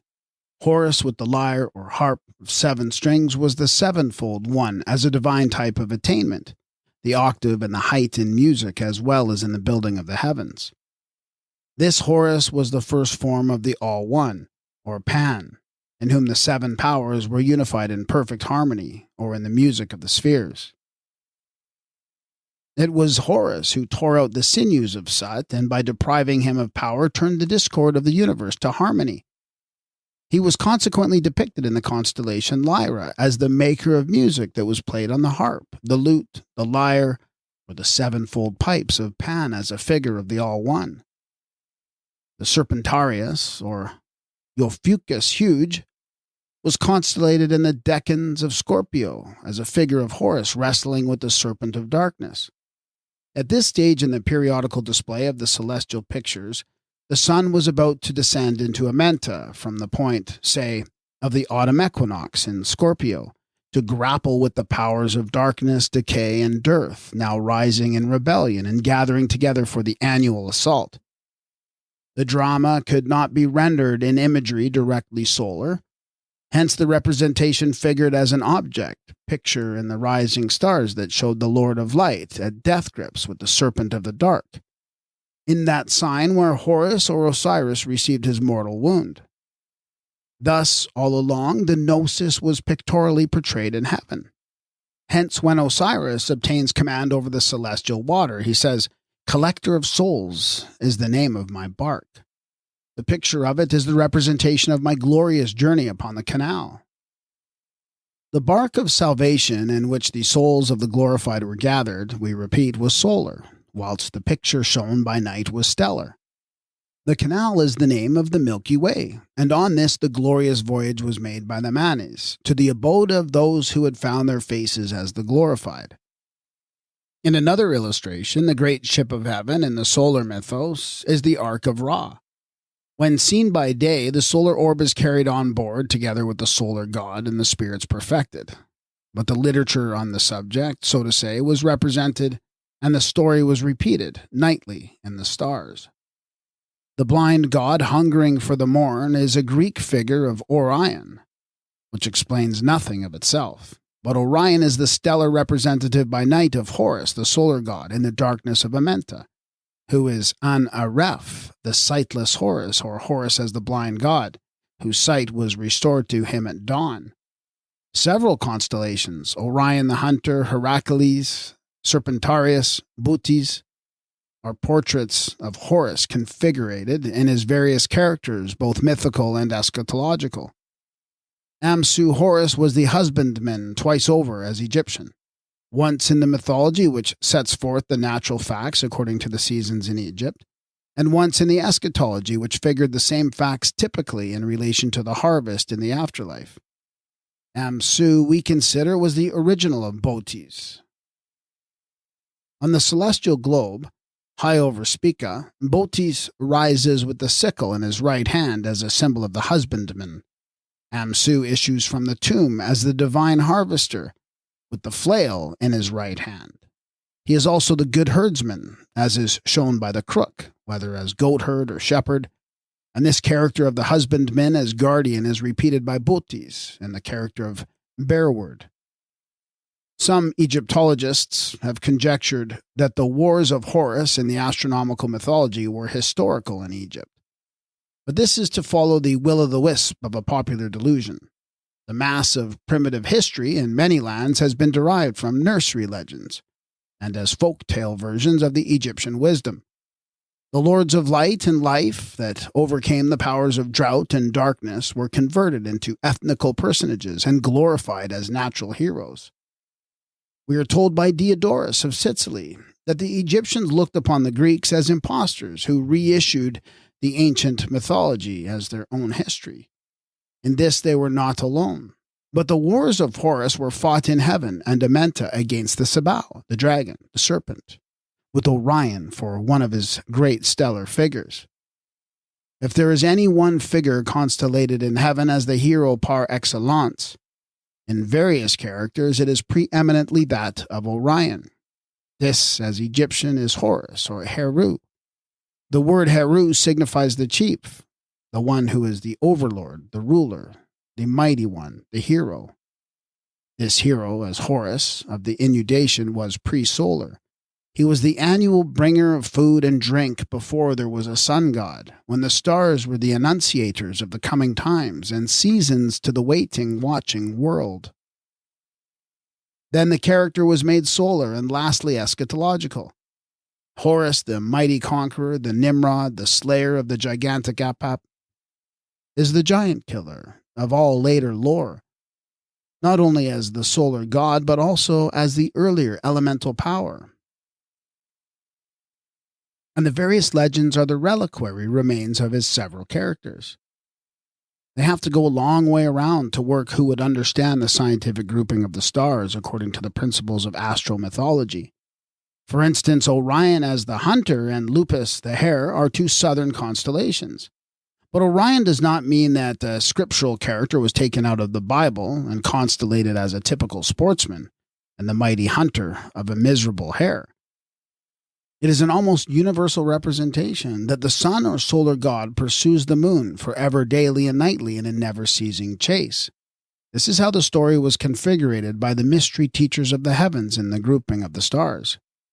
Such a chase implies the character of the hunter, and Orion, as representative of the solar Horus, is the hunter. The pursuit of the moon is signified by the stellar symbol of the hare. In sign language and in many lands, the hare has been a lunar zootype as the wide-eyed leper that was followed night by night, day after day, by the solar hunter in his perpetual round. Thus, the hare, known as a symbol of the moon over half the world, is shown to have been a totemic type of the gnome and a figure of the lunar deity in Egypt. The hare was imaged as a primitive constellation at the feet of Orion, who in one character was the mighty hunter. But he is not the hunter of so insignificant an animal as the hare.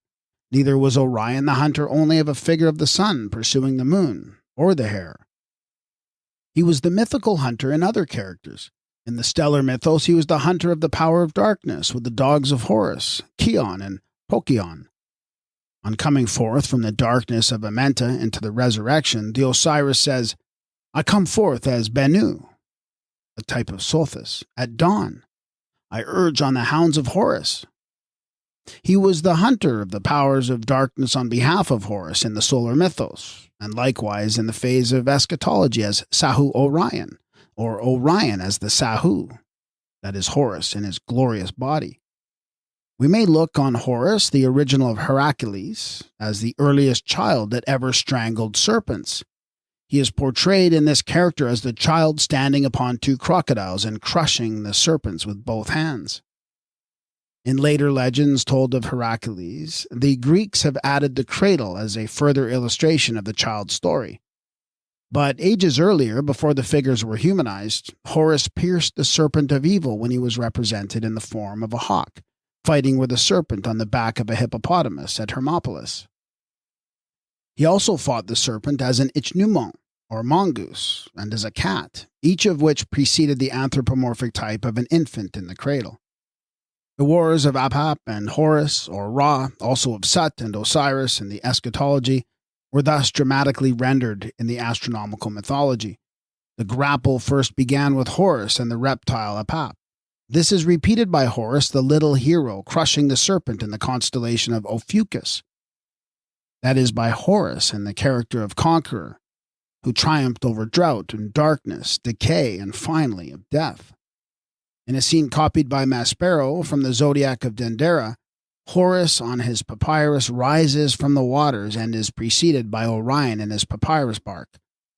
Orion was a figure of the stellar Horus, or Horus of the inundation, but Horus represented by the sparrowhawk has become the solar god now born of Hathor, the milch cow. All three appear together in this scene.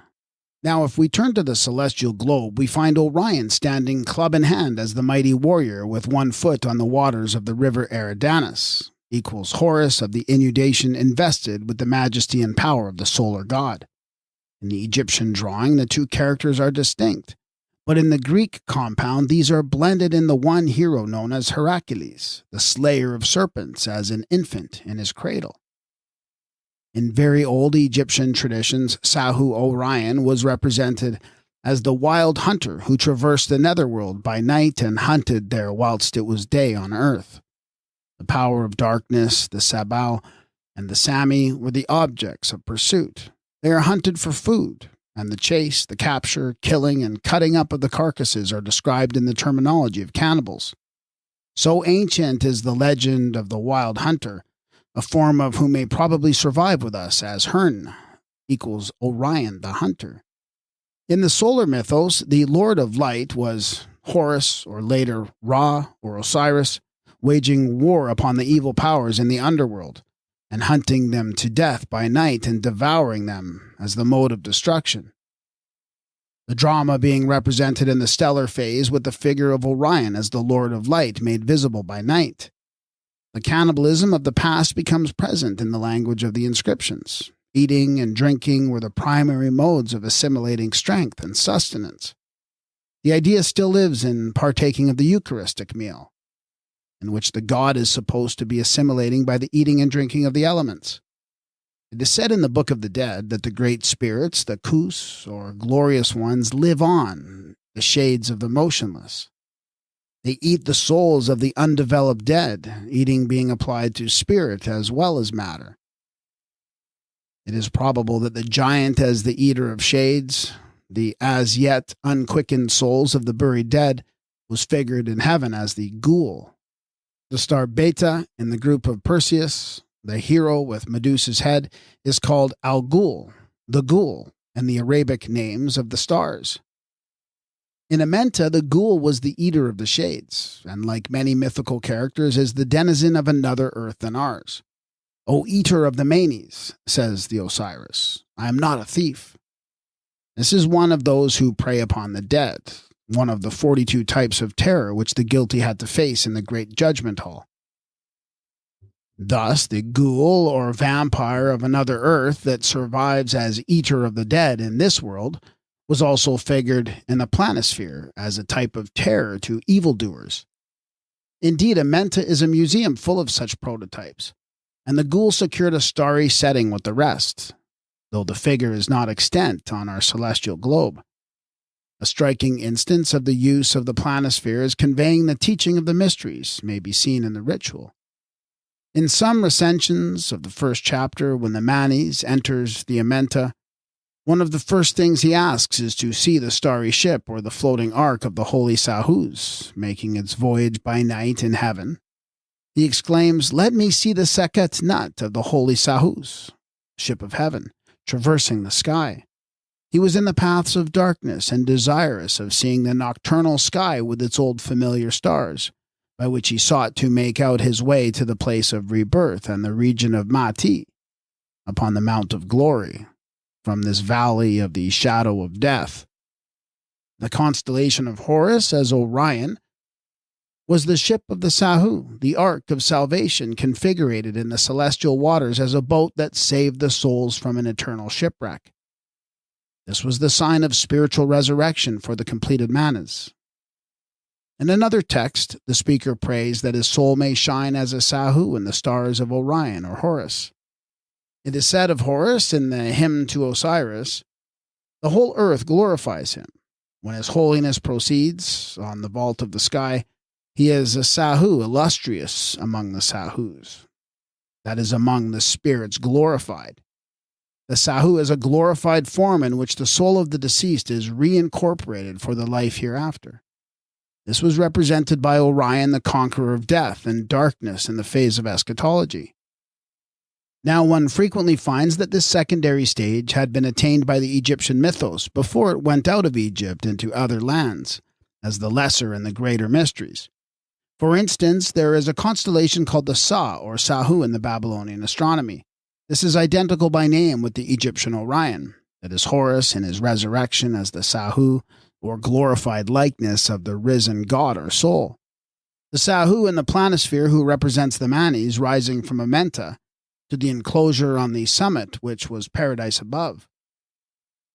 The descent of Heracles into Hades to grapple with the triple-headed Kerberos was preceded by the descent of Horus into AMENTA, where the devourer is triple-bodied, if not three-headed.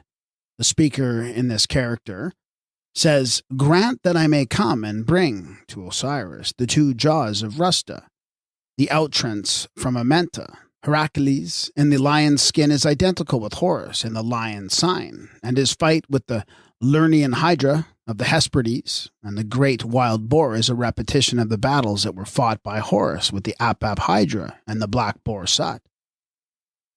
The same speaker at the same time says, "I have repulsed the Apap reptile and healed the wounds he made," which is equivalent to the struggle of Horus with the monster Hydra.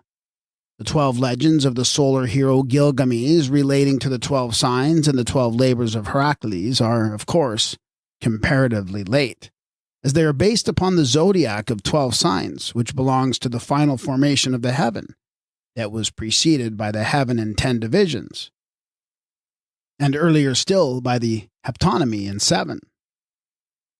But the 12 labors of Heracles are zodiacal, and the first of these was at a point of commencement in the lion sign. The Greeks, with their accustomed indifference to the facts and their fondness for figures and fancies, played many pranks with the astronomical mythology.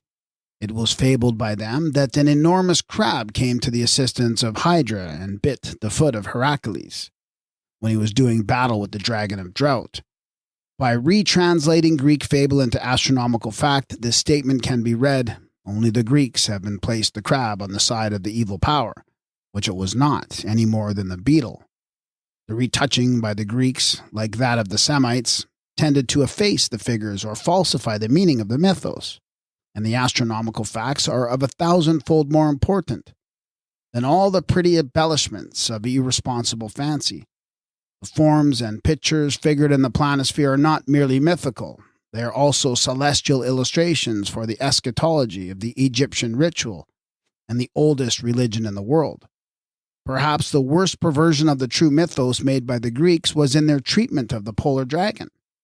This, as already shown, was founded on the crocodile, not on the Ap-Ap reptile. The crocodile was the good dragon, the solar dragon, the dragon of life, represented by the stellar Draconis. Ap-Ap is the dragon of evil, of negation, and of death. It is not easy to uncoil the dragon, or rather the two dragons, the dragon of light and the reptile of darkness, on Greek ground.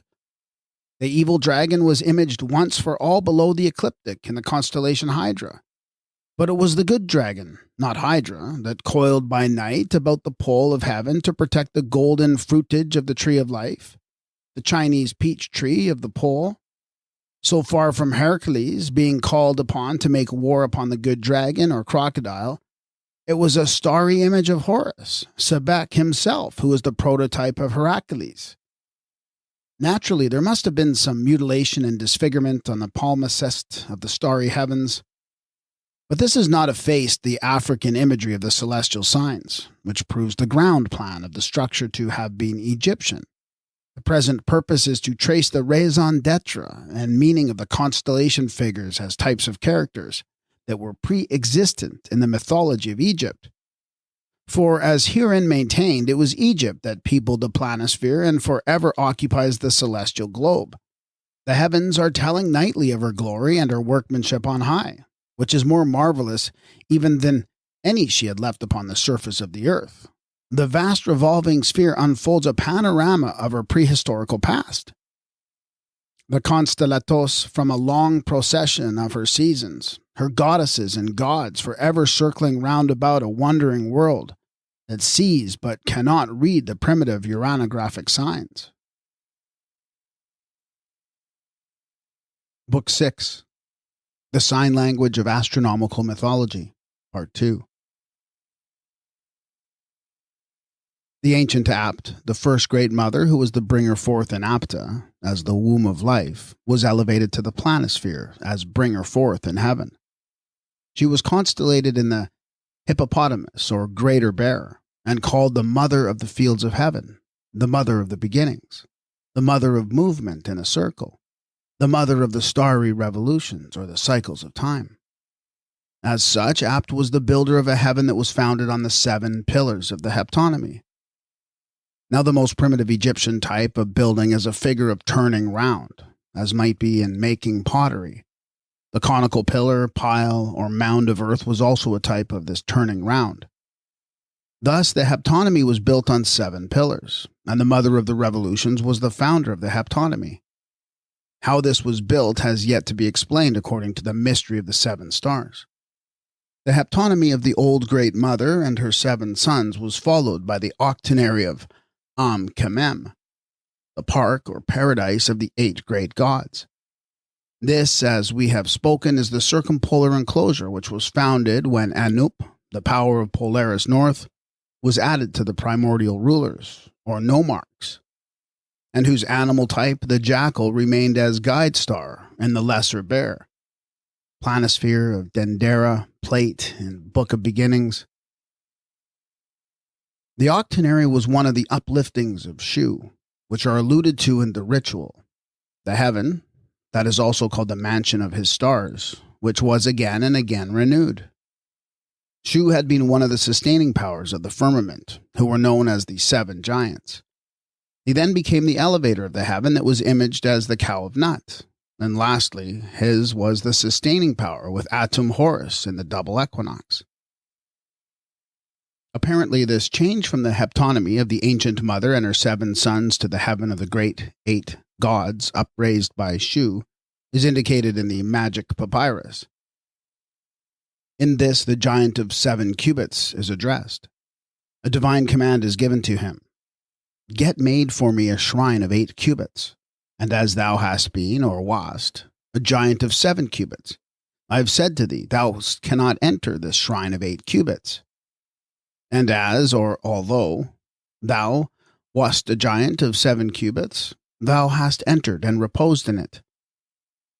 The giant of 7 cubits in the shrine of 7 cubits now gives place to one who has the face of a Kafi ape with the head of hair of a monkey, Ani. The type that is of the moon god, Tehuti Ani, is the shrine of 8 cubits, or the heaven of the 8 great gods in the enclosure of Kamem. The octenary of Tot, upraised by Shu. Ani, the Kafi ape, was Tot's own especial monkey of the moon, and is a sign that the shrine of 8 cubits was the octagonal heaven or octenary of Tot, the lunar god, which tends to identify this with the enclosure of Kamen, that was upraised by Shu. In all likelihood, the giant thus addressed is Shu, the lion of the uplifting force. It is related in very old Egyptian legends that when Shu Anur lifted up the paradise or park of Kamen, he was compelled to make use of a mound or staircase with steps to it in order that he might reach the height. This mound, says Maspero, was famous throughout all Egypt. The event, as supposed history, took place at Hermopolis, the city of which Tot was lord. Therefore we may look to the lunar deity for the origin of the step mound. A figure of this mound may be seen in vignettes to the ritual as a pyramid with 7 steps, called the ladder or staircase of Shu. How then did the steps or stairs of the mound originate as a lunar type of the ascent? And why should the steps be 7 in number? The answer is because they were lunar. The moon fulfilled its 4 quarters in 28 steps, 14 up and 14 down. For this reason, Osiris in the moon was represented by an eye at the top of 14 steps. The moon in its first quarter took 7 steps upward from the underworld to the summit, which in the annual reckoning was the equinoctial mount. In other words, Shu now made use of a lunar reckoning previously established by the moon god Tat, when the arc of 7 cubits was superseded by Kemen. There are 2 sets of names in the ritual given to the 7 primordial powers and 2 of their astronomical characters. The first 7 are called 1. Anaref, the Great, 2. Kat, 3. The Bull who liveth in his fire, 4. The red-eyed one in the house of Gaz, 5. Fiery face which turneth backwards, 6. Dark face in its hour, and 7. Seer in the night. The second 7 are 1. Amsta, 2. Happy, 3. Tuamutaf, 4. Kabsenef, 5. Matefef, 6. Karbakef, 7. Har Kent Anmati. The first 4 of the latter 7 are the gods of the 4 quarters, who stand on the papyrus of earth and who became the children of Horus in the later creation. In this new heaven, raised by Shu, another god was born as 8th one to the 7. This was Anup, the form of Sut, as a deity of the north celestial pole. The Egyptian 8 great gods consist of 7 plus 1. The Phoenician Kabiri were 7 plus 1. The Japanese Kamai are 7 plus 1. In the Vayu Purana, the group of rishis, who are usually reckoned as 7, are spoken of as 8 in number, and are therefore another group of the 7 plus 1. The company of the 8 British gods were 7, with Arthur as the 8th. The 7 powers plus 1 are also to be seen in the 7 sleepers of Phesis and their dog. Moreover, the dog can be identified with Anup as the golden dog or jackal at the pole. When the god of the pole star was appointed in the north, it was an 8th to the 7, and he who was the 8th became the supreme one, the head over all, like the occiput at the top of the 7 vertebral joints in the backbone of Anup, Ta, or Osiris, which was a figure of the pole. The head or headland in Egyptian is Ap, or Tep, and the same word signifies the chief, the first, and also the number 8, or the 8th. Anup was disguised from the 7 earthborn powers. He is expressly called the son of the cow. That is, the son of Nut, the cow of heaven. The heaven that was lifted up by Shu in the shape of the cow, which brought forth Anup at the pole. Apta-urt, the cow of earth, had been the mother of the 7, who were reproduced by Nut as the Kuti, or glorious ones, who are 8 with Anup added as the power of Polaris. Anup, the highest power at the pole, then becomes a ranger of the stars in this new heaven of the 8 great gods that was upraised by Shu the giant, who had been one of the primary 7 powers. Anup, the 8th, is said to fix the places of the 7 glorious ones, who follow after the coffin of Osiris on the day of Come Thou Hither, which was the first day of some new creation in the astronomical mythology. In the solar mythos, the sun god took the place of Sat Anup, who was the earlier maintainer of the equipoise and equilibrium in the revolving system of the heavens. The speaker in the ritual says, "I am God who keepeth opposition in equipoise, as the egg which circles round." The egg is the sun. But he continues, "For me there dawneth the moment of the most mighty one Sat, or Sat Anup, who was the most mighty one as prevailer on the side of order at the pole before the equilibrium of forces was known to depend upon the power of gravitation and the revolution of the sun. What the sun is at the center of the solar system, the pole star had been at the center of the stellar universe in the most ancient astronomy. In place of gravitation, the force that swung the system round was represented by a cord or chain attached to the pole as its symbol of controlling power. This 8th one, added to the 7 primary powers, came at times to be designated Father of the 7. Thus, the 8th was raised to the headship over the 7 Japanese kame. Anup, as representative of the polar star, is lord over the 7 Akamu, or non-setting stars. The Phoenician Siddiq is father to the 7 Kabiri, and he is the just, the righteous one, which means that he was also a representative of the pole, identical with Anup, who is the judge. The character is the same in relation to the 7 earlier powers now called the sons, as the just one or the judge, king of the 7 sons of earth as a title of Anu.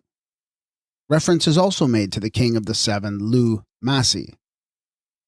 This was the god who, as 8th to the 7 and the highest of all, was the chief, or the Sutton, or king, that is Sut Anup, chief to the Kamite 7 in the circumpolar heaven of the 8 great gods. The Assyrian 7 are likewise designated the sons of Bel as the 7 Anunnaki, or earthly Anunas. Anup, the jackal-headed, was the primordial judge, but so anciently that he had been superseded by Atum and Osiris in that character. The pictures to the ritual show him in the judgment hall, reduced to the position of inspector of weights and measures in the presence of Osiris, who has now become the great judge in AMENTA. But allusions to the earlier status still remain. As it is said in the inscription of Kunamatep, all festivals on earth terminate on the hill, or over the hill of Anup. That is in the eternal feast upon Mount Atep, the Mount of Glory in the polar paradise. In the Rig Veda, the habitation of the one god is placed in the highest north, beyond the 7 rishis. These are often supposed to be represented by the 7 stars in the Great Bear, but erroneously so. The 7 rishis, Urshi, or divine watchers, were grouped in the Lesser Bear, the stars of which constellation never set. These were the chief of the Akamu under Anup, god of the pole star. The Subas, or Mandozo, the ancients of Mesopotamia, are what is called worshippers of the pole star. To this they turn their faces in prayer and in going to sleep. The reason assigned is that when Hivelzivo, the Suban creator, assumed the government of the worlds which he had formed, he placed himself at the limits of the 7 Matarathos, at the extreme point of the universe where the pole star was then created to cover him. The original Old Man of the Mountain was unquestionably the ancient deity of the pole star. Hence the group of 7 stars which accompany the head of the Old Man on the Gnostic stones, showing that he was the head over the 7 glorious ones. The Old Man of the Mountain, then, is Anup, who arranged the stations of the 7 on the day of Come Thou to Me.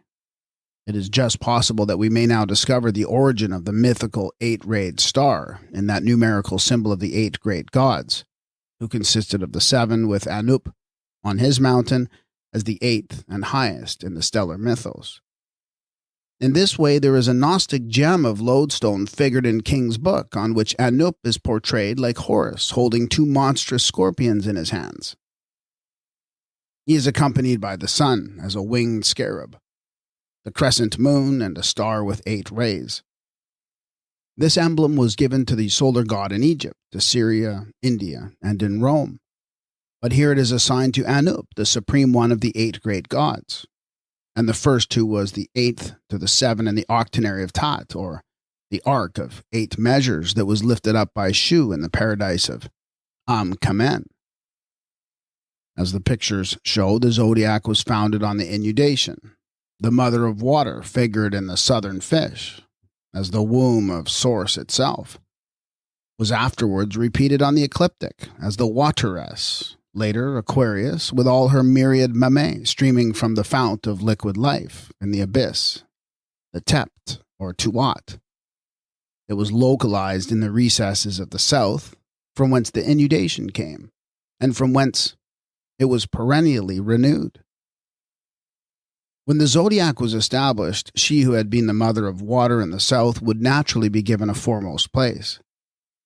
The waterer was now repeated as the multimammalian wet nurse in the sign of Aquarius, the same in character, whether as the southern fish, the water cow, or the suckler divinized. However represented, earth as the giver of water was the type, and in Egypt the water was the inundation. The first 2 children of the Great Mother came into existence as the twin brothers, who contended with each other in the opposite elements of drought and water, or darkness and light, and in other phenomena. These twin powers were constellated in the sign of the twins at the station where the 2 combatants were first reconciled. That was at the equinoctial level. These, then, we reckon, were amongst the earliest founders of the zodiac on some old common meeting ground of night and day, or drought and inundation, which is yet visible for us in the sign of the Gemini. Moreover, it is related in the ancient legends and folktales that once upon a time there was a pair of brothers who were twins, and these twin brethren were the builders of a city.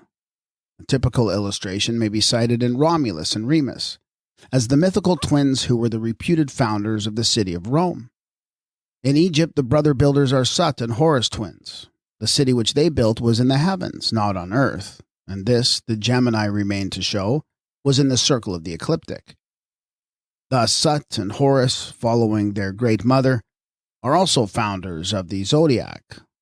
The first pair of twins were male. These were followed by a pair in Shu and Tefnut that were male and female, called the brother and sister. These were twinned back to back, Shu in front, Tefnut behind, to form the figure of Sagittarius on the other side of the zodiac, exactly opposite the Gemini, oblong zodiac of Dendera. We reckon Shu, the lion, of breathing force and uplifter of the firmament, to be third of the elemental powers born of the ancient genetrics. Shu upraised the heaven of day in one character and the heaven of night in the other. He is a pillar of support to the firmament as founder of the double equinox. He sustains the heaven with his 2-pronged stick, his 2 arms, or with the 2 lions of force, which represent himself and his sister Tefnut, the lioness. It was at the equinoctial level that the quarrel of Sut and Horus was settled for the time being by Shu. Shu thus stands for the equinox as the link of connection betwixt Sut and Horus in the north and south. The heaven in 2 parts, south and north, as the dominions of Sut and Horus were now followed by the heaven in 3 divisions, that was upraised by Shu, as establisher of the equinox in the more northern latitudes. And this heaven in 3 divisions was the heaven of the triangle which preceded the one built on the square, by Ta. Horus and Sut had been the twin builders and the founders of north and south. She followed with the new foundation in the equinox, which was double east and west. Sut, Horus, and Shu, then aided by his sister Tefnut, founded the heaven of the triangle based upon the 2-fold horizon and the crossing. Shu, as the equinoctial powers, the third to Sut and Horus of the south and north. With him, a triad was completed, and the two pillars with a line across would form the figure of the triangle. Thus, the twins in Gemini and Shu in Sagittarius, being the first three of the 7 powers, point at least to the equinoctial line being laid in those 2 signs of the zodiac. More particularly, as his sister Tefnut, a form of the Great Mother, is joined with Shu in constituting the sign of Sagittarius. Thus, the 3 brothers, Sut, Horus, and Shu, with one female as the mother or sister, are found together in these 2 fundamental signs of the zodiac. A third power, born of the Great Mother in heaven, was now added to the other 2. Another of her 7 sons was born, or the lion of force, Shu, joined the crocodile, Sebekhoros, and the hippopotamus, Sut, in a trinity of powers that sustain the firmament. As elemental forces, Sut and Horus had been ever lawless combatants and claimants, always fighting for supremacy. When Shu had lifted up the heaven of Am-Kemen as the paradise of peace upon Mount Hetep, he reconciled the 2 warrior gods with each other, and with those who had charge of the beautiful creation when he raiseth up. Law and order were established by putting bounds to the contentions of the powers, and by dividing the whole universe from Zenith to Nadir into the 2 domains called the portion of Sut and the portion of Horus. The contention betwixt Sut and Horus had originated ages before the satanic character of the Evil One, in his anthropomorphic guise, had been assigned to Sut. The twin opponents had been on a footing of equality in the stellar, lunar, and solar mythos. But there always was a question of boundaries to be settled.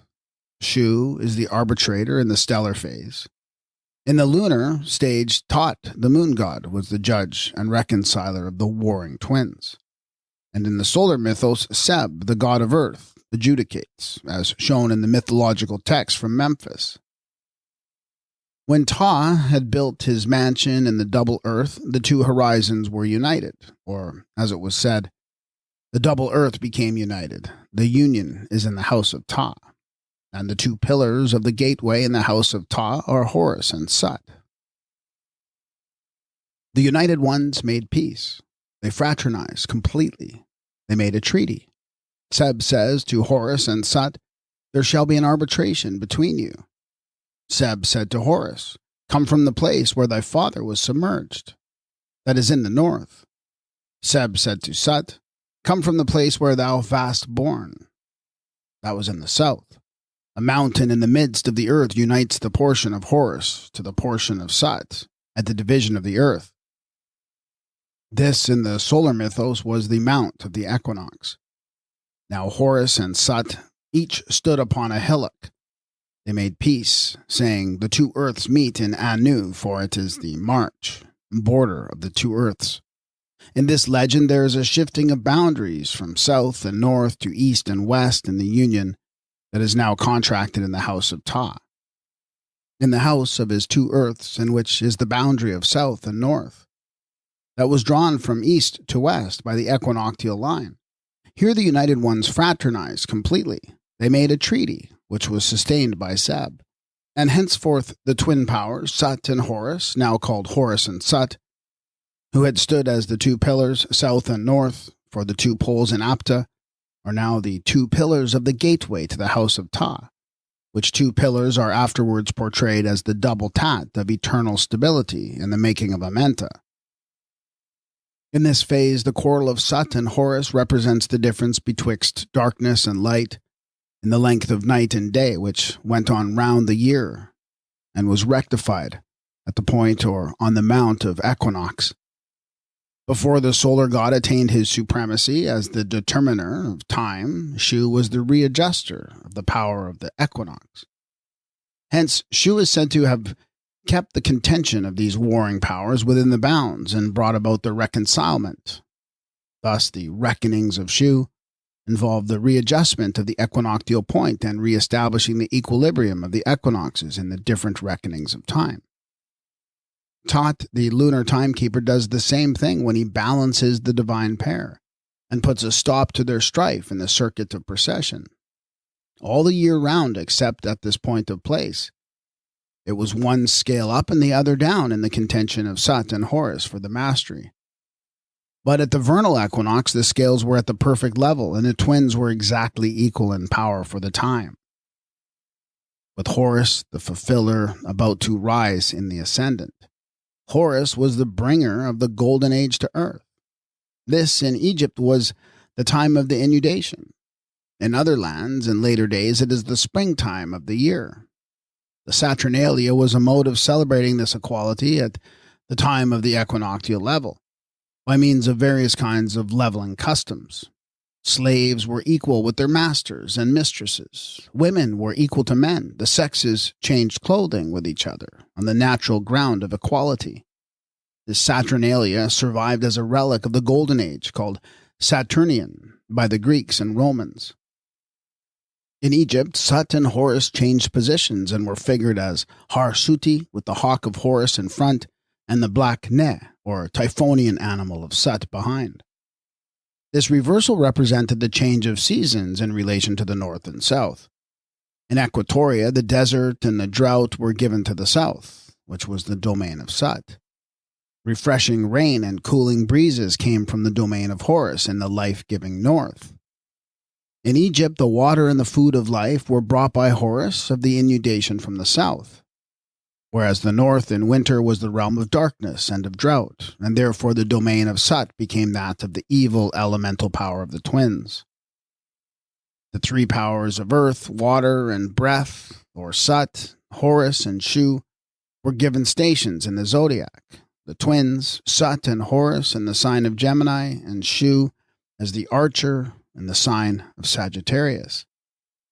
The heaven, founded on the south and north by Sut and Horus, the twin builders, was now followed by the heaven that Shu uplifted in the equinox as the lion of sustaining power, or rather as the dual lion of Shu and Tefnut, his sister, who is seen to be conjoined with him in Sagittarius. Thus far, the zodiac was founded on the Great Mother with the two pairs of twins, Sut and Horus as the Rihui lions, with Shu and Tefnut as the Ruti, or lions of the double horizon, one at each end of the equinoctial line or level, where the lost balance of the contending twins was periodically restored by the reconciler Shu. In one character, Horus is designated Horus of the Triangle, and a theory has been put forward in Germany to the effect that the figure represents the pillar or cone of the zodiacal light. But the unexplained peculiarity of Horus of the Triangle is that his triangle is figured in a reversed position, with the apex downwards and the base above, whereas the pillar of zodiacal light was never seen bottom upwards in that way, and never could have been so represented. On the other hand, the triangle which was constellated in Triangula is, we hold, the figure of a tripartite division of the ecliptic and the triple seasons of the Egyptian year. The water season being represented by Horus, the season of wind or breathing life, and of the equinoctial gales by Shu, and the season of dryness or drought by Sut. These were called the water season, the green season, and the dry season, the three signs of which are 1. Water, 2. Growing plants, and 3. A barn or storehouse, which showed the crops were harvested. 4 months for the water season gives the correct length of the inundation. The Egyptian harvest occurred in the 8th month of the year. Then followed a season of drought and dearth, which came to be assigned to the destroyer Sut. These 3 seasons can be traced as a basis for the zodiac that was afterwards extended to one of 4 quarters and 12 signs. Horus of the inundation was given the lion as a solar zootype. The archer, 4 signs further round, was assigned to Shu, the god of breathing force, and 4 signs are the correct measure of 1 season, or tetramine.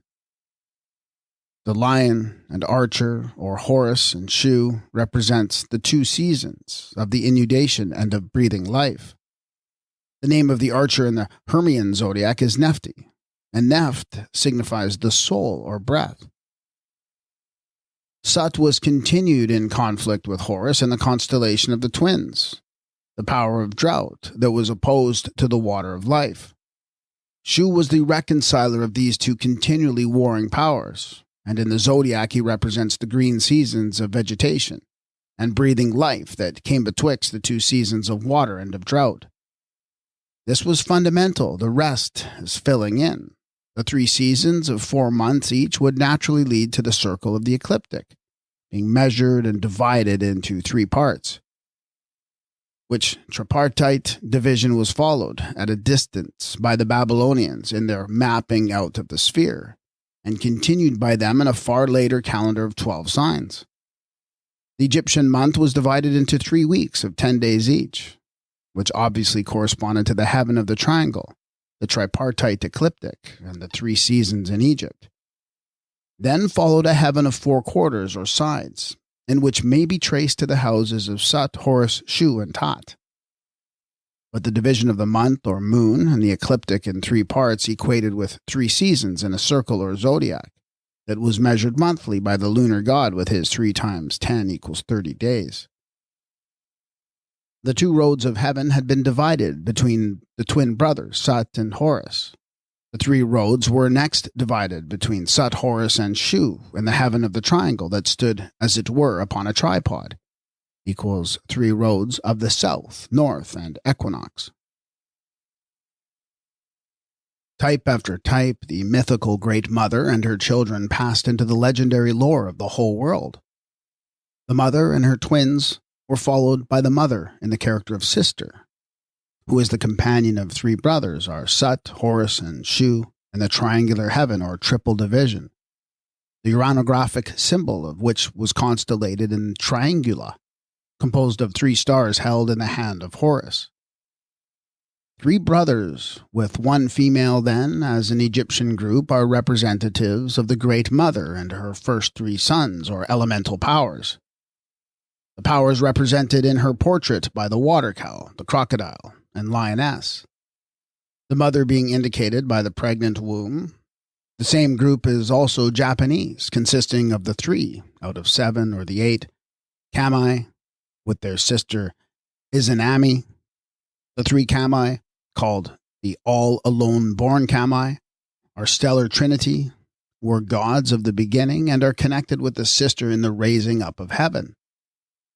And when the Christian divinity of a triune nature is portrayed with a triangular aureole upon its head, that figure relates the deity once more to the phenomena in which a god of the triangle had originated. The god of the triangle was of a 3-fold nature in the trinity of Sut, Horus, and Shu, which 3 were one with the mother in the heaven of the triangle, the mount with the triple peaks, the ecliptic in 3 divisions, the year in the 3 seasons, the month in 3 weeks.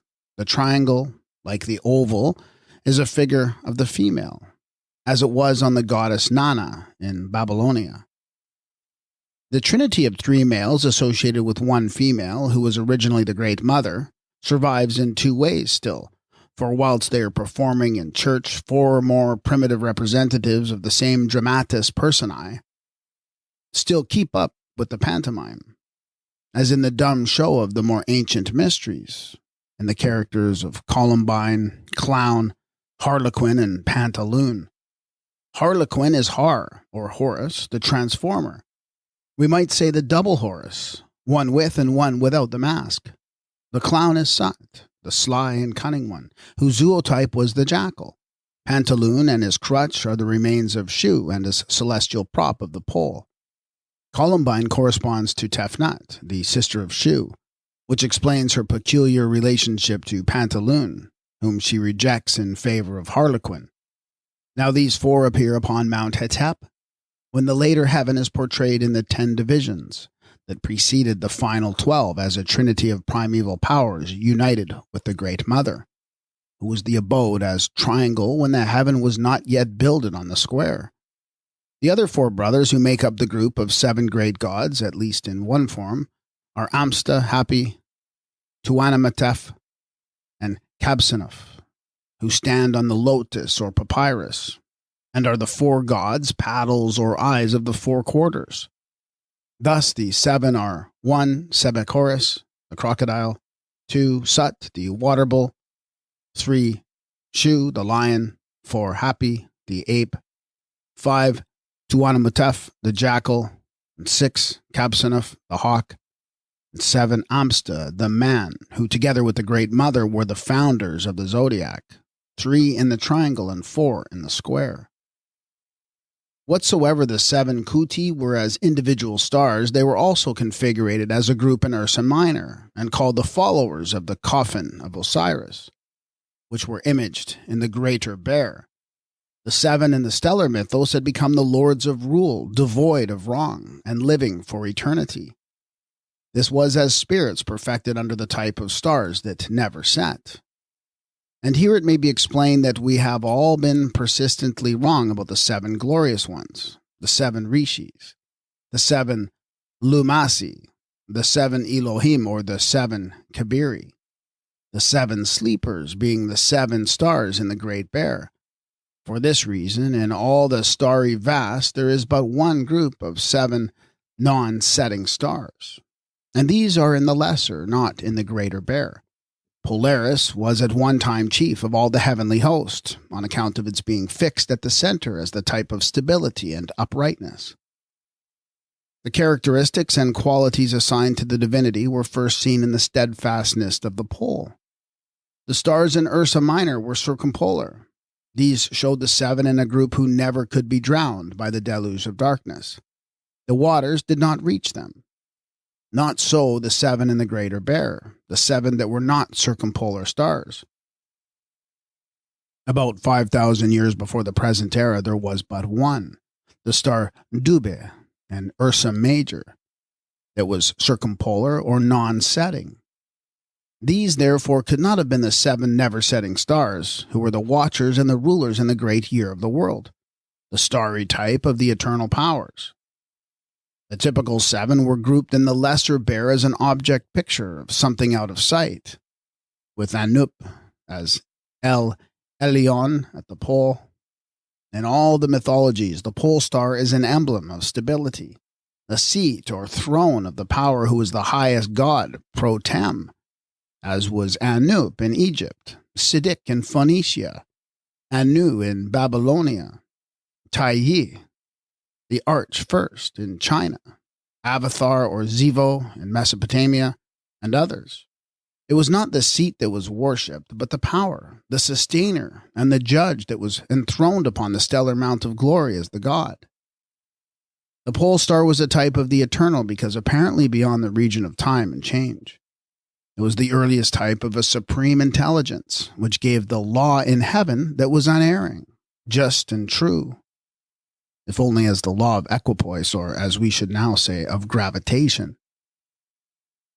This was the sole point at which there seemed to be any certainty of foothold in that moving ocean of the starry infinite.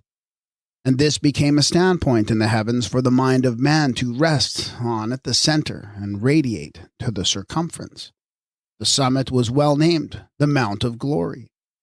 Around this island mount, the hosts of heaven appeared to wheel by night in one vast, glorious, never-ceasing march past, in the presence of the royal arch, or, more religiously regarded, the Most High God. The earliest law in heaven was given on the mount because the mount was an image of the pole. It was administered by the judge, whether as Anup in the north or Sut as Jackal of the south, because the jackal in Egypt was a zootype of the judge. It is not the mount, then, that was the divinity, but the power that dwelt upon it, as the deity called by the Japanese, the God eternal stand of the heavens. The power of stability fixed as the center of the universe was the typical eternal. This was represented by the jackal, which is to be seen at the center of the Dendera planisphere. The jackal also is a type, not a divinity, and a type may be variously applied.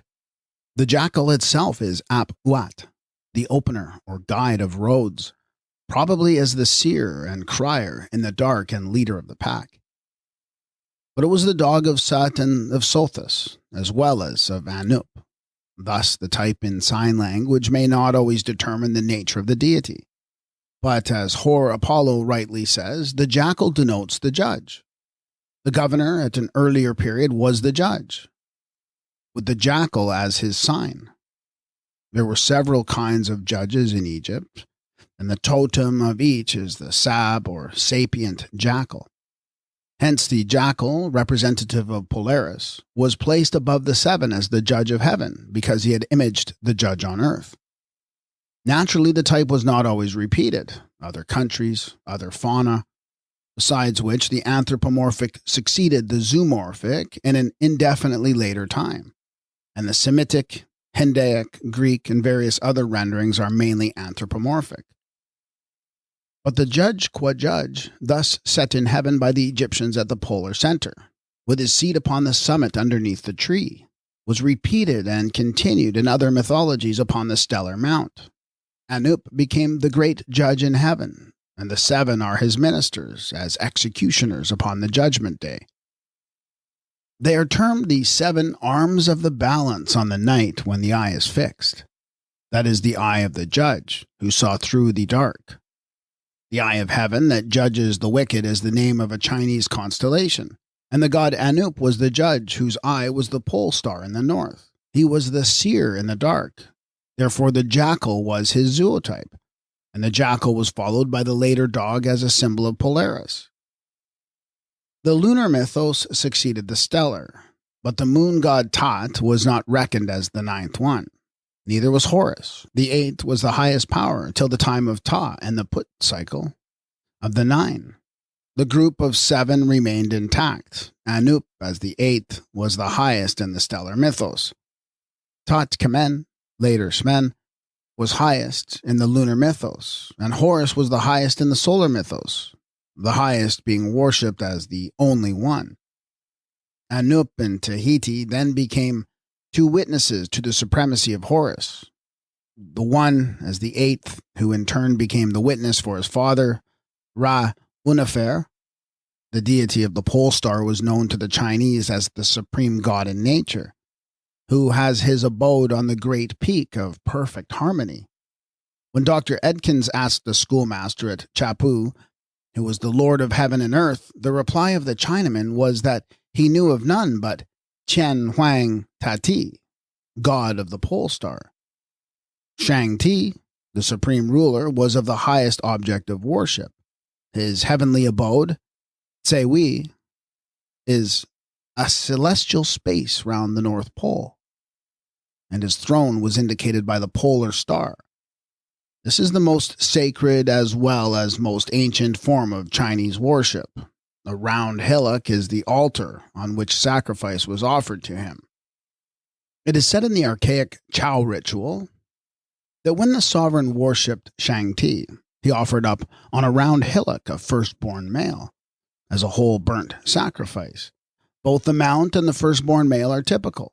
Sut was the firstborn male, and as Sutanup, he was the first male ancestor. The hillock is an image of the mount. This deity was also known to the Chinese, to the divine prince of the great northern equilibrium, who promulgated the laws of the silent wheels of the heavens palace, or the cycles of time determined by the revolutions of the stars. One of the profoundest secrets in the Egyptian astronomical mythology was the mystery of the twofold horizon, or, more exactly, the mystery of the double equinox. And one of the earliest forms of the solar god in the zodiac was Horus of the double equinox. When this had been established by the sky uplifter Shu, with the aid of his sister Tefnut. Until the time of Har Maku, the fatherhood of God had not been individualized in Ra.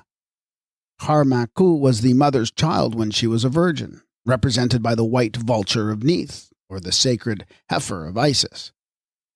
The child could be self-generated as the spirit of life in vegetation, or in light, the phenomena being pre-human from the first. Child Horus in the solar mythos was the little autumn sun conceived upon the western mount as the calf or child. Adultship was attained upon the horizon east with what was termed the double force. The cult was that of Hathor and Horus, the mother and the child, who was the calf on the one horizon and the bull of the cow upon the other. In these two characters he was the double Horus, or the double Harmachis, the solar god of both horizons, and fulfiller annually of the double equinox. The power of evolution was portrayed in Kepler, the transformer. Kepler showed the old beetle changing into the young, the tadpole transfiguring into the frog, the human embryo developing in utero, the enduring spirit emanating from the mortal mummy. Khepr was a form of Harmaku, as we learn from the inscription of the Sphinx. From Harmaku, the father god, Ra-Harmachis, was developed in the mythology which preceded the Egyptian eschatology. Atum was Ra in his primordial sovereignty. The divine fatherhood was developed from Harmaku, who became the great god Ra in his primordial sovereignty. Har-Ur, the elder, firstborn Horus in the mythos, was the child of the mother when she had no husband, and he had no father. Hence, she was the virgin mother who conceived but did not bring forth.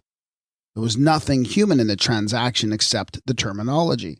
Horus in the eschatology was he who died and was buried, and who rose again in spirit at his second advent.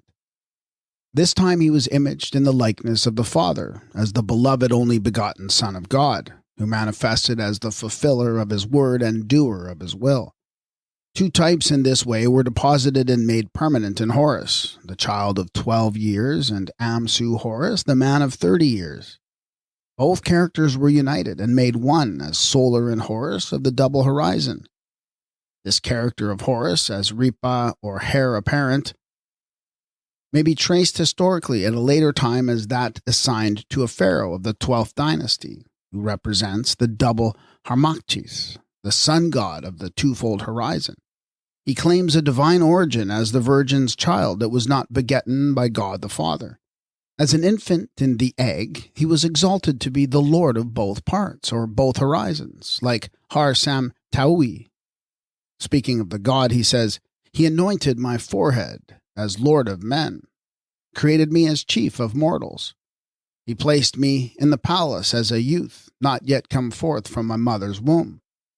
He was born in the likeness of elder Horus to be king, or to become the royal Horus in the horizon of the vernal equinox, where the two parts were united as east and west in the solar mythos, which followed the stellar Paseshti, or two halves, that were the south and north of Sut and Horus.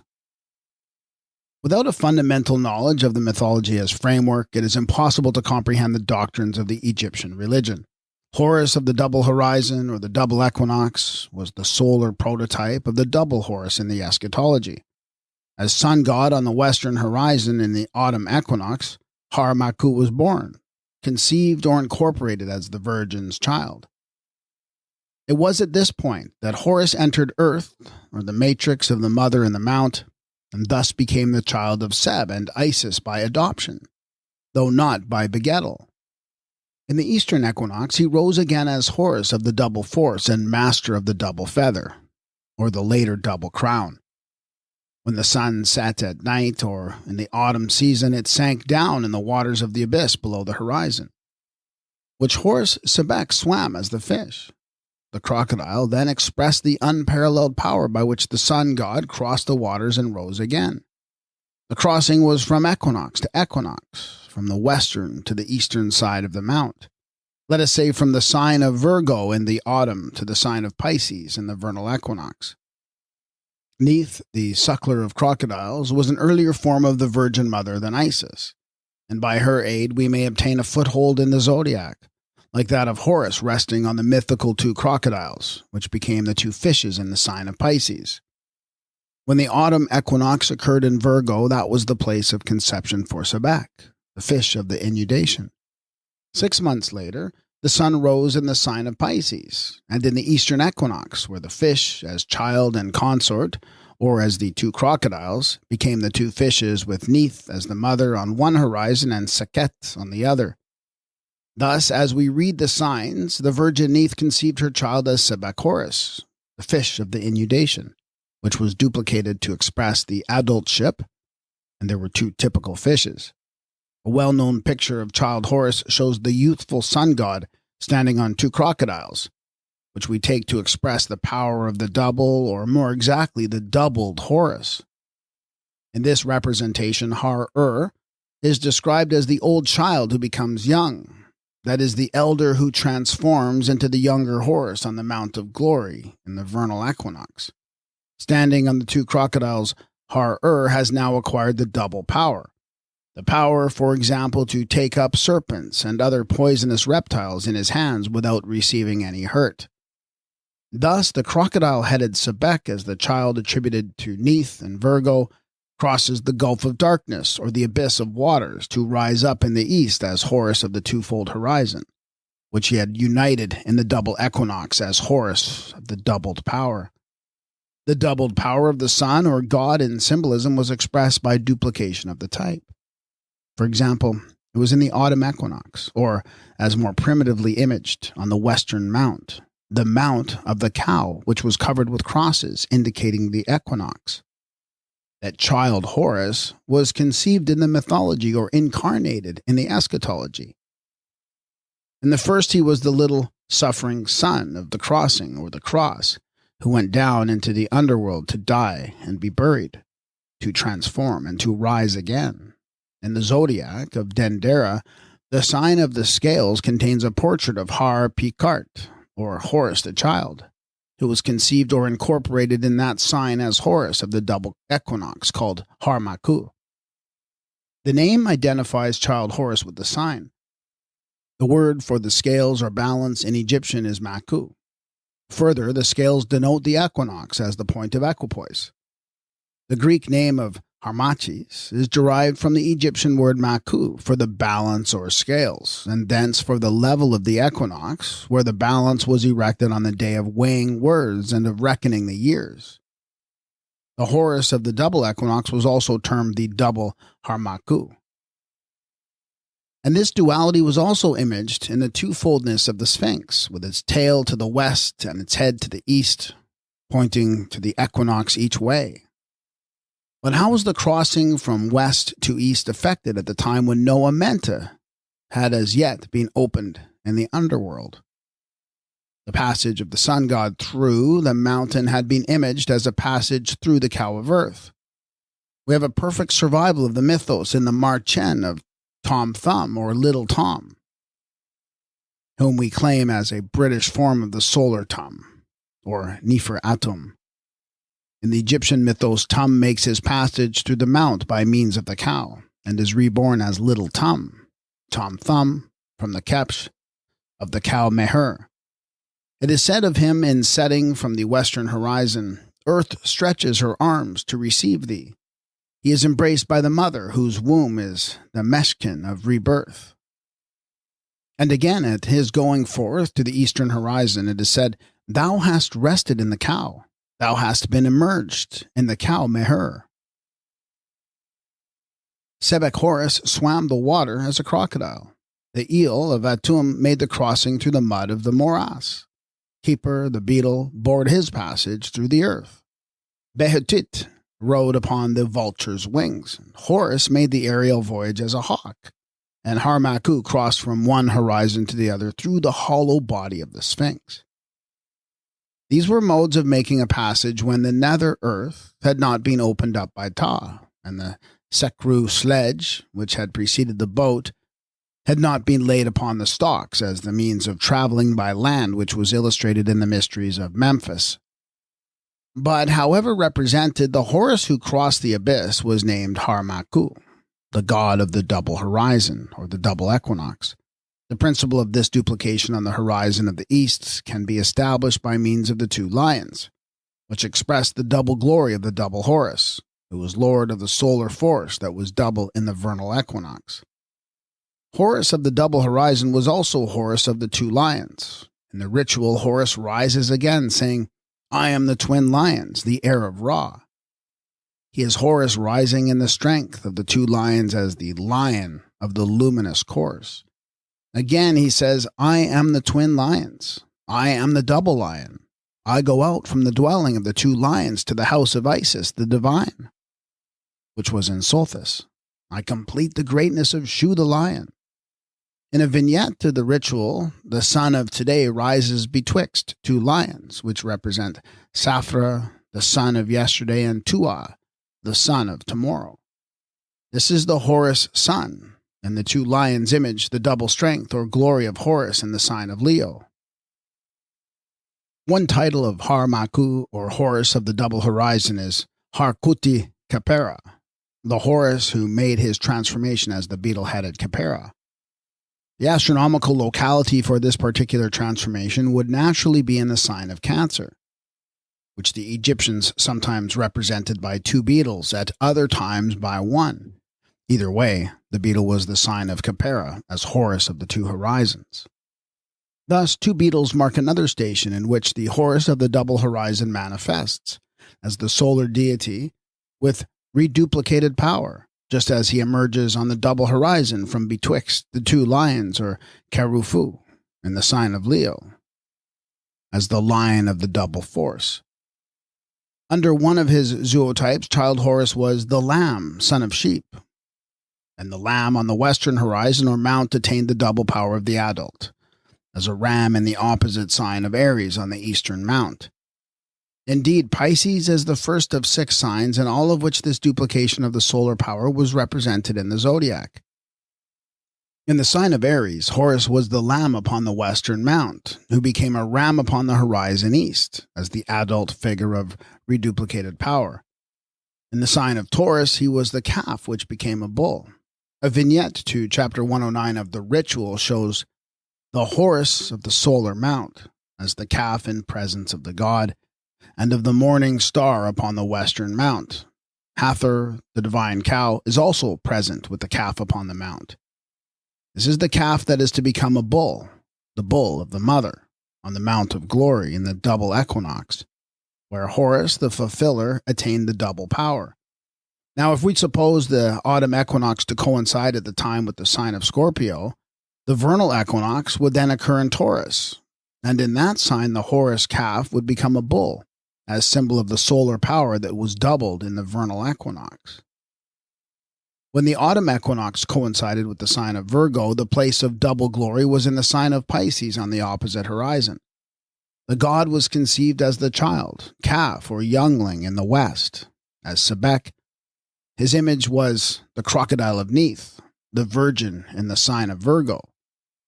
The crocodile in the Ritual is the Kamite great fish. 2 crocodiles are therefore the 2 fishes. They are exactly opposite the sign of Virgo, and the 2 fishes, 2 crocodiles, are the dual sign of Horus in his double glory, as the expression of his double power in Pisces, like the 2 lions in the sign of Leo. This principle of duplication may be traced in 6 of the solar signs.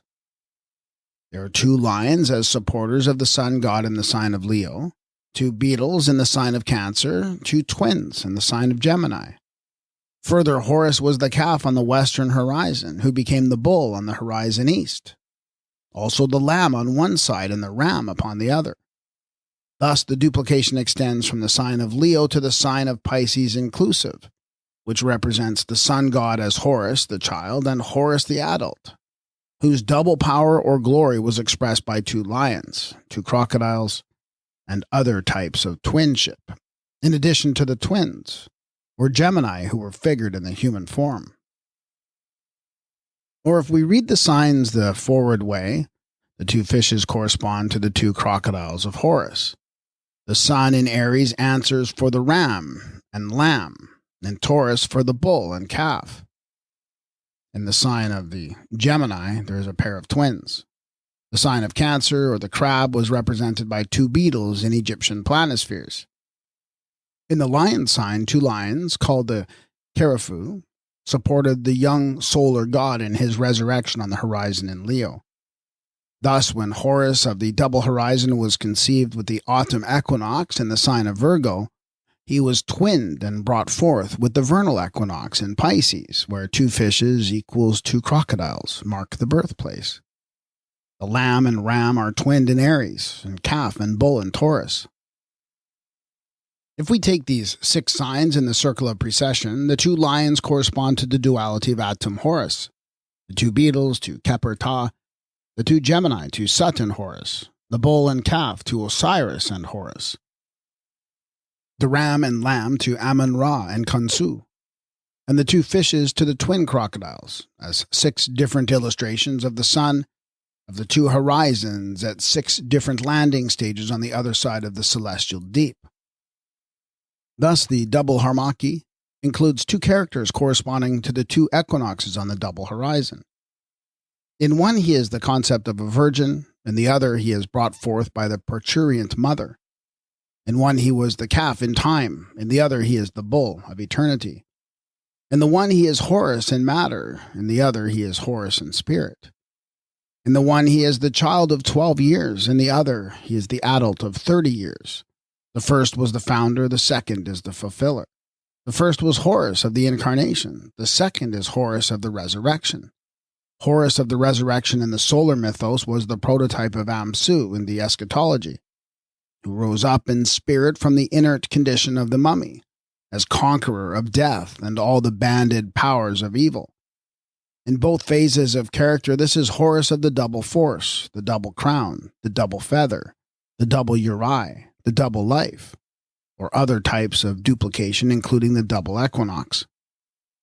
Thus, the doctrine of a twofold advent for an ever-coming child, born of a virgin mother, can be traced in the solar mythos to a beginning with Horus of the double horizon. Whatsoever the point in procession, the horizon of the resurrection or the mount of glory coincided with the vernal equinox. The little son, the calf, or the child Horus entered the mount at the beautiful gate of entrance in the west, for breeding purposes, and rose again as the great son, the bull, the lion, the adult Horus, that went forth at the beautiful gate of exit in the east to become the bull of the mother, when the Godhead consisted of the mother, the child, and the divine adult. The mystery of the double horizon was indeed a riddle of the Sphinx. The great Sphinx of Giza is traditionally reputed to symbolize the river Nile at its rising, when the sun coincided with the signs of Leo or Virgo in the water season of the year. It is now known, however, to be a representative image of the god Harmaku. The Sphinx itself has spoken once. On the stele of Thutmose IV, it is called the Sphinx of Khepera, the very mighty, the greatest of the spirits, and the most august. Now Keeper, the son of Ta, is, as already said, a form of Tum Harmaki, who was not simply a solar god of the double horizon. In the eschatology, he became the God in spirit, the one God living in truth, the sole power that was worshipped as eternal. This is the greatest of spirits, represented by the Sphinx of Khepera. There had been a sort of hollow underworld made out before AMENTA was established as the Earth of Eternity by the opener Ta. This was the Akar, Kar, over which the Sphinx presided, brooding inner mysteries of birth, the birth of light, of water, of food, of the young solar god, and lastly of an ever-living soul. We learn from the ritual that the mystery of the Sphinx originated with the Mount of Earth as the place of passage, of burial and rebirth for the solar god. An ancient Egyptian name for the Sphinx is Akar. This also was the name for the hollow of the underworld. The speaker, in the character of the newly risen solar god, exclaims, "I am the offspring of yesterday. The tunnels of the earth have given me birth, and I am revealed at my appointed time. In the coming forth today, it is said that the very bones of the deities quake as the stars go on their triumphant courses through the tunnels of the Akar. It is demonstrable that the passage through the Mount of Earth, the same that was made through the cow, was followed by the passage through Akar, the Sphinx, which was built for the god Harmaku, the Horus sun that was immeasurably earlier than Ra. The speaker is an Ankar, which is represented by the goddess Akeret, because it was the place of burial and rebirth. The tunnel through the Mount of the Sphinx is oblong, and it is noticeable that the oldest known pyramid in Egypt, that of Medum, is neither conical nor quadrangular, but oblong. To understand the nature of the Akar, says Renouf, we have to imagine a tunnel starting from the spot where the sun sets and extending through the earth as far as where the sun rises. Each end of the tunnel has a sphinx-like form. A human-headed lion couches at the entrance and also at the end. It is through the pause of this double sphinx that the galley of the sun god enters on the western horizon and comes out on the eastern mount. In the picture, plate 14, taken from the tomb of Ramses IV, fair entrance, aka Nefer, is written at one end of the tunnel, fair exit, par Nefer, at the other. These two gates of entrance and exit on the horizon were called the gates of Akkar, and sometimes the gates of Seb, the god of earth. They were the two gates of earth for the sun in the mythology and the two gates of Akkar for the names in the eschatology. Thus, the twofold horizon was imaged for Harmaku in the figure of the double sphinx. The traditions lead one to think that profound secrets were buried in the building of the sphinx, as was the way with these builders who put all they knew into all they did. We gather from the stele of Thutmose that the monument was built to commemorate the sacred place of creation, or literally of the first time, an Egyptian expression generally used for the creation or in the beginning. This sacred site is said to go back to the days of the masters of Ker or Kar, which as a divine locality was the Nitarkar of the underworld or the abyss. Ker is likewise an ancient name of the Egyptian Babylon, Old Cairo. Like Babylon, this was the gate or pathway of the gods, the place of exit, as we read it, for the seven elemental powers who issued from AMENTA, as the Uraeus deities or seven spirits of the earth. In the beginning was the Mother Earth, as the womb of universal life, vegetable, animal, reptile, fish, bird, and human life. The uterine figure was repeated in the making of AMENTA as the Tuat, or the birthplace of water and for edible plants, or more generally, the elements of life. Thirdly, this type was imaged as the abyss of the beginning in the uranographic representation of the southern heaven. Earth was the womb of life when life was born of water. The birthplace was imaged by the abyss of the Tuat, the well, the gorge, or other type of utterance, from the secret source in the sacred place of creation. The creatory of the Mother Earth.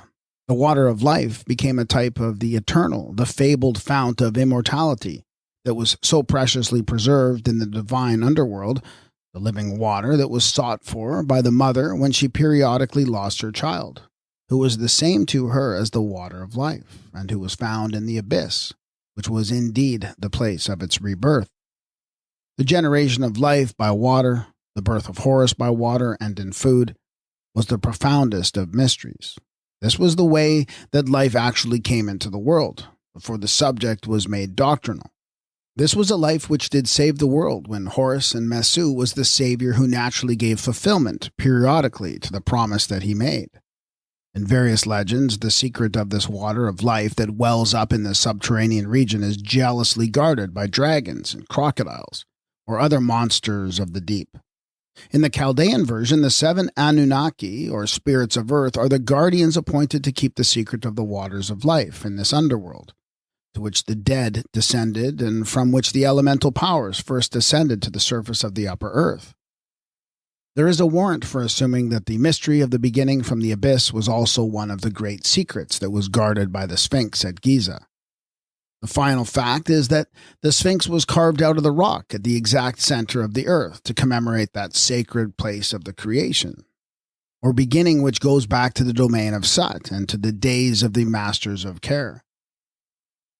That is the beginning and in which the primordial mundane abyss, from which life emanated and from which the elemental powers or seven Uraeus deities were born of Mother Earth.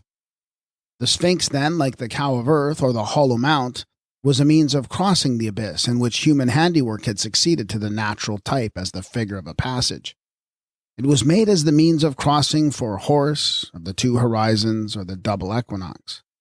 Thus, the Sphinx is a monument that commemorates the founding of the equinox in the double horizon, and as this was assigned to Atum Hermachis, it may account for the Hebrew tradition which associated Adam with the equinox, Adam being a Jewish form of the Egyptian Atum.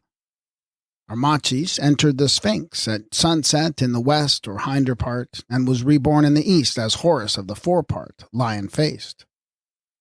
The means of crossing the dark gulf in the solar mythos was now the bridge in death and the mode of uniting the two worlds in one, when the re-arising of the sun was succeeded by the resurrection of the soul, the lion having been adopted for the Sphinx upon the horizon east as an emblem of the double power, which made the passage for the sun god or the soul.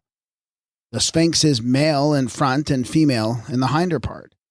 It is a compound image of the Mother Earth and the young God, whom she brought forth upon the horizon of the resurrection. Without the Mother, there was no rebirth. Where the earth opens for the sunrise, it was called the Unu, or outrance of Neith. As the Sphinx appears to us, it has the human face. But the god Tum Harmachis was the lion of the solar glory, and his bringer forth as Sekhet was the lioness.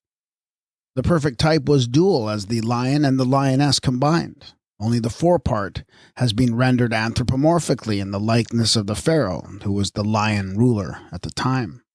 The great Sphinx, as keeper of these secrets, was couched in monumentous repose upon the horizon in the eastern equinox, when the gate of fair exit was in the lion sign, and the gate of fair entrance was in Aquarius, the water sign that is figured over the abyss of source on the celestial globe.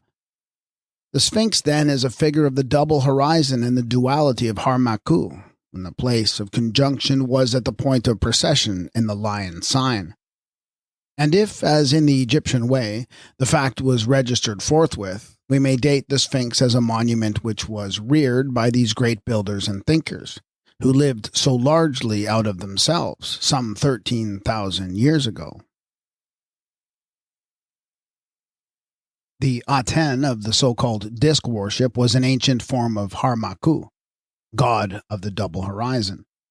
This, however, was not a worship of the solar disk. The disk was but an emblem of the circle made by Aten as the god of both horizons. His was a compound type of godhood, in which the mother was dual with the son who was her child on one horizon and her bull or fecundator on the other. The word Aten, from At, was an ancient name for the child. Horus Bahutat, god of the hut or winged disk, we take to have been the earliest form of Aten. This is the solar god who crossed from the horizon west to the horizon east upon the vulture's wings, which were an emblem of the motherhood. The hut was a dual emblem of the divine infant and the mother as bearer of the child. As the bird, she carried him over the intervening void of darkness where the Apap lay in wait. Thus the godhood of Aten consisted of the mother, her child, and the adult male, or bull, of the mother, in a cult which preceded that of the fatherhood of Atum Ra. The glory of Aten, as the power that is doubled on the horizon of the resurrection, was the object of regard in this religion, not the disk. This cult of the mother and the child who was worshipped in Egypt as Harmaku, the child commonly called Horus on the horizon, had an unsuspected development amongst the Mediterranean races. The Mycenaean tree and pillar cult is the title of a somewhat recent work by Arthur J. Evans. The title implies the common notion that trees and pillars, stocks and stones, were directly worshipped instead of the power that was represented by them in sign language. But a volume of evidence might be collected showing that the supreme object of worship in this cult was the deity of the double equinox, the youthful solar god who in Egypt was called the double Harmaku. Both tree and pillar had been figures of the pole before they were erected in the equinox. The tree was planted in the abyss as a figure of the southern pole, the tall sycamore of Sut, or tree of the south. The column of stone was raised in Anu, as the pillar of the northern pole. When the equinoxes were established, tree and pillar both were continued and often blended at the point of equipoise as figures of the birthplace that was shifted to the zodiac in the solar mythos. The Mithraic monuments show us that the tree was a figure of the equinox, and that the two trees represented the double equinox, when this was resting in the signs of Scorpio and Taurus. Both tree and pillar had been types of Hathor as the abode of Horus. In the Egyptian ritual, the tree marks the place of coming forth and point of emergence from AMENTA in the equinox. I am the babe, says Horus 4 times. I am the god within the ash tree. I am the link which connecteth the solar orb with yesterday, and also with tomorrow, as is shown by the 2 lions. This connecting link is Horus of the 2 horizons, who is here brought forth from the ash tree. When columns could be carved, the raising of the stone pillar took the place of planting the tree, or was added to it as a co-type of station. In the 12th dynasty, the foundation of a solar temple is described. Amenemma and his son Usertsen I were on the throne conjointly as representatives of the solar god in both horizons. The king says, "Henceforth I will make monuments and erect carved columns to the double Hermakchis." That is, to the sun god of the two horizons, or the double equinox, who was here represented by the pharaoh and his son. The Mycenaean symbolism of the two lions with the central tree or pillar can be read if followed as Egyptian, but not otherwise. The tree, the pillar, or the mount was female as a figure of the birthplace, the place of exit for the babe born from the mount, the meshkin, or its equivalent in wood or stone. For example, a birthplace in the stellar mythos was in Sothis, the star that showed the birthplace of the babe. Both child and mother met in Sothis as Hathor and her infant Horus. She was the house of Horus. The house was imaged as a cone or a tree. This will explain why the Mycenaean figure accompanying the tree pillar is at times a woman and at other times a child. They are the goddess and her babe, identical with Hathor and child Horus in the place of birth. In the gold shrine found at Mycenae, the figures on each side are two doves. Now the dove in Egypt was the very ancient bird of Hathor, and the two doves are a figure equivalent to the mother and the child that was born within her shrine, her house, her pillar, or her tree, as her dove of the generative spirit, or the later Holy Spirit. The cult of the mother and child is also illustrated on the impression of a gem from Knossos. A sheep represents the mother as suckler of the child beneath her, that is, her lamb, as Horus was called when this type had taken the place of the calf. In two of the Mycenaean pictures, the goddess in person is placed betwixt the two lions. This is she who was the tree or pillar, shrine or birthplace, whether as Hathor, Sothis, or as bringer forth of the deity of the double horizon and the vernal equinox. Hathor was continued as the Venus of the Mediterranean races. What then was the object of the supposed worship? Was it the tree, the pillar, or both? Or was it the goddess who was represented by the tree and pillar? Or was it the child who was reborn from the birthplace in the tree, or rock, or shrine? The solar birthplace on the horizon had been long represented by the tree. The mount, the cone, shrine, gate, portal, the unu, or other forms of the opening, which was always female, and a figure of childbirth in the mythos, when the mother was the earth. As Egyptian, the goddess herself is sometimes portrayed, sometimes the child, and sometimes both the mother and the child are imaged inside the pillar or cone which stands for the place of birth. The cult, then, whether as Egyptian or Mycenaean, was a worship of the mother and child, the divine duad that was so prevalent amongst the Mediterranean races, and not a tree and pillar cult, not a worship of stocks and stones. The double axe of what has been called the Mycenaean tree and pillar cult is an emblem of the doubled power, and the so-called god of the double axe is consequently a god of the double equinox, who was Harmaku, the Horus who passed into Atum-Ra as the Egyptian Zeus. The sun that made its way through the earth or the abyss was known as the divider or the cleaver.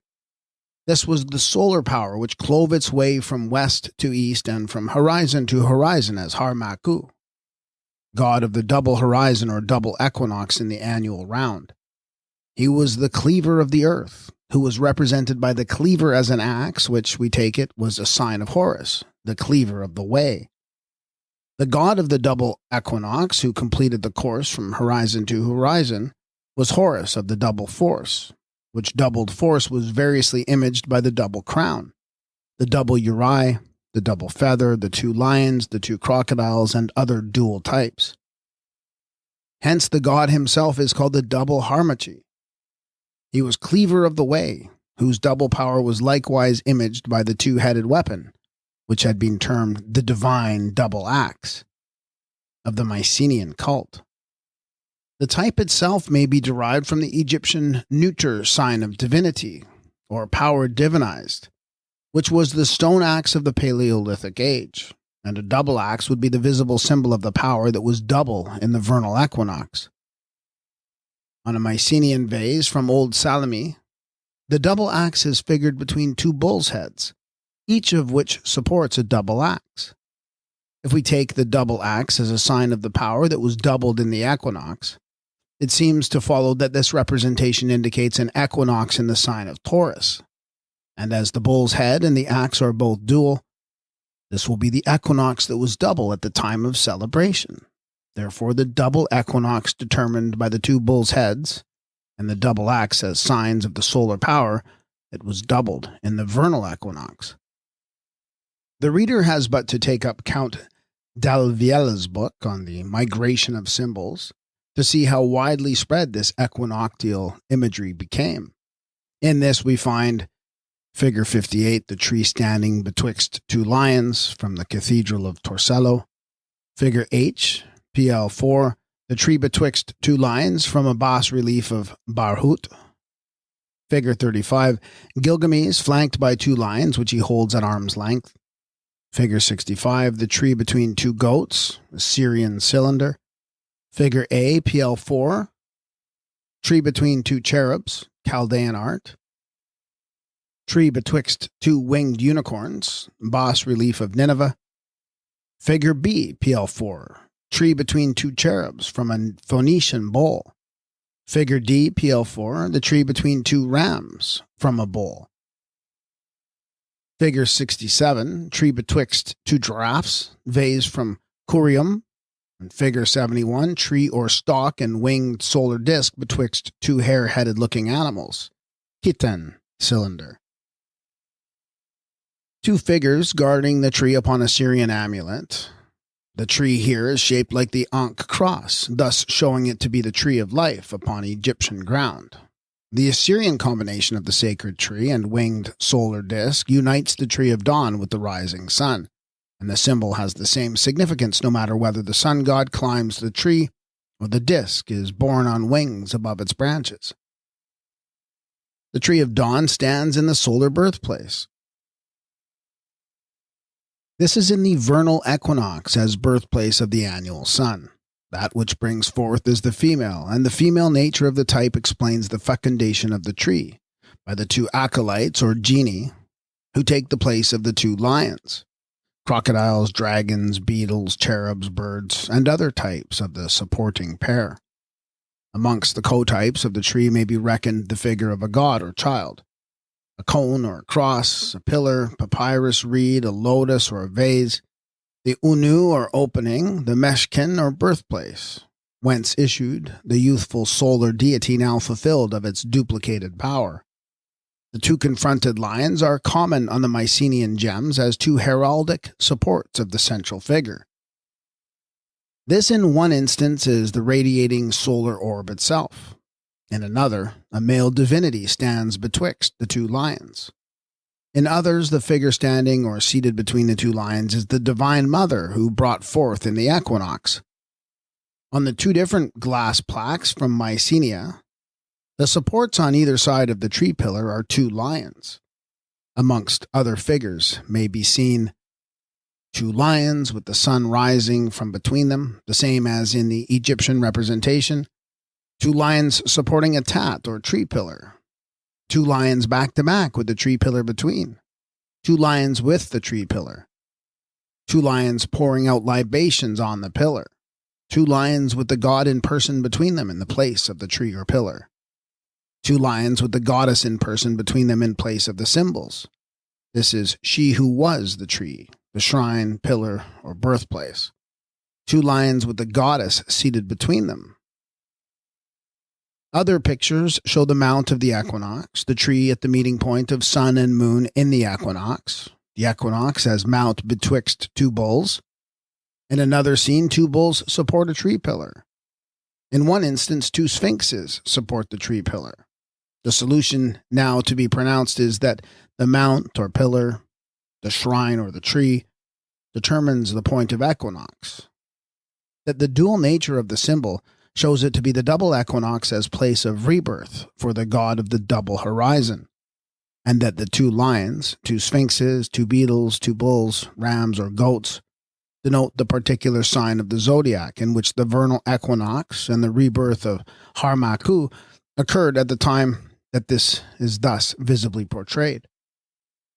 The mystery of Harmaku and the double equinox was known to Paul, who was a master of the secret wisdom.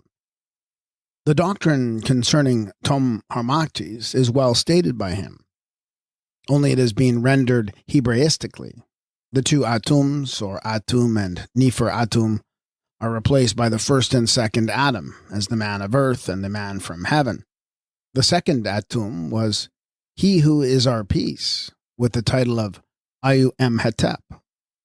This, as the second Horus, was he who made both one, and broke down the middle wall of partition, that he might create in himself of the twain one new man. The middle wall of partition is a figure in the eschatology of that which was a fact in the equinoctial mythos. Whatsoever the type, the double equinox was indicated by the twofold figure. Thus, if a tree were the symbol, then 2 trees were the sign of the double equinox. And when Horus of the resurrection rises, let us say, as the good shepherd betwixt 2 races, it is, as now suggested, a portrait of Harmaku, the connecting link between the 2 horizons or 2 lives. Now, one of the commonest scenes in the Roman catacombs is this of the 2 trees betwixt which rises the so-called Good Shepherd, who is sometimes a goatherd. There is a scene from the Roman catacombs in which the Good Shepherd is the central figure betwixt the 2 trees, 2 birds, and also the lamb and ram, by which the resurrection is to be identified with the vernal equinox in the sign of Aries. In another of the pictures from the catacombs, the Good Shepherd is accompanied by both the lamb and the ram, which are at least equivalent to the dual type of the equinox in Aries. He carries the lamb upon his shoulders, whilst the ram is resting at his feet. Horus was the lamb upon the western and the ram upon the eastern horizon, both being united in a figure of the double power. A kindred representation is portrayed upon the Gnostic stone now in the British Museum. This is Horus, the Gnostic Jesus, as Ichthus, the fish. That the scene occurs in the sign of Pisces is shown by the 2 fishes, one of which is over the head of Horus, the other under his feet. The latter also repeats the ancient type of the crocodile on which the divine child was supported in the Sepi of Horus. There is also an image of the Palmyrene at Rome, which has the image of the solar god on one side, and on the other a conical cypress tree, the foliage of which exhibits a child carrying a ram upon its shoulder, which shows a singular reversal in the position of the child and adult. But it was the child equals the lamb that issued from the maternal tree, to be followed by the adult as the ram. When Horus rises from the dead in the Egyptian tombs, it is as the Good Shepherd. The crook and whip, or flail, of rule are the insignia of his sovereignty. According to the ritual, he rises up between 2 trees called the 2 sycamores of emerald. Thus he is the perfect prototype of the Good Shepherd in the Roman catacombs. The god who rises in this character is Horus of the double equinox in the mythology, and Horus in the spirit in the eschatology, who by his resurrection join the 2 lives together and the 2 worlds in one. The Good Shepherd in the catacombs is self-identified by the cloak he wears, which is the cloak of royalty, as a figure of the royal Horus, the child who was born and predestined to be king. The doctrines of the Incarnation and the Resurrection had already been established in the cult of Harmaku, the Horus of the double equinox, Horus the child in one equinox, who was Horus the adult in the other, constituted the double Harmachi, one as the founder and one as the fulfiller, one as Horus of the Incarnation, the other as Horus of the Resurrection. The doctrine was at first solar and next eschatological. In both phases, it was earlier than the fatherhood of Ra. The Incarnation was at least as ancient as the Virgin in the zodiac, who conceived in Virgo, and the mother who brought forth in Pisces, which we calculate may have been some 26,000 years ago. The solar god who united the 2 horizons was the fulfiller of the annual circle, and came to reign as the king of 1 year, first in the inundation, then in the zodiac. He also came in the charak of the great judge to see that justice should be periodically administered. In the stellar mythos, Anup had been the judge, the seat of judgment at the place of equipoise, which was then at the celestial pole. In the solar mythos, this was shifted to the vernal equinox and the Mount of Glory to the east. An ideal of justice, truth, and righteousness imaged by the balance or scales was postulated as established and central in the heavens as the reign of law, and there was an annual attempt to make that justice visible and veritable on earth. Harmaku came as the great judge, accompanied by the 7 great spirits, who were his executioners, called the 7 arms of the balance. The balance was erected as a figure of the equinoctial level, for the weighing of hearts and of words. The unjust were punished, wrongs were righted, restitution was enforced. The judgment day in the Easter equinox was similar in point of time to what we in Europe call the March, Azizes. This was represented as the judgment in AMENTA.